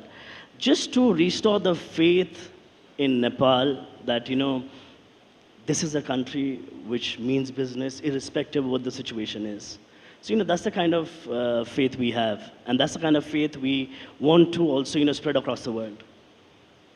As a business leader मैं आपसे ज़रूर ये जानना भी चाहूँगी कि जैसे हम जब भारत में देखते हैं आत्मनिर्भर भारत, मेक इन इंडिया, इसे लेकर सरकार ने बड़ा स्ट्रांगली बात करना शुरू किया और ज़मीन पर बहुत सी चीज़ें होती हुई दिखाई भी दी. नेपाल में यूथ के लिए माइग्रेशन एक प्रॉब्लम है. आप रोज़ी रोटी की तलाश में बाहर जाते हैं या अपॉर्चुनिटीज़ की तलाश में जाते हैं. एज ए बिजनेस लीडर आपको देश के भीतर, नेपाल के भीतर क्या लगता है जो बदलना चाहिए ताकि यहाँ पर मैन्युफैक्चरिंग हब से लेकर बिजनेस अपॉर्चुनिटीज़ का एक बड़ा दरवाज़ा खुले? नहीं, I mean, when I look at Nepal, I see opportunities everywhere. I mean, if I may allow, we've been trying to do so many mega projects, be it in the power sector, and this is not small scale, this is like 1,000, 2,000 megawatt projects. We've been trying to get into a major infrastructure projects, be it airports. We've been trying to get into telecom, right? And so many other projects which sort of is transformational in nature. And also, infrastructure is something which you've seen in India, that how better infrastructure completely propels the economy. But all this while, like I said, because of such political turmoil, nothing's been able to really translate. So, agar mauka milta hai kisi ko, to sort of fulfill their dreams and, execute what they think, we are talking about a new Nepal altogether, and be it in every single sector. Like I said, that even from such a precious, promising Jadibuti sector all the way to doing mega projects, so you can imagine the spectrum I'm talking about. So it's all about giving the right platform, it's all about giving the right perspective, it's all about giving the right political support. I think things will fall in place, and I'm hopeful that it will. You think there is a time now when we can think about brand Himalaya also, because it is something that India and Nepal share as a deep, deep bond and deep connection? brand Himalaya, what it can be? No, of course. I mean, it's a strong global brand, if you ask me. And so I've got my cement plants in the India border and in the remote places as well.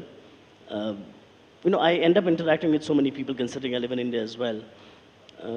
When they talk about brand Himalaya and brand Nepal, trust me, and not just in India, when I travel in Europe, anywhere, that conviction in people's face when you say that you're from Nepal, and when I meet especially the head of states of many countries, that conviction in people's face when you say that you're from Nepal is completely different.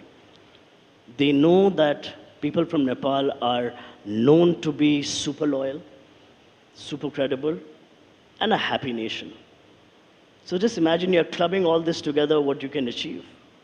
I am sure आपकी इन बातों ने youth को ज़रूर बहुत सारा motivation दिया है, लेकिन जाते जाते आखिरी सवाल आपसे ज़रूर पूछूंगी, आपको मोटिवेशन कहाँ से मिलता है to keep going? So definitely my father. Even at the age of 70, he's at it, and we are blessed to have a father like him.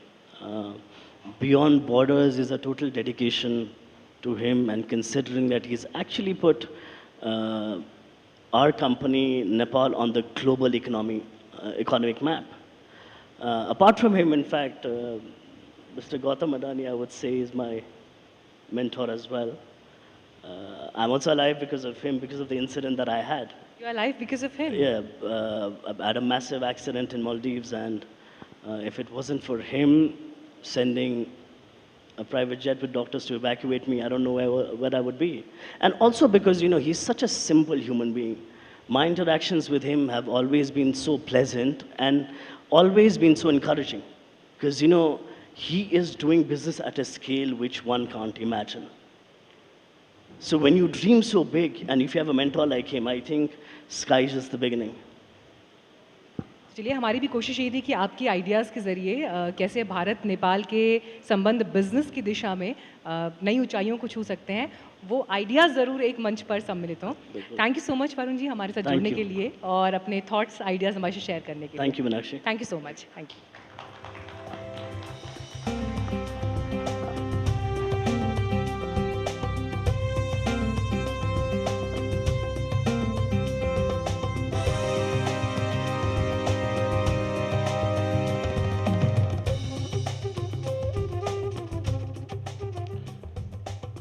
Thank you very much, Mr. Varun Chaudhary, for joining us for an incredible session on the next Nepal story and his inspiration and how the next India-Nepal corridor looks like. And now over to the next fireside here at the NDTV Anviksha. He has fought off hundreds of villains on the screen, delivered iconic lines that every Nepalese knows by heart, and ruled the silver screen for over 3 decades across more than 300 films.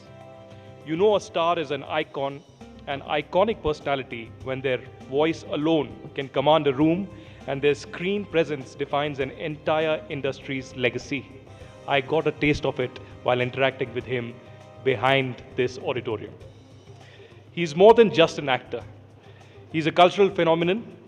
Ladies and gentlemen, please welcome the undisputed Mahanayak of Nepal, our own Rajesh Dai, Rajesh Hamal.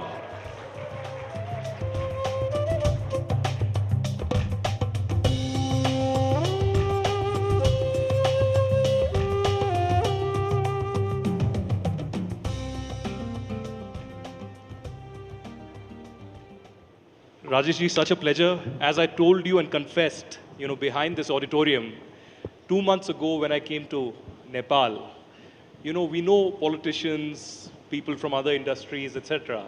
But one name that everybody recommended, suggested, and pleaded and forced us to bring to NDTV Anviksha is Rajesh Hamal. So that is the kind of love that people have for you. But Rajesh ji अगर stage पर हो तो इतनी कम तालियों से तो काम नहीं चलेगा. तालियां तो ज़्यादा होनी चाहिए. जब तक तालियां थोड़ी ऐसी नहीं आएंगी बातचीत का मजा नहीं आएगा. हाँ, ये हुई ना बात. You are an undisputed Mahanayak, and we will discuss your journey. We will of course have a take from you on different issues. about Nepal and India.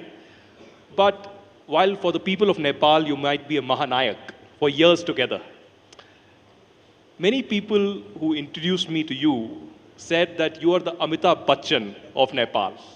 But my first glimpse in that handshake that we did somehow gave me Imran Khan vibes. What is it about you and your personality? So if you're confused with so many other personality while you're comparing with me, I probably don't compare to anyone. But thank you so much, and I hope you guys are having a wonderful time here in Nepal. We're meeting at such a turbulent period here in Nepal, and our heart and feeling goes to all the people who are suffering and have suffered. And as a nation, like Varun said, we need to be united. We need to build up our resilience and the endurance to recover. And I also think we need help of kind neighbors like you as well in this time of despair. So wonderful. Thank you for inviting me. It's wonderful to be here and having a conversation with you guys. And you compared me to such a stalwart, so I really don't know what to say but to thank you, And the reason is, like I've been in the Nepali movies for the last almost close to 40 years now, but I'm only 25. So 25 years old.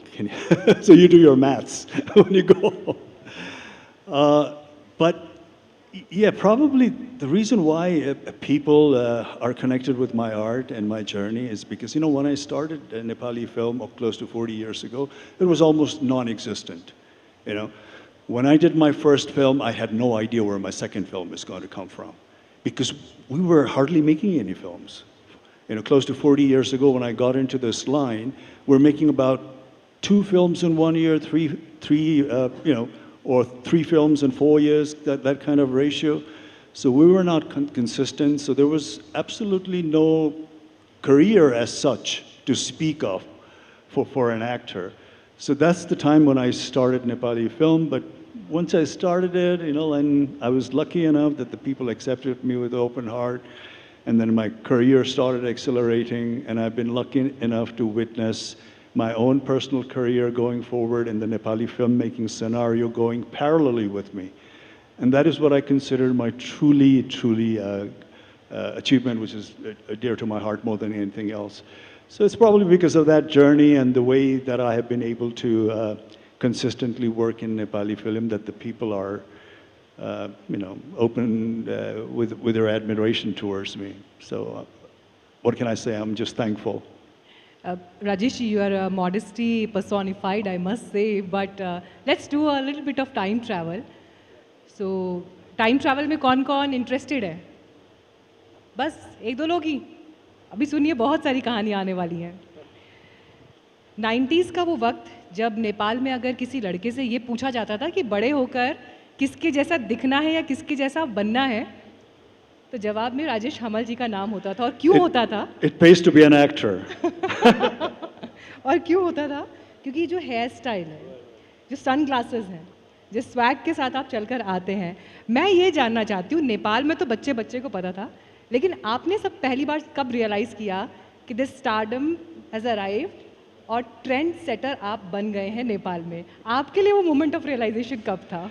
I have this great attachment with my hair, because my hair has been long as far as I can remember, right from when I was 3, 4, 5 years old. And it was always a bone of contention with my father. I used to have long hair, and the moment my father sees me, he says, "Oh, you go get a hair."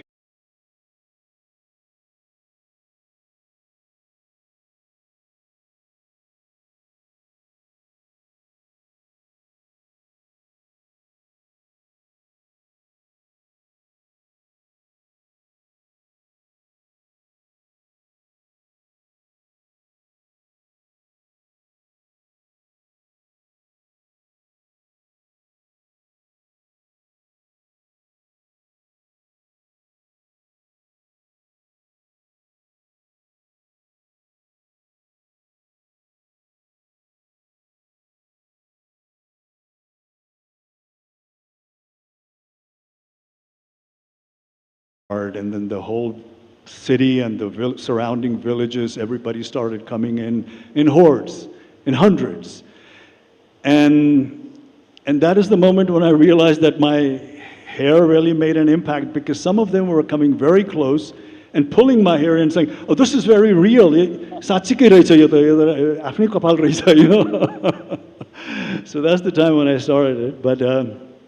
But those days are gone, so I have a different set of hair right now. तो जब पर्दे पर आपकी फिल्में लगी हैं और जब डायलॉग्स चल रहे हैं, डायलॉग ख़त्म होने से पहले अगर ताली बजने लगे तो समझ जाइए फिल्म सुपर डुपर हिट है और हीरो को सदी का महानायक बनने से कोई नहीं रोक सकता है। तो नेपाल के लिए वो कद, वो पर्सनालिटी आपकी रही, और इसीलिए जब आज अन्विक्षा के मंच पर आप हैं तो हमारी भी यही कोशिश थी कि सिनेमा को, भारत नेपाल के बीच के सिनेमा के संबंधों को आपकी नज़रों के ज़रिए हम ज़रूर समझें। क्या पॉसिबिलिटीज़ हैं, क्या संभावनाएं No, I mean, हैं? this is such an important question, especially someone from the artistic background, because the biggest strength that we have between India and Nepal, the biggest, I think the strongest link is, more than politics, is the cultural, language, religion, you know, families on both sides, friends on both sides. And that kind of connection is so unique. I don't think so it happens in any other two countries like it is. So it's a very unique relationship that we share with India, and India shares with us because of this commonality. But at the same time, you know, and I truly believe that it is all this, the music, the art, the culture, the language, religion, all that is our, you know, deeply rooted connection between, that's one of the reasons, even when politics wobbles at sometimes, when politics is not going the way that we actually want, our relationship doesn't get hampered. And the reason why our relationship doesn't get hampered is because of this deep-rooted connection that we have in religion, language, and all that. So, yeah, as an actor, I would take an enormous pride that we have such a big movie-making mechanism in our neighborhood that has not only impacted its country or neighboring country, but the entire world. I mean, that is the kind of power that cinema in India has. And I'm absolutely, I take enormous pride in that. And the reason being also, in Nepal, you know, like I told you, our filmmaking history is not that long. Our first film was made way back, almost about like 70 years ago, but then we were not consistent. We were hardly making films, you know. There were a period of 10 years, 15 years where we were not making any films at all. And then, like I said, when I came in, we were just making about 2 films in a year or 3 films, you know, in 4 or 5 years. So our people got introduced to film not through our language. They got introduced to film through Hindi language or maybe English language sporadically, you know, but mostly it's Hindi language. So that was the introduction to our people. So the school of watching a film, the school of filmmaking was all, it started from Hindi film. So that is undeniable. I mean, that is the fact. And then when we started making our own film, of course, I mean, in those days, especially in this subcontinent, you know, what we used to call a masala film, that kind of persisted not just in India, not just in the, you know, states of India, but around this, you know, South Asian contest, you know, whichever country is making a film, we had that kind of a film. But interestingly, what we did with our film is that even though we were inspired by the biggest film-making, you know, mechanism in our neighborhood, we tried to put our own elements into the film. You know, we tried to put our culture in it. We tried to put our, you know, organic music, you know, ethnic musics in it, so that it would be relatable to the people, so the people will identify with that. Because that was the only unique selling point that the Nepali film could give that other films couldn't give, is that kind of closeness, you know, that they get from Nepali films, something that is so much identifiable to the normal audience. So even if our films was motivated and inspired by elsewhere, we try to put that element, you know, the taste of the Nepali. When I say Nepali, I mean general Nepali people, you know. The general Nepali audience, their taste, their outlook, their family situation, what angers them, what pressures them, you know. all that element we used to put in the film, and that's where the lines come in, you know. Those effective lines sort of like lays the frustration that they have in their hearts, you know, like a hero comes in and probably vocalizes the voice that has been suppressed in them, or highlights all kinds of issues and problems that they're facing in a very, let's say, you know, a little bit dramatic way, but nevertheless, it's an issue that hits home. Yeah. You know, what you spoke about was your journey and about the big screen. But something similar has been happening in Nepal. There is a Mahanayak that came in after the Gen Z protests. And Balin Shah is the Prime Minister after being the mayor in Kathmandu. And there are a lot of aspirations, a lot of expectations from him as well. What are your thoughts on the kind of churning that Nepal is going through, the kind of frustrations that the youth had with the government, the corruption, etc.? But also, I want to ask you, since you come from this particular domain, do you think cinema can do much more than entertain? Do you think cinema can narrate the story of the Nepali youth, Nepali Gen Z, and overall the Nepali society and what they think about and what they demand from the government? I mean, before I get into your first part, let me just answer. You know, cinema can deliver so many things. Cinemas are like books. You can write in various subjects. You know, you have books in history, you have books in politics, you have books, just light books that entertains you, you have novels, you have non-fictions. Cinema are like that in a way, you know. We make cinema in various issues and various subjects. So cinema in many ways can be a turning point of how the society is moving, how they're thinking, in what direction their thoughts are. So it's a kind of a give and take relationship that we have, you know, cinema and the public, because we, in a way, try to emulate or imitate what's happening in the society, and the society views our film and tries to take some nuances from the films that we have, and they try to imitate in their real life. So we have this vicious circle between cinema and the cinema-going audience. As far as the new government that you're talking about, you know, I think we all here in Nepal do agree that the change was due.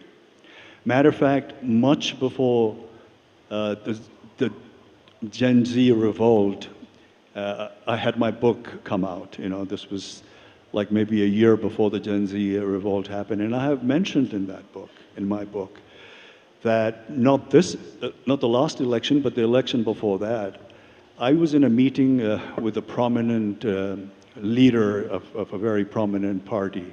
Not this election, but the election before that. And while we were having conversation, in course of conversation, what I told him was that, you know, there's always been a generation gap in every generation, but the gap between your generation and the generation that's coming up is enormous at this stage, you know. So if you are not able to address the issues, the frustrations, or things that they're going through, you know, for their future, for their present, if you are not able to see that and understand the sentiment and emotions of this generation, you're going to be off track. This is exactly what I told him. And I also told him that I didn't say Gen Z, but what I said was, if there's going to be another revolt or another uprising in this country, it will not be under the banner of any narration or ideology. It's not going to be behind any prominent leaders who have struggled for years and years. If there's going to be a revolt, the revolt will be voluntarily. People will come out on the street out of frustration and ask for core issues like end of corruption, job opportunities, better education, better health, for those kind of issues.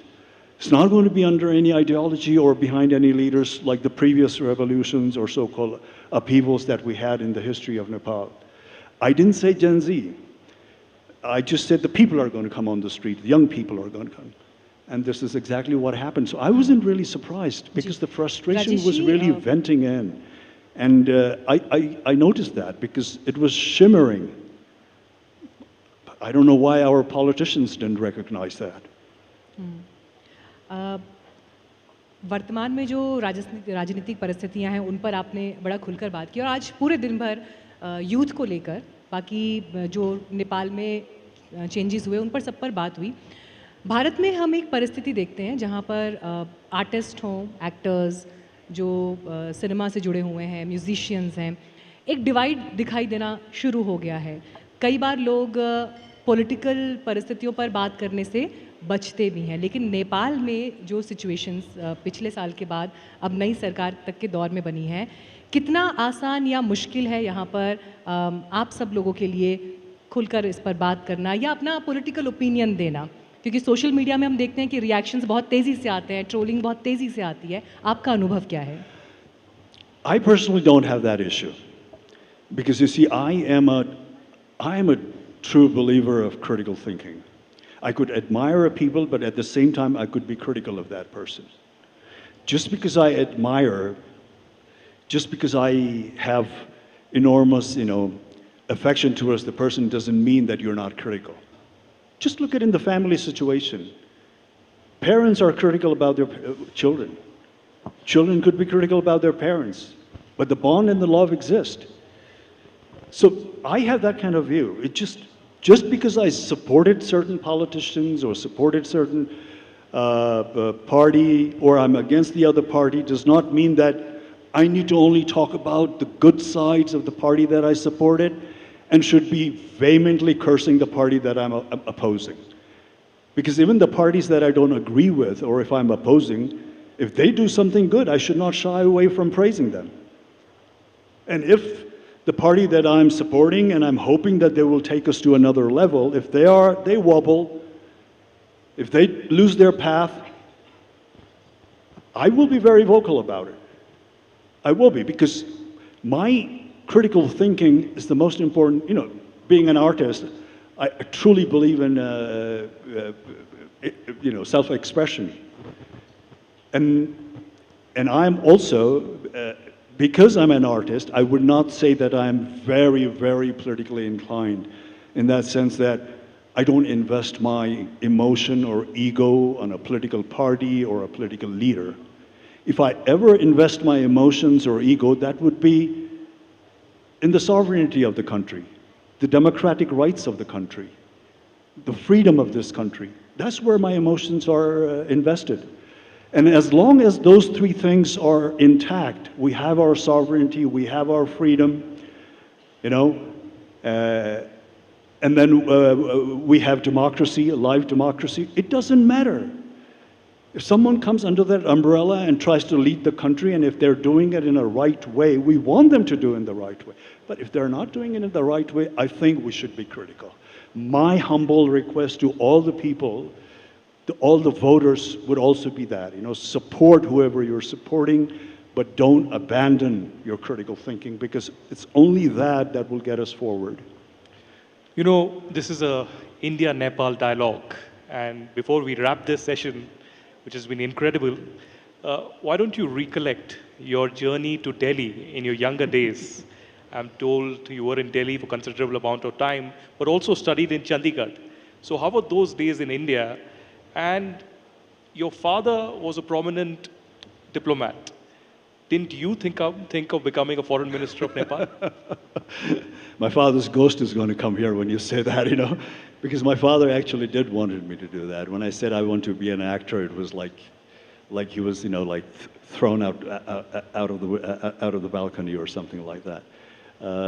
So yeah, that's that chapter. But I have a very fond memories of India. I spent there in my primary days. I think when I went to Chandigarh, I was in my late teens, and then I almost at that period, I stayed in Chandigarh, studied in Chandigarh for almost 6-7 years.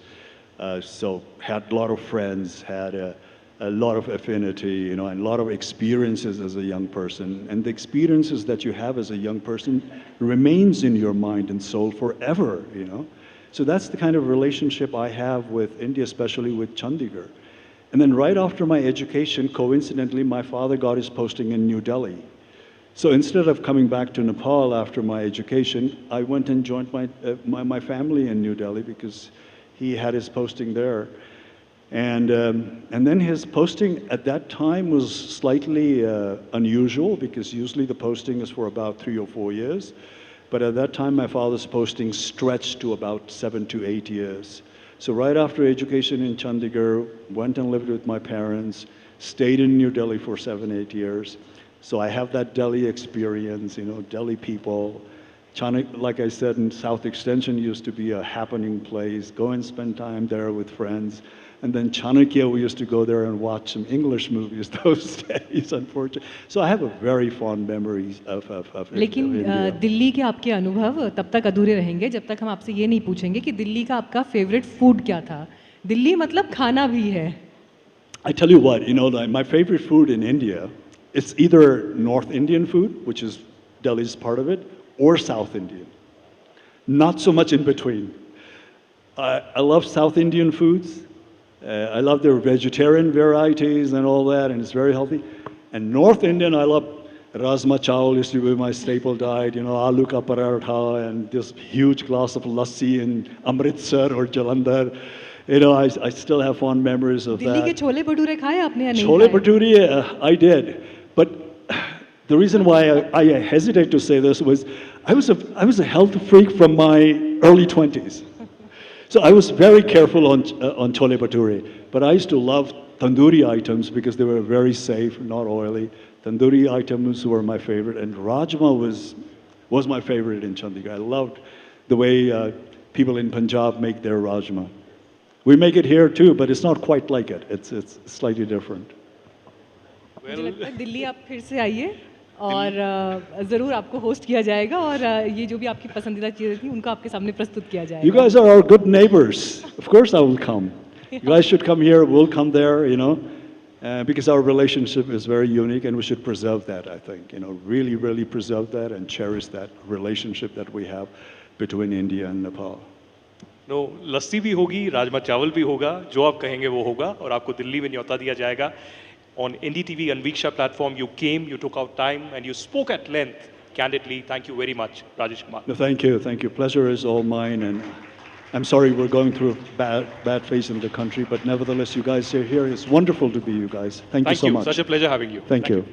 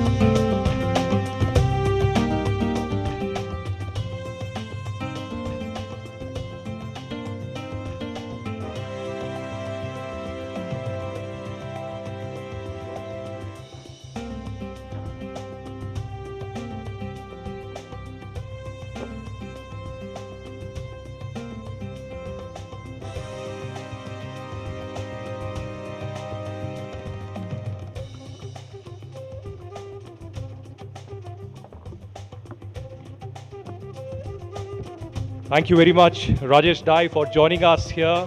It was such a pleasure to interact with you, and we are looking forward to host you in Delhi as well. And now headed towards our next session here at the NDTV Anviksha, moving from the cultural heritage on the screen to a shared heritage in wellness and traditional sciences. Please join us in welcoming the Managing Director of Patanjali Ayurved, Acharya Balakrishna. For our next fireside chat, Acharya Balakrishna joins us from India through Zoom. And to do this conversation, we have with us Meenakshi.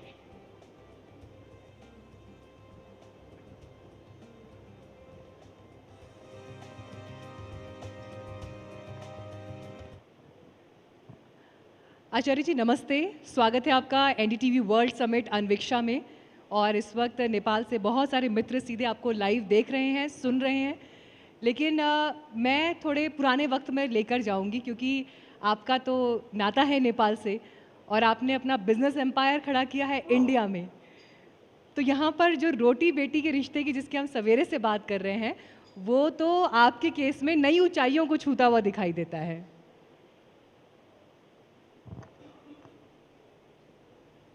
जी बहन, मीनाक्षी बहन, आपको बहुत बहुत मेरा प्रणाम, और सभी जितने भी हमारे सम्मानित बंधु भगिनी वहाँ पर हमको सुन पा रहे हैं, हमें देख पा रहे हैं, उन सबको भी मेरा सादर प्रणाम। बहन, बात शुरू करने से पहले जो कल परसों जो त्रासदी हुई वहाँ पर जो हमने देखा, तब से मन बहुत ही द्रवित है, उद्वेलित है, अंदर से मन रो रहा है, बहुत ही इतनी पीड़ा हो रही है।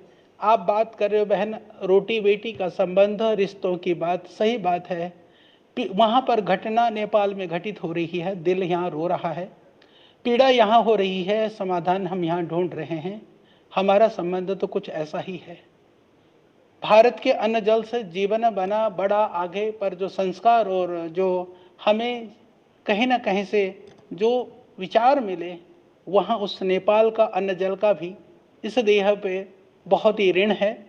इसीलिए जो मैं सोचता हूँ वह, मैं भारत और नेपाल को सिर्फ ये मानता हूँ, राजनैतिक दृष्टि से हमारी सीमाएं अलग अलग हैं, परंतु बाकी इसके अलावा कुछ भी पृथक नहीं है।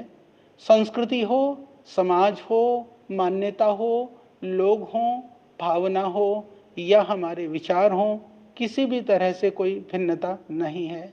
जहाँ संस्कृति की हम बात करें तो आपने कहा कि आप और जुड़ा महसूस करते होंगे। मैं एक निवेदन करना चाहता हूँ। सबको पता है कि भगवान जो गौतम बुद्ध थे, गौतम बुद्ध वह लुम्बिनी से थे। उन्होंने नेपाल में जन्म लिया, पर ज्ञान भारत में पाया। सारनाथ में उन्होंने प्रवचन दिया, गया में वह गौतम बुद्ध बने, सिद्धार्थ गौतम बुद्ध बने।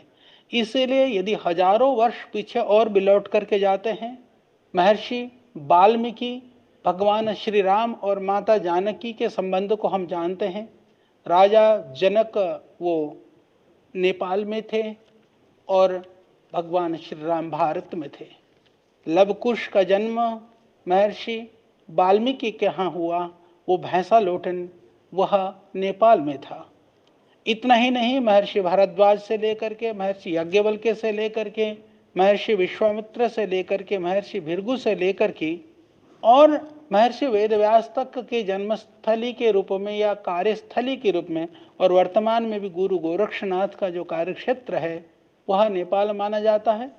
और वर्तमान में यदि आचार्य श्रीचंद जो गुरु नानक देव जी के शिष्य पुत्र रहे, उनके 2 पुत्र थे, तो उनमें से जिन्होंने उदासीन संप्रदाय का जिन्होंने बड़े दुनिया में एक स्थापना की, उनका भी कार्यक्षेत्र साधना और तपस्थली वह नेपाल भूमि रही। इस तरह से प्राचीन काल से लेकर के अर्वाचीन या अब तक भी, चाहे हम अतीत की बात करें, चाहे हम वर्तमान की बात करें, चाहे हम भविष्य की लिए सोचें, हम कभी भी नेपाल और भारत को अलग अलग दृष्टि से, अलग अलग आँखों से नहीं देख सकते हैं। इसीलिए भारत और नेपाल की जो मैत्री है, उसका जो संबंध है, उसको दृढ़ करने के लिए जो ये NDTV के माध्यम से जो ये आयोजन हुआ है, ये बहुत ही महत्वपूर्ण है।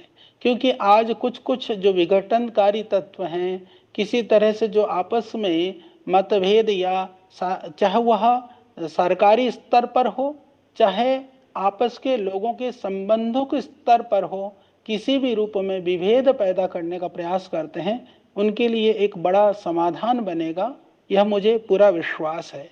जहाँ तक पतंजलि की बात रही, मैं आपको निवेदन पूर्वक ये बताना चाहता हूँ कि लगभग 77 जिले में हमारे पास 1 लाख से ज़्यादा योग शिक्षक नेपाल में अभी निःशुल्क स्वास्थ्य सेवा, योग सेवा प्रदान कर रहे हैं। उसके माध्यम से हम सैकड़ों करोड़ जो राजस्व है, जो स्वास्थ्य के लिए शायद लोगों का खर्च होता, उसको प्राइमरी और सेकेंडरी प्रिवेंशन के साथ में लोग रोकने का काम कर रहे हैं। इसके अतिरिक्त एकमात्र जो आयुर्वेदिक प्राइवेट आयुर्वेदिक कॉलेज है वो पतंजलि का है जो नेपाल में चलता है। और जड़ी बूटी को लेकर के, कृषि को लेकर के हम बहुत सारी गतिविधियां नेपाल में कर रहे हैं। और हमारी सोच यह भी है, हमने यहाँ पर प्रतिवर्ष हजारों नेपाल के भाई बहनों को निःशुल्क योग का प्रशिक्षण, कृषि का प्रशिक्षण, आयुर्वेद का प्रशिक्षण देने का कार्य भी यहाँ पर होता है नेपाल के भाई बहनों के लिए। और नेपाल में जब महाभूकंप आया था 12 बैसाख को 2072 यानी 25 अप्रैल को 2015 को, तब पूज्य स्वामी जी और हम काठमांडू में ही थे, हमारा योग शिविर चल रहा था। उसको मैं बहुत ही अभी भी याद करके ही बहुत रोंगटे खड़े होते हैं। हजारों हजारों लोगों ने अपने प्राण गंवा दिए और बहुत सारे रोड पर आ गए। उस समय पर भी पतंजलि ने सबसे आगे बढ़ करके हमने बहुत सारे संगठन के भाई बहनों को वॉलेंट्री जो बहुत बड़ी जो फोर्स थी हमने लगाया और हमने सब जगह पर तुरंत क्या उपाय किया जा सकता है, पका हुआ भोजन सब जगह उपलब्ध कराने का काम, उनके लिए तिरपाल आदि का काम किया। बाद में 100 से ज़्यादा बच्चों को हमने वहीं पर ही आश्रम में रख करके उनको शिक्षा दीक्षा पढ़ाने का कार्य हम लोगों ने किया। आचार्य तो जी, इस तरह से हम लोग उस जी। भूकंप में जितना हम कर सकते थे हमने उस करने को काम किया। और जाजरकोट में अभी 3 नवंबर 2023 को जो बड़ा भूकंप आया था उसमें भी पतंजलि ने बहुत सारा कार्य किया। भारत से ही हमने 7-8 ट्रक पूरा तिरपाल से लेकर के, राशन से लेकर के, चावल से लेकर के, उस संदर्भ में मैं ये भी याद दिलाना चाहता हूं कि भारत सरकार का मैं बहुत धन्यवादी हूं, क्योंकि उस समय पर चावल एक्सपोर्ट अलाउ नहीं था, बाहर नहीं भेज सकते थे चावल। हमने ट्रकों में चावल भर दिया था वहाँ लोगों को देने के लिए, निःशुल्क वितरण के लिए। तो भारत सरकार के वहाँ जब बॉर्डर पर चावल को रोका गया, हमने निवेदन किया, दिल्ली ने मात्र 1 दिन के अंदर सारे चावल को ले जाने की स्वीकृति दी कि आपदा में राहत के लिए ले जा रहे हैं तो हम स्पेशल जीओ जारी कर देते हैं। ये भारत नेपाल का मैत्री का जो संबंध है, तो ये एक बड़ा उदाहरण है। और आज भी क्योंकि जब बात कर रहे हैं, ये क्योंकि हमारा प्रोग्राम पहले से आपका सब निर्धारित था, पर इस बीच में जो आपदा आन पड़ी है, विपदा की घड़ी में हम बैठ करके नेपाल के संबंधों की बात कर रहे हैं, तो निश्चित रूप से भारत के लोग बहुत दुखी हैं, पीड़ित हैं। आदरणीय सदगुरु जी के तो बहुत बड़ी जो वॉलंटियर्स की जो उनके भक्तों की, डिवोटीज की टीम थी, वो भी इसमें पीड़ित हो गया है। तो उन दृश्य को देख करके मन बहुत द्रवित हो उठता है। तो हम वहाँ पर चाहे स्वास्थ्य चिकित्सा की, जैसे मैंने बात कही, आज करीबन हमारे 1600 से ज़्यादा निःशुल्क योग कक्षाएं नेपाल के हर जिले में कई कई जगह पर चल रही है। जैसे कल आपदा आई, हमने कहा कि आप लोगों को तुरंत बढ़ चढ़ करके काम होना है। हर जिला समिति ने एक समिति गठित करी, वॉलंटियर्स टीम बने और फील्ड पर उतर गए। आज सबसे बड़ी सामाजिक संस्था के रूप में सेवा के कार्य में पतंजलि वहाँ पर काम कर रहा है। हमें गर्व है उन नेपाली भाई बहनों के प्रति। अभी कल मैंने बात की 1-2 बहनों से, वो दुखी थी, परेशान थी, बोले आचार्य जी हमारा बहुत नुकसान हुआ है, पर हमारे प्राण बच गए, हमारा कुछ बचा है, पर हमने अभी लोगों के लिए जो है ना आपदा के राहत के लिए कैंप लगा करके काम करना शुरू कर दिया। धन्य है ऐसे भाई बहन जो पीड़ा में भी अपनी पीड़ा को कम समझ करके दूसरे के पीड़ा के लिए काम करने के लिए, ये प्रेरणा श्रद्धेय स्वामी जी के उससे, पतंजलि के कारण से उनको प्राप्त हो रही है। हम व्यसन मुक्त नेपाल की आज एक जो बड़ी विकट समस्या है, जैसे भारत में भी जो नशा की लत युवाओं में बहुत ज़्यादा है, नेपाल में भी बहुत ज़्यादा बढ़ रही है। उसको रोकने के लिए हम लोगों ने युवा नेपाल समिति के माध्यम से बहुत बड़ा अभियान हम लोगों ने नेपाल में शुरू किया हुआ है। और इसी तरह से हमने वहाँ पर जितने भी तरह के जो रक्तदान है, जन जागरण के अभियान के कार्य हैं, वृक्षारोपण का कार्य है, वो सब हम लोगों ने पूरे ढंग से वहाँ पर बड़े स्तर पर प्रारंभ किया हुआ है। उन सब कार्यों के माध्यम से जहाँ जहाँ पर भी नेपाल भारत के संबंधों को लेकर के नकारात्मकता की बात होती है, कहीं कोई किसी भी तरह से विघटन की बात करता है, तो सकारात्मकता, सृजनात्मकता और कार्य से हम उसको ठीक करने का प्रयास करते हैं। और श्रद्धेय स्वामी जी और हमारे कारण से वहाँ पर जो पर्यटन के लिए, जो लोगों के लिए वहाँ पर जाएं, वहाँ पर उनकी संख्या बढ़े उसके लिए जहाँ हम प्रयास कर रहे हैं, ऑर्गेनिक कृषि के लिए, जैविक कृषि के लिए और नई नई तकनीक के माध्यम से किस तरह से लोगों को कृषि कार्यों के साथ जोड़ सकते हैं, अलग अलग स्किल्ड के माध्यम से कैसे हम उनको रोजगार से जोड़ सकते हैं, किस तरह से रोजगार का सृजन कर सकते हैं। तो वहाँ पर वेलनेस भी हमारा चलता है और हम उसको और बढ़ाने वाले हैं। तो इस तरह से नेपाल और भारत के संबंधों की प्रगाढ़ता के लिए बहन, जैसा आपने कहा था कि पतंजलि महत्वपूर्ण भूमिका निभा रहा है और जितना बन पाएगा। श्रद्धेय स्वामी जी का एक बड़ा संकल्प है नेपाल को लेकर के। हमने भारत से बहुत सारे, जैसे नेपाल में योग शिविर हमने लगाया, आचार्य जी, अगर आपको मेरी आवाज मिल रही है, दिया तो 1 रुपया हम भारत में लेकर के नहीं आए। जी, अगर आपको मेरी आवाज मिल रही है, अभी आ रही है? जी जी, आपको सुन पा रहे हैं, लगातार सुन रहे हैं। मैं कुछ सवाल भी आपके सामने रखना चाहती थी, वो इसलिए क्योंकि बहुत से लोग जब यहाँ पर बैठे हैं, आपका जो नेपाल से संबंध रहा है आज, क्योंकि यहाँ पर पीपल टू पीपल कनेक्ट, लोगों के आपसी रिश्ते, इन रिश्तों की मधुरता कैसे दोनों देशों के बीच के रिश्तों को मजबूत करती है, थोड़ा इस पर भी बात करना चाह रहे थे। नेपाल से जुड़ी हुई आप जो समय आपने यहाँ पर बिताया, उसकी कुछ अगर यादें या उससे जुड़े हुए कुछ किस्से आप साझा करना चाहें तो ज़रूर सुनना चाहेंगे आपसे। जी बहन, बिल्कुल, हमें वह बचपन की काफ़ी यादें हमारे जेहन पर है, मस्तिष्क में हैं। हम क्योंकि देखिए, बचपन में जो अभ्यास और आदत पड़ती है, आज भी मैं हिमालय की बड़ी बड़ी ऊंचाइयों में चोटियों पर चढ़ता हूँ और इस आयु में भी आज जो अनाम और अनारोहित चोटियों पर चढ़ने का सामर्थ्य है तो लोग देखते रह जाते हैं। तो मैं ये कहता हूँ कि बचपन में जो पहाड़ियों में ऊपर से नीचे हम कूदते रहे, उसके सामर्थ्य से आज हम कार्य को कर पा रहे हैं। और संयोग मानिए या दैवीय कृपा मानिए, आज आयुर्वेद में लोग जानते हैं कि हमें आयुर्वेद का बहुत ज्ञान है। मैं इस संदर्भ में निवेदन करना चाहता हूँ कि मेरी माँ, वह अक्षर ज्ञान का बोध तो नहीं है, उन्होंने कभी स्कूल में पढ़ाई नहीं करी, पर मेरी माँ को इतनी सारी जड़ी बूटियों का पता है। तो बचपन में जो मेरा जो समय नेपाल में कटा, उस समय पर हमने इतनी जड़ी बूटियों का बोध, एक तो माँ के कारण से, दूसरा क्योंकि इस पहाड़ी क्षेत्रों में विविध तरह की पेड़ पौधे वनस्पतियां होती हैं, उन वनस्पतियों के कारण से आज मुझे वनस्पति के एक्सपर्ट होने का जो नींव जहाँ से पड़ी, जो फाउंडेशन जहाँ से बना, वह निश्चित रूप से वो नेपाल की धरती है। तो वो सारा सब कुछ मुझे स्मरण है।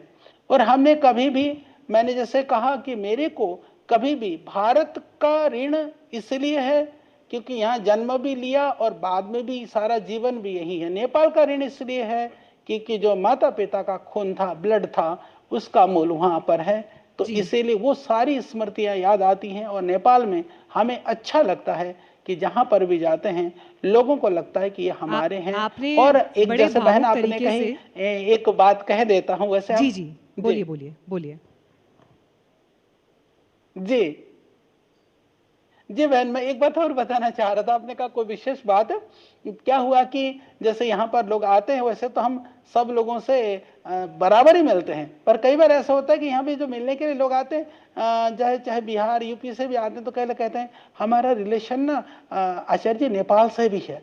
क्यों? क्योंकि उनको लगता है कि आचार्य जी शायद हमको ध्यान से सुनेंगे। तो मुझे इस रूप में अच्छा लगता है क्योंकि लोगों को नेपाल का और उन चीज़ों को, बात को लेकर के वो गौरव के साथ यदि चर्चा करते हैं, संबंधों को लेकर के गौरव के साथ चर्चा करते हैं, तो हमें बहुत अच्छा लगता है।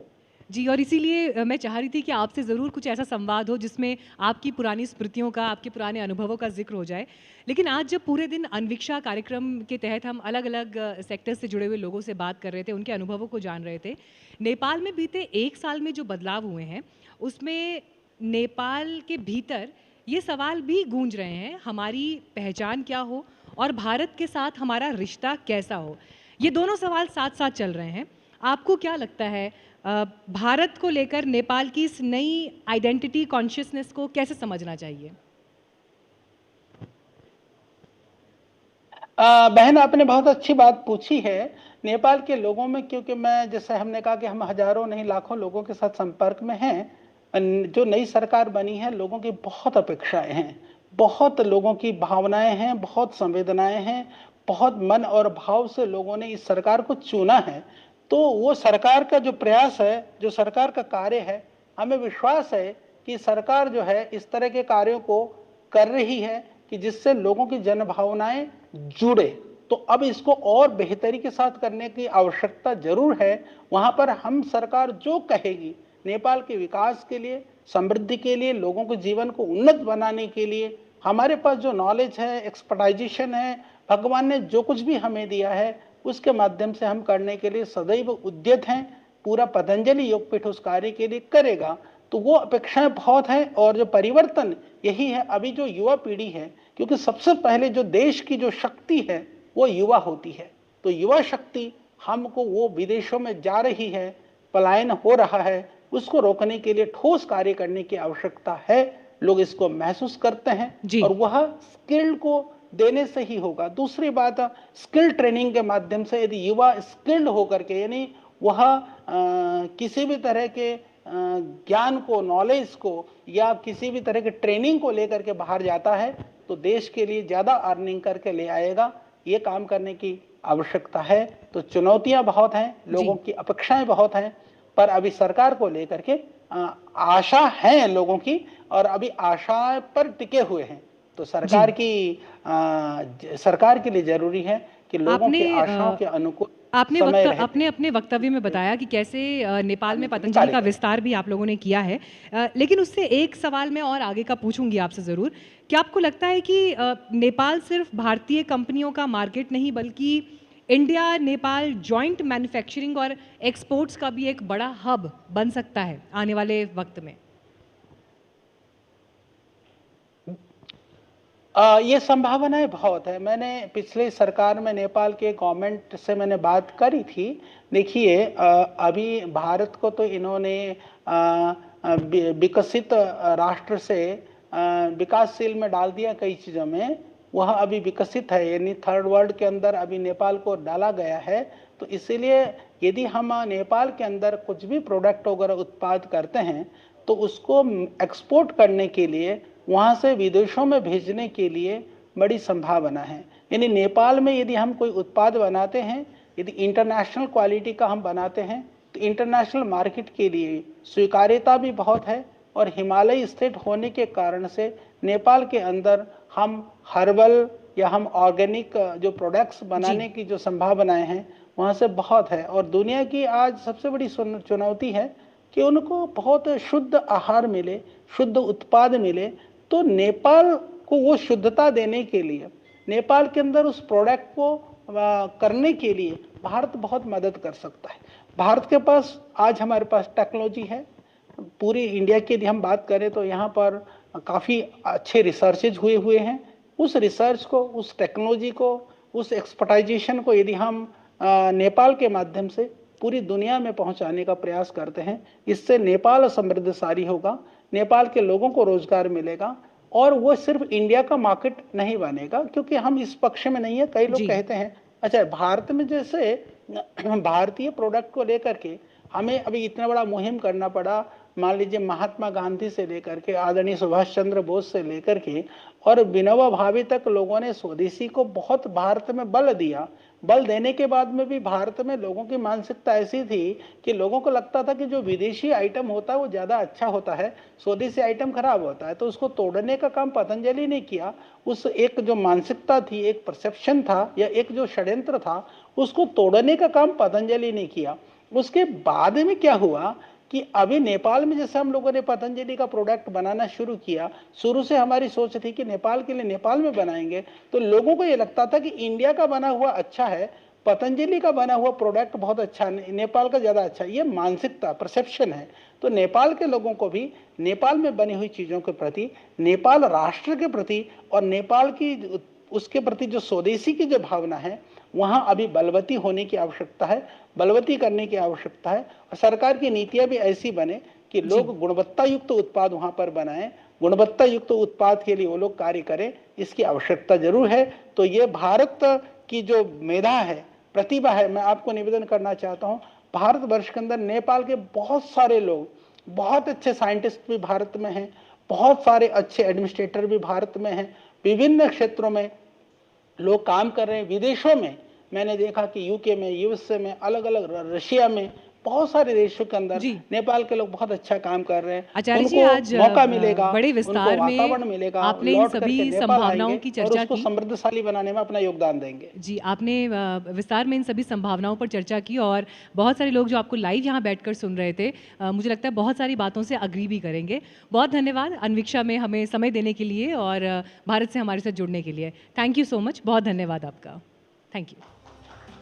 जी जी बहन, बहुत बहुत प्रणाम आप सबको और सभी जिन्होंने सुना, और सबको मेरा बहुत बहुत प्रणाम।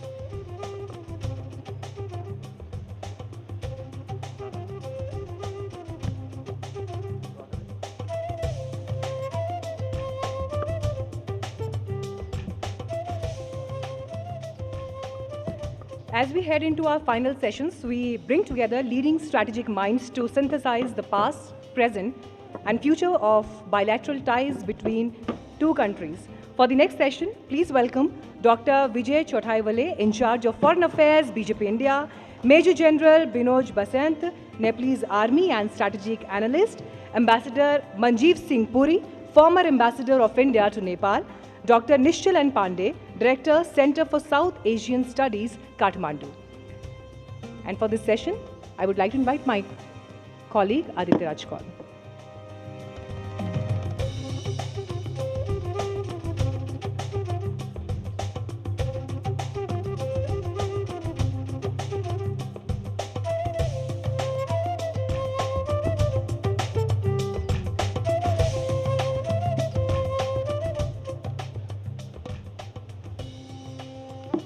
Well, it's been an incredible day discussing diplomacy, politics, but more so the India-Nepal story, the next chapter.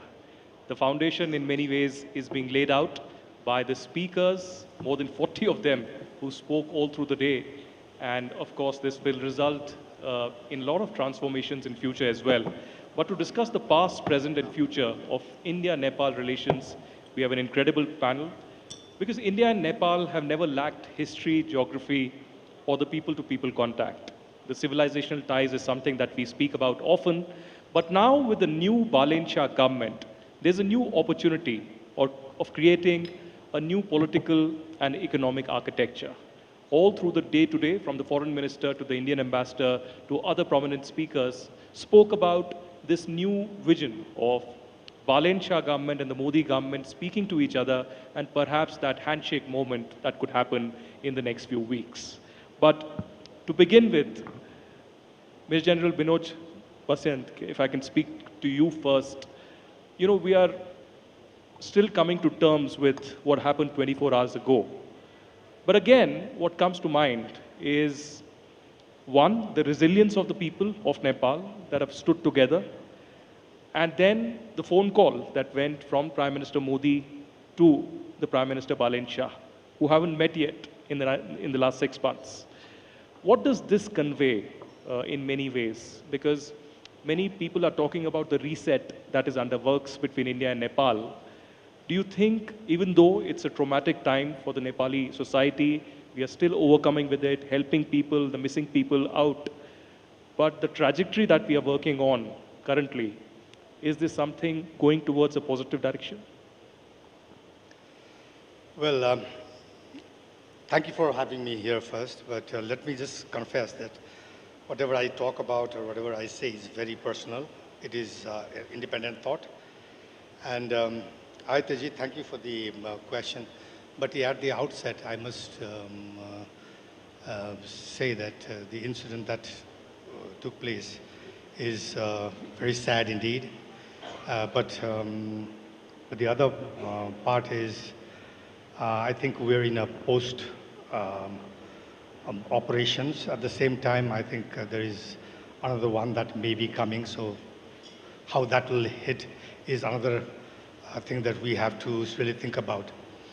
But regarding the messages that Prime Minister Modi has talked with our Prime Minister Balin Shah.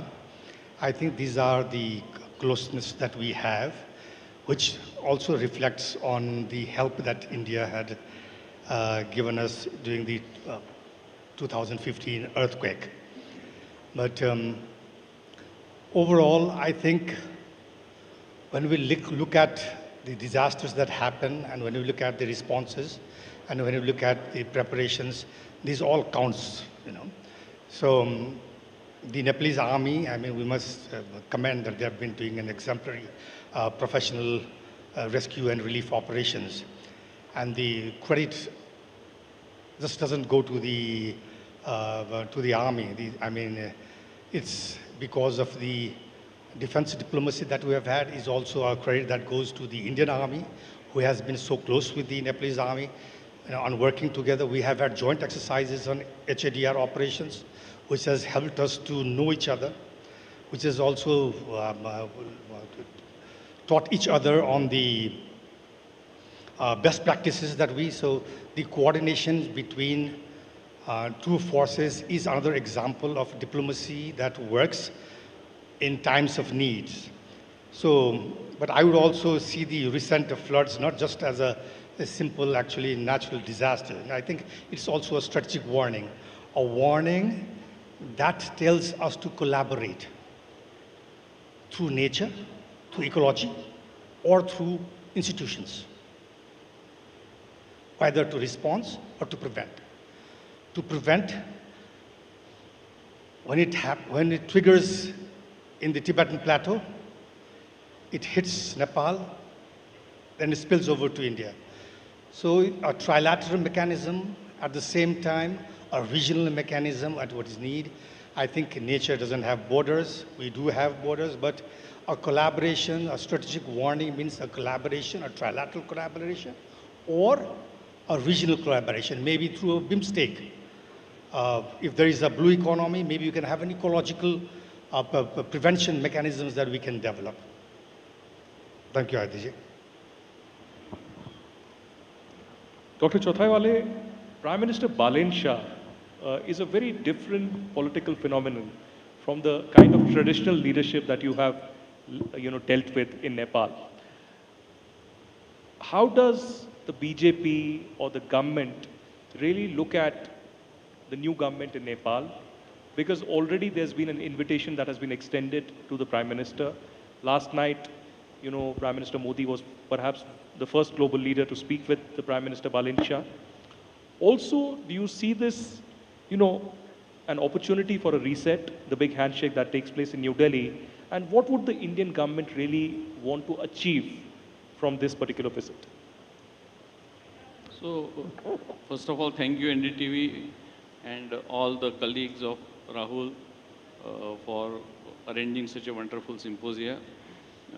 Also, my heartfelt condolences for those who have suffered in yesterday's tragedy. And as you all know, and it has been repeatedly said here, that India is fully behind the people of Nepal in such a contingency and is willing to do whatever it needs to do. So, first of all, Aditya, we need to understand that this government is democratically elected government. Vast majority of Nepalis have supported it, and we respect it as much as any other sovereign government in the world. And therefore, no one should have this doubt that we are treating Nepal like a younger brother or whatever it is, or we want to dominate. Those who have read or seen or listened to Prime Minister Modi ji's first speech in 2014 in Parliament, he has said that we are here to support and not to interfere. And India's foreign policy towards Nepal remained like that on this steadfast principle. And there were so many changes of the government in last 12 years since Modi ji has come to power. But we have dealt with every government with equal respect and equal desire to work with them. So, Mr. Balin Shah's government is not going to be any different than this. And it has been seen Now, yesterday also, when Modi ji called Mr. Balen, about the visit, etc., all these logistic details will be worked out at a diplomatic level. But as the indications are that the visit will happen sometimes in this calendar year, it will also impact a lot. But before that, many people have visited India, many ministers, including the foreign minister, army people have visited India. From our side, BJP has invited Shri Ravi Lamichhane a couple of months ago, and he has spent a lot of good time with our party president. He met Dr. Jaishankar, he met Home Minister Shri Amit Bhai Shah, and also Prime Minister, which was quite a rare phenomenon. If you allow me, I want to butt in here because the kind of reception that Ravi Lamichhane received in Delhi, it's been unprecedented. You know, global leaders come to Delhi usually, but the kind of reception that was given to him at the BJP headquarters, then with the Home Minister, with other ministers and leaders as well, was this a, you know, one would assume that this was a strategy, but was this really a warm reception planned to convey a message that India is an equal partner? Yes, your second assumption is correct.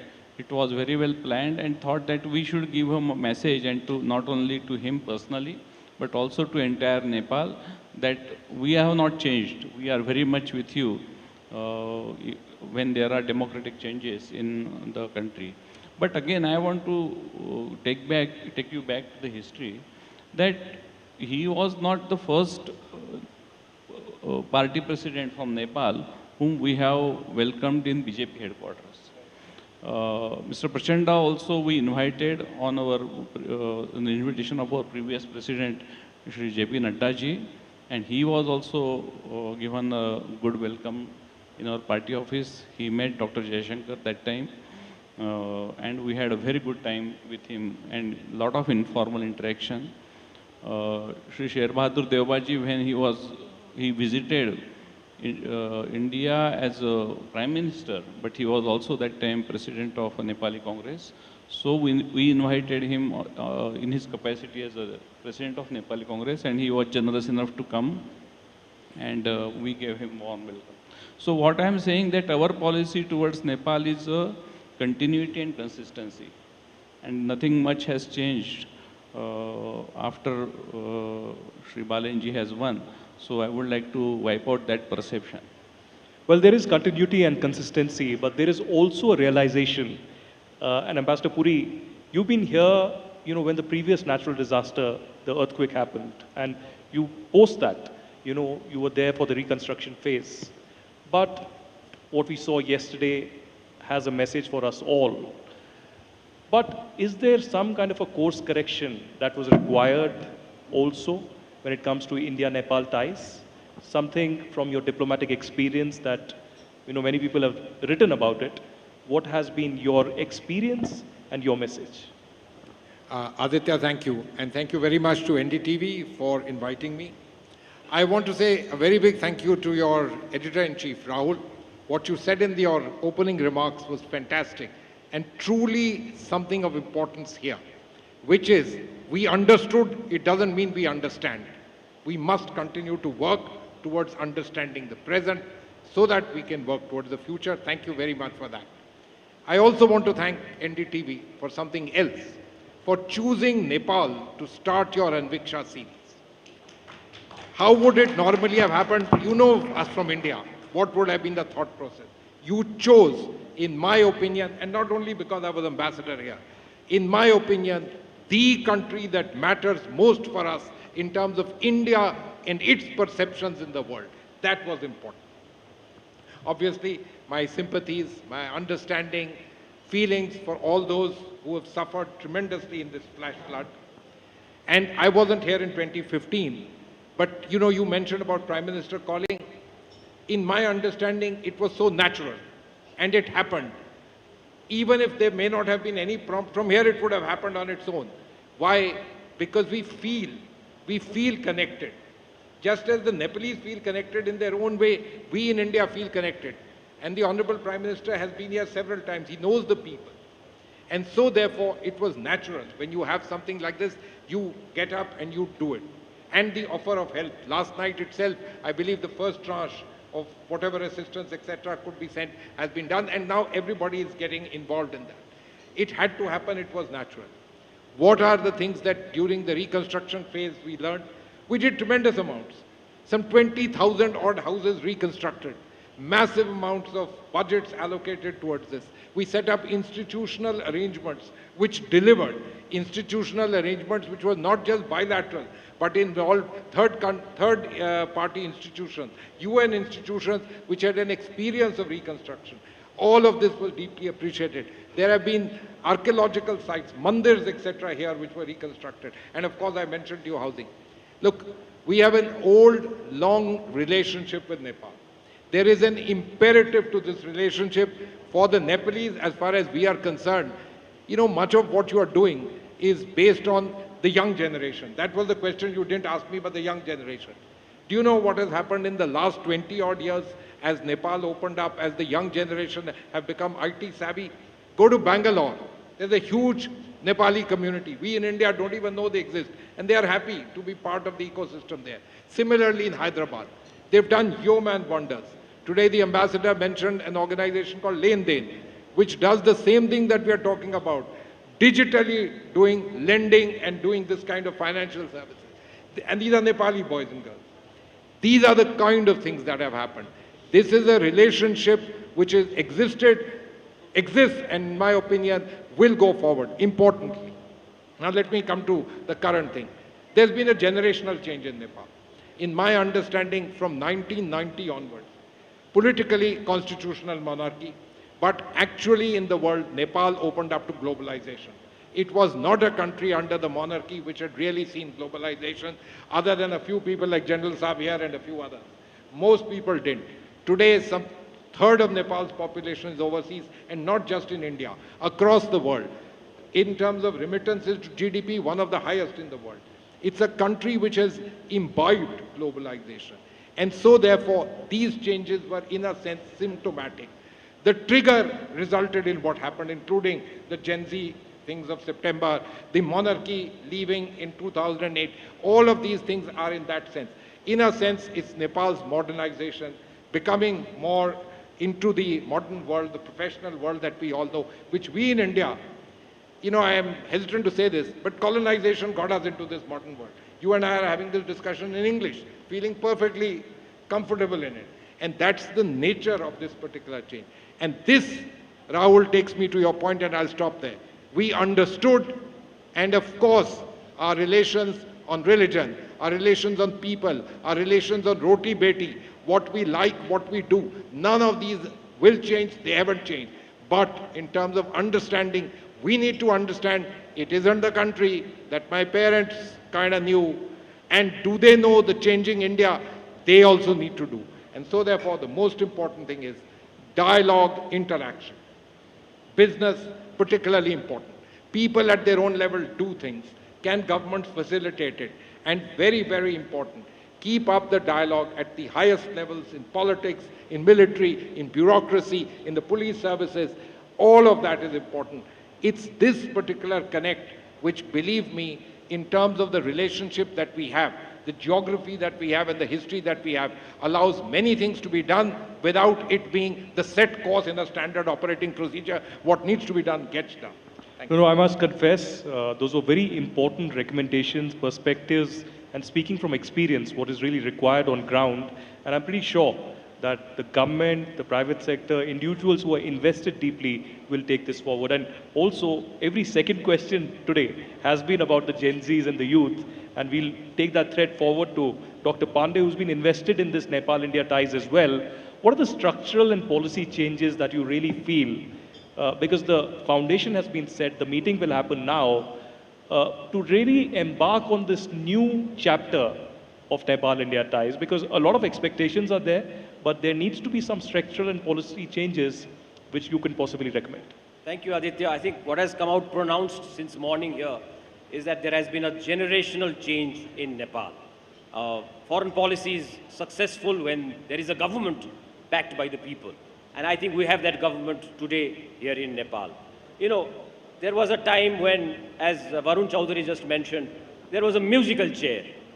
Coalitions would be formed and coalitions would be dismantled. But there would be the same people coming in and getting out of power, the same persons. We have a complete different change in this context. And the youth did not even feel that politics would lead them to anything positive. And therefore, they migrated in mass numbers. The ambition of a young person of Nepal till last year was to go into Australia, Canada, United States and get a PR. That was his sole ambition in life. Now, for the first time, look at the cabinet today in our country. We have a prime minister who studied in Bengaluru, returned back to serve his country. We have a finance minister who studied in Australia. He could have got a job anywhere in the world. He returned back to serve his country. We have a foreign minister who studied in the United States, returned back to serve his country. So there is a generational phenomenon change that has taken place in our society. I think we must be proud of it. India needs to embrace this change, not only in Nepal, but entire South Asia. This will give you long-term dividend. This will give you benefits in the future. I think the best days of Indo-Nepal relations is yet to come. Well, certainly it's yet to come, and sky's the limit. But if there is a realization, then certainly we will head towards a positive direction. Major General Basneyat, I want to also understand from you, recently we had the Indian Army Chief as a tradition, come here, get the honorary rank, and that's been followed for years together. But there's also been this debate around the contribution of the legendary Gorkhas in the Indian Army. And we saw some visuals of the Gorkhas also saluting the Indian tricolor during the Independence Day. Is there a conscious decision or a kind of a conversation that's happening in Nepal around the Agniveer? And what is your opinion around that? Yes, I think, I believe Nepal and India can and should separate the larger strategic relationship from Agnipath disagreement. But separation doesn't mean that is ignoring the issue. I think it is putting it in the right compartment. So it actually reminds me of a statement by Prime Minister Modi at the Constituent Assembly in 2014, and he said, quote, Hindustan ने कोई भी लड़ाई ऐसी नहीं जीती है जिसमें किसी नेपाली का रक्त न बहा हो, जिसमें किसी नेपाली ने भारत की रक्षा के लिए शहादत नहीं दिए हो, unquote. So the shared sacrifice for Nepali soldiers, as applauded by Prime Minister Modi, and the sacrifice for democracy by the political leaders from both sides, ensures that while Nepal-India ties have an enduring space in the hearts of the people and a rock foundation on defense diplomacy. So the Nepal and India military relationship is actually a very deeper than recruitment. But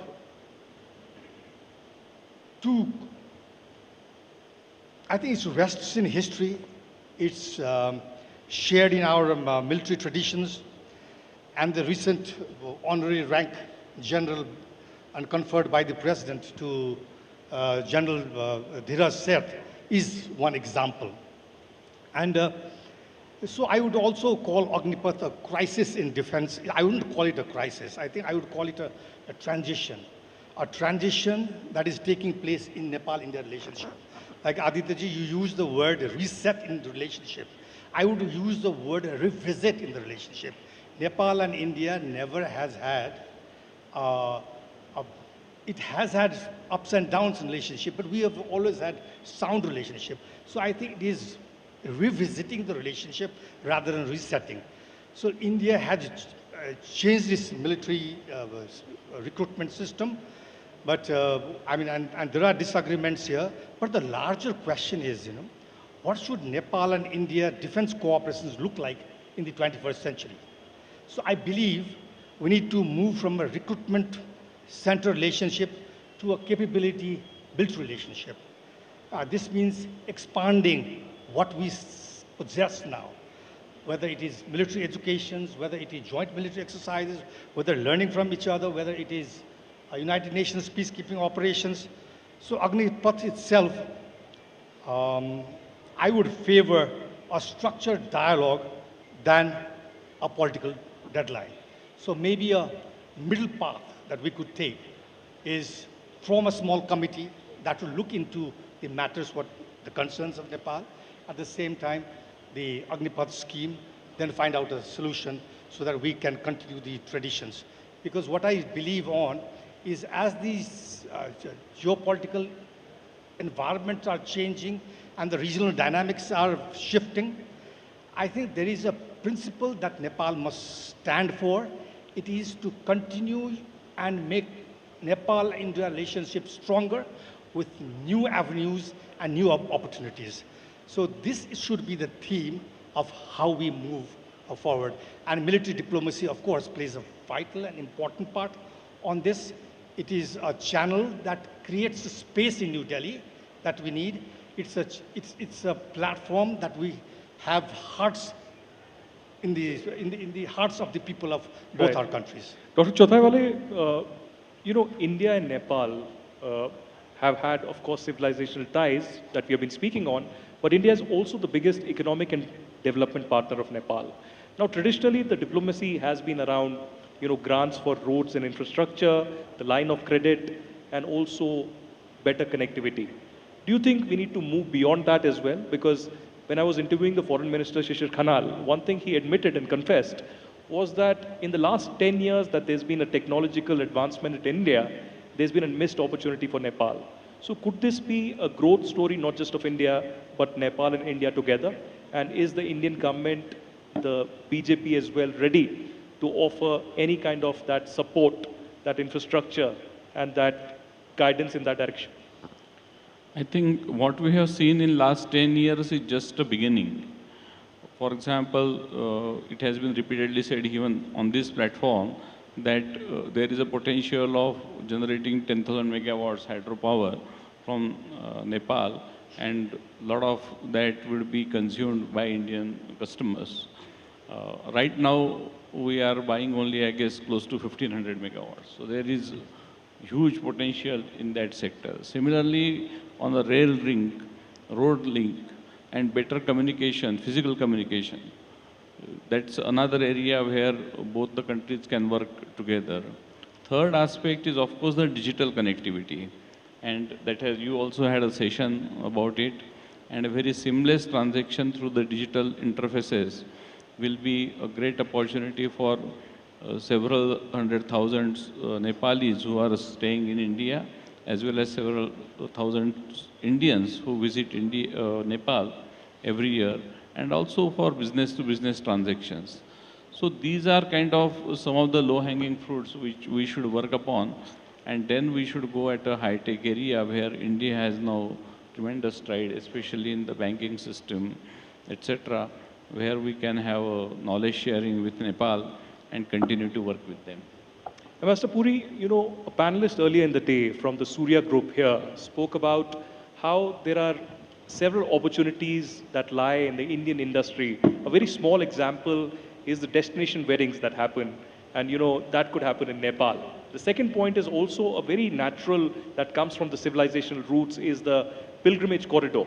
That hasn't really shaped till date. There might be few people going, but an official pilgrimage route corridor between Nepal and India hasn't shaped yet.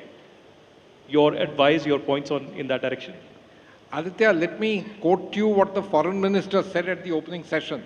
A record number of people from India came to Nepal in the month of July. Yes.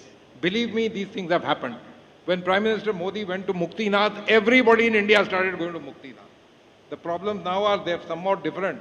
It's going to be the young fold mountains and their abilities to be able to hold this kind of, let me say, pilgrimage tourism.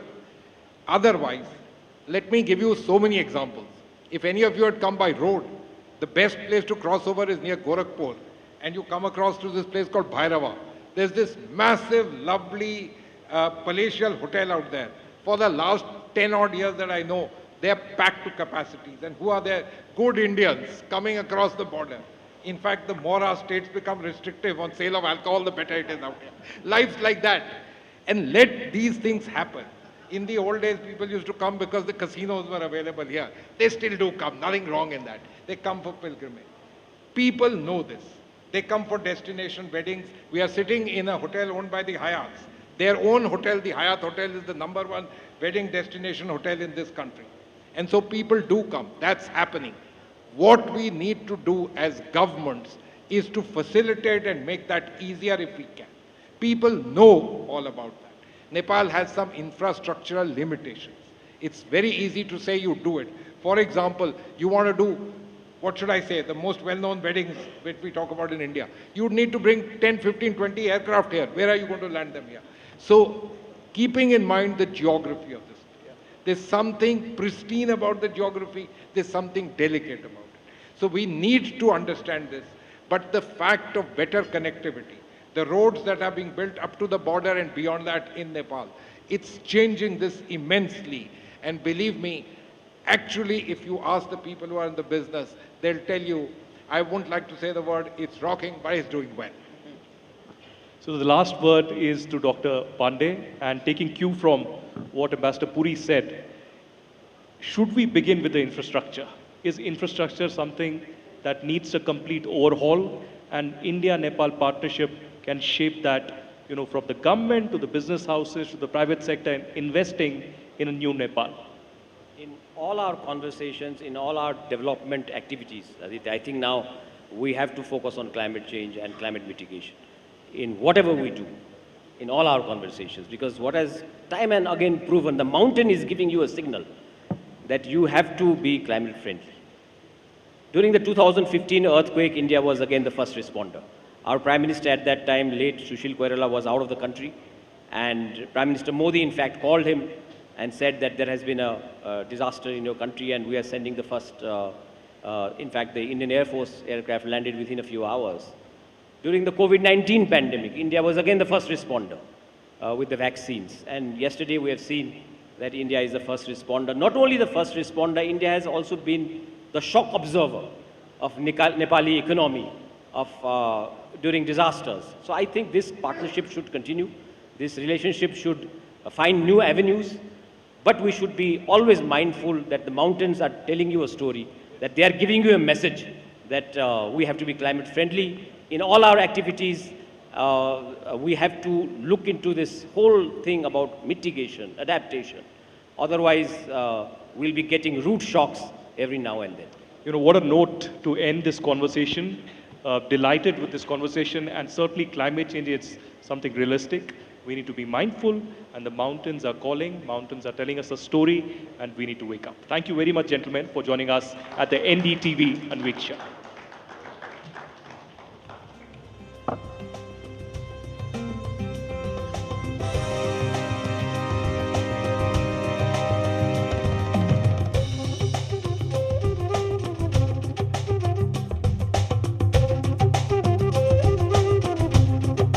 Thank you to our panel for framing the past, present and future of our two nations. Thank you so much. Thank you, Aditya.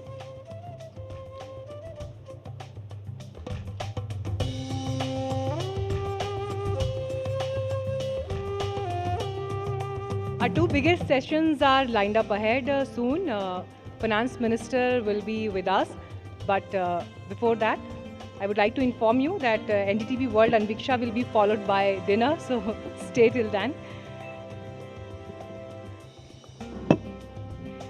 Building directly on that strategic vision, our next fireside chat brings one of India's most prominent parliamentary voices to discuss the historical depth and modern ambitions of our partnership. Please join us in welcoming Mr. Ravi Shankar Prasad for India and Nepal Ancient Connect Shared Future. You're most welcome, sir, in conversation with NDTV's Vishnu Som.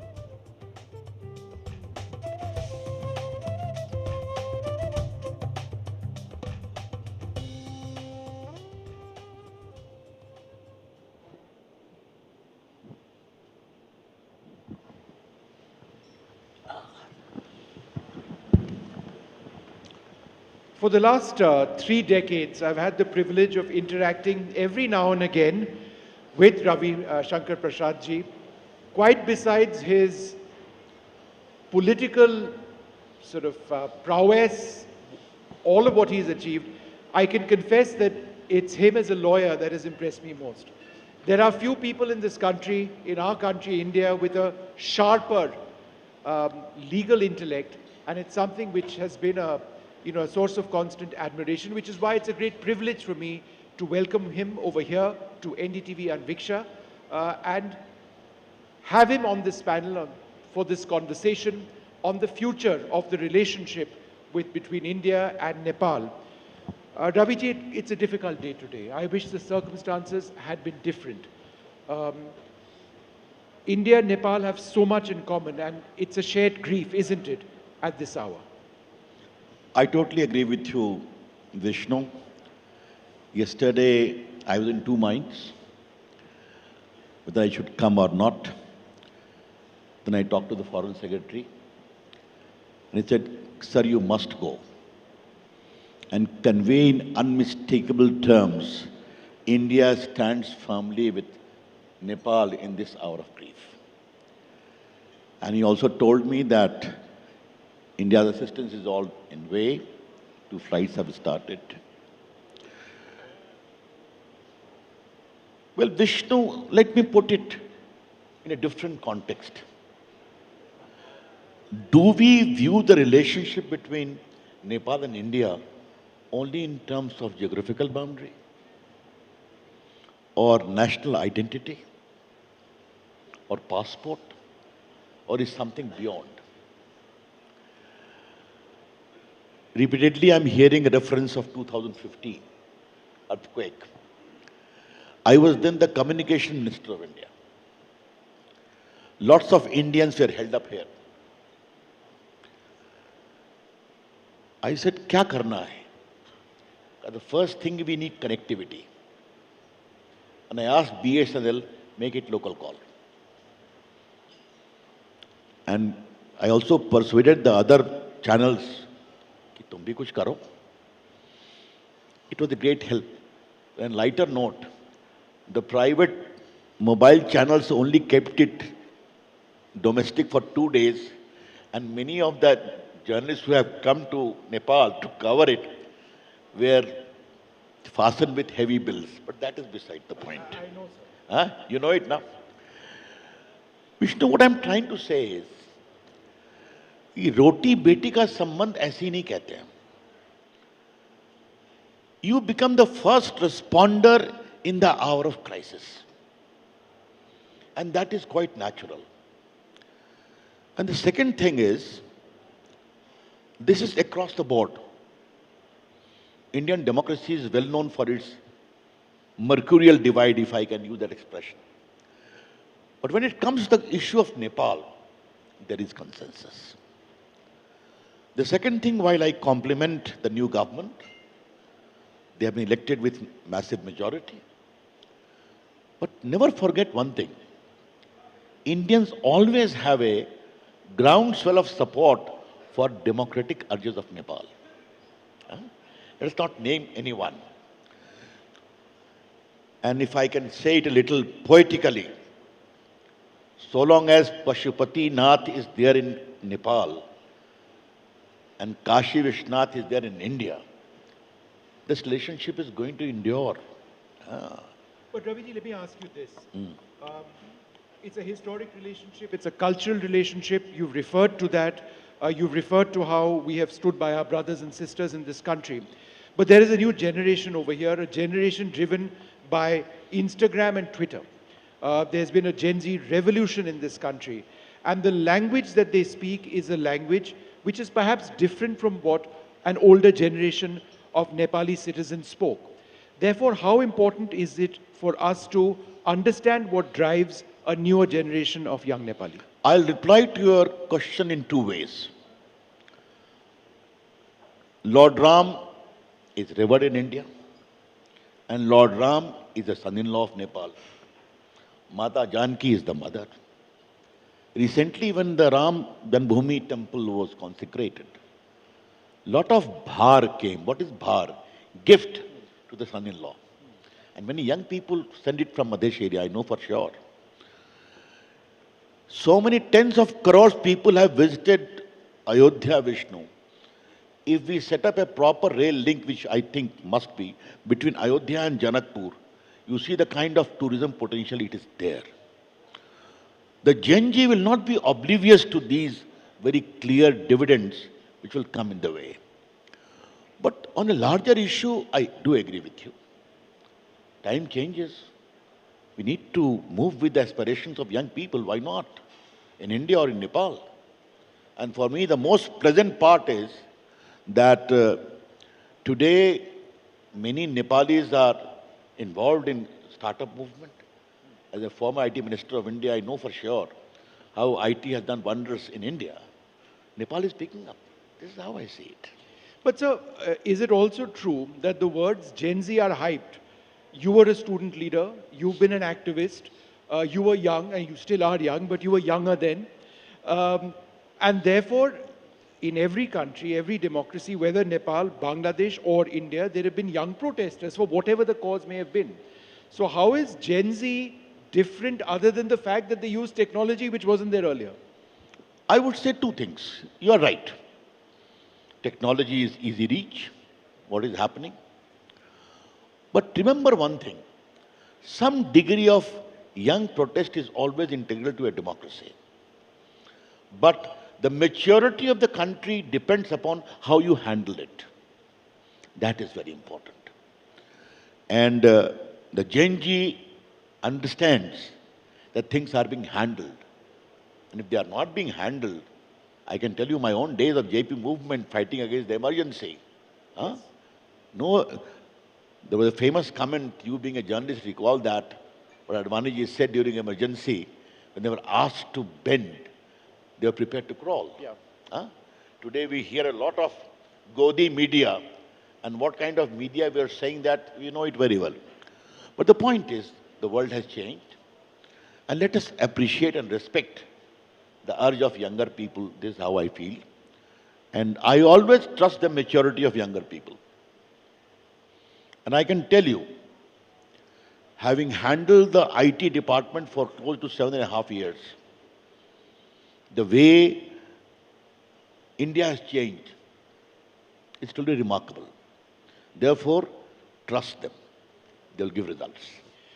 But Raviji, this is a bit of a conspiracy theory. It's not mine. It's been stated by others. Before you say, Vishnu, what on earth are you suggesting? There's a Gen Z movement here, that's clear. There's a very young people's movement in Bangladesh as well. We've seen something in India as well. Why is it that for different circumstances, you see Gen Z reacting across the subcontinent? Well, it is a natural phenomenon. If there is something wrong, either rightly wrong or perceived to be wrong, they would react. But the point is there a proper institutional mechanism to address the concern? For instance, a lot of Gen Z is there in Pak-occupied Kashmir, in Baluchistan, where there are huge protests. They are being killed with impunity. And that Baloch girl, what is her name? I forget. She's also a Gen Z. Therefore, how do you address their concerns? That is always the benchmark of a stable future. And ultimately, it comes from democracy. It comes from stability. It comes from being understanding of their concerns. If you take it that way, therefore you cannot compare what is happening in Bangladesh and particularly in Pakistan with India or in Nepal. After all, Nepal, I'm sorry for making a political comment, before the present government came to power, there was Ayaram, Gayaram here as well. You know it very well or not? Yeah. That great phenomena.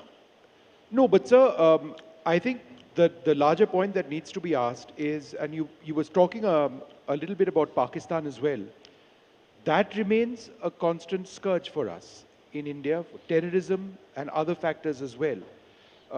Would you like to elaborate a little bit more about the dangers that we face from Pakistan on one side as we try and negotiate friendly relationships with a host of other nations in the subcontinent? Terrorism can never be an answer to a stable relationship. Using terrorism as an instrument of compulsive foreign policy is not right. And all those who have encouraged that became a victim of that. You know it very well. Pakistan does not learn a lesson at all. Because Pakistan is not democracy. I'm sorry to make this comment, but permit me to make this comment.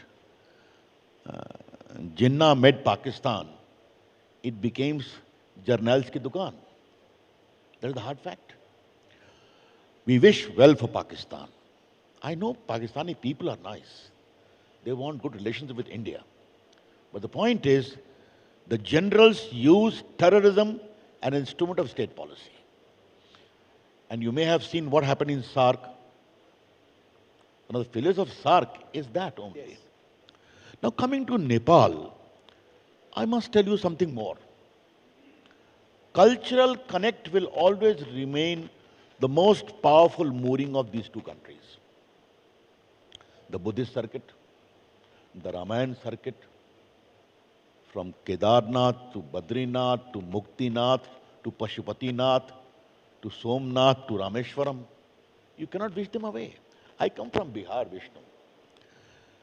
Take the case of festivals. Chhat is celebrated with gusto in Bihar, the biggest festival. Yes. So it in Madhesh areas.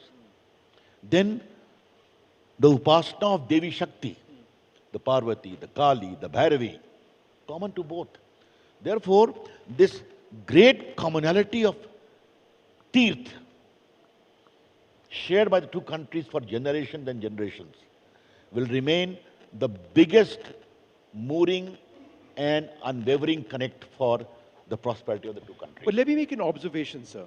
And we see this very often on social media. Also address the concerns. And the biggest thing I would like to share with you today, since we are also talking of future, environmental concern will have to be addressed. I see Himalayas in two respects. Himalaya is Tapabhumi, both for Nepal and also for India. But Himalaya is also becoming a very big area of uncertainty in terms of environmental challenges. I would today recommend from your platform that the biggest scope for relationship between India and Nepal should be on proper management of climate issues in the hilly areas. How we can exchange notes, learn from each other. And I think we have a lot to learn from Nepal. And Nepal also has to learn from India. And I want to make it very clear. We don't at all eye any big brotherly attitude. That was my question. And I can anticipate your question. I have been suffering for so long. Therefore, I can anticipate your questions. I want to make it very clear from NDTV platform today in Kathmandu, and I compliment NDTV for inviting me. We don't eye any big brother. This comment of Prime Minister, which we heard in the previous panel, that not even a single war of India is there in which some Nepali has not shed blood. This is a very powerful statement. Therefore, the instinct for help, the instinct for sharing is quite natural between the two countries. And that will remain the biggest foundation. I always say that. What other issues we should look for future? Power sector, water management. No, but let me ask you a few questions. I think you made an important point about that big brother attitude. Would you concede that this has been a problem, and it's not specific to any government, that we have had with regard to a country like Nepal? If you see Twitter, social media, it's like we dominate with our opinions. I think the best thing we have done now in dealing with the present tragedy is just let the people of Nepal decide how we can assist them. It's not as if we are forcing anything on anybody. That should be the approach. I told you. Is that something we have failed in the past? I'm telling you, in 2015, when this earthquake happened, the first question I asked what the people want there. They want connectivity. I said provide that at a domestic rates. Here you have seen, today Indian Armed Forces are coming to repair the bridges and all these things, medical help, national disaster team is here. Therefore, I think there is a big reservoir of relationship whereby we can understand what Nepal needs. And that should be there. But I wish to emphasize again, Vishnu, we treat Nepal with all equality as a friendly country, respecting their sovereignty and also respecting a common urge to share future, shared future. Raviji, you referred to what the Prime Minister said when he said that there hasn't been a war where the people of Nepal haven't had a role.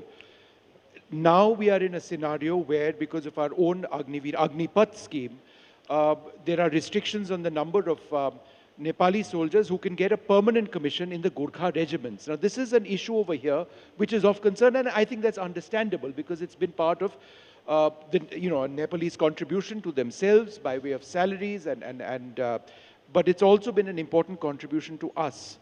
It's obviously an impasse. How do you look at it? I think no issue between Nepal and India is not capable of solution. Okay? We have seen many problems and we have resolved that. We'll find a way out for that as well. I take note of what you say. I am myself a great, I have a sentimental attachment with Gorkhas people whenever I see them. In fact, one of the biggest thing, I never miss a 26th January march in Delhi.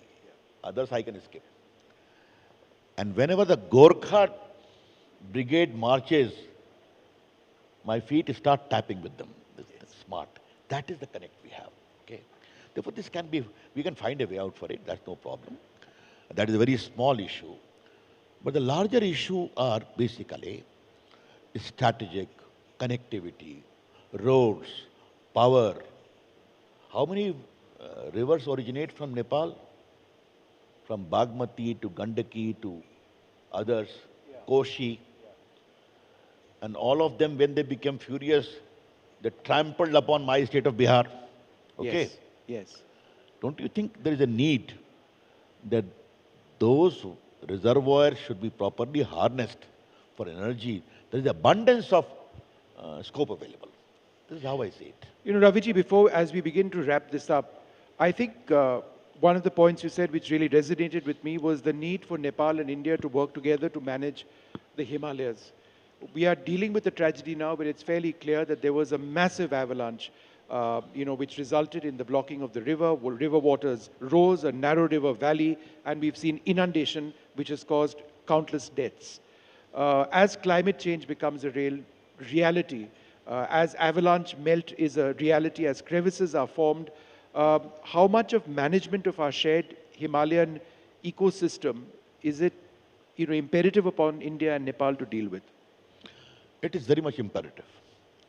In fact, I see it in two ways, Vishnu. Speaking in civilizational terms, so many sannyasis have dubbed up on the holy precincts of Himalayas the last thousands of years. Okay.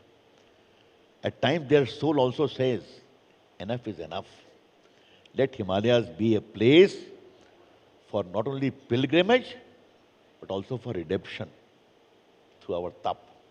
That is one significant aspect they are conveying. Means don't overexploit.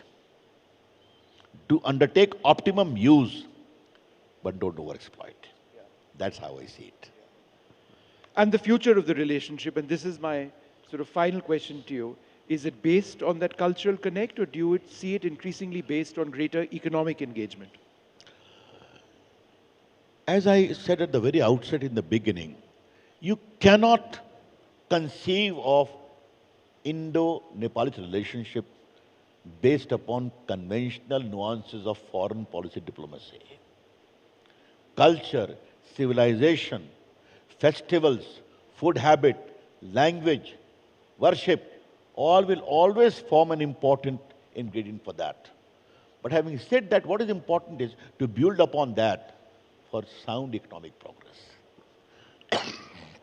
Well, I think that's such an important sort of assertion that everything we talk about now, whether it's the ecology, whether it's jobs, whether it's education, whether it's communication, it's based on a shared heritage at so many levels. Raviji, it's always been a privilege for me to speak to you. This conversation is at a difficult time, and hopefully the people in Nepal who we sort of feel for in this hour of need can overcome this incredible tragedy. Thank you, sir. Well, my very sincere condolence. We all share their agony. Let me conclude during this somber moment. We in India stand firmly with the pains of Nepalese people. And as balm has come about in the previous disasters, surely it will come with a bright future assurance as we see it. Thank you, Raviji. Thank you.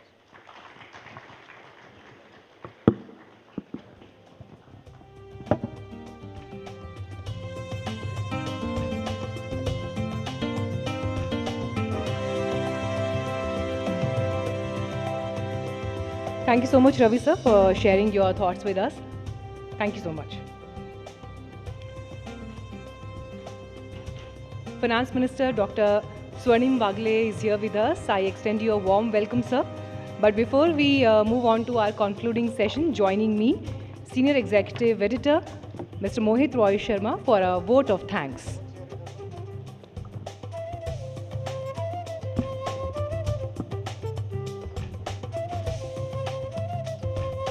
Thank you, Meenakshi. Ladies and gentlemen, first, my heart goes out to everyone affected by yesterday's devastating floods. The fact that so many people still chose to be here with us in such a difficult moment means a great deal. And we are deeply grateful for your presence. As we close the inaugural edition of NDTV World Anviksha, Ideas Across Border, I want to thank all our distinguished speakers from Nepal and India.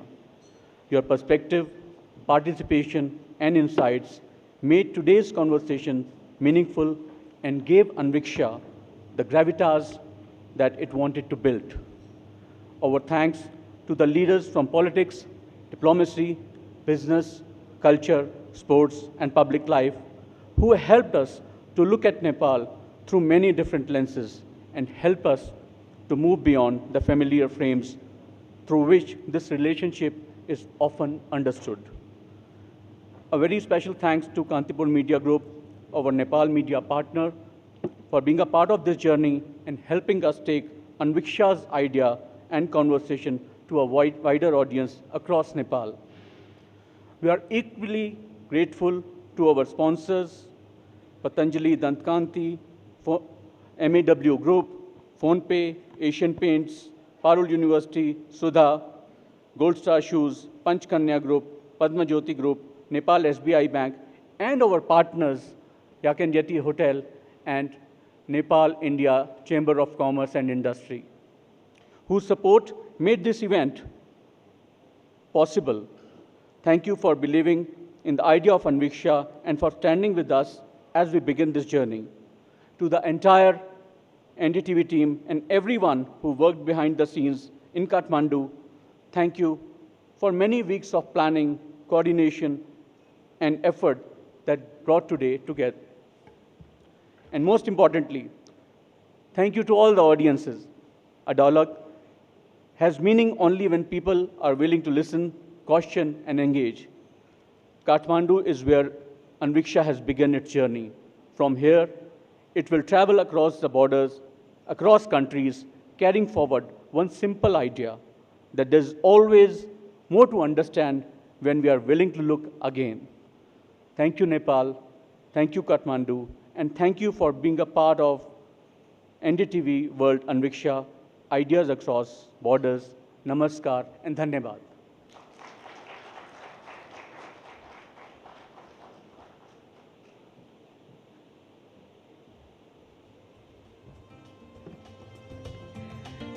To wrap this extraordinary summit, we turn to the economic bedrock powering Nepal's next decade. For our culminating session at NDTV World Anviksha, Ideas Across Border, it is a privilege to invite on stage Nepal's Finance Minister, Dr. Swarnim Wagle, He is in conversation with NDTV's Editor-in-Chief, Rahul Kanwal and Aditya Raj Kaul.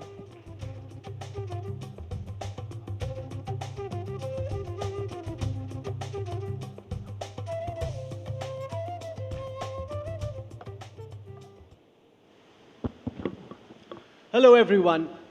For our concluding session at the NDTV World Anviksha Summit, we have a guest who's far from being a conventional politician or what you'd imagine the background of a typical finance minister to be. Dr. Swarnim Wagle is the intellectual and public policy face of the new Gen Z party that currently rules Nepal after the political upheaval that we saw over the last several months. He studied economics at the London School of Economics, did his master's in public administration and international development at Harvard University, completed a PhD in economics at the Australian National University, worked at the World Bank and the UNDP, and served as vice chair of Nepal's Planning Commission. He spent a lifetime diagnosing from the outside what is wrong with Nepal's economy and what needs to be done to fix it. And unlike most career economists, he's now in the unique position of actually having a shot at trying to fix Nepal's economic problems. He's also the vice chair of the party that's currently in power and therefore one of the founding pillars of the RSP. Dr. Swarnim Wagle, thank you very much for taking out time and joining us here at NDTV Anviksha. Your presence means the world to the entire NDTV team. Thank you so much, Rahul. I hope Kathmandu is treating you well and the whole NDTV crew and the distinguished guests who are here. It's been a rather unfortunate time, but I think you were able to pivot excellently to cover all the humanitarian When we met yesterday, soon after landing in Kathmandu, we weren't sure whether we'd be able to put this program together in the aftermath of the massive tragedy that had just befallen Nepal. For helping make this possible, thank you. It really does mean a lot to us. I want to start by asking you, Dr. Wagle, how does the finance minister's position, his chair, look from the outside to someone who's not sitting on it? What do you now know sitting on the finance minister's chair, which is infinitely tougher or more difficult than you'd imagine this position to be? Well, I'm easing very fast, as you can see. From the outside, of course, you know, the finance minister is the custodian of everyone's wish list, right? I want this, I want that. There's no limits to the resources at the minister's disposal.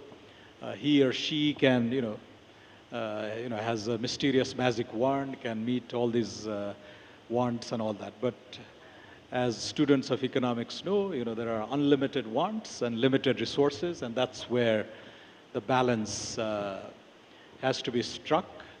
The real politic of day-to-day, governing, managing alliances,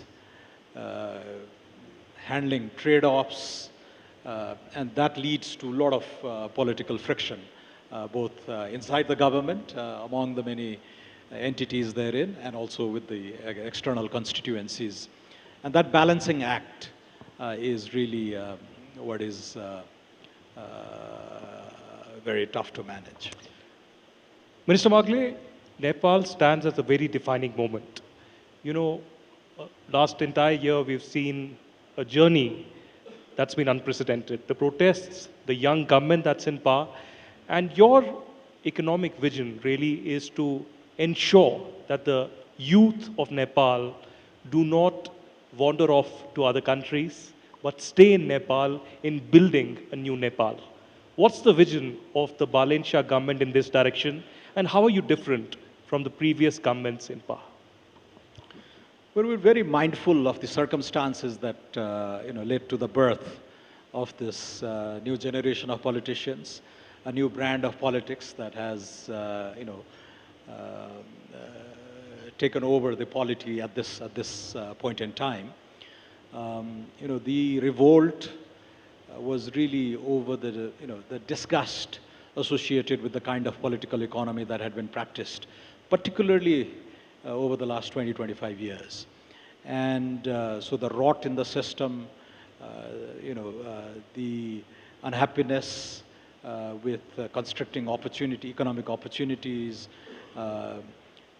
the general feeling among the young people, and this is a very young country, and the median age is only 25, that to build a happier, better life, you have to go abroad, right? So that general sentiment was what led to that unprecedented outburst on the streets of Kathmandu almost exactly a year ago.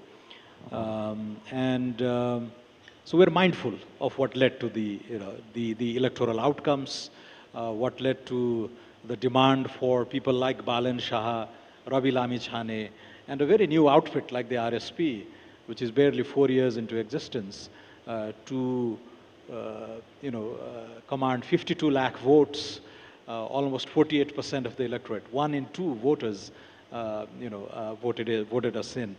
So we're mindful that this is a thirst, a hunger for an aspirational society, that a young Nepali can, actually fulfill his or her dreams right here in the country.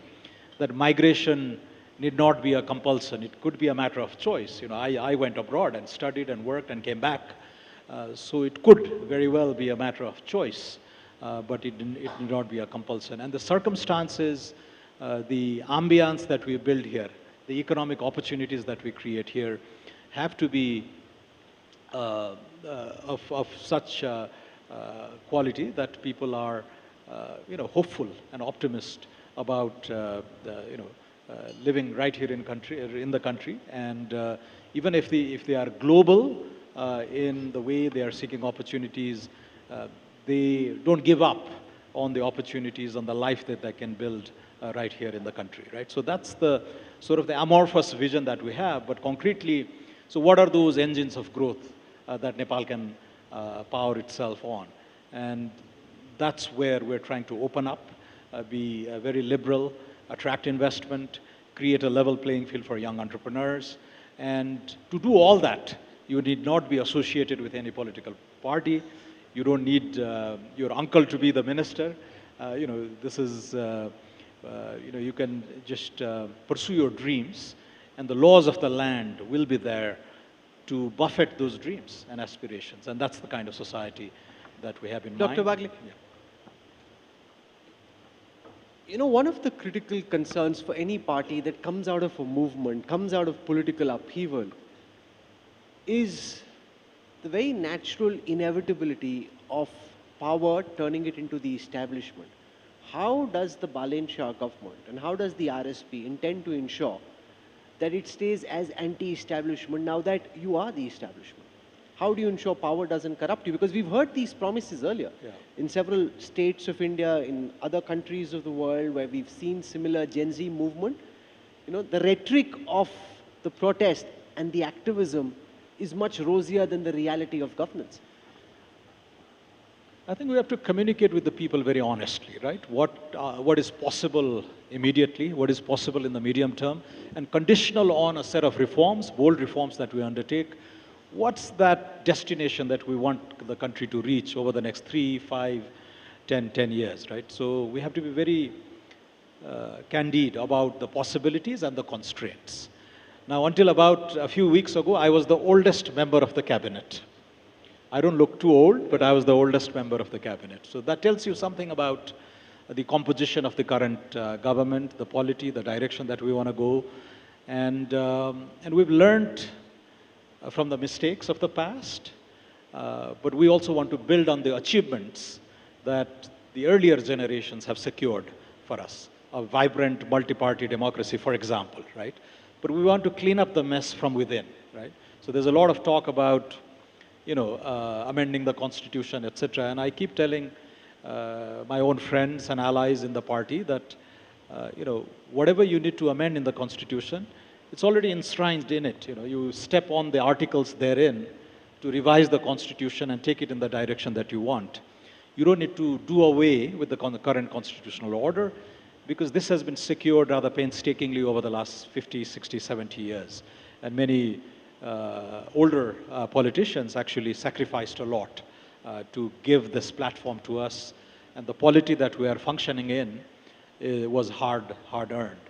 The remaining achievement is on the economic front, and that's where we're focusing on. The economic momentum, the economic acceleration that we want to secure has to be on the bedrock of good governance. And that's been our solid commitment. That's been our pledge during the elections. I think that's why the people of Nepal voted us in. The RSP has been championing the governance cause. The current Prime Minister, when he was mayor of Kathmandu, he had a record of sorts to go on. And that's what we're trying to live on. So, the past 5 months, this is a 5-month-old government, we've been very strict on these very issues. The elite capture of institutions that had happened in the earlier reigns, we've done away with that. The politicization of the organs of state, we've tried to minimize that. And this meritocratic order that we want to pursue is what is born out of this, search for an aspirational society. Economic catch-up with very strict zero tolerance to corruption, and overall building the foundations for good governance. And on those, the challenges, sometimes, even if the intent is very clear and very noble, our inexperience may show. And those are the moments when we really have to own up and say, okay, we goofed up here, but we are ready to course correct, and move in a certain direction. So the current handling of the disaster, you might, there have been a few episodes in the past when there was a lot of public angst, expectation of a certain nature that the government or the Prime Minister or the ministers would behave in a certain way. But I haven't seen any notable criticism of the way we've handled the current disaster that we're living through right now. Because we've partly learned what ought to be done to allay the anxieties of the common people. And I think I was the Prime Minister has been back from Nuwakot, where the site of the disaster, and I was sitting with him for almost 90 minutes reviewing what more could we do, where could we improve, the next phase of the disaster handling. So I think the honesty, the transparency, the overall integrity surrounding the art of governance has been relatively new, and this is what we want to uphold for the remainder of our tenure. Minister Wagle, social media has played an incredible role in pushing the narrative of this new government, a young government of which you've been a part. But the Prime Minister and the government has also been using the social media. Now, some may argue that the Prime Minister has a new way of interacting with the public or new way of functioning. Why don't you give us a sneak peek into the Prime Minister Balen Shah? Because a lot of people here and millions other watching NDTV all across the globe want to know this rapper, a young rapper who became a sensation and then a Prime Minister. And then the Nepali media also spoke about you recently and your internal workings in the government, because some people want to know how's the government functioning, what is the agenda, and perhaps what is the roadmap in the next few months. Balen Shah is 36 years old. He's the youngest serving Prime Minister in the world. And I checked that up. I thought, there would be some random minister in Iceland or Vanuatu or Samoa who was probably younger, but I double-checked, and he is indeed the youngest Prime Minister in the world. And he comes from a different generation. He's a structural engineer with roots in the Madhes, but he grew up in Kathmandu. He was a highly popular and a successful mayor of the richest city in the country. And that's where the paradox is, right? He's now presiding over the poorest government in Asia, but he ran the richest city in Nepal. And some of these constraints that we talked about at the outset on, these trade-offs that one has to make in government is a difficult one. He's incredibly popular with the young people, and I think their dreams and their aspirations. So I keep on using the word aspirational, and he embodies that dream of the younger generation. I think they want to give him a chance. But he has, very logical. He asks the right questions. very inquisitive, he wants to communicate through action rather than words. So a conventional politician would be giving 3 or 4 speeches a day, but Balan Shah, avoids that, and he wants, and is on record for saying that, I want my actions and the results to speak for themselves. But when necessary, he has stepped up. He has addressed the country. He communicates very effectively through the social media. And, if you look at his Instagram followings or Facebook or even Twitter, I think that's the new generation. Have you learned how to rap, Minister, to bond better with your young boss? Not quite, not quite. I haven't heard him sing in person, so maybe I have to go to YouTube and look up his old videos. But he's the logic of an engineer comes through in my interactions with him.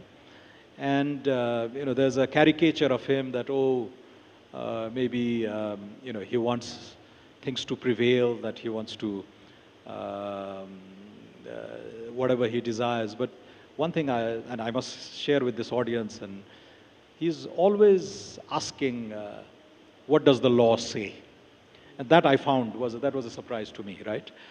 That contrary to this popular perception about how Balan Shah functions, his engineer's mind of a very quantitative approach to probing issues, but ultimately, what does the law say? Is it constitutional? And I have teased him once. I think that there's a famous saying of Henry Kissinger, right? In the context of a war administration under Nixon, the illegal we do immediately, and the unconstitutional takes a little while. So that's the kind of expectation that you would associate with people who are really impatient with talk and want to see results on the ground.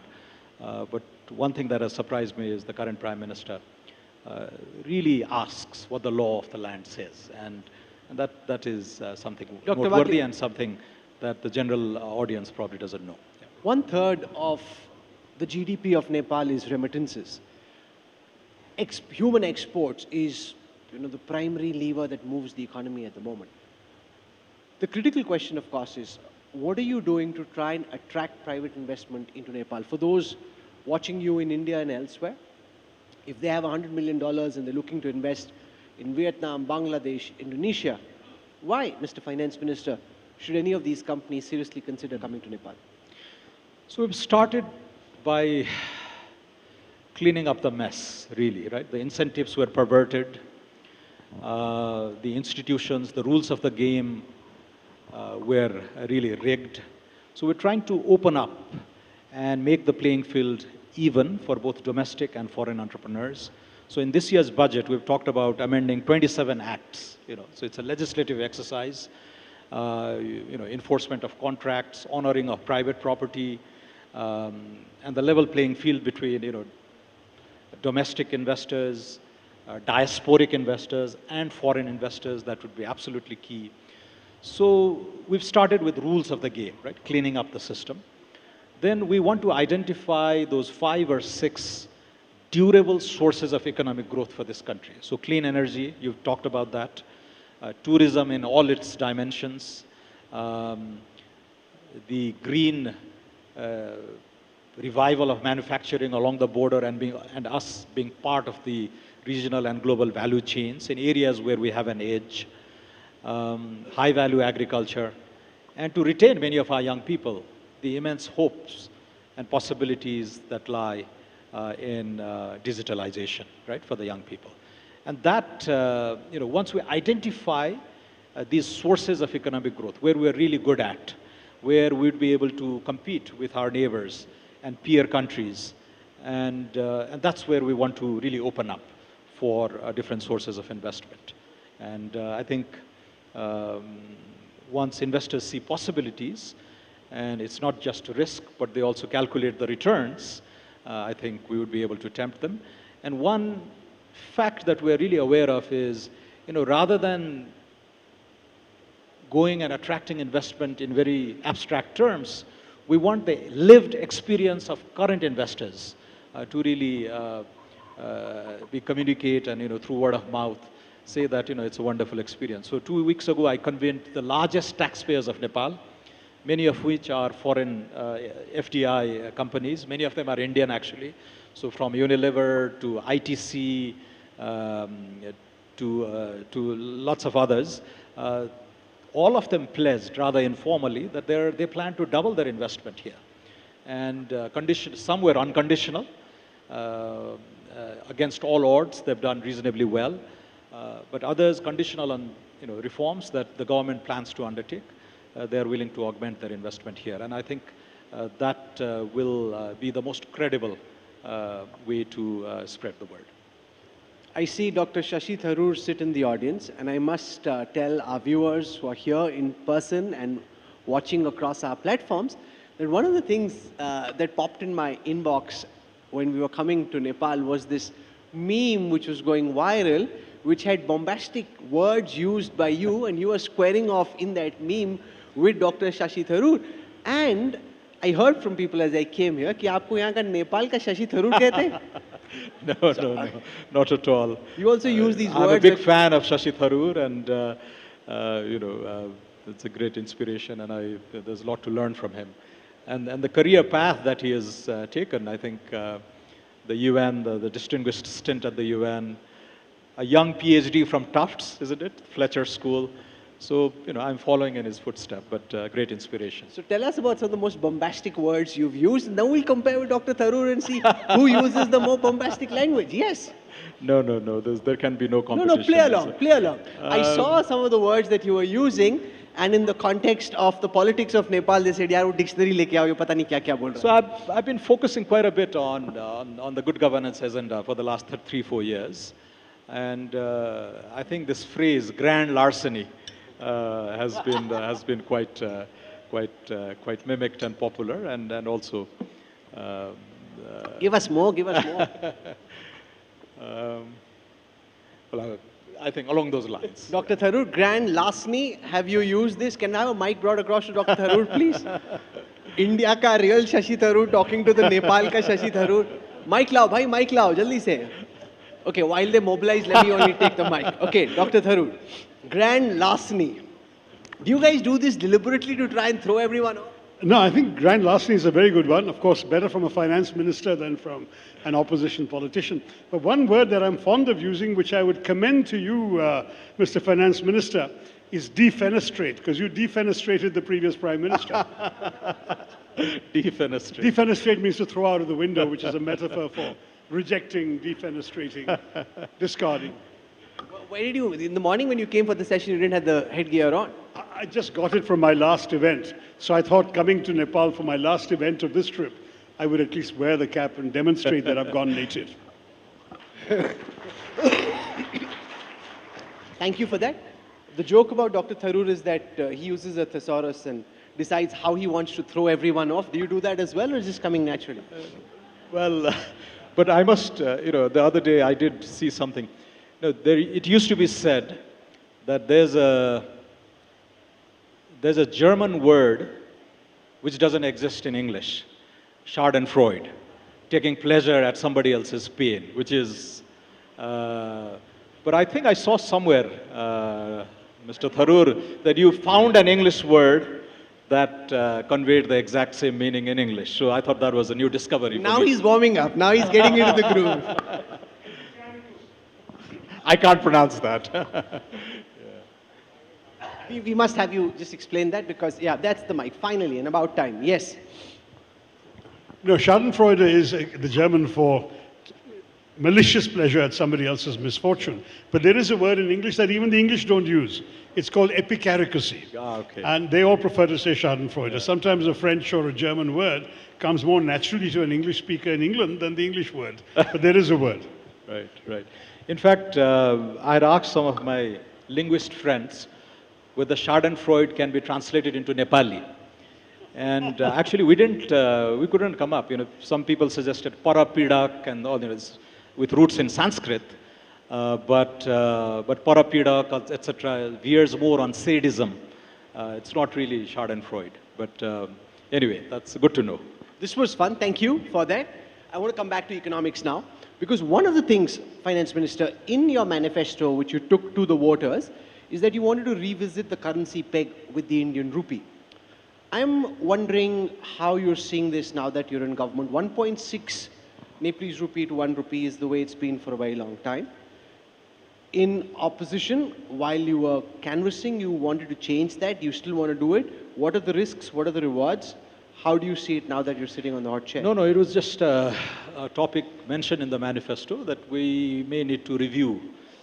We didn't pledge to change it. We said we would conduct a study to review. And the Rashtra Bank has actually, the Central Bank of Nepal, has undertaken a few studies. And at any point in time, you would have a dozen PhD students working on this topic.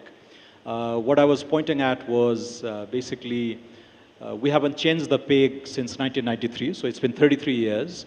Over the last 33 years, the Indian productivity, the Indian manufacturing prowess has marched in a very different direction. Ours has remained a stagnant economy, pretty much a remittance-driven economy. We don't produce much. So the productivity differential has in some way got to be correlated with the peg. And so the peg that held in 93 may not be relevant in 2026. But having said that, is it the right time to change, etc.? The conditions have to be way more conducive. The Nepali economic growth story has to take on a different trajectory, a different pace before we can revisit that topic. That's one of the few things, the IMF calls it a stable nominal anchor. And I think we have to agree with them that when so many other macroeconomic variables are shifting, changing, you don't want to add that extra layer of uncertainty in the current economic climate.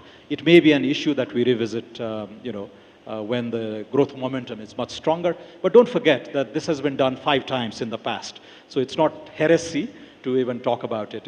When we started in 1960, the peg was very different. And then we've been adjusting it. But the last change was made in 93, but the structure of the economy has evolved. I think in 1993, our per capita incomes were comparable. Now you are twice as rich as us. In terms of the collective GDP, the economic clout, you are 100 times richer than us, 50 times more populous. So all these structural, the very, very important variables have to be factored in before we dare to add that extra layer of uncertainty when we're barely managing this transitional process. Minister Barclay, it's almost clear now that Prime Minister... One second, Dr. Tharoor saying... Just on that subject, I couldn't resist because I heard a nugget today which the Finance Minister might want to clarify or contradict. That at the time of independence, the Indian rupee, the Nepali rupee and the Sri Lankan rupee were all equal. Today, the Nepalese currency, which is pegged, is at 1.6 to the Indian rupee. The Sri Lankan currency, which is not pegged, is 300 to the Indian rupee. Where would you be if you didn't actually have the peg? And what would it do? Would it help you with your exports, or would it just drive inflation crazy in your country? So I was alluding to that in a way that even if we were to devalue much, free float, and the Indian rupee versus Nepali rupee would be somewhere between the two points, between the Sri Lankan and the current Nepali peg. The advantage would be if our export base was much competitive, the cheaper exports and us taking over, our competition, Bangladeshi, Vietnamese, even Indian competition.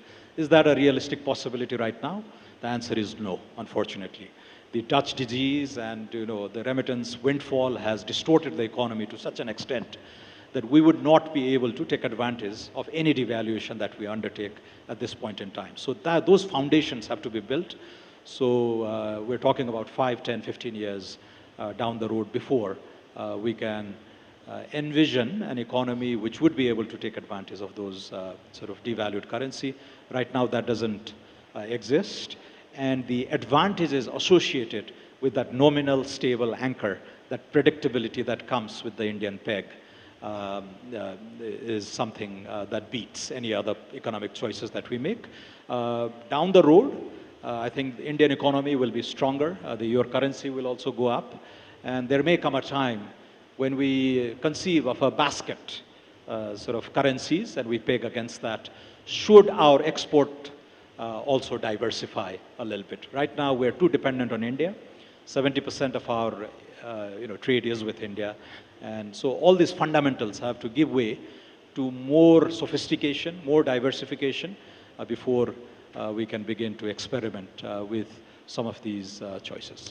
Mr. Wagle, as we begin to wrap up this incredible last session that we have had, a final comment. It's almost clear now that Prime Minister Balin Shah would be visiting India in the next few months. What are the top priorities that you have, and would you mind sharing the date?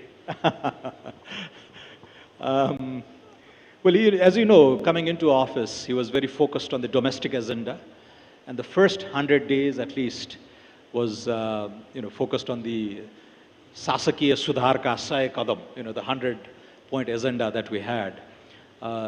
And the rating that we've given ourselves is 87.2 on that. And I think after that, we've begun to discuss Prime Minister's visits abroad.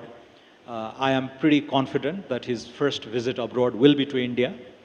And the dates, I think, will need to be worked out. But I am very hopeful that this will happen before the end of the year. One of the senior-most leaders of the ruling Bharatiya Janata Party in India, Ravi Shankar Prasad ji, is with us in the audience. If the mic can just be sent across to him, please. Ravi Shankar ji, to Dr. Wagle and through him to the Balin Shah government, your message at this time when India is looking for a reset with this new Gen Z political movement that currently rules Nepal in the context of the kind of equation India and Nepal have had over the past couple of decades. I'm very clear about it. First of all, I cannot use the expressions of Mr. Shashi Tharoor, okay? Let's be very clear about it. My good friend. The whole foundation of Nepal-India is so strong. As I said in the very beginning of my interaction, you cannot segregate it through passport or through geographical boundaries. And if there is a strong reservoir of goodwill between both the parties, both the countries, we'll find a way out. And what I heard from Honorable the Finance Minister, the whole approach in the right direction. And if today he has firmly stated that the first visit of Honorable Prime Minister Balin Shah will be to India, that shows the way as to what is going to be the relationship. That's quite remarkable. Varun Chaudhary runs one of the biggest industrial group out of Nepal. Varunji, your sense of what Swarnim Wagle and the current government need to do, they were speaking of a second generation of economic reforms. What does it look like from the lens of an industrial group like yours? What would you like to see them do over and beyond what they've done in the past 4-5 months? Well, what I had also spoken while I was speaking to Meenakshi, what they're doing is absolutely right. And I did mention the word Shuddhikaran, which means they're cleaning up the system. Naturally, a system which has been junked for so many years, years after years, it will take time for the whole machinery to get oil back again. And, what he did right after he took charge of the office, and I was live on TV, I did applaud him for the various changes that he did, and which was all pandering in the right direction. So he was giving all the right messages to the private sector in terms of rebuilding the confidence that we are there for you. So it's a matter of time, patience is a virtue, that we are back on feet again. One of the things that's hobbled the Nepalese economy over the past couple of decades is that most governments were unstable because they were coalition governments with wobbly majorities. You have an overwhelming majority. What does success look like 5 years from now? When your tenure as finance minister is assessed in an Anviksha that we do, say, 5 years from now, what does success look like according to you? I think the great unfinished agenda in Nepali politics is the economic catch-up, right? So 1980, per capita income of India, China, and Nepal was almost identical at $200 per capita. India today is close to $3,000 per capita. China is at 13,000 and Nepal is under 1,500. So that pace of catch-up is really what we want. But what we've realized, and you're correct, that this economic dream or aspiration is not possible when the polity is very unstable and policies are unpredictable, and the private sector, many of whom are represented in the room today, are unsure of where you are headed. So that is what we want to work on. Our manifesto talks about becoming a $100 billion economy over the next 5 to 7 years. So that demands a pretty ambitious economic growth rate of at least 7% in real terms. The 100 billion target is in nominal terms. But this is not unusual. Countries at low levels of development, if certain things are aligned, particularly with respect to incentives for investment, you can secure that pace of economic change. And becoming a respectable middle-income country over the next 5 to 10 years. And young people can begin to see opportunities right here in the country. And their decisions to migrate and seek opportunities abroad is a matter of choice and not compulsion. That's the overarching vision that we have. And, but all that cannot be secured without good governance in place. So we've been very religious in the pursuit of clean, good governance. And I hope if we sustain this for the next few years, the economic incentives will also be forced to align with the political incentives that we are trying to embed in the current polity. Dr. Swarnim Wagle, for taking out time and joining us on what's been a very long day for you. Thank you very much. And with that, ladies and gentlemen, we come to the end of the first ever NDTV World Anviksha. Ideas across borders will travel across the world, but this will always be a very memorable day for the NDTV team because we started in a place very close to our hearts. We started from Kathmandu, and this day will remain etched in Anviksha's journey. For having taken out time, for joining us, and from helping make this possible, Dr. Swarnim Wagle, thank you very much. Can we have, ladies and gentlemen, a very warm round of applause. We wish you all the best. And I invite you all to join us for dinner, and thank you for being such a fantastic audience and for being so alert, so alive, and so awake all through the sessions. We've had a long day.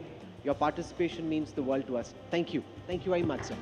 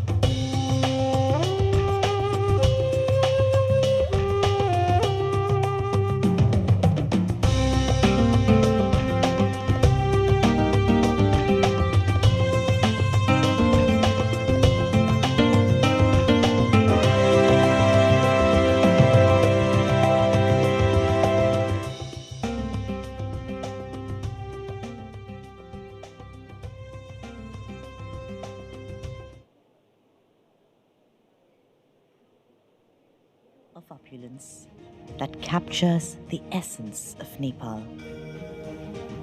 Vibrant colors weave a tapestry of refined elegance. A festival of shades brought to life by Royale, Regal hues to transform your home. The timeless grandeur of living history. A fiery beauty that radiates grace. Songs from the valleys of Nepal.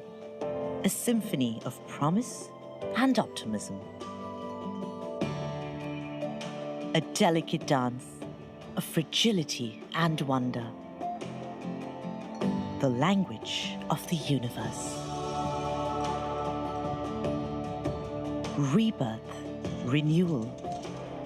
The blooming of a new season that awakens joy. The majestic Himalayas. Meditative, reflective. A surrender to silence. An exquisite palette of colors for your home, echoing the spirit of Nepal's landscape. Royale by Asian Paints. क्यों हो गया आज झूठ से सामना? कौन सा झूठ? जो इतने सालों से आपके झूठ पेस्ट ने ओरल केयर के बारे में बताया है। तो फिर सच क्या है? ट्रूथ पेस्ट, पतंजलि दंत कांति, आयुर्वेद और साइंस ने मिलकर बनाया है इसे। इसकी 16 जड़ी बूटियों से मिले आपके दांतों और मसूड़ों को कंप्लीट ओरल हेल्थ का सच। In this revolution, we unveil a historic technological collaboration where the two trailblazing companies led the foundation for a historic journey. This means for customers of India and Nepal, one can securely and conveniently make instant payment through QR code across various shops and merchant stores by using the mobile application certified by PhonePe and NPCI. For merchants, it opens doors to a broader customer base, accept payments from a vast cross-border market, making business smoother than ever.